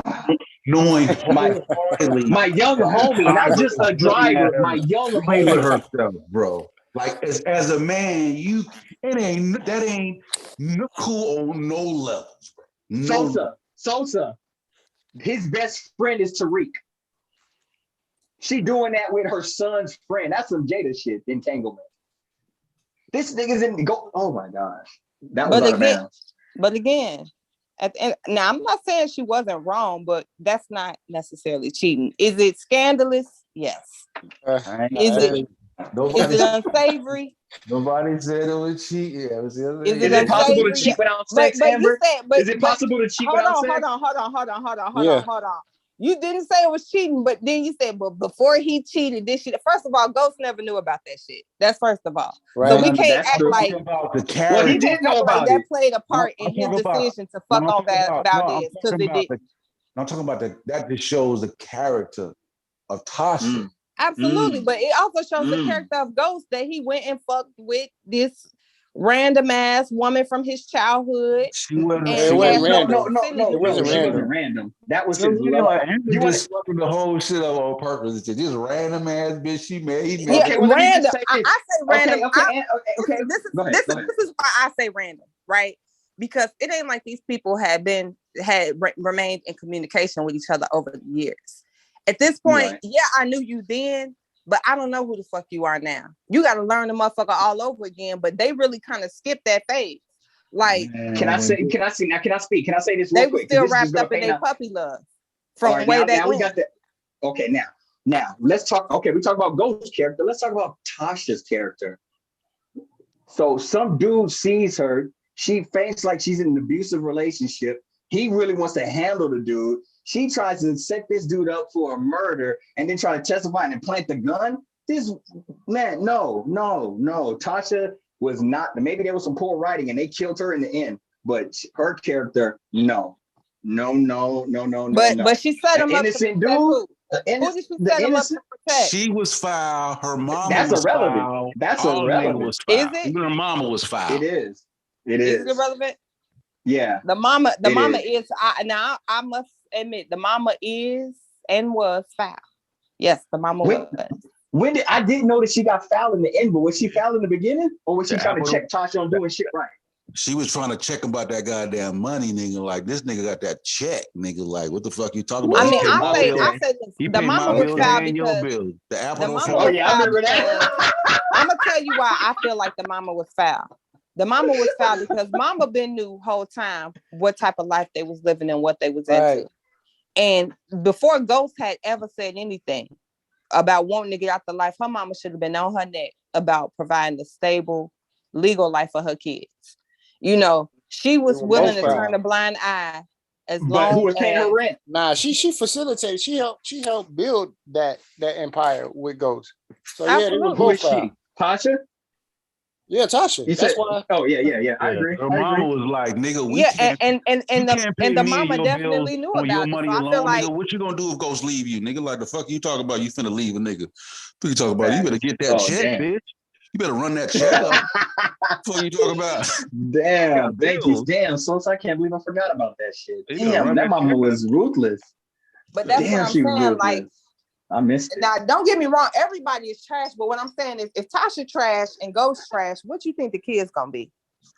Raina was the most wholesome shit, one out boy. the bunch. Damn, man, that shit actually That's hurts why me. the Ghost kept them out of all that shit. And even with Tommy, same shit. It was like, yo, Tommy, yo. Yeah, oh my club shit popping.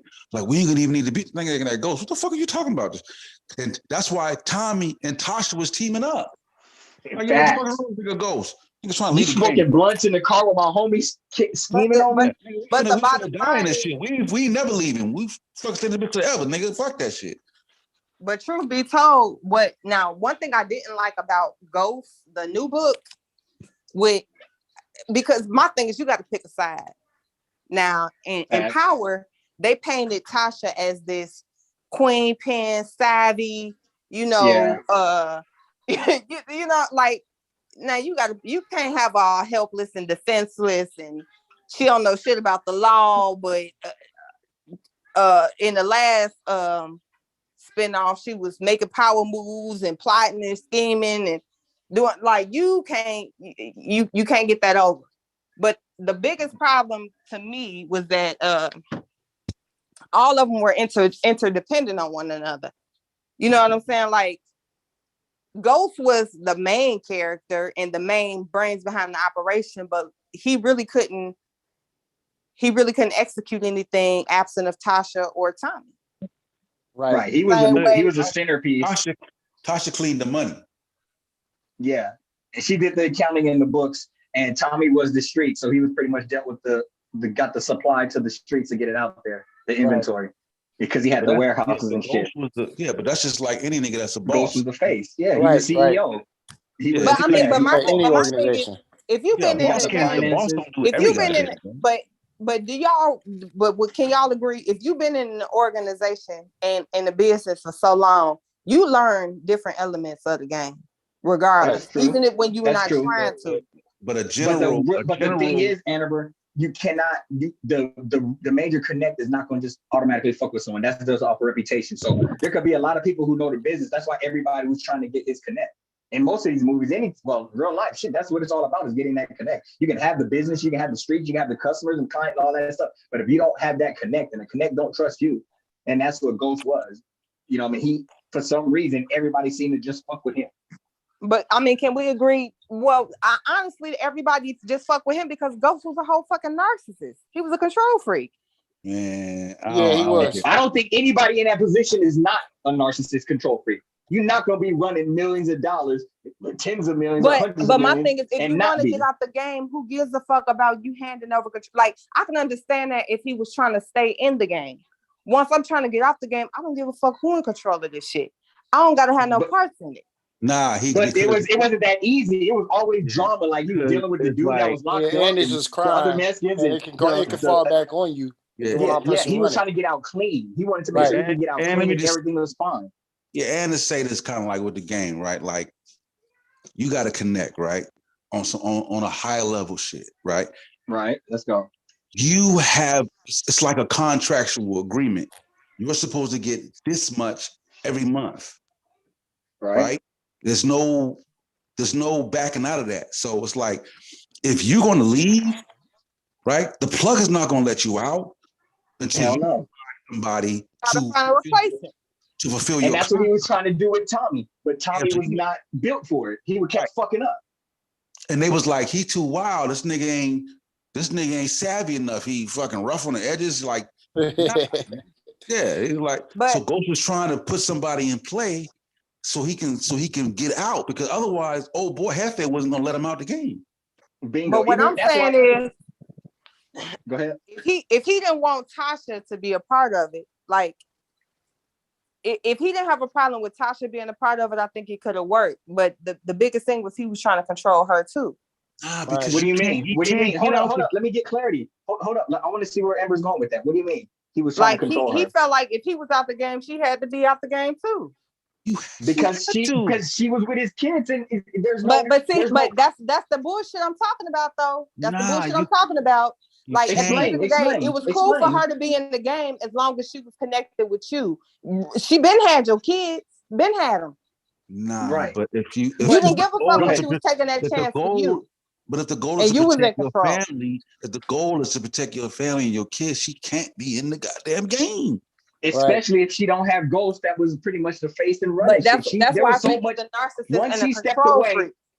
Once Ghost stepped away, you saw the decisions that she was gonna make and where she was gonna land it, because she just couldn't think it out. When he broke her down. All I'm saying is it's very self-centered and narcissistic for him to feel like it was okay for her to be in the game as long as he was.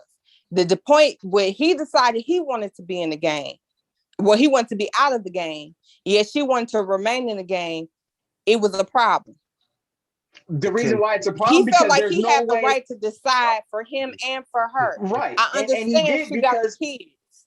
I get all that, but she been had the kids. Okay, yeah, Amber, but there's another point to this.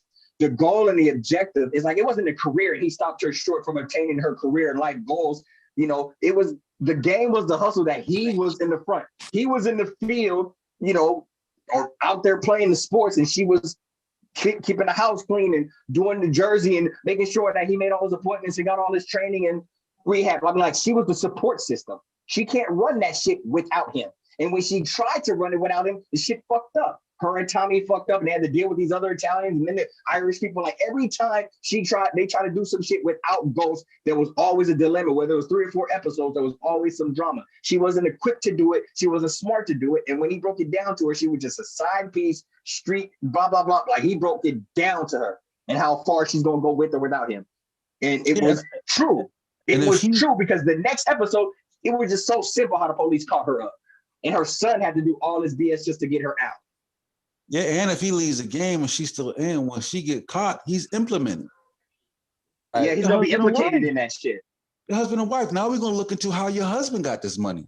How does your husband? Right. You're a drug dealer. How does husband get the club? But your money is your money that filled the club up. Now we're gonna take She all had that. no ambition, I have no a foresight, no question goals. to the men on the panel though. I have a question. When you want to go into a major endeavor or when you want to withdraw from something, do you or do you not discuss it with your mate? Or do you just make the decision and tell them what they're gonna do? You're supposed to discuss it. In my situation, I'm gonna discuss it with my wife, but she knows that if I do make a decision, then she's pretty much gonna ride with it because she trusts my judgment, because she know that I'm not gonna make a major decision without making sure that it benefits everyone. It's the safest for everyone. I don't move like that, and nor would she. For me, but that's my unit. For me, if I'm going out there and I'm putting my life on the line and I'm laying niggas down and I'm the face of this shit and I'm fucking dealing with past that can get me going for nigga, no. You CEO, nigga. You CEO. It's my decision. I'm the fucking boss. Like, yo, like you're not. She's supplemented. Yeah, you can have a say. You know what I'm saying? But what I say goes, nigga. Like, but here's the problem, and this is what I'm saying to Rick do in the new series. And this is my biggest problem with Ghost, because I don't think that Tasha would have necessarily been opposed to it. I feel like the plan wasn't laid out. Now, of course, this is me adding context that has not been supplied. You're better than Tasha, though. But I mean, but significantly. But here's what I'm saying though. Like, to me, and again, this is me imposing shit on the show that's not necessarily in the show, right? Based off of who Ghost is, I don't think that he planned to transition out of that lifestyle without having several backup plans. I think him opening up the club, him going into politics was always a part of the plan, right? Yeah, it So was. if you have a conversation with your mate, hey, I want to get out of the game, but this is the route that I plan to take. Year 1, year 2, we got this club, we rock that real good. Year 3, I get into politics, run for this, that, and the third. We want to build up my image, blah, blah, skippy, woo, woo. I think Tasha, as a business person, because if she's an accountant, she definitely has some business acumen. She could have seen the vision. But a large part of Ghost's problem. Let her finish. But a large part of Ghost's problem is that a lot of his ideas he did not communicate. He thought up this dream in his mind, this idea in his mind, and he just executed, and he wanted everybody else to fall in line. I know what I'm doing. Trust me. He explained. He laid. Go ahead, Akachi. He laid it. He did. He did explain the goal to her, and he did come to her with a plan. Let him go. Amber, let him go. No, I just want to know, when did he explain the goal? Yeah, he did this in like the first episode. Yeah. I remember the club. I don't remember the politics. Okay, yeah, that's because the politics came later. That was in his avenue. He was just trying to get out and just run the club and be successful club owner. He did come to her with a plan, and she was they were like, going to expand the club. She laughed at him, bro. My wife looked right at me. She laughed at that nigga like, what else are you gonna do? No, nigga, you're a drug dealer. But that's the thing. That's why I said I'm adding context to the show that wasn't necessarily there. Because I remember, like, I know you a drug dealer, nigga. You ain't gonna never be shit but a drug dealer. That's basically what she said. You know, right. And let's hold up Amber. And I know you're taking the stance, you know, from the man and the woman. You asked the man, but let's look at who Tasha really was. Do you see the way she treated her fucking friend?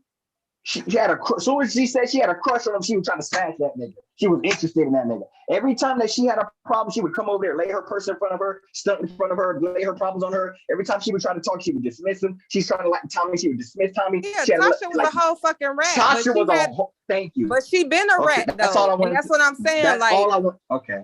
At the end of the day, like, niggas. Tasha was. This is what I mean. Everybody got to be responsible for the choices. I agree with Amber. She been everybody a rat.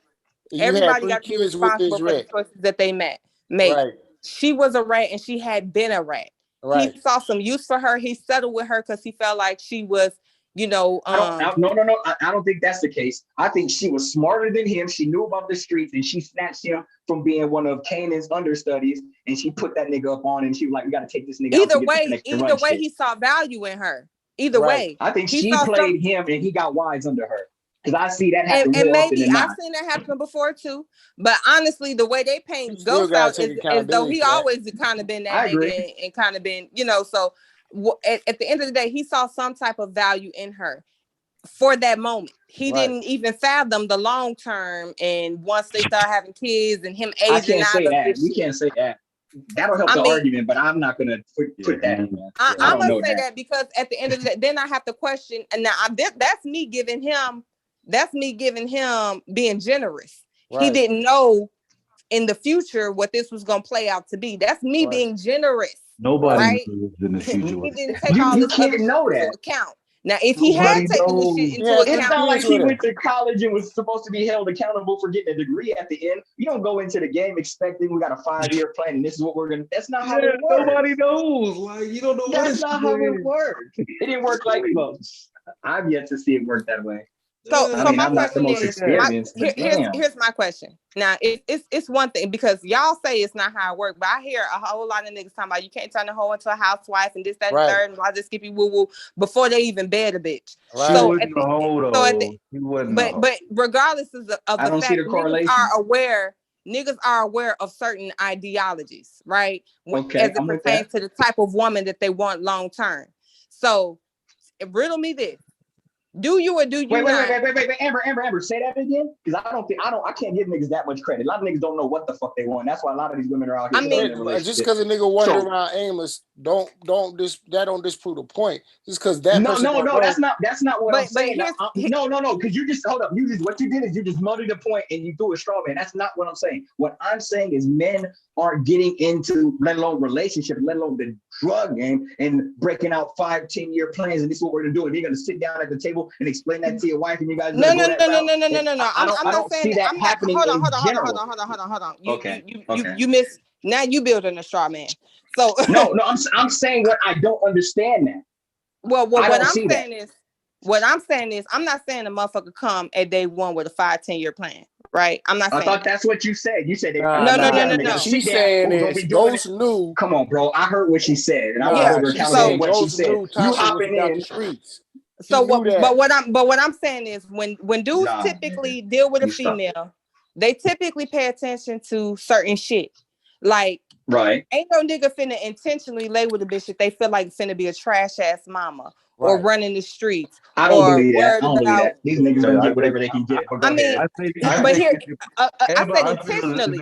I said intentionally. I'm talking about intentionally having kids by bitches like this. I'm not talking about what a nigga do on a drunk night, fucking a bitch after the club and end up with. I'm talking about what a nigga is gonna intentionally do, right? So at the end of the day, and this is for women too. Women to say that they don't want no deadbeat ass nigga to live with their mama, this, that, and the third. Now that don't stop them from unintentionally getting pregnant by a nigga like this. But their intent is not to go out and start families or make these type of niggas they main nigga, right? They have some type of concept of what they want and what they don't want. Am I right or am I wrong? Right. You're right. Okay. So what I'm saying is, at the end of the day, Ghost got with Tasha. Now, that's the beginning of the day. Yeah, I don't know how long they were together before they had their kids. They were in their teens. They were in their teens. They definitely were in their teens. You said they we can were? say at least they've been together at least 15 years. Yeah, they were in their teens. At least 15 years. So at the end of the day, how I look at it is Ghost chose to settle with Tasha. I agree. He's a young nigga. Of course getting you do. money in the streets. He chose to settle with Tasha. That's where he chose to settle. Well, what about Tasha? She didn't choose? Well, she chose. She chose, but I think he chose a gang banging, dope dealing girl. The nigga that had the bread. And she fell in love with the dope. But dealer. if we being honest, most niggas is getting a little money or a little street. They got a couple of options. Ghost ain't no bad looking guy, handsome, the character on the show. So we know back in the day he had his pick of the litter. Okay. So he chose Tasha. Tasha didn't choose because his main girl left. I think he did choose. She put the game on him. Go ahead. I'm sorry. I can't interrupt. But even if she put the game on him, she made herself valuable to where she made sure she was the top pick, right? He still had 3 kids with her, yo. Yeah, He because when had a 3 nigga, kids with her. He when a married nigga come her. up like that in that type of game and that type of lifestyle, normally in that lifestyle and that risk factor, he chooses the girl that's been down with him from day one. Like, Facts. You can't choose nothing else. you roll or die with me. I know I can trust you. I'm fucking riding with you. Fuck you. Fuck if another girl look better than you. I'm only looking at you. But here's the thing, though.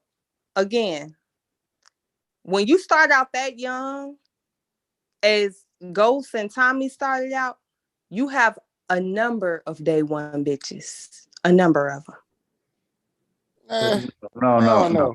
That's not true. That's not true. But niggas don't have a number day You gotta one. consider Otherwise, competence. that defeat the purpose of day one. I mean, no. shit, I know a nigga now got at least 5 day one See, bitches. now you use that's what we call As a matter of fact, 2. Anecdotal fallacy. Like no. I mean, That's not what maybe niggas do. anecdotal to you, but at the end of the No, day, I'm saying, but Ghost talking, didn't have a whole lot of baby mamas, but most of street niggas got multiple baby mamas, and these bitches been around from day one. we gotta deal with what the movie gives us. We can't. Okay, well, we could deal with the movie Yeah, give us, Emma, but you create scenarios that don't even at the make end the of timeline. the day, he chose Tasha.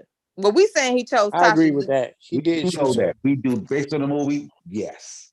Yes, he chose Tasha. So you get what you get, and you don't throw a fit. Y'all ever heard that?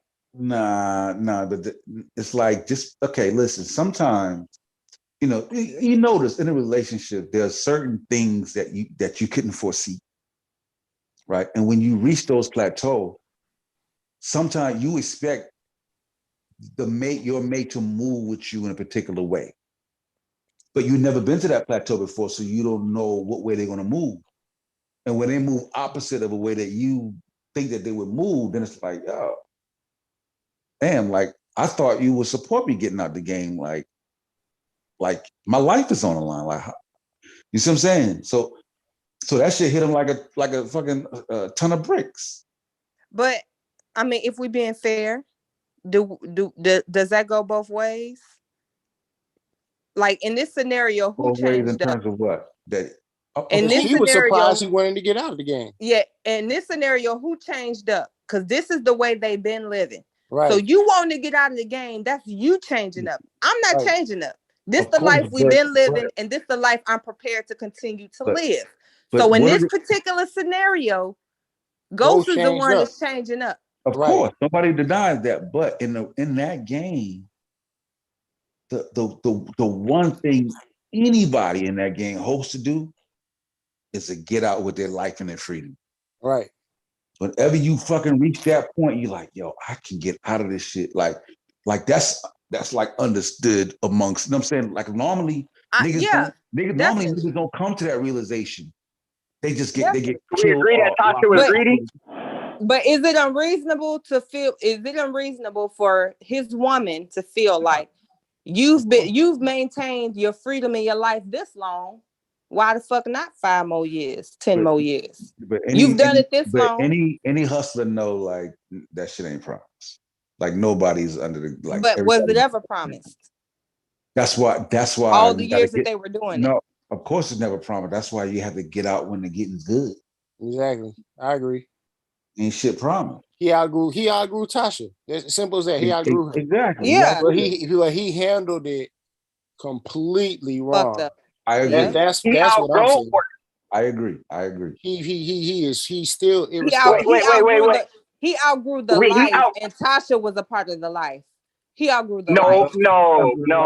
Part of life, he still outgrew Tasha. No matter how you frame that. Yeah, I mean, but that's what I'm saying though. Like he outgrew the life. He outgrew Tasha. He outgrew Tommy. Like they were a part of the life. These are people that he thought was a part of his life, but they was just a part of the life. You understand what I'm saying? He just outgrew them. Like they didn't evolve. They didn't evolve. Like they didn't see the next step. They were stuck. But I would argue he really didn't evolve either. Me personally, I would argue. I mean, they didn't see the next step. They weren't on the same page with Ghost, but Ghost was still selfish as fuck. He did them dirty, and he was willing to move them. Because now it's like, yo, Now I'm in a position of where I can just say fuck it and follow you guys and look at life or death, or I can start fucking moving on my own because y'all niggas, like I've outgrown y'all and I see that y'all not evolving. You know what I'm saying? Because he came to tell me like, yo, listen, I got a plan and we ain't even gonna need to do the shit no more. I got this club is popping up and the people. I mean, like, nigga, fuck that. Like, what the fuck? You know what I'm saying? What? You stupid motherfucker. Like, what the fuck are you? Like, Tasha, talk this nigga. This nigga's fucking crazy. Yeah, he did take it like that. Yeah, you know what I'm saying? Like, what do you do? You know what I'm saying? That's why Ghost was like, yo, Tommy, you can have this shit. Like, yo, you can. He was like, nigga, you can have all this shit. You know what I'm saying? Like, nigga, like, what else can he do? You know what I'm saying? That's how I look at it. And and nothing gonna make me fucking like Tyreek. Like, I'm only gonna watch the new shit because Amber told me he got locked up. Like, I was hoping he get shot. I mean, I'm sorry. I'm just. I can see the fucked up parts of everybody. Was Tyreek fucked up? Absolutely. But I can't put all that blame on the kid, and I'm not willing to get smoke to the adults in his life. I'm not putting all the blame on the kid. It just rubbed me. Like, yeah, I'm the same way. I don't like Tyreek, but I understand what Amber's saying. Like, you start to empathize and see it from his perspective, and you really hoping that he get away because that's how I'm feeling. Like, I forgot. All of this shit is self-inflicted. I forgot about this. I'm hoping this dude, get away with the schemes that he's doing, and I forgot completely that this shit was self-inflicted. So, but a lot of ghost shit was self-inflicted too, though. That's no. I agree with you. The ghost shit was self-inflicted. That's what I'm saying. I agree with y'all. I think Ghost was irresponsible. But listen, he didn't follow his shit because remember, like he wanted. Tommy was like, "Yo, your man is the one doing it." I was like, "Nah, I know that nigga. Like he wouldn't do it." You know what I'm saying? And it was because of him he killed his man. Right. You know what I'm saying? He was like, nigga, you know I wouldn't do no shit like this. When he was in the house with the nigga and he killed the dude, you know what I'm saying? All because of the shit that Tommy was putting on him. You know what I'm saying? Yeah. He was still succumbing to the influence of the people around him instead of just being like, nah, you know what I'm saying? But he was trapped. But he put himself in the trap. Like that's exactly. I can't let that slide. He put himself in the trap, man. That's why he's gonna at least be 51% responsible for anything. At least 51. I said 49. Nigga. I give Tasha 50. No, we're on Tariq. Tariq gotta get some blame. Tommy gotta get some blame. Tommy gotta get some blame.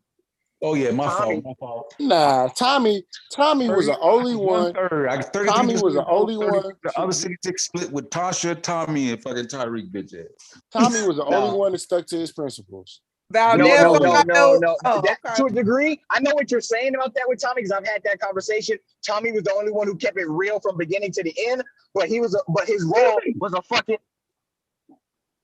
His role. Go ahead. Thank you. His role was a fucking henchman.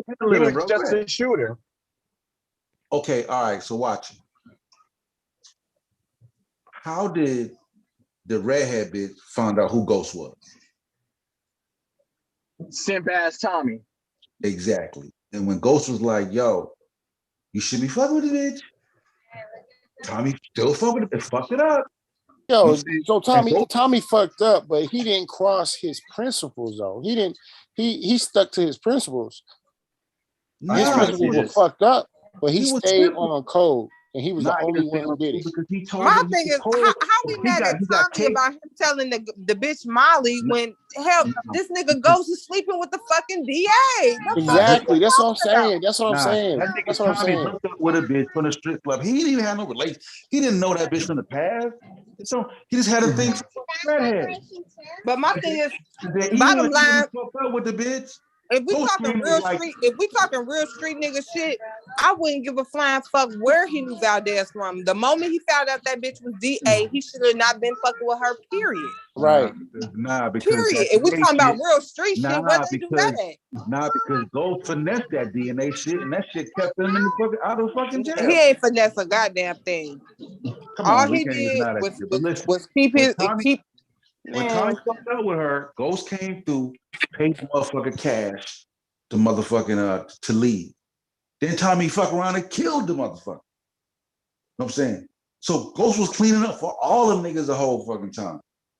Yo, Tommy fucked up, but that's because he don't trust Ghost no more, and he had no reason to trust Ghost.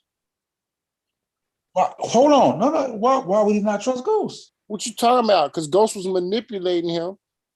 Ghost was the one who sent Kenny to jail. Nah, they both. Oh no, that was right. That was Ghost. Tommy didn't know. But I mean, if we being honest though, since we want to talk about loyalty, Tasha made him do that. If we being Tasha wanted him to make kill him do it. Tasha wanted him to kill him. She manipulated him. I mean, she came chose, up with the idea. He but chose prison. He's like, I'm not gonna kill my OG. I'm just gonna let him go to jail. They're evil. But we already know Ghost wanted to do that shit anyway, or he wouldn't have did it. Like sure. at the end of the day, we know that. At the end of the day, nah, that's young Ghost though. If we being perfectly honest, since we want to talk about loyalty and shit, both Tasha and Tommy told him quit fucking with that Valdez bitch. She bad for business. Right. He did the fuck he. That is true. He did what the fuck. No. You're right. That's the truth. She's bad for business, and he's trying to get out the business. Tasha and a fucking Tommy had no reason to like Angela. But all while you in the business, that's true.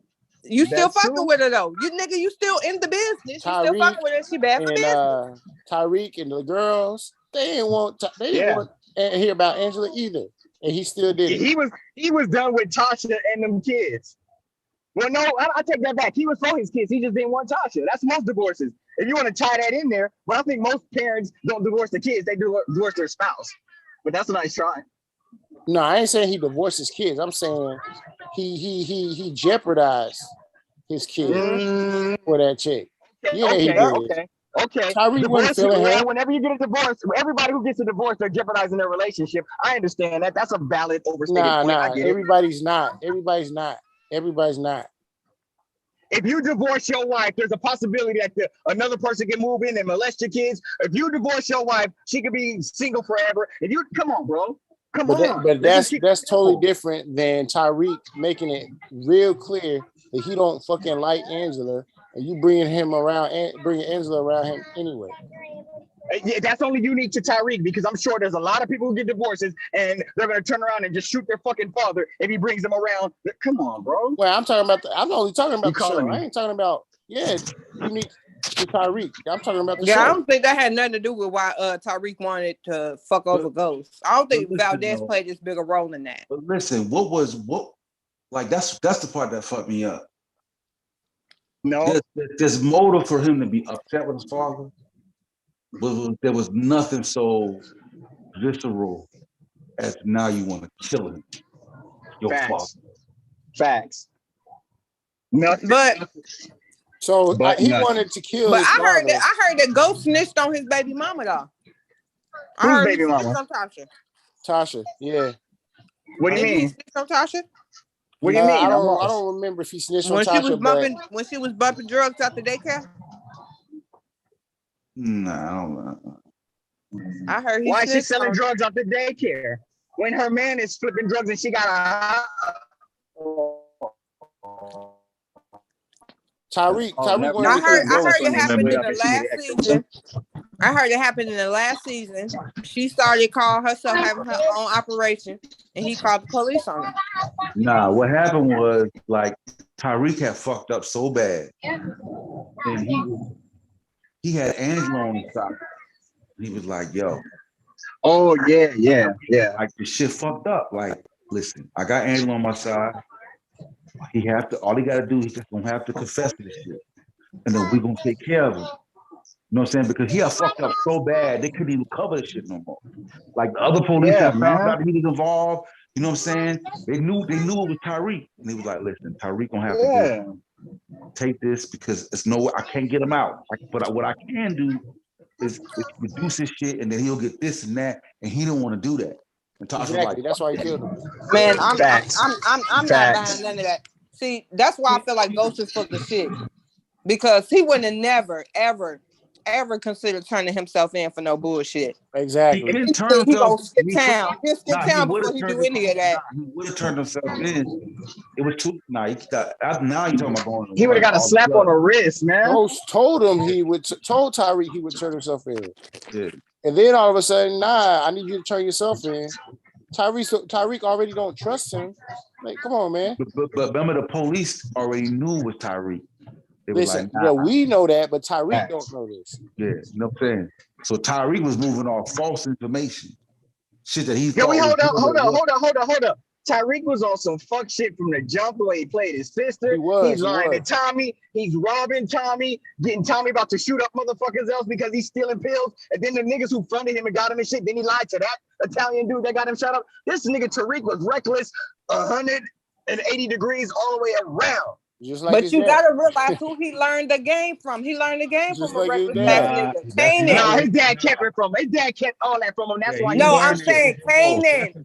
Who he learned the game from was his Kanan. daddy He started Kanan. hustling with Kanan. That's how Kanan operated. He didn't have no fucking code. If we say that he's Kanan's son, then everything changes, and I have to look at him in a different light. And now I kind of excuse. I mean, but he was though. He was Kanan's son. He ain't Ghost's son then. Everything he knew, he learned from Kanan. Ghost didn't teach him shit about the game. No, about the game. He taught him everything about life. He wanted to learn the game. And the game isn't something to glorify. It's just a stage that you use. Niggas would have taught him how to fight.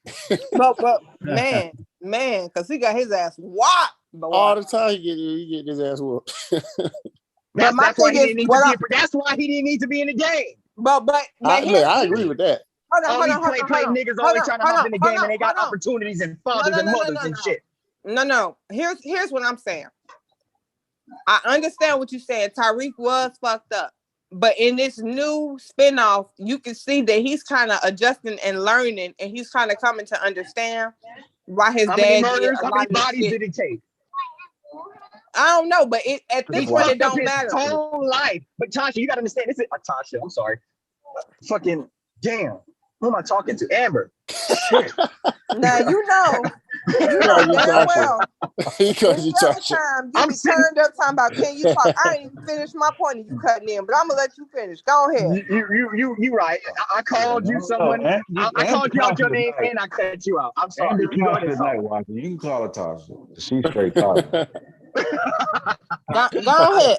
But the crazy thing is actually Tasha's my alias that I use when I want niggas to know my name. Told you. I be like Tasha, and I've been doing that shit since before Power. Tasha and Tiffany, they're my two aliases. That's why she identified. Go ahead, watch it. But go ahead, watch it. I'm listening. Oh man, well shit. I'm over here driving around looking at Christmas lights with the family and shit. My wife's sitting in the car with me. You know what I mean? So I'm like, maybe it's a good thing I didn't mess up your name. I don't sound too wired. But I fucking forgot my point. Damn. But what I was saying is, Tyreek learned the game from Kanan. So of course he got some fucked up ways about it because Kanan fucked up. You know what I'm saying? How did Kanan fuck up? Kanan is fucked up because Kanan don't really got no code. The nigga killed his own son. Like, goddamn. Nah, he has a code. And his son chose Ghost over him. That's a valid claim to me. Kanan's code is strength. It's control. And his son was weak. So he killed his son. Like he stuck to his principles over his flesh, over his own son. I mean, it's fucked up principles, but it's principles. 100% character. I mean, but that's what I'm saying. His principles is a little fucked up. They're not. Oh they're yeah. not Well, yeah, I agree with that. You know, they're not traditional principles. At least they most consistent. So at the end of the day, Tariq, this is the tutelage you come up under. You know, I don't give a fuck who you is, you can be cut off, right? But Tyreek ain't like that though. But this is what he was trying to be like though. He going out to bat for his sister. He went out to bat for his mom. So I don't necessarily agree with that. But he didn't go out to bat for his dad. Well, he was at odds with his dad. But that's what I'm saying though. Like his dad was his enemy. I don't feel like he ever felt like his sister or his mother crossed him though. They didn't. Exactly. So he don't have no, but he feel like Ghost crossed him. Yeah, he felt like Ghost broke up his family, and Ghost did break up his family. Yeah, Tasha helped. Going back to what I'm saying, Tariq modeled himself after Canaan. So in his mind, you cross me, you done for. Fuck you, I don't give a fuck who you is, right? So, but you can see in like this new Canaan should have shot Tariq on that note. But you can see in this new series that he kind of come into an understanding of why certain shit probably was done by his dad in certain ways. You know, he's starting to learn his own pace in the game, right? And how you got to be adaptable and whatever. Like you can't turn up or cut off everybody because some people are going to be useful to you, right? Right. So as far as I'm concerned, I feel like Tariq, although I know Ghost didn't want him to be in the game, but Tariq is learning now to be probably the type of person in the game that Ghost would have taught him to be had he been willing to teach him the game. You know what I'm saying? This is why I move the way I move. Like he's learning to be more strategic. Now, of course, he's spreading himself really thin and he making a lot of mistakes that his dad made by being so closed off and thinking he can do everything. You know, he's not really, he's not all the way focused. Huh? But wow, he's killed his teacher. Ghost was killing people in the game. This kid killed his teacher. He shot his father. Nah, but he had to because the teacher Kanan was in the game. His teacher was in the game. His teacher was in the game. Really? The teacher tried to bribe him, man. His teacher was in the game. Yeah, his teacher was in the game. The teacher tried to bribe him. Wow. So you equate that with the game. Watch it. I'm not saying his teacher's innocent, but you're gonna tell me that his teacher was in the game. But watch her. The point, Tariq wasn't going there to kill him, though. Exactly. Tariq was going there to talk to him. Kane came in and he heard the teacher mention them, so he shot the nigga. So at that point, he said, "I can't leave Tariq you alive. was gonna kill I don't that have no dude. fucking choice." Okay, like, Tariq was gonna kill that guy. If you Tariq know somebody's in that life from the beginning, you try to advance to come up. What makes him any different than the stick-up kids who be robbing the dope dealers? What makes him any different? Are we having another argument, a whole different conversation? I don't understand where we're going with this. I don't understand what makes the teacher any different than the stick-up kids. What a stick-up kid? What's the definition of a stick-up kid? The people who rob the dope dealers. Stick-up kid with a gun. So you're telling me that this dude had a gun? I'm telling you, he was bribing Tyreek. Stick-up kid. Yeah, and bribery. Those are two different charges, bro. Armed robbery and bribery. Two different charges. Bribery is considered white collar. You conflate. It's effectively the same shit. No. Let's not do that. I get where y'all trying to go, but we're not gonna do that. Yes, we are gonna do that. Come with a better point with that. We're gonna do that, Watcher. He did try to. I'm just gonna disagree. I don't think Tariq was going. I think you have a valid point, but not with that round. I don't think Tariq had plans to kill him. I think Tariq thought he was smart enough to outsmart him, and he was just gonna deny it, say he didn't know what he was talking about. No, once he got on the phone and he told him that what I'm gonna do, Tariq knew he had to go, and if he didn't do it, he was gonna get someone else to do it. That guy had to go. Maybe. Now I do believe he. This nigga shot his own father. He shot his own father. And we're gonna act like this guy got morals and he didn't. Come on, man. This guy was getting in the way. He had to go. We're gonna act like he don't got morals when he fighting so hard for his This sister. is Tariq. This is Tariq. I fuck with Tariq. We're talking about Tariq. I can tell. I didn't fuck with Power Tariq, but this is also Ghost. This is Ghost. Tariq did that with the story that his own dad told him in mind about him setting up his mentor. This is also Ghost. Tariq is becoming Ghost. Exactly. Nah. Ghost didn't kill his father, and he didn't have anybody who showed him the way to. We don't know what happened to Ghost's father. We don't know that Ghost didn't kill his father. I'm not gonna put that in there if it ain't there. I'm not gonna put that there if it ain't there. You know, I'm not gonna assume. Well, you did just put it in. You just said that Ghost ain't kill his father. You don't know what Ghost did with his father. You're right. Well, let me just put it this way then. You're right. You're absolutely right, Amber. You're absolutely right. Set up his own father figure. Father figure. Now the father figure. I didn't hear that. He admitted that. Okay. When Tyreek kills Okay. Ghost, this is the You said story. I said my father figure. I said I killed my father figure. Is that what you're doing with the loaded words, bro? Is that religion slipping in? Let's just have a direct conversation. Y'all gotta go back and watch that last season, because this is the story that Tyreek has in mind when he's thinking about killing his pop. Is that what it is? So now we know what was going in through his head when he's doing it. Okay. Damn.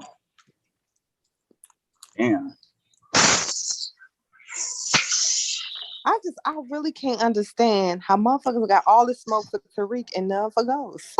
Like that, for real. I don't understand that either. It blows me. Huh?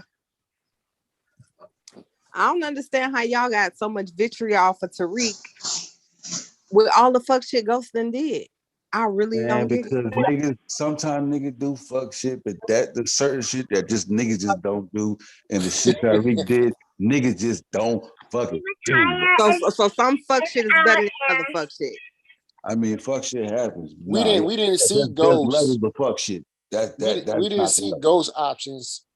From what we see from Ghost is like he didn't have very much of a choice. It was forced. That's what the narrative tells us. We didn't see it, but we see Tyreek living the life, making the wrong fucking decisions. That's why it's easier to hate Tyreek. And it's easy to sympathize with Ghost, but honestly, I just don't. I know that he's irresponsible. Who sympathizes with Ghost? It give clarity. Sounds like me and the currency are the only people that don't. I do. I'm like, I could have sworn that I said that the man is 51% responsible, which means I'm putting the onus up on him. I'm just not trying to say it's 100% him. No, I'm but 33%. everybody's just. I feel like Ghost. Okay. All right. And the other 66 is split between Hasha, Tyreek, and Tommy. That's how I'm doing. But see, Sosa, I'm trying to be charitable. I'm trying to be charitable. No. But see, I see that. But the thing is the thing is, at 51%, I know you're trying to be charitable and you're not giving it an authentic evaluation. Like if you go back and watch the season, Ghost is more than 51% responsible for most of the shit that happened. There's no way he could be. Honestly, he was the ringleader. Honestly, no. If we're gonna be honest, he can't get more than 40. If there's 3 people involved and they were all fucking up, and I mean Tasha did shit that could get them killed, and Tommy did shit that could get them killed, and Ghost was the main motherfucker doing shit to fix up a lot of their mistakes while he was trying to get out of there. But that's the thing. His own life. A lot of the mistakes that happened were mistakes that took place as a part of Ghost's initial plan. He came up with the initial move. No. I disagree. He had Tommy rolling right. Tommy was fucking up. Tommy wanted to get back with his dad. Tommy wanted to get with that girl. Tommy wanted to start that. Tommy was fucking up big time in the beginning of that shit that I was really getting annoyed with him. Let's not do that. Very first episode. So many different times. He had to save his life. Very first episode from the Russians and shit. Very first episode, they brought a motherfucker to the club, right? Instead of Ghost saying, get this motherfucker up out of here, what they do, they kill the nigga at the club. And let the girl live. That was a fuck up right there. You either all the way in it or you ain't. He should have killed her. Like, okay. You can't be conflicted. You can't live in the gray area. And that's what Ghost was doing. Ghost wanted to be a good citizen. He was transitioning. Out of the game. Yeah. He wasn't honestly, I think prior to that situation, he was can I finish? Prior to that, I'm sure he was popping everybody and there was no victim. He didn't start getting the art until he was trying to transition out the game. The problem that Ghost found, and all his problems came when he was trying to get out the game. And if he getting out the game caused all these issues, damn, that's fucked up. But I really don't believe that he's half responsible for the shit, especially when they were fucking up. But to understand that a lot of the issues wouldn't even be possible without him, I'm going to give him 51%. Because I don't think Tommy would have got nowhere near successful and rich without Ghost. I don't think Tasha would have done that shit without. He was the main piece. He was the mouthpiece. He was the connect. I don't understand. If I tried to be charitable, it's still not enough. As far as I could see, I don't get it. Ghost was the whole puppet master. When shit fell apart, 9 out of 10, they was trying to execute a plan. Either you the boss or you ain't. Ghost didn't. Ghost is type like he didn't kill civilians.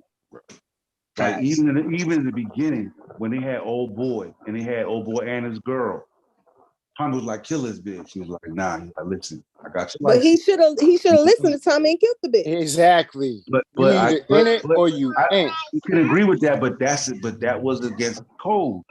You can see the same thing when it ran. But then you gonna kill the nigga at your club and then leave the bitch to live. Man, come on now. That's an example of Ghost fucking up. The same way y'all listen all the time, you fuck up. That's Ghost fucking up. The code is I mean, it's just like, you got to have a code. You know what I'm saying? Like sometimes it's a failure, sometimes at the point where she was there when he was murdered, she was no longer a civilian. She was no longer a civilian at that point. That's not how it works. Now you're a part of the game. No, that's not how. No, because she was only implicated because that's not how it out.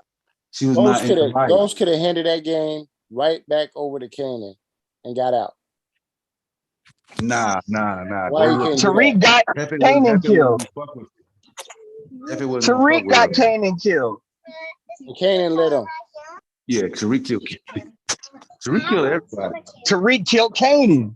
This nigga killed every father figure. God damn it. Stop. Yeah, he did. He got Kanan whacked. No, he tried to pin that shit on Kanan with the gun and shit. Kanan like, what? Yeah, he did. That ain't my shit. Kanan and then he looked right at him. He looked right at him like, you little motherfucker. Okay, and he let him. Right. Because Kanan could have killed Tariq. He could have. He let him do that Kanan twice. But see, Tariq was the son. Tariq was the son Kanan always wanted. You gotta be honest. You can't stop being dishonest. Tariq was the son that Kanan always wanted. Dishonesty. Exactly. No, I'm not being dishonest. Like at the end of the day, he said he could have killed. You said Kanan killed Kanan? No.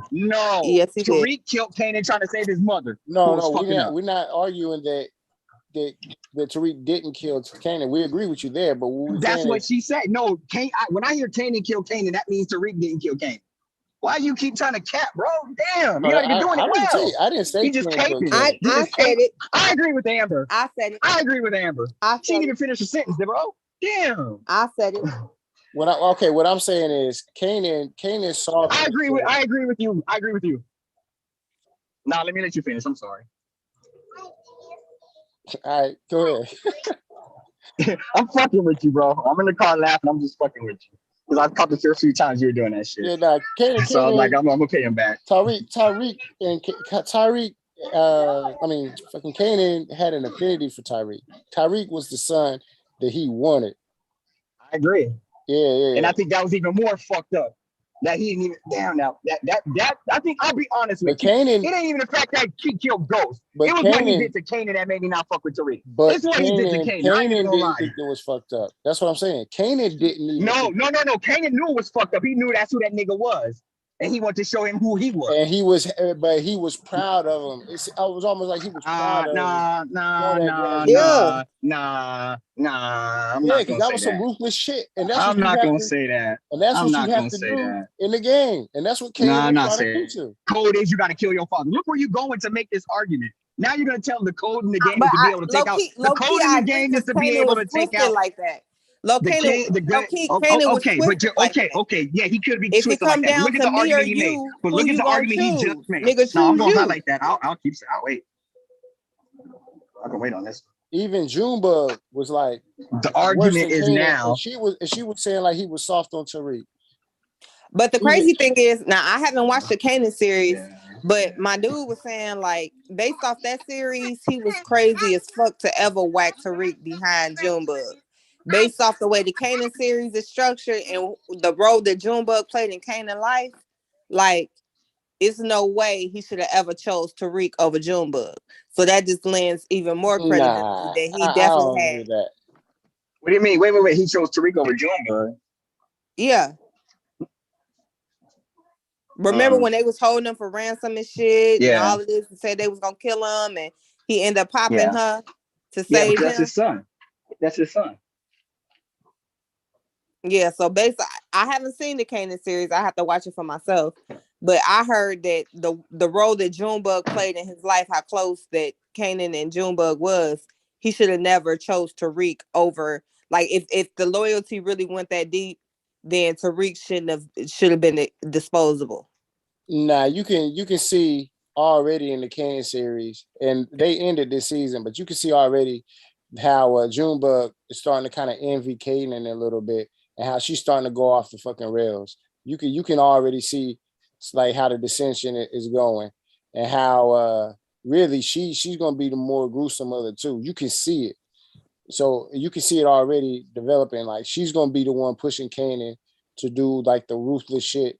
And what they are capturing in these power series is like the internal battles. How Kanan, you know what I'm saying, he's got this love for this son that he always wanted, and Tariq is it, and he shows it. And Junebug sees him getting soft on it. And Ghost's internal battle, how he want to get out of the game and live a clean life, but he can't. And Tyreek, I don't even know what the fuck Tyreek's conflict is. Because all his shit. I mean, if we being honest though, Ghost. See, the biggest problem I have with Ghost is he wanted to get out the game, but you could tell it wasn't centered around his family dynamic because he neglected his fammy a lot in order to accommodate. When did he neglect his family a lot? Where do we get that from? When he started messing with the Asian girl? Yes. Okay. Yeah, like, I mean, to be perfectly honest, even if he initially wanted to get out the game, that wasn't his sole focus. Like, so then it became he wanted to get out the game and Angela. You know what I'm saying? Like, that was his focus. His focus wasn't I think on. no. But Tasha, God damn it, I'm sorry. Amber. I remember specifically because I like Tasha. I like chocolate. So I'm looking at her, and she was with the 3LW girls, and she the one that got put out because from the first day when she put off her panties in that limousine and she was begging him to come home, I was like, okay, she a goofy bitch. Like, you saw that. Okay. Yeah, she goofy. Okay. I mean, she might as well have went and fucked the nigga, as far as I'm concerned. Yeah. Amber, I don't know you, but I feel like I know I have an idea how you would operate. I just don't see you making the moves that Tasha would make. Not even Absolutely a quarter. Not. I mean, first of of all, because you have an understanding. I can never be no nigga's queen pin. Like that's number one, especially when I got all this knowledge. But she wasn't a queen pin. She was an accessory. Accessory, whatever. We're gonna watch this money and we're gonna get out the game. She was a queen pin. I'm gonna be distant. Like, we wouldn't even be able to cohabitate together because this shit could fall back on me and our kids. Like, that's the type of bitch I am. You could be in them streets, and we could date, but we not finna be under the same roof. We not finna be like, we have to get this shit together where we can live a legal life. And if he came to you, but look how you're thinking. It ain't no if he came. I would have been coming to him with the shit. But that's my whole point, though. This ain't gonna work.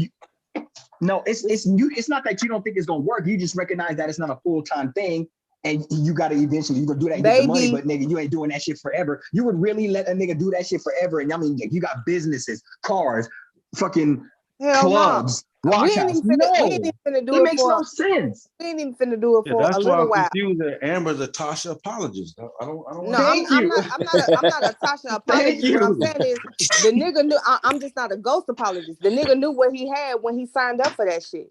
Point blank and period. I don't feel sorry for him because if anything, any bitch. But you feel sorry for Tasha though. No, I don't feel sorry for Tasha either. The fuck?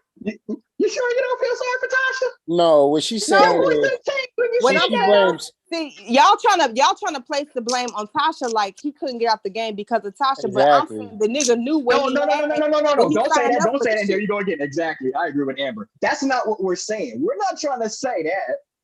We're not trying to say he couldn't get out the game with Tasha. No. Tonight. No. That's not what we're saying. That's how you took it, but that's not what we said. What we're saying is he was going to get out of the game.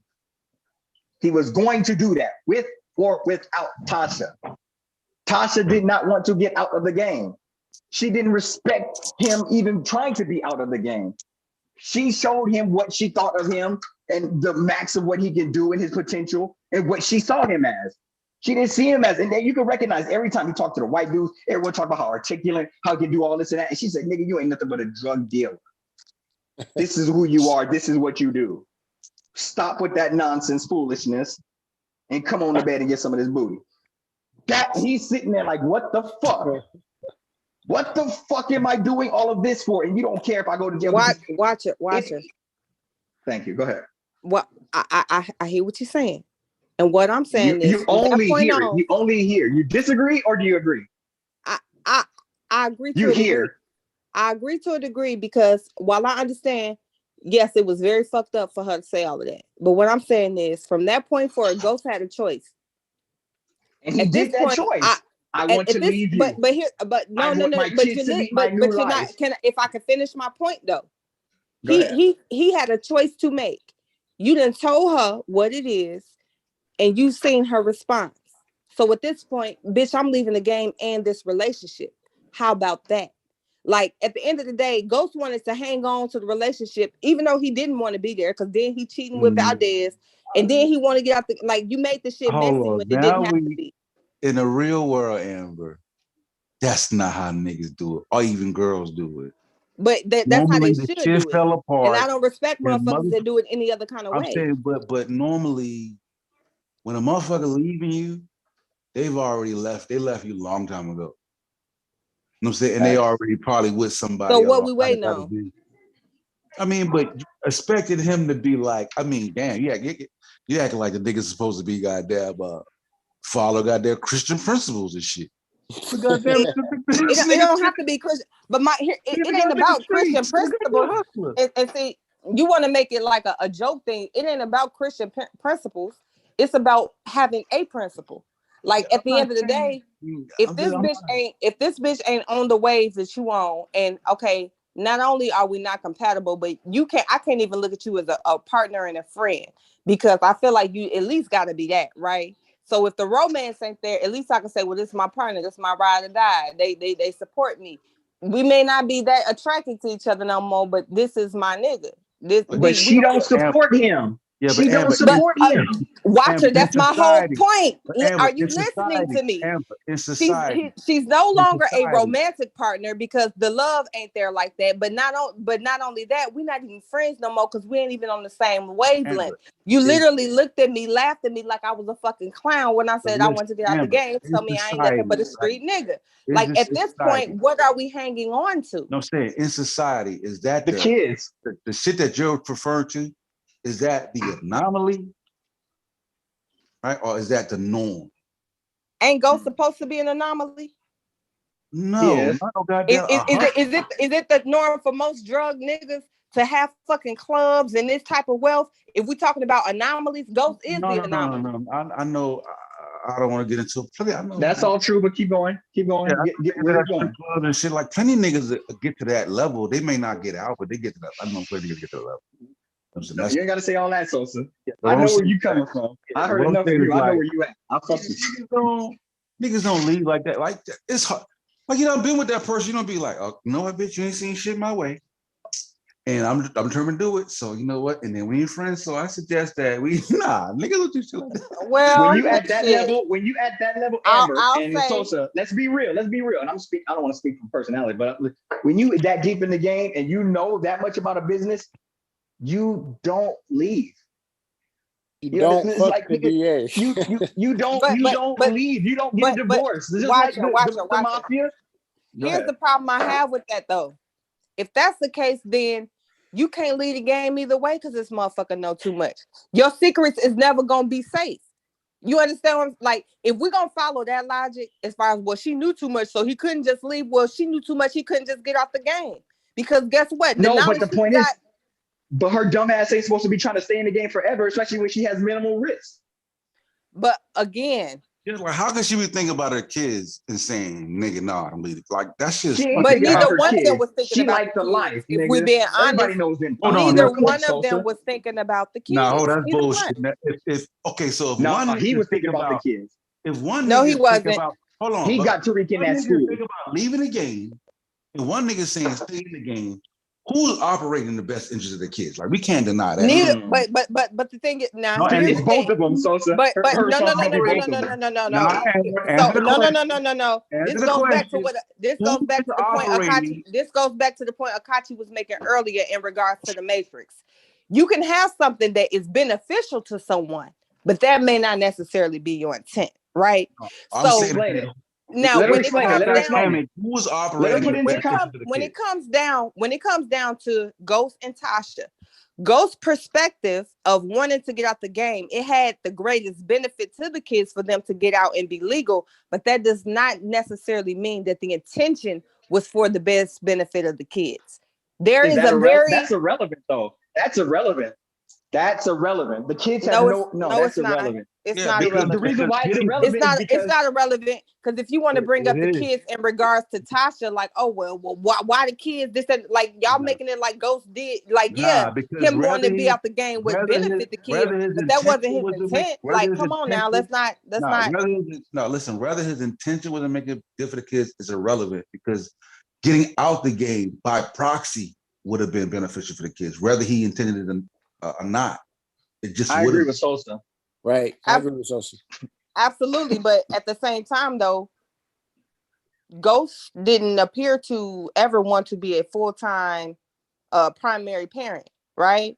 So I don't know about that. Where I you can't getting say that that. from? You Like, can I slip don't know. that in there and say it Everyone right. making shit up. Like, I think there was a challenge for custody. They spoke about it. They didn't actually go to court, but they did speak about which one. I don't think Ghost would have did that to Tasha. He had too much respect to it as far as the motherhood. He gave her that respect, I think. I also don't think he was wanted to trying be to take bothered. I don't think he wanted to be bothered with it, and I don't think Valdez did either. Damn. I don't know about If I'm not bother. mistaken, That's a I strong think he word. tried to bribe Tasha into give him custody because of that drug shit in the club. If I'm not mistaken, I think that was it. Oh shit. Oh. Well, damn. I'm like, I get pissed at Tasha, but I mean, like, I don't like getting. What I'm trying to do is I'm trying to stick to the script and how Tasha was acting, not how I wanted her to be. Because when I initially was watching it, I was on Team Tasha, but I felt like the writers, they just kept putting shit in there to make the story, and in the process, they were just running her down, making her. But the thing is, I never was we gonna Team forget Tasha. that Tasha was fucking that lawyer. Yeah, I never was Yeah, Team she Tasha. It was fucked But up. I never When she started was fucking Team the lawyer, Ghost. then she wanted Like, to get out. to be perfectly honest, Yeah, you know what I'm saying? When she found her love in her way, then it was about, I want to get out and you won't let me out. Motherfucker. I mean, to be perfectly honest, Motherfucker. I was never What you Team got to say Tasha about or Ghost. The most consistent character on that show to me was Tommy. Oh, yeah, The most exactly. consistent Tommy character was the on only that one show. I could really fuck Tommy, with. no. I used to think Tommy was consistent to the group, but he was so fucking conflicted to everyone else. Oh my God, because he wasn't loyal to Consistently Ghost. ignorant. He wasn't loyal to Ghost. He Yeah, he fucked over was Ghost so ignorant. many He was different ignorant, times. but he was consistent. Let me finish. He was consistent with his ignorance because he was fucking Yeah, with he was consistently erratic and all hold over the place. You knew what you was gonna get with Tommy. Exactly. No, yeah, but that red-haired girl that didn't know that she was gonna get killed by Tommy. This nigga was doing some radical shit. No, now we want to justify but the thing why is, she got she killed. might not have known because she hadn't been around him Tommy long was enough. You gotta do it. Sometimes you gotta Tommy murder was my nigga. street, and Sometimes he you knew just he gotta was murder. street, and he embraced the streets. Yeah, That's she hadn't one been thing him around and him Kenny long had in enough to common. know. She She knew hadn't what been she was around him getting long into. enough to know that, like, at the end of the day, Sometimes a nigga gonna kill you. Sometimes a nigga yeah, gonna kill you. You just gotta deal with that. That's part of the if game. he I feel get it. threatened by you, if he feel like you gonna cause a problem, baby, you got to go. Like Exactly. that's the code he lived by. You Same gotta code go. Kane live by. Tommy killed her because he was fucking erratic. Tommy thank you. really wanted to be like Ghost. Thank you. And he just didn't have the it. same type of relationship that Ghost and Tasha had. He wanted that with old girl. That's what he wanted that with Lala too. Exactly. He was just following. He didn't even really know what nigga. This nigga, I think he probably was fucking on his mama. These He niggas didn't have an weird-ass identity. He relationship. didn't really have an identity other than wild Ghost shit. gave him his identity. Being next to Ghost made him what he was. Yeah. Because once Ghost was removed and he was put in charge, he was fucking up. Them niggas didn't know they were looking at each other. It was just all bad business, bro. It was just all bad business. It was all bad business to the point where Tariq was in there stealing your product. How you supposed to be yeah, Tommy, yeah. And then he didn't even pop Tariq. He was sitting there next to what's his name? Ghost. Ghost, and he was about to pull the trigger on him. He didn't even do it. And he spared him on the strength of Ghost. Like, nah, Tommy. Like, on the strength of Ghost. His last dying word was like, nah, don't do that. Tasha would have been like, Lala, pop that little nigga. Nah, Tasha wouldn't have popped him. Tasha would have popped that nigga, cuz. No, I take that back. No, Tasha was for her kids. I'll give her that. A lot of her faults was because she was trying to do extra for her kids. She just wasn't smart. Like how she set homeboy up, that was a good dude, man. You know who that was I a do good feel dude. bad He finna for? take on the drug dealer. He finna take on the You know drug who I dealer do feel for her. bad for? Yeah, She I gave know him the y'all pussy gonna before disagree. she set him up. Go ahead. Who? Dre. Dre? I don't Yeah, feel I bad do for too. Dre I ass do either. too. I feel bad for That Dre. nigga was a scam. He turned into a whole scoundrel. I don't feel bad. Nah, Dre he was the only victim from the jump. He was the only I victim. agree. Really? He wanted to have it. Like, Explain. he wanted his daughter. He was getting played by that government. Exactly. Explain how that Because nigga was first off, Kanan, let's break it down. Let me get it in. Because that was one of my. I think that's one of my wife's favorite. She like wrote to me. She listened to his music. He's a pretty good singer as well. But that character he played was in the beginning. He was ruthless. He was just a straight hitman. You know what I mean? I think 50. He was one of 50's homies. Everybody that 50 came in was like cold. You know what I mean? Even that girl with the pink shoes, and she was an assassin. But anyway, she fucked up. But anyway, when Road to Me came in, he was only supposed to come in for a few little episodes, but he fucking killed that role. That's why they wrote him in all that extra shit. But I mean, like, he was consistent because he was trying to do shit for his daughter. Everything he was doing, he was just trying to do for his daughter. And so when that cop was trying to get into his business, he was like, damn, he was trying to, I can't really knock him. Homie, you right. He did do some grimy shit, but it was all within context of everyone else. And he was trying to get clean. He wanted to be Ghost's understudy. You know what I mean? So cleaning him up. Ghost was grooming him. But didn't he turn on Ghost though? Nah. He didn't turn on Ghost. He didn't turn on Ghost. The cop made him do it. The cop was trying to get him to get dirt on Ghost. And he was pretending, he was playing both sides, but he never gave him anything to get Ghost. Dre was in between rock and a hard place. Kanan started fucking with Dre, even though Dre was under him. And then that's how he introduced him to Ghost.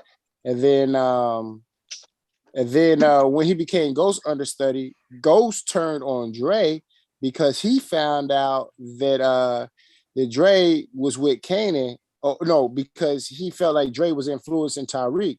But it wasn't Dre's fault that was influencing Tariq because Dre was trying to keep Tariq away from Kanan. That's true. Yeah. Dre was looking out for Tariq. And I do remember that. Like, yeah, Dre was trying to protect him because he already knew, like, nigga, you don't want to be wrapped up with this nigga. But Dre at was the too same afraid time, of Kanan though, to really follow through. He punk out because he was too scared of Kanan. Right. But which that honestly, can that you was blame a him flaw. though? That was a flaw in the storyline to me. I don't blame him. Kanan wild than a motherfucker. That was a flaw in the storyline to me. Cause like this nigga a whole hitman. Like the math wasn't mathing. He started out as a hitman hired to kill Ghost. But all them hitmen ain't hard like that. And that's what they were showing, man. He was just want the money. He was a young boy. He was a young hitter. That's what he was. But my thing is, but if you willing to pop a nigga for money, why not be willing to pop a nigga to save your life? Like especially if you don't care about taking a nigga out, then I would rest easy knowing that the nigga that's keeping me up at night. Ain't gonna shoot which Amber, which dude ain't gonna shoot the source of your money? Which who you I'm talking about? Kanan.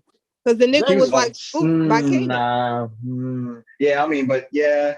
Kanan was the source of the money. Yeah, but you got to be careful. I mean, Kanan may have been the source of the money, but he was also the source of the fear. Yeah, Can I ask a question? Did Kanan show up at this nigga's house holding his daughter? Yeah. Nigga, no. Yeah. No, you don't fuck with no nigga doing shit like that, Amber. No. But that's the precise reason why I would fuck with him. Because next time my daughter might be in his arms dead. No. That's Was that the on this precise channel reason or was why it he would have had to go. Did you guys hear that story? Oh fuck! It was a rapper. Was it on Drink Champs? One of them guys was on Drink Champs. He was talking about his homie was a killer, and they used to beef and shit. And I guess he got into a fight with him, and he kicked him out of his house. And that nigga, he fell asleep, and then he woke up. His lights was on because the nigga broke into his house and turned his light on. And so the nigga got on the phone and called that nigga back and squashed that beef immediately. There's certain niggas you just can't fuck with. When they know where you live, they know where your moms and your pops is. There's No, certain fuck people that. who go a different level. Now, this is I can't remember the rapper. This is a famous motherfucker, and I heard the story. It just reminded me that there's certain people out there who, like, you care about your kids. You're not gonna do nothing stupid to the point where somebody else got to raise your sons or your daughters or your family. But there's some people who give zero fucks. I'm more about my principle. I'll give a fuck it all. I don't give a damn whatever. But I'm not gonna let you get this over on me. There's certain ignorant people who are willing to throw their life away every day, and that's the frame of reference that I think we're referring to with this guy. But you can't just. I guess what I'm saying is, hitman typically don't know their target. They get a target, they execute the hit. I really don't give a fuck who this nigga is. You don't know who you fucking with or not. So judging off of that, a target is a target. In my mind, at the moment that Keenan showed up in his crib holding his baby, when he left, that nigga should have became a fucking another target. Like he got paid to perform the hit. This can't happen again, and I'm gonna make sure it don't. Because as far as I'm concerned, the next time I walk through this motherfucker, you could be holding my dead child. We ain't having. But you also know that Kanan ain't solo. Kanan got dudes. Kanan he's a boss. He got undercut. Like the dudes who were working for Tommy, those were Kanan's boys. You're not doing that to soldier. Yeah, there's a difference between soldier and he's not even a real hitman. A real hitman, they're older. It's a different level. This nigga was just a shooter who wanted some money. Yeah, but they kind of glossed him up as a hitman. I'm sorry. But see, but I'm saying, like, even though a nigga pull a hit on another nigga, that don't mean that nigga got the ball to pull a hit on this nigga. Right. Especially a honcho. Everything, all killers ain't equal like that. Like, it's just a shooter. Yeah, there's certain dudes that you know, like Sosa. Are you sure? Like, I'm sure everybody knows. It ain't just Sosa. I'm sure there's people that you know that if you pop them or you do something to them, they have people who will make sure that they get back to you. There will be no matter money, man. The only reason he went out and killed old boy because 50 was like, nigga, either you kill him, or I'm gonna kill you. Yeah, you know what I'm saying? It's not that easy. I know women, it's different. It's hard to really explain because men have a different code. We live under a different code. It ain't got nothing to do with the code. It's just no, it does. It's exactly the code. It's the code where you know that the next. I'm not explaining it to you. If you don't feel that, then I'm not man. Kanan was the money. Yeah. And if he would have killed him, he would have fucked up not only his money, everybody else's money. So he would have been a target. Yeah. But yeah, Dre was a victim, man. Dre was a victim. I ain't saying that he ain't had no accountability, but I'm saying didn't he kill 33%. Did he kill Julio? 33. I can't give him 30. He got less than 15. Didn't he kill Julio? He did kill. He got some bodies on him. He got some ruthless bodies. Yeah. Kaden had some bodies. He did. Dre. Wrote to me. What's it, Dre? Because he popped impossible. He was a grimy motherfucker. He was. But what I'm saying he get a top nigga? He got that main top dude. He tricked them to follow him into some place, and then he ended up shooting them, and then he got out on camera. Or he framed somebody. Like he popped a well-known dude. Like he ain't a straight bitch, but there's certain niggas who just got your number. And yeah, there's certain niggas like 50.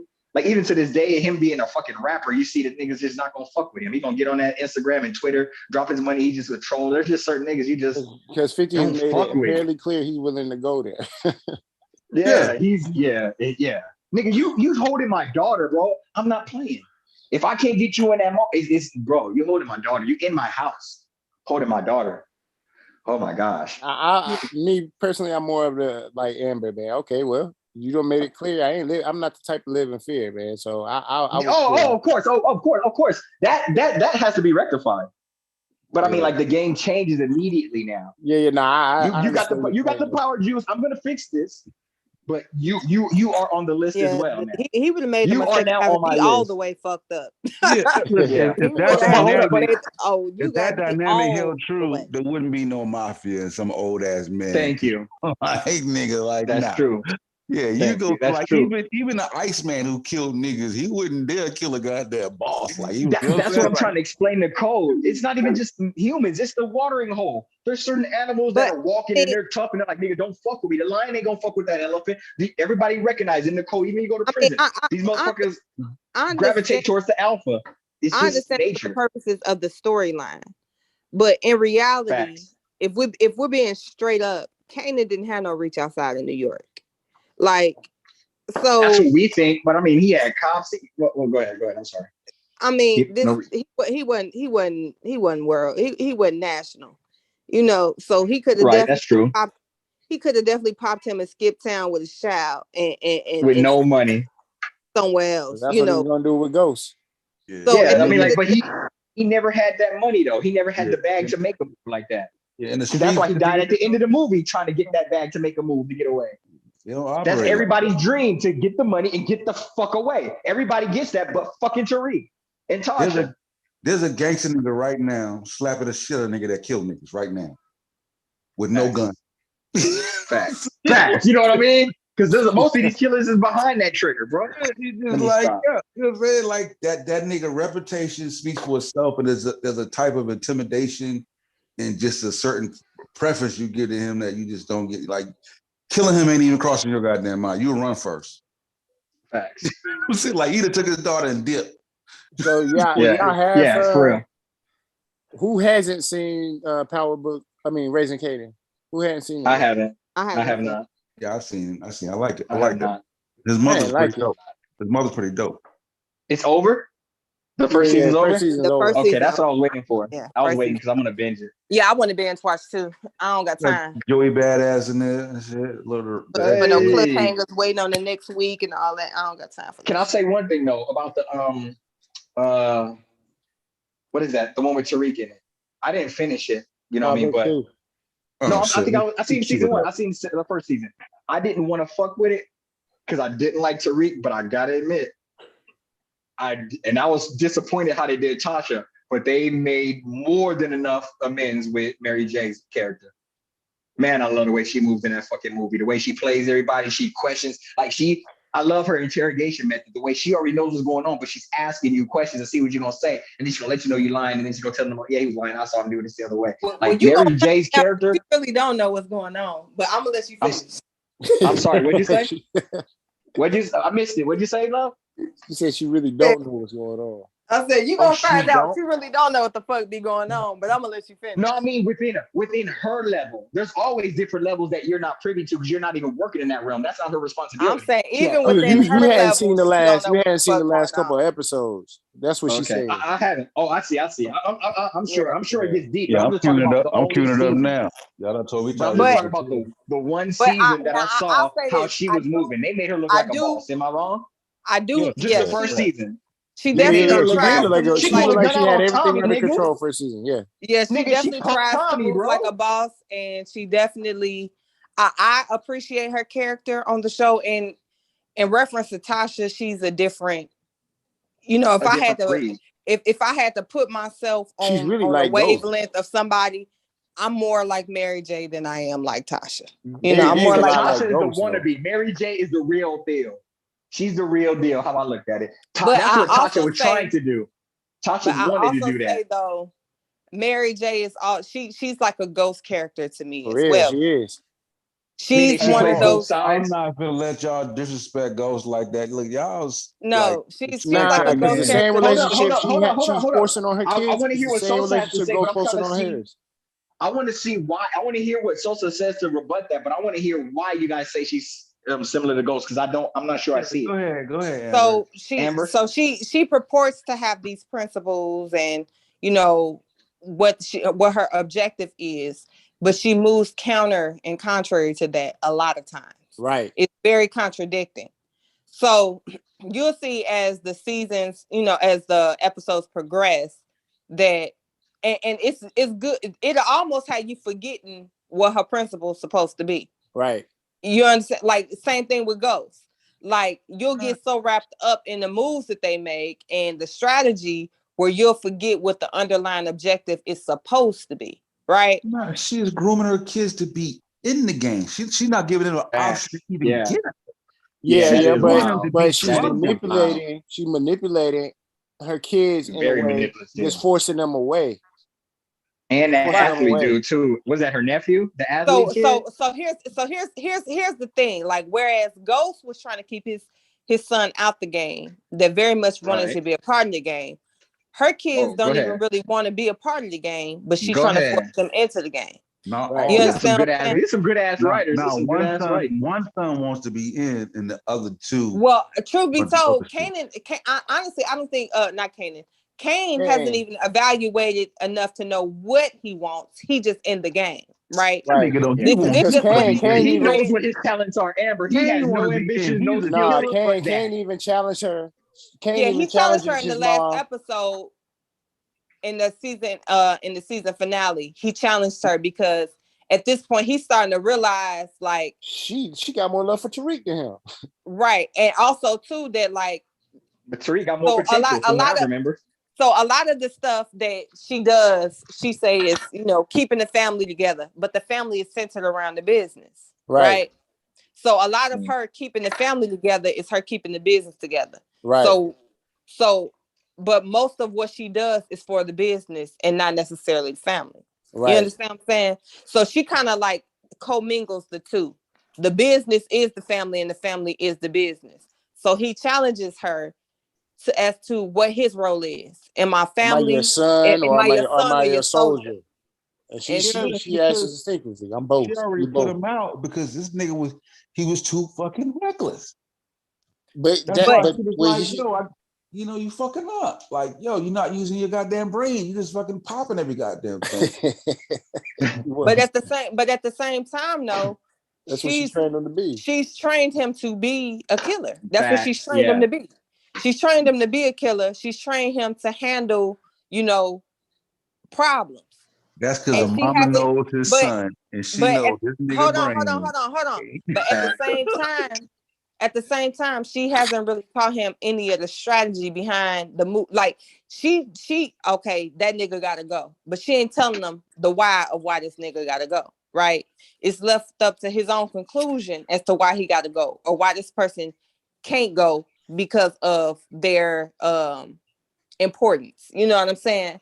So he's trying to feel his way through and trying to become his own man, as young men do, because at this point he's trying to develop into his own person. He's trying to become an individual, step into his manhood. I don't want you to have to instruct me on what to do and how to do it. He's trying to figure his way out into this shit. But in him figuring it out, she cuss him out. Oh, you just act reckless and you don't think this, that, and the third. But she ain't taught him how to think. She's just been telling him what to do. You do this, you do this, you do that. So at the end of the day, he just acting off of what he think is the right thing to do, not necessarily knowing the repercussions of all of his actions. Because he feel like doing the shit he tell her to do. He's still doing his own shit. He's like, yo, do this, nigga. But that's a form of rebellion, though. Do not do that. Like, nigga. Okay, listen. Listen. She's like, yo, you fucking one more time, I'll put you out. I need you to do this. Then they can do the opposite. Like, I did. But do you see where it becomes a problem when you don't have no real relationship with your child? All they are is a hired hitman. You know what I'm saying? Like, and not even hired, they're a free hitman. At this point, like, she don't have no real relationship with him other than the transaction of take care of this dirty work. She trained him to be a killer, and now he out here killing. Like, and she got a problem with it. But what relationship did she have with her daughter? Well, we finding out she's trying to train her daughter to run the business. But not even that, though, because really she ain't trying to train her daughter to run the business. She's trying to train her. Honestly, I don't think Monet want to let go of the business because Monet knows she don't have no power outside of that. She can't let go of it right now, but I feel like she is trying to train her daughter. I feel like Diana would have been the most prime to train for the business. I think prior to that, but now that Diana has crossed her, I don't think she want her to run the business. But what she has been trying to train Diana. I don't think. So you already caught up on this? Spoiler alert! I swear to God. Man. Oh, no, but I watched it anyway. Like I'm on the second episode, so I got a long way to go. Oh, my bad. Like I was gonna skip just because when he get out of jail, I'm like, you know what? I'm gonna be fair, and I'm gonna watch the 3-4 episodes till he get arrested. You know, it's like shit. I would have seen the nigga in handcuffs. Like I don't believe y'all. Like I would have. Skip to the last episode then. Shit. Skip to the last. I would have hit a click. The mid-season finale. You know, there you go. Yeah, but I do feel like she was definitely her pick.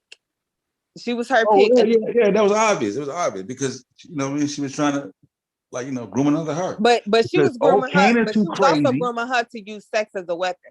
She was Kane grooming. too crazy. Yeah. She Other was. boys too soft. But see, the thing is, she thought he was too soft, but we find out now that the nigga ain't soft at all. He's just more reserved and controlled. Man, that nigga soft. Nah, he is soft. No, that nigga soft. I don't gotta see no more episodes to know that nigga soft. No, Drew not soft, not at all. He's just not. He's not a loose cannon like Kane, so he can. He ain't a loose cannon, but he ain't quick enough with the draw, man. He ain't. Yeah. He ain't. He be letting too much shit go on for too long. He ain't quick enough with the draw. Yeah. Honestly, I feel like all of them like that though. Like even Diana. Well, Diana's not really. She's the brains. You know what I'm saying? Monet ain't really trying to do her own work. Like, but truth be told, Diana ain't the brain. Like, you know, recently, you gonna know what I'm talking about, Akachi. They tried to make it like Diana so witty and so smart. Okay, she knew where to go get help from, but she didn't figure out that puzzle really on her own. Like, yeah, exactly. That's why I feel like they're trying to groom her to be that because of that. Yeah. Because when so and so asked her, "Are you even smart?" Her response was actually on point. Because she acknowledged, "Hey, I might not be, but I'm smart enough." You feel me? And she's trying to develop and improve in that area. So I feel like her response was on point. She was humble and she acknowledged it. Yeah. Yeah. Now, but the crazy thing is, now I do want to know, because it's been alluded to that something happened where Monet couldn't take care of their son. Right. So I want to know what it was. I don't know why. I just feel like she got sex work or some type of something in her background. Because one, she's grooming her daughter to use sex as a weapon. Two, we know that she was with Dante and they had a child together. Now, the crazy thing is, I don't think Kane is her actual child. I don't think so either. I think that's Lorenzo's son, but not her son. Yeah. And then how are you paralleling her to Ghost? She is like an antithesis of Ghost. Like she is like if Ghost was fucking So when I'm looking at Ghost, well, so you're looking at how Ghost wanted to keep his family out of it and how she wanted to keep it in. All you got to do is go legit and want to get out the game, be legit. Well, so she said she want to be legit too. Be legit too, and she's got a plan for that also. Oh yeah, I gotta catch that. But the crazy thing is, she gotta immerse her kids in the game in order to get them out the game. You understand? Like when I left off, everybody is pawns to her in the same way that Ghost, like people in his life are pawns to him, in the same way that people in Monet's life are pawns to her. Exactly. But see, I didn't see him using his kids as pawns, but like with her, all the younger, like her children are pawn and her nephew's a pawn, because the nephew is the ticket out. Like that's her fallback plan, her nephew. And then she's thinking about like how to actually her son. Well, I'm gonna say this, like him, so when he go pro, we can still be in this nigga pockets deep. That ain't her nephew, that's her son. But either way, but the she thing knows is, she knows. She knows. But they haven't made it reveal yet. They just been hinting subject. I mean, and truth be told, it doesn't even matter. Like, what difference does it make to us viewers? Like, it's like, oh damn, that's crazy, that's her son. But look at how she uses her other kids. Like, It's not a big, like actually he probably we want to know a little more as to why he was saved from the life. What I'm saying? They kind of hinted to it too. They kind of hinted to that also. If you go back and you pay attention to her newfound romance, pay close attention to how they're speaking, and they kind of hint to why she might, be protecting the nephew as opposed to her own kids, as to her other kids. It's because the you know what I'm saying, they were conceived differently. You know what I'm saying? Well, I mean, Yeah, but at the same time, though, like, well, maybe it's me. My kids is my kids. I wouldn't give a goddamn. Like Yeah. they, Oh yeah. I feel you. I feel you. Yeah. you understand what I'm saying? But I'll say this: as far as the whole why the dynamic looks different. Like I understand what you're saying, Sosa, but if we're being honest, like they can't copy and paste the entire Ghost storyline. That would be boring. Right. You know what I'm saying? So this storyline looks different, but at the end of the day, the kids are her key players. She don't have a Tasha or a Tommy. She don't have her kids are supposed to be her world. Her husband that's in jail. This is her tribe or whatever. So of her tribe, the people around her, she's using as pawns, even with her husband in jail. Right. Like it's a reason why he didn't ask her to help him get out of jail, probably because he knew 9 out of 10, she would not be with it because her power comes from him being behind bars. You know what I'm saying? When he's not out, she's not useful. Right. Well, when he's out, she's not useful. So in order for her to maintain her power, it's hinged on him maintaining incarceration. Even Kane pointed that out too. Kane was pointing that out. But it's like the Ghost character comes across more pure, because it's like he's smitten with love. You know what I'm saying? He's trying to get out. You know what I'm saying? She comes across like this motherfucker is just. Well, they're introducing that part of it now. They're introducing that part. Okay, yeah. So I'll get caught up there. What are they introducing? A softer side of Monet. Like we're drawing a parallel between Monet and Ghost character, and Sosa saying we don't see it because like she's just so hardcore, and at least Ghost had that element of love and want to get out the game, and we just saying like they're introducing that element of her character now as well. Like she's married and we've seen her husband, but the element of love and passion wasn't you could tell it's business, whatever, but the element of love and passion, like that's being introduced into the storyline now with the new character. Oh, okay. More than what she was with that other cop? Oh, she wasn't no love thing. That was see business. The thing is that just goes to one of the principles that she teaches her daughter, make men feel like they can have you, this, that, and the third. So again, using sex as a weapon, they needed Ramirez on their side. That was, she fed him that line, made him believe that they could have something. Right. As an arsenal, he was a pawn, basically. She used her body to lure him in, make him think that they could be something, fed him a dream, but whole time he was just somebody useful. She didn't give a fuck when he got killed, other than, okay, now we got to worry about a cop that got killed. Like, nigga, that was stupid. But no real remorse for his death or anything. There was no feelings involved on her end. He was just a tool. Right. So, yeah, because they did create her as heartless and ruthless all the way down to the last episode when she had the gun on Tommy. So I didn't see season 2 yet. But yeah, okay, I get it. But you also see, like, even with this newer season, you see elements of Ghost and Tariq and his weakness and how him engaging in relationships or, trying to explore a relationship ultimately is his downfall. Is who, Tariq's downfall, trying to get in a relationship? Yeah. All right, I guess I gotta peep that. Shit, that's the downfall of men. I don't think it was a relationship. Man. I don't think Tariq. Hey, ask Adam. According to the scriptures. I don't think, I'm not gonna say it was solely the relationship, but that's one of the things. Yeah, so yeah, like he was definitely it's one of the things. Like he was so distracted, if he wasn't fighting for his sister, then he's spending time with her, and like he's paying attention to the business and what Monet going on, but he's not paying attention to all this other shit. Because in his mind, he set up the perfect, plan. Like he had everything set up to fall back a certain way. Right. So he wasn't really staying on his P's and Q's. He kind of fell off, trying to juggle too many things. Yeah. So him trying to entertain a love interest and trying to fight for custody to his sister, and a whole bunch of shit that was going on. Manage the Tejadas, manage a hostile relationship with Kane at the same time.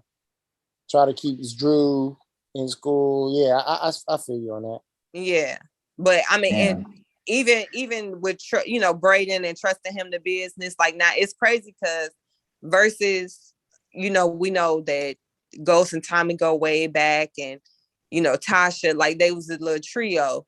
And you could tell, like I thought, like, oh, they trying to make this a little trio, kind of like, I saw that too. It kind of felt like, okay, Effie was gonna be Tasha, but you could tell Braden now that that's not the direction they're gonna go with this, because I could see Tariq not fucking when, like, if he get free, he cutting everybody off because everybody was a liability in this situation.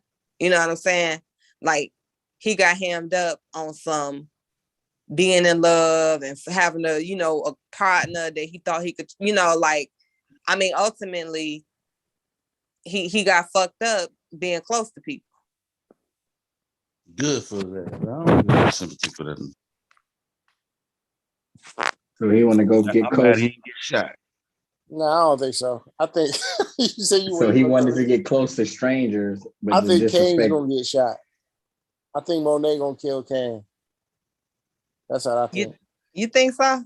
Yeah, I think she's gonna choose Tariq over Kane. I think so. I think it's gonna become a battle between the Tejada, Lorenzo Tejada, Monet. They're gonna go their separate ways. And Tariq, I don't know where that's gonna leave Tariq, but I think it's gonna come down between a decision between Lorenzo Jr. and Tariq, and she's gonna choose Tariq. And I think that's what Lorenzo. That's what I'm gonna go watch this shit, goddamn. If I'm gonna hypothesize over future, what I think is gonna happen is I think it's gonna come out that Kane is not her son. Right. He Lorenzo's son. I think Kane is gonna feel like that then justifies how he feels like he's always been mistreated, why she ain't never saw it for him, even though she genuinely does care for him. Wait. I'm sorry. God damn it, Amber. You're saying that Kane is not Tasha's or the Tejada's son? No, I think so. Me and Akachi agree that we both believe that Kane is not Monet's son. We believe he's Lorenzo's son. He's Lorenzo Tejada Jr. We believe he's Lorenzo's son, but we don't believe he's her son. Oh, I was actually they thinking got the together opposite. and he had a child already.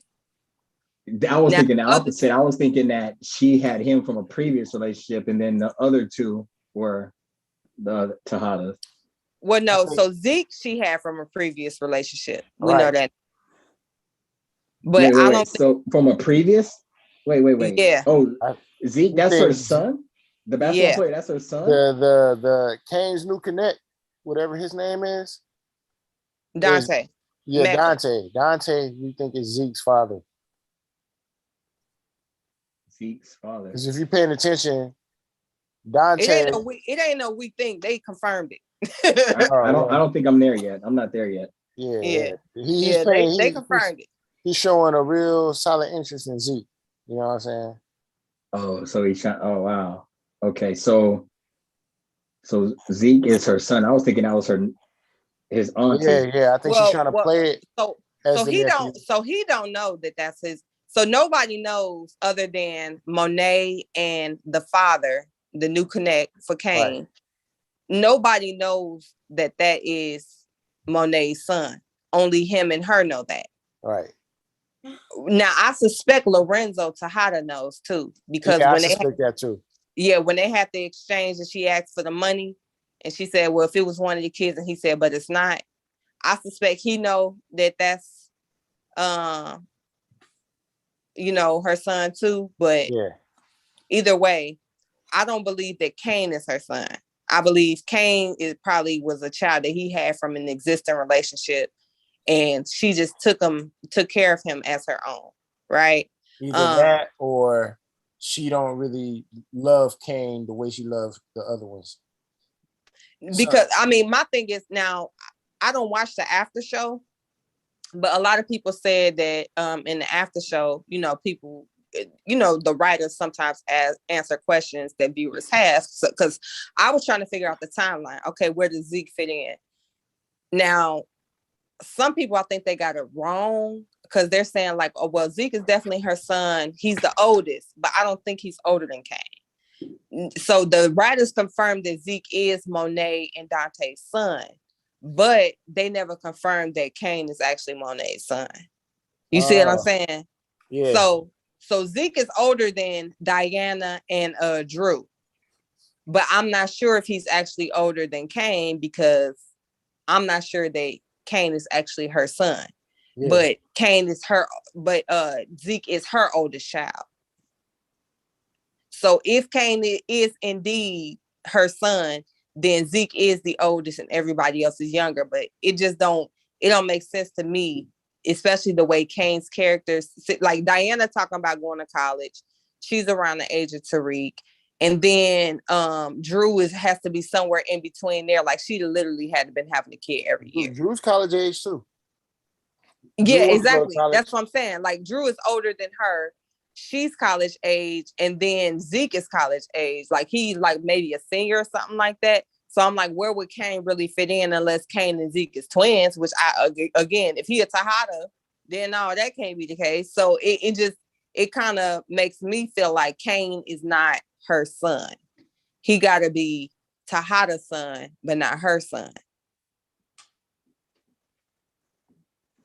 I'm curious to see where it goes. I know that. Me too.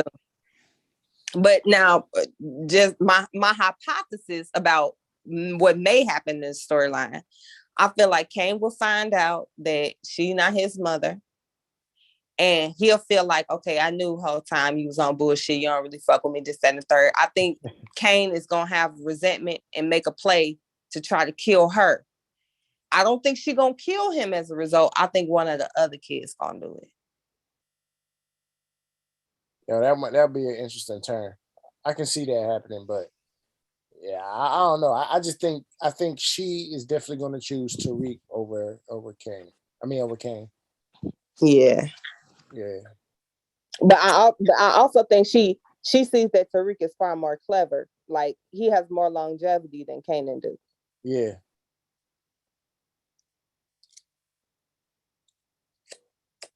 Yeah, I'm curious to see how him getting locked up, changes him. How it transforms and elevates. You remember that Jabari stole his paper. He stole his paper. Yeah, so Tariq wrote a paper, and Jabari stole it and put it in his manuscript for his book.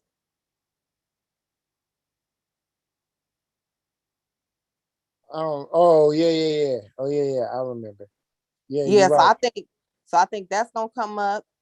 I also think too. I think it was the night Ramirez died. Was that the night that he went to his grandma's house? Yeah. The night they killed. The grandma was supposed to be his alibi. Okay. Yeah.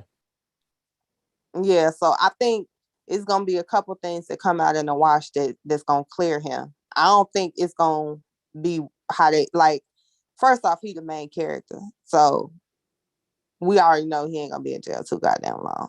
Right. But I definitely think that they gonna find now. Low key, who Carrie Milgram? She gotta go. I know, man. I'm ready for her to die. She's stupid, man. I'm waiting for her to die too, man. She gotta go. Like, and I actually liked Carrie up until like 3 episodes ago. I never liked her. She's pretty, but goddamn, like fucking how immature can you be, man? Yeah, she definitely immature. Definitely have crossed some lines, a whole lot of them, and she's definitely she need to put that cat on ice, baby. Sit that thing down, honey. For it's real, hot. man. It's always hot. Sit it down. She messy as hell, yo. Goddamn, all her shit come back to. But okay, I got another theory. So I don't know if you recall David's reaction when they mentioned Carrie Milgram's name. Yeah, I remember. You remember he kind of was looking kind of like, he had like a fucked up look on his face. Yeah. So I think that, and the detective been gunning to pin some shit on Carrie. Yeah, but they hadn't really explained why yet. They haven't explained why. So I'm thinking, because when he went and spoke with his brother in jail, the brother was like, I'd do anything to get you out of here. He said, I'd do anything to keep you out of here. Right. I think it's something with Carrie, Davis, and that old boy. Because remember, old boy said, well, we know you can be very persuasive. You can get people to do all types of shit. You remember when they had that conversation? Yeah, I remember. Yeah. So I think it's something that involves Davis, the detective, and Carrie that happened, that went down surrounding the circumstances of how the brother ended. Because I think the brother took the rap for Davis. Yeah, that's clear. Like he definitely took the rap for his brother. But I think it's something to do with Carrie, and that's why Davis was looking fucked up like that. Yeah, so the only doubt I have about that, the only skepticism I have about that is when Method Man remembered Milgram, he seemed like he was like happy, you know what I'm saying? Like you know what I'm saying? Like they definitely had a thing, you know what I'm saying? And it seemed like it was regret involved. I have to go back and look, because I feel like he was like, he had a smirk, but that he was also not quite comfortable. Like it wasn't like how Tate was looking. Oh yeah. It wasn't quite like that. It was like a smirk, you're right. Kind of more like a concern, but I want to be happy, but okay, but then I probably should be concerned. Yeah, but that's because when he heard about Milgram, it was because he was hearing like she was a suspect, and he knew that she wasn't the murdering type. He knew like she was innocent. But yeah, you're right. It wasn't like Tate. Tate was on the hunt. Man, he's so fucking irritating. Ooh-wee. I thought the girls would like Tate, man. No, but it's funny because you seen the Facebook meme where they said this nigga gotta go too, talk about the Tate brother. I ain't gonna lie, he was pissing me off with him. Man, he trying to throw it on Carrie. Let this nigga throw it on Carrie. Shit, leave him the fuck alone.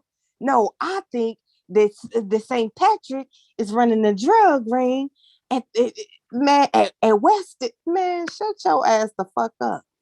Yeah, man, it's crazy too. That shows because I thought Tariq was going to try and pin it on her too. You know what I'm saying? Throw Milgram under the bus, and he didn't. He didn't. He could have threw Jabari's phone and pinned it on her, and he would have been out of it, but he didn't. He burned the phone instead. But yeah, you're right. Tariq been effing up. Why the heck? But low-key, I thought that was his phone that he burned. Nah. Remember, that was Ramirez's phone. Okay. Yeah, because now how he ended up with Ramirez's phone? Because how did he end up with Ramirez's phone?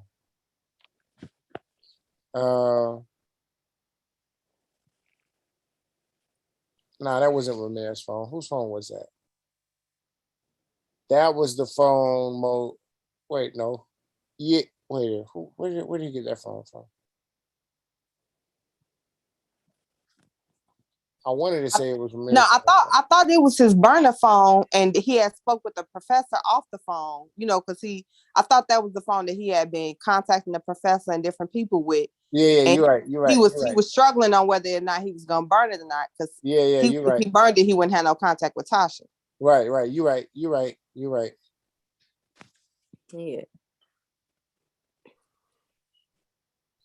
Yeah. Power Book 2 is definitely better than I thought it was gonna be, man. It definitely is. But damn, then you got to watch it. Y'all still here? I guess not. But yeah, it turned out to be a lot better than I thought it was gonna be too. And it honestly, it has gotten better as it progresses. Yeah. Yeah. You have seen Raising Canaan, or you haven't? I haven't seen it. I wanted to wait until it was complete so I could binge watch it. Oh yeah, it's complete now. Season 1 is over. I got to go back and binge watch. I've never seen BMF either. Oh yeah, I just witnessed it. I wasn't really into BMF at first, and I mean it's entertaining. It ain't as it's not as intriguing as Power is. You know what I'm saying? Because Power has a bit of mystery in it. You know what I'm saying? It's you know, kind of like crime scene investigation a little bit, but BMF is just, it's really just, you know, more like a gangster film. You know what I'm saying? Oh, if that's, I'm not really into the. Yeah, it's all about. Yeah. And another thing I don't like is it's not as detailed. You know what I'm saying? You got guys like tossing money around, stacks of money around, like the accounting part of it don't make sense. You feel me? Yeah. Yeah. Yeah, but I mean, it's entertaining. If it's not well written, I might watch an episode, but if it's not well written and like thorough, I ain't going. Yeah, exactly. I ain't gonna be able to do it. Power, they add a little bit more detail into it. Okay. And BMF seemed kind of rushed. BMF seems like dudes would like it more, but not like intellectual dudes. You know what I'm saying? Just somebody who likes flashy shit. Yeah. Yeah, like fucking. I feel like the same people who liked Straight Outta Compton are gonna be the ones who rush to, you know, praise BMF. Okay. Now, how did you feel going back to Power a little bit? How did you feel about the letter? The letter that Tariq Oh received? yeah. That was that Ghost's voice or Kanan's voice? I don't know who voice it was. It wasn't Ghost's voice. Yeah, I could have swore that was Kanan's voice, but it was something that Ghost would have said. And how do I feel about the letter? I don't know yet, man. He called him a nigga. He said, "This is right where you belong." Like, what the fuck? Even though it is, you know what I'm saying? When I heard it, I was kind of, I didn't like it. You know what I'm saying? But that's why I keep saying, like, I had mixed feelings about it. It kind of threw me off. Because I mean, I wholly didn't like it, and to me, it just confirms his attitude towards his dad. Like, to write something like, if this is supposed to be something that he wrote for him, I'm like, now who says some shit like that? You know, and then yeah, you're right too, man. Why would he say that to his son? You know what I'm saying? Yeah, like that's like a high. You know what I'm saying? Like, but you give a fuck about me and you want the best for me? No, nigga. Right. It really does confirm and support why he shouldn't trust his pops. Right. You know what I'm saying? Yeah, I'm wholly on board with you on the fucking Ghost shit, man. He was just, I don't understand why so many people was rocking with Ghost, man. I when I say shitty ass nigga, and again, he did have good qualities about him, but I mean, I'm not gonna get enamored with the strategy and, you know, cleverness and like, no, but at his core, the values he purported to represent, they were absent.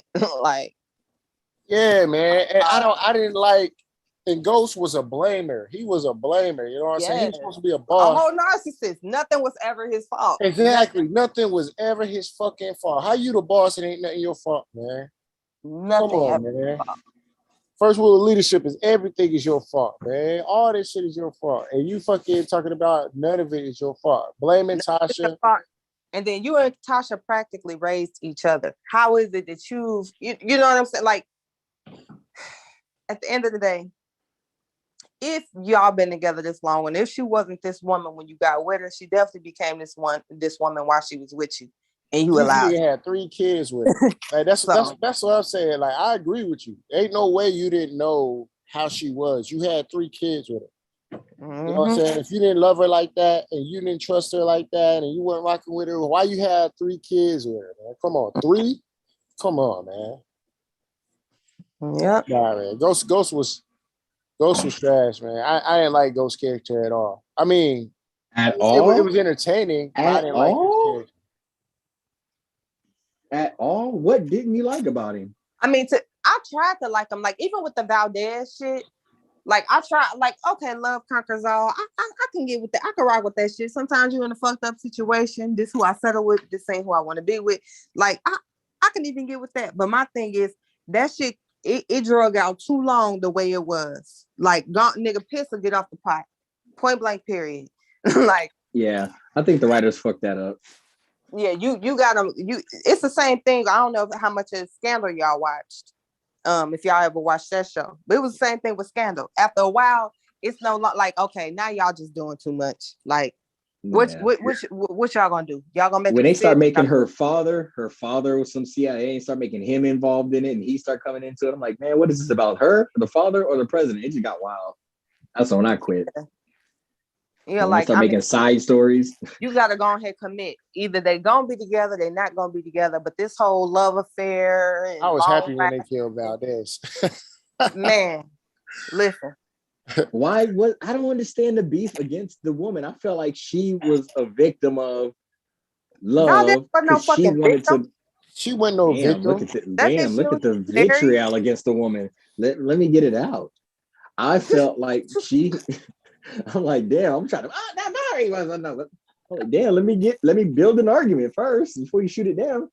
What I thought, and this is just how I looked at, just isolated in a bubble, her situation. I felt like she had a love in her youth, the love of her youth came back, and she was like enamored with him. But at the same time, she was trying to break this case and find out who the fuck this ghost dude is. So the whole time, all her ambition and her job was trying to track this dude down, but then she's also falling in love with her high school thing. And then the whole process of the season, the person she's been hunting and the person she wanted to be with end up becoming the same person. Then she was conflicted. And so I felt she really would have tried if they were willing to be a mother to the kids, if that was an option for her. She would have been respectful to Tasha if that shit would have worked out.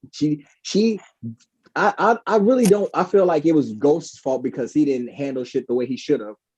Like it's like I'm leaving with her, or what we had was what we had in the past. I might smash now, but we're not gonna be together. Whatever he should have did, like you said, Amber, it should have been handled instead of drug out. Angela, I just felt like she was in a relationship with the dude, trying to save it and losing her license and breaking the law and framing up. Like she was doing anything and everything for that dude in love, even to the point where she was exonerating and saving Tasha and letting Tasha know about what they were doing with Tariq. And like she was like all the way in, to the point where her and Tasha became cool when Tasha couldn't stand Ghost. Even I think Tasha was even empathizing for her because she recognized what she was. She was also empathizing for Tasha too. Like I feel like it's a point where Valdez and Tasha both realize this nigga's a whole narcissist. Like I think they like agree. Valdez came to that realization too. Like, but now I can understand what you're saying as far as being conflicted in your emotions. I get that part, but I don't look at her as being wholly innocent, because at the end of the day, there was a point where she knew this man is married and she chose to continue the relationship. Regardless, it's the high school love, sweetheart, whatever. He's not going about this relationship the appropriate way. Right. Oh, so that's the problem? The infidelity? This nigga is married. That's all we met? I mean, again, for someone who claims to be about righteousness and respect, and Valdez was too high and mighty for me to let that slide. Exactly. I'm sorry. She played like she was about a book type of motherfucker, but no, the fuck you not. You buy the book when it's convenient for you. Nigga, she's human. I wouldn't put any extras on her, the expectations that I would put on anyone else. This is extra what we're doing right now. I mean, I at the end of the day, I don't see no cop that's just to the letter. No, come on, infidelity. I get that, I'm not saying that cops have to be to the letter, but if you purport that you to the letter and you want to be all high, all cops. What cop is going to say I occasionally break the law for somebody I love? It's the way her character comes across If on cops are screen going to arrest people for breaking the law, that forces me to criticize her character. She's all about good character on screen in regards to everything else, but this one thing I can't turn a blind eye because you're about good character, right? So That's you knew her weakness. Jamie's her weakness. There's a lot of fit women that I feel like have it all together and they wise and smart, but they baby daddy done had an ability to pierce through when no one else did. You gotta be accountable for that. Like again, I'm not saying nobody does it, or I'm expecting you to be perfect, but you gotta hold that L. You gotta be accountable. I think she did numerous times, even when she was trying to break up with Jamie. She was owning that shit. She apologized to Tasha numerous times to her face. I mean, like, it's hard for me to paint her because I wanted to paint her in a bad light. But when I broke it down, I'm like, damn, she risked it all. Like, she was the purest out of all of them. Everything she did was straight out of love. Nah. She even fucked herself. She fucked herself a lot. No, well, can you cite me an example? I think she fucked herself out of I don't think it was necessarily out of love. I think it was out of it was selfish. Yeah, it was selfish and it was inflated. It was her love. So come on. No, come a lot on. of times Let's be realistic. Come on now. She had the same illness that Ghost had. They thought they were too smart for their own good. Right. Like they thought that they was above reproach, that they was the wittiest, that they could do everything that they wanted to do and they didn't have to give that up. Was every goddamn character in that show. So stop. I'm not going to act like no. Tommy never crossed Ghost. Tommy never crossed Tasha. He never crossed Ghost. He never crossed Ghost. Right. He never crossed Ghost. Tommy didn't do nothing fucked up to Ghost. Ghost did a lot of shit fucked up to Tommy. Okay. Now just remember the end when he's constantly, wow. Okay.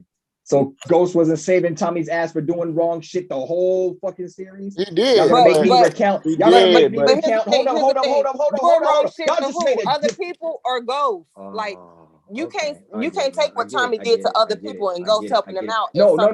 See how you conflating. I'm talking about all the shit that Ghost, that had to save Tommy directly from that Tommy was in, because he didn't trust Ghost. He was against Ghost for like a good portion of some episodes. He was thinking Ghost was doing this and doing that, but come to find out it wasn't Ghost. Ghost was trying to save his ass. Ghost was actually going after the rush. Okay, I get it. But it was Ghost who violated that trust. I get it. No. I just brought up one point that y'all said didn't exist. So I'm done. We can move to something else because I can see this is not going to be an honest point on that. Tommy actively went against Ghost. Exactly. I said there's been when he thought he couldn't trust Ghost, when he thought Ghost killed his bitch. He couldn't trust Ghost. Ghost did not kill his bitch, and he was trying to shoot Ghost down because he thought Ghost killed his bitch. He was wrong. That's one example, but we don't acknowledge that. We want to say that Tommy was 100% and sticking to the script. That's cool. I can do that. Listen, Tommy. I can list more. Y'all not listing points, but I can list more. We are listing points. Tommy could not trust Ghost. Ghost was not a man of his word. He didn't know. So in what area? Where did he betray Tommy? No, hold on. He made a claim. He made a claim, and I want him to back that claim up. But you act like he didn't have a he made a claim. Can he back that claim up, please? Why did Tommy kill his own dad? You're asking me a question. Yeah. Answer my question. Ghost answer, not a question. Him to kill his own father, bro. Answer my question. I just did. What? Ghost manipulated Tommy to kill his own pops, man. Oh, so it's pretty much karma, huh? When Tariq offed him? Sure. I can answer sarcastic remarks like that. Sure. I don't think that's logical, but yeah, sure. We can make that dream. If you convince someone else to pop their daddy and your child turn around and pop you don't think that's karma? It's not, they're not directly related at all. Whatsoever. Those are two separate incidents. There's two separate incidents, which it's called I didn't even know you believed in karma like that. I didn't know karma was written into the script like that, and they said that was because of karma. We can make that statement, but I mean, I don't think that's. I'm making the statement. I know that. I know that. That's why I stated that. I know that. Like me. I hear you. Oh yeah. I don't believe in karma. When Rabbit got the gun. Man, Ghost was trying to look out for Tommy. I understand what you're saying, and I'm not even disagreeing with that. Ghost was trying to look out for Tommy. But what percentage of the damn show do you think Ghost was saving Tommy's ass? Ghost was saving his own ass. 6. I love the way you answer my question by not answering my question. Well, I was actually getting ready to answer your question. But I like the way I was just correcting you that anytime Ghost saved Tommy's ass, he was saving his own ass. And that's true too. Okay, so when he came in, when he put his life at risk shooting at them Russians, he was saving his own ass. Wrong. I don't see it. I need you to explain that. Actually, that's a statement you made. I need to see that because he could have walked away and let that shit slide, and that would have been the end of Ghost. Because at that time, everybody was thinking that was Ghost, but that was his brother, and he didn't want that shit to slide. That would have been an easy out for him because the whole time he was kind of trying to let that shit happen. That's why I wasn't fucking with Ghost. But then Ghost showed his character when he did stand up for that nigga, when he didn't have to, and they were beefing. But I digress. I'm gonna have to go back. I don't really all the way remember that. Well, I just gave you one example that should make you like, well, okay, maybe I need to reevaluate. Maybe it's not as solidified. Well, that's what I just said. I'm gonna have to. And I'm giving you credit for that, but there's two people I'm speaking to. Yeah, I have to go back and remember that. I appreciate that. I appreciate it because I mean, like I was with Tommy, but then when I start recognizing, because I'm in a situation in my personal life where I tried to pass batons in certain areas, and I had to recognize, like, damn, this motherfucker's not ready, and they're just fucking up situations because they're just happy to be in that number one spot, but they're not holding themselves accountable and not crossing T's and dotting I's. And I feel like that's what Tommy was doing, and Tommy was just not equipped to be in that situation. He was just not. He wanted to be, but he was just not that guy. And Ghost was trying to make him that guy so he can transition out of it. But Tommy would just fuck it up too much when he got into it with the Russians, when he got into it with the Irish people. I mean, like he would just make a dumb decision. Then if it's female, can we be honest though? So it's the same thing with the NOI because we've discussed this, right? Explain. So it's like Farrakhan. We had the question, well, who's going to be the successor? Who's going to be the successor? And they intentionally did that because they didn't want to have any success. But see, this is the thing with people in power. Ghost was always the power, right? Right. He was always the power because he's the one that's running this shit. Even though Tasha and Tommy been rocking with him this whole fucking time. But remember, back Ghost power wasn't really in the street. Tommy was the street power. Everybody knew power. Everybody worked for Tommy. Ghost was just like the. So but Ghost can transition to the street. We've seen that he can transition to the street if need be. He just don't like to operate there, right? So, but I'm just saying, like Tommy had a role, and his job was to control the.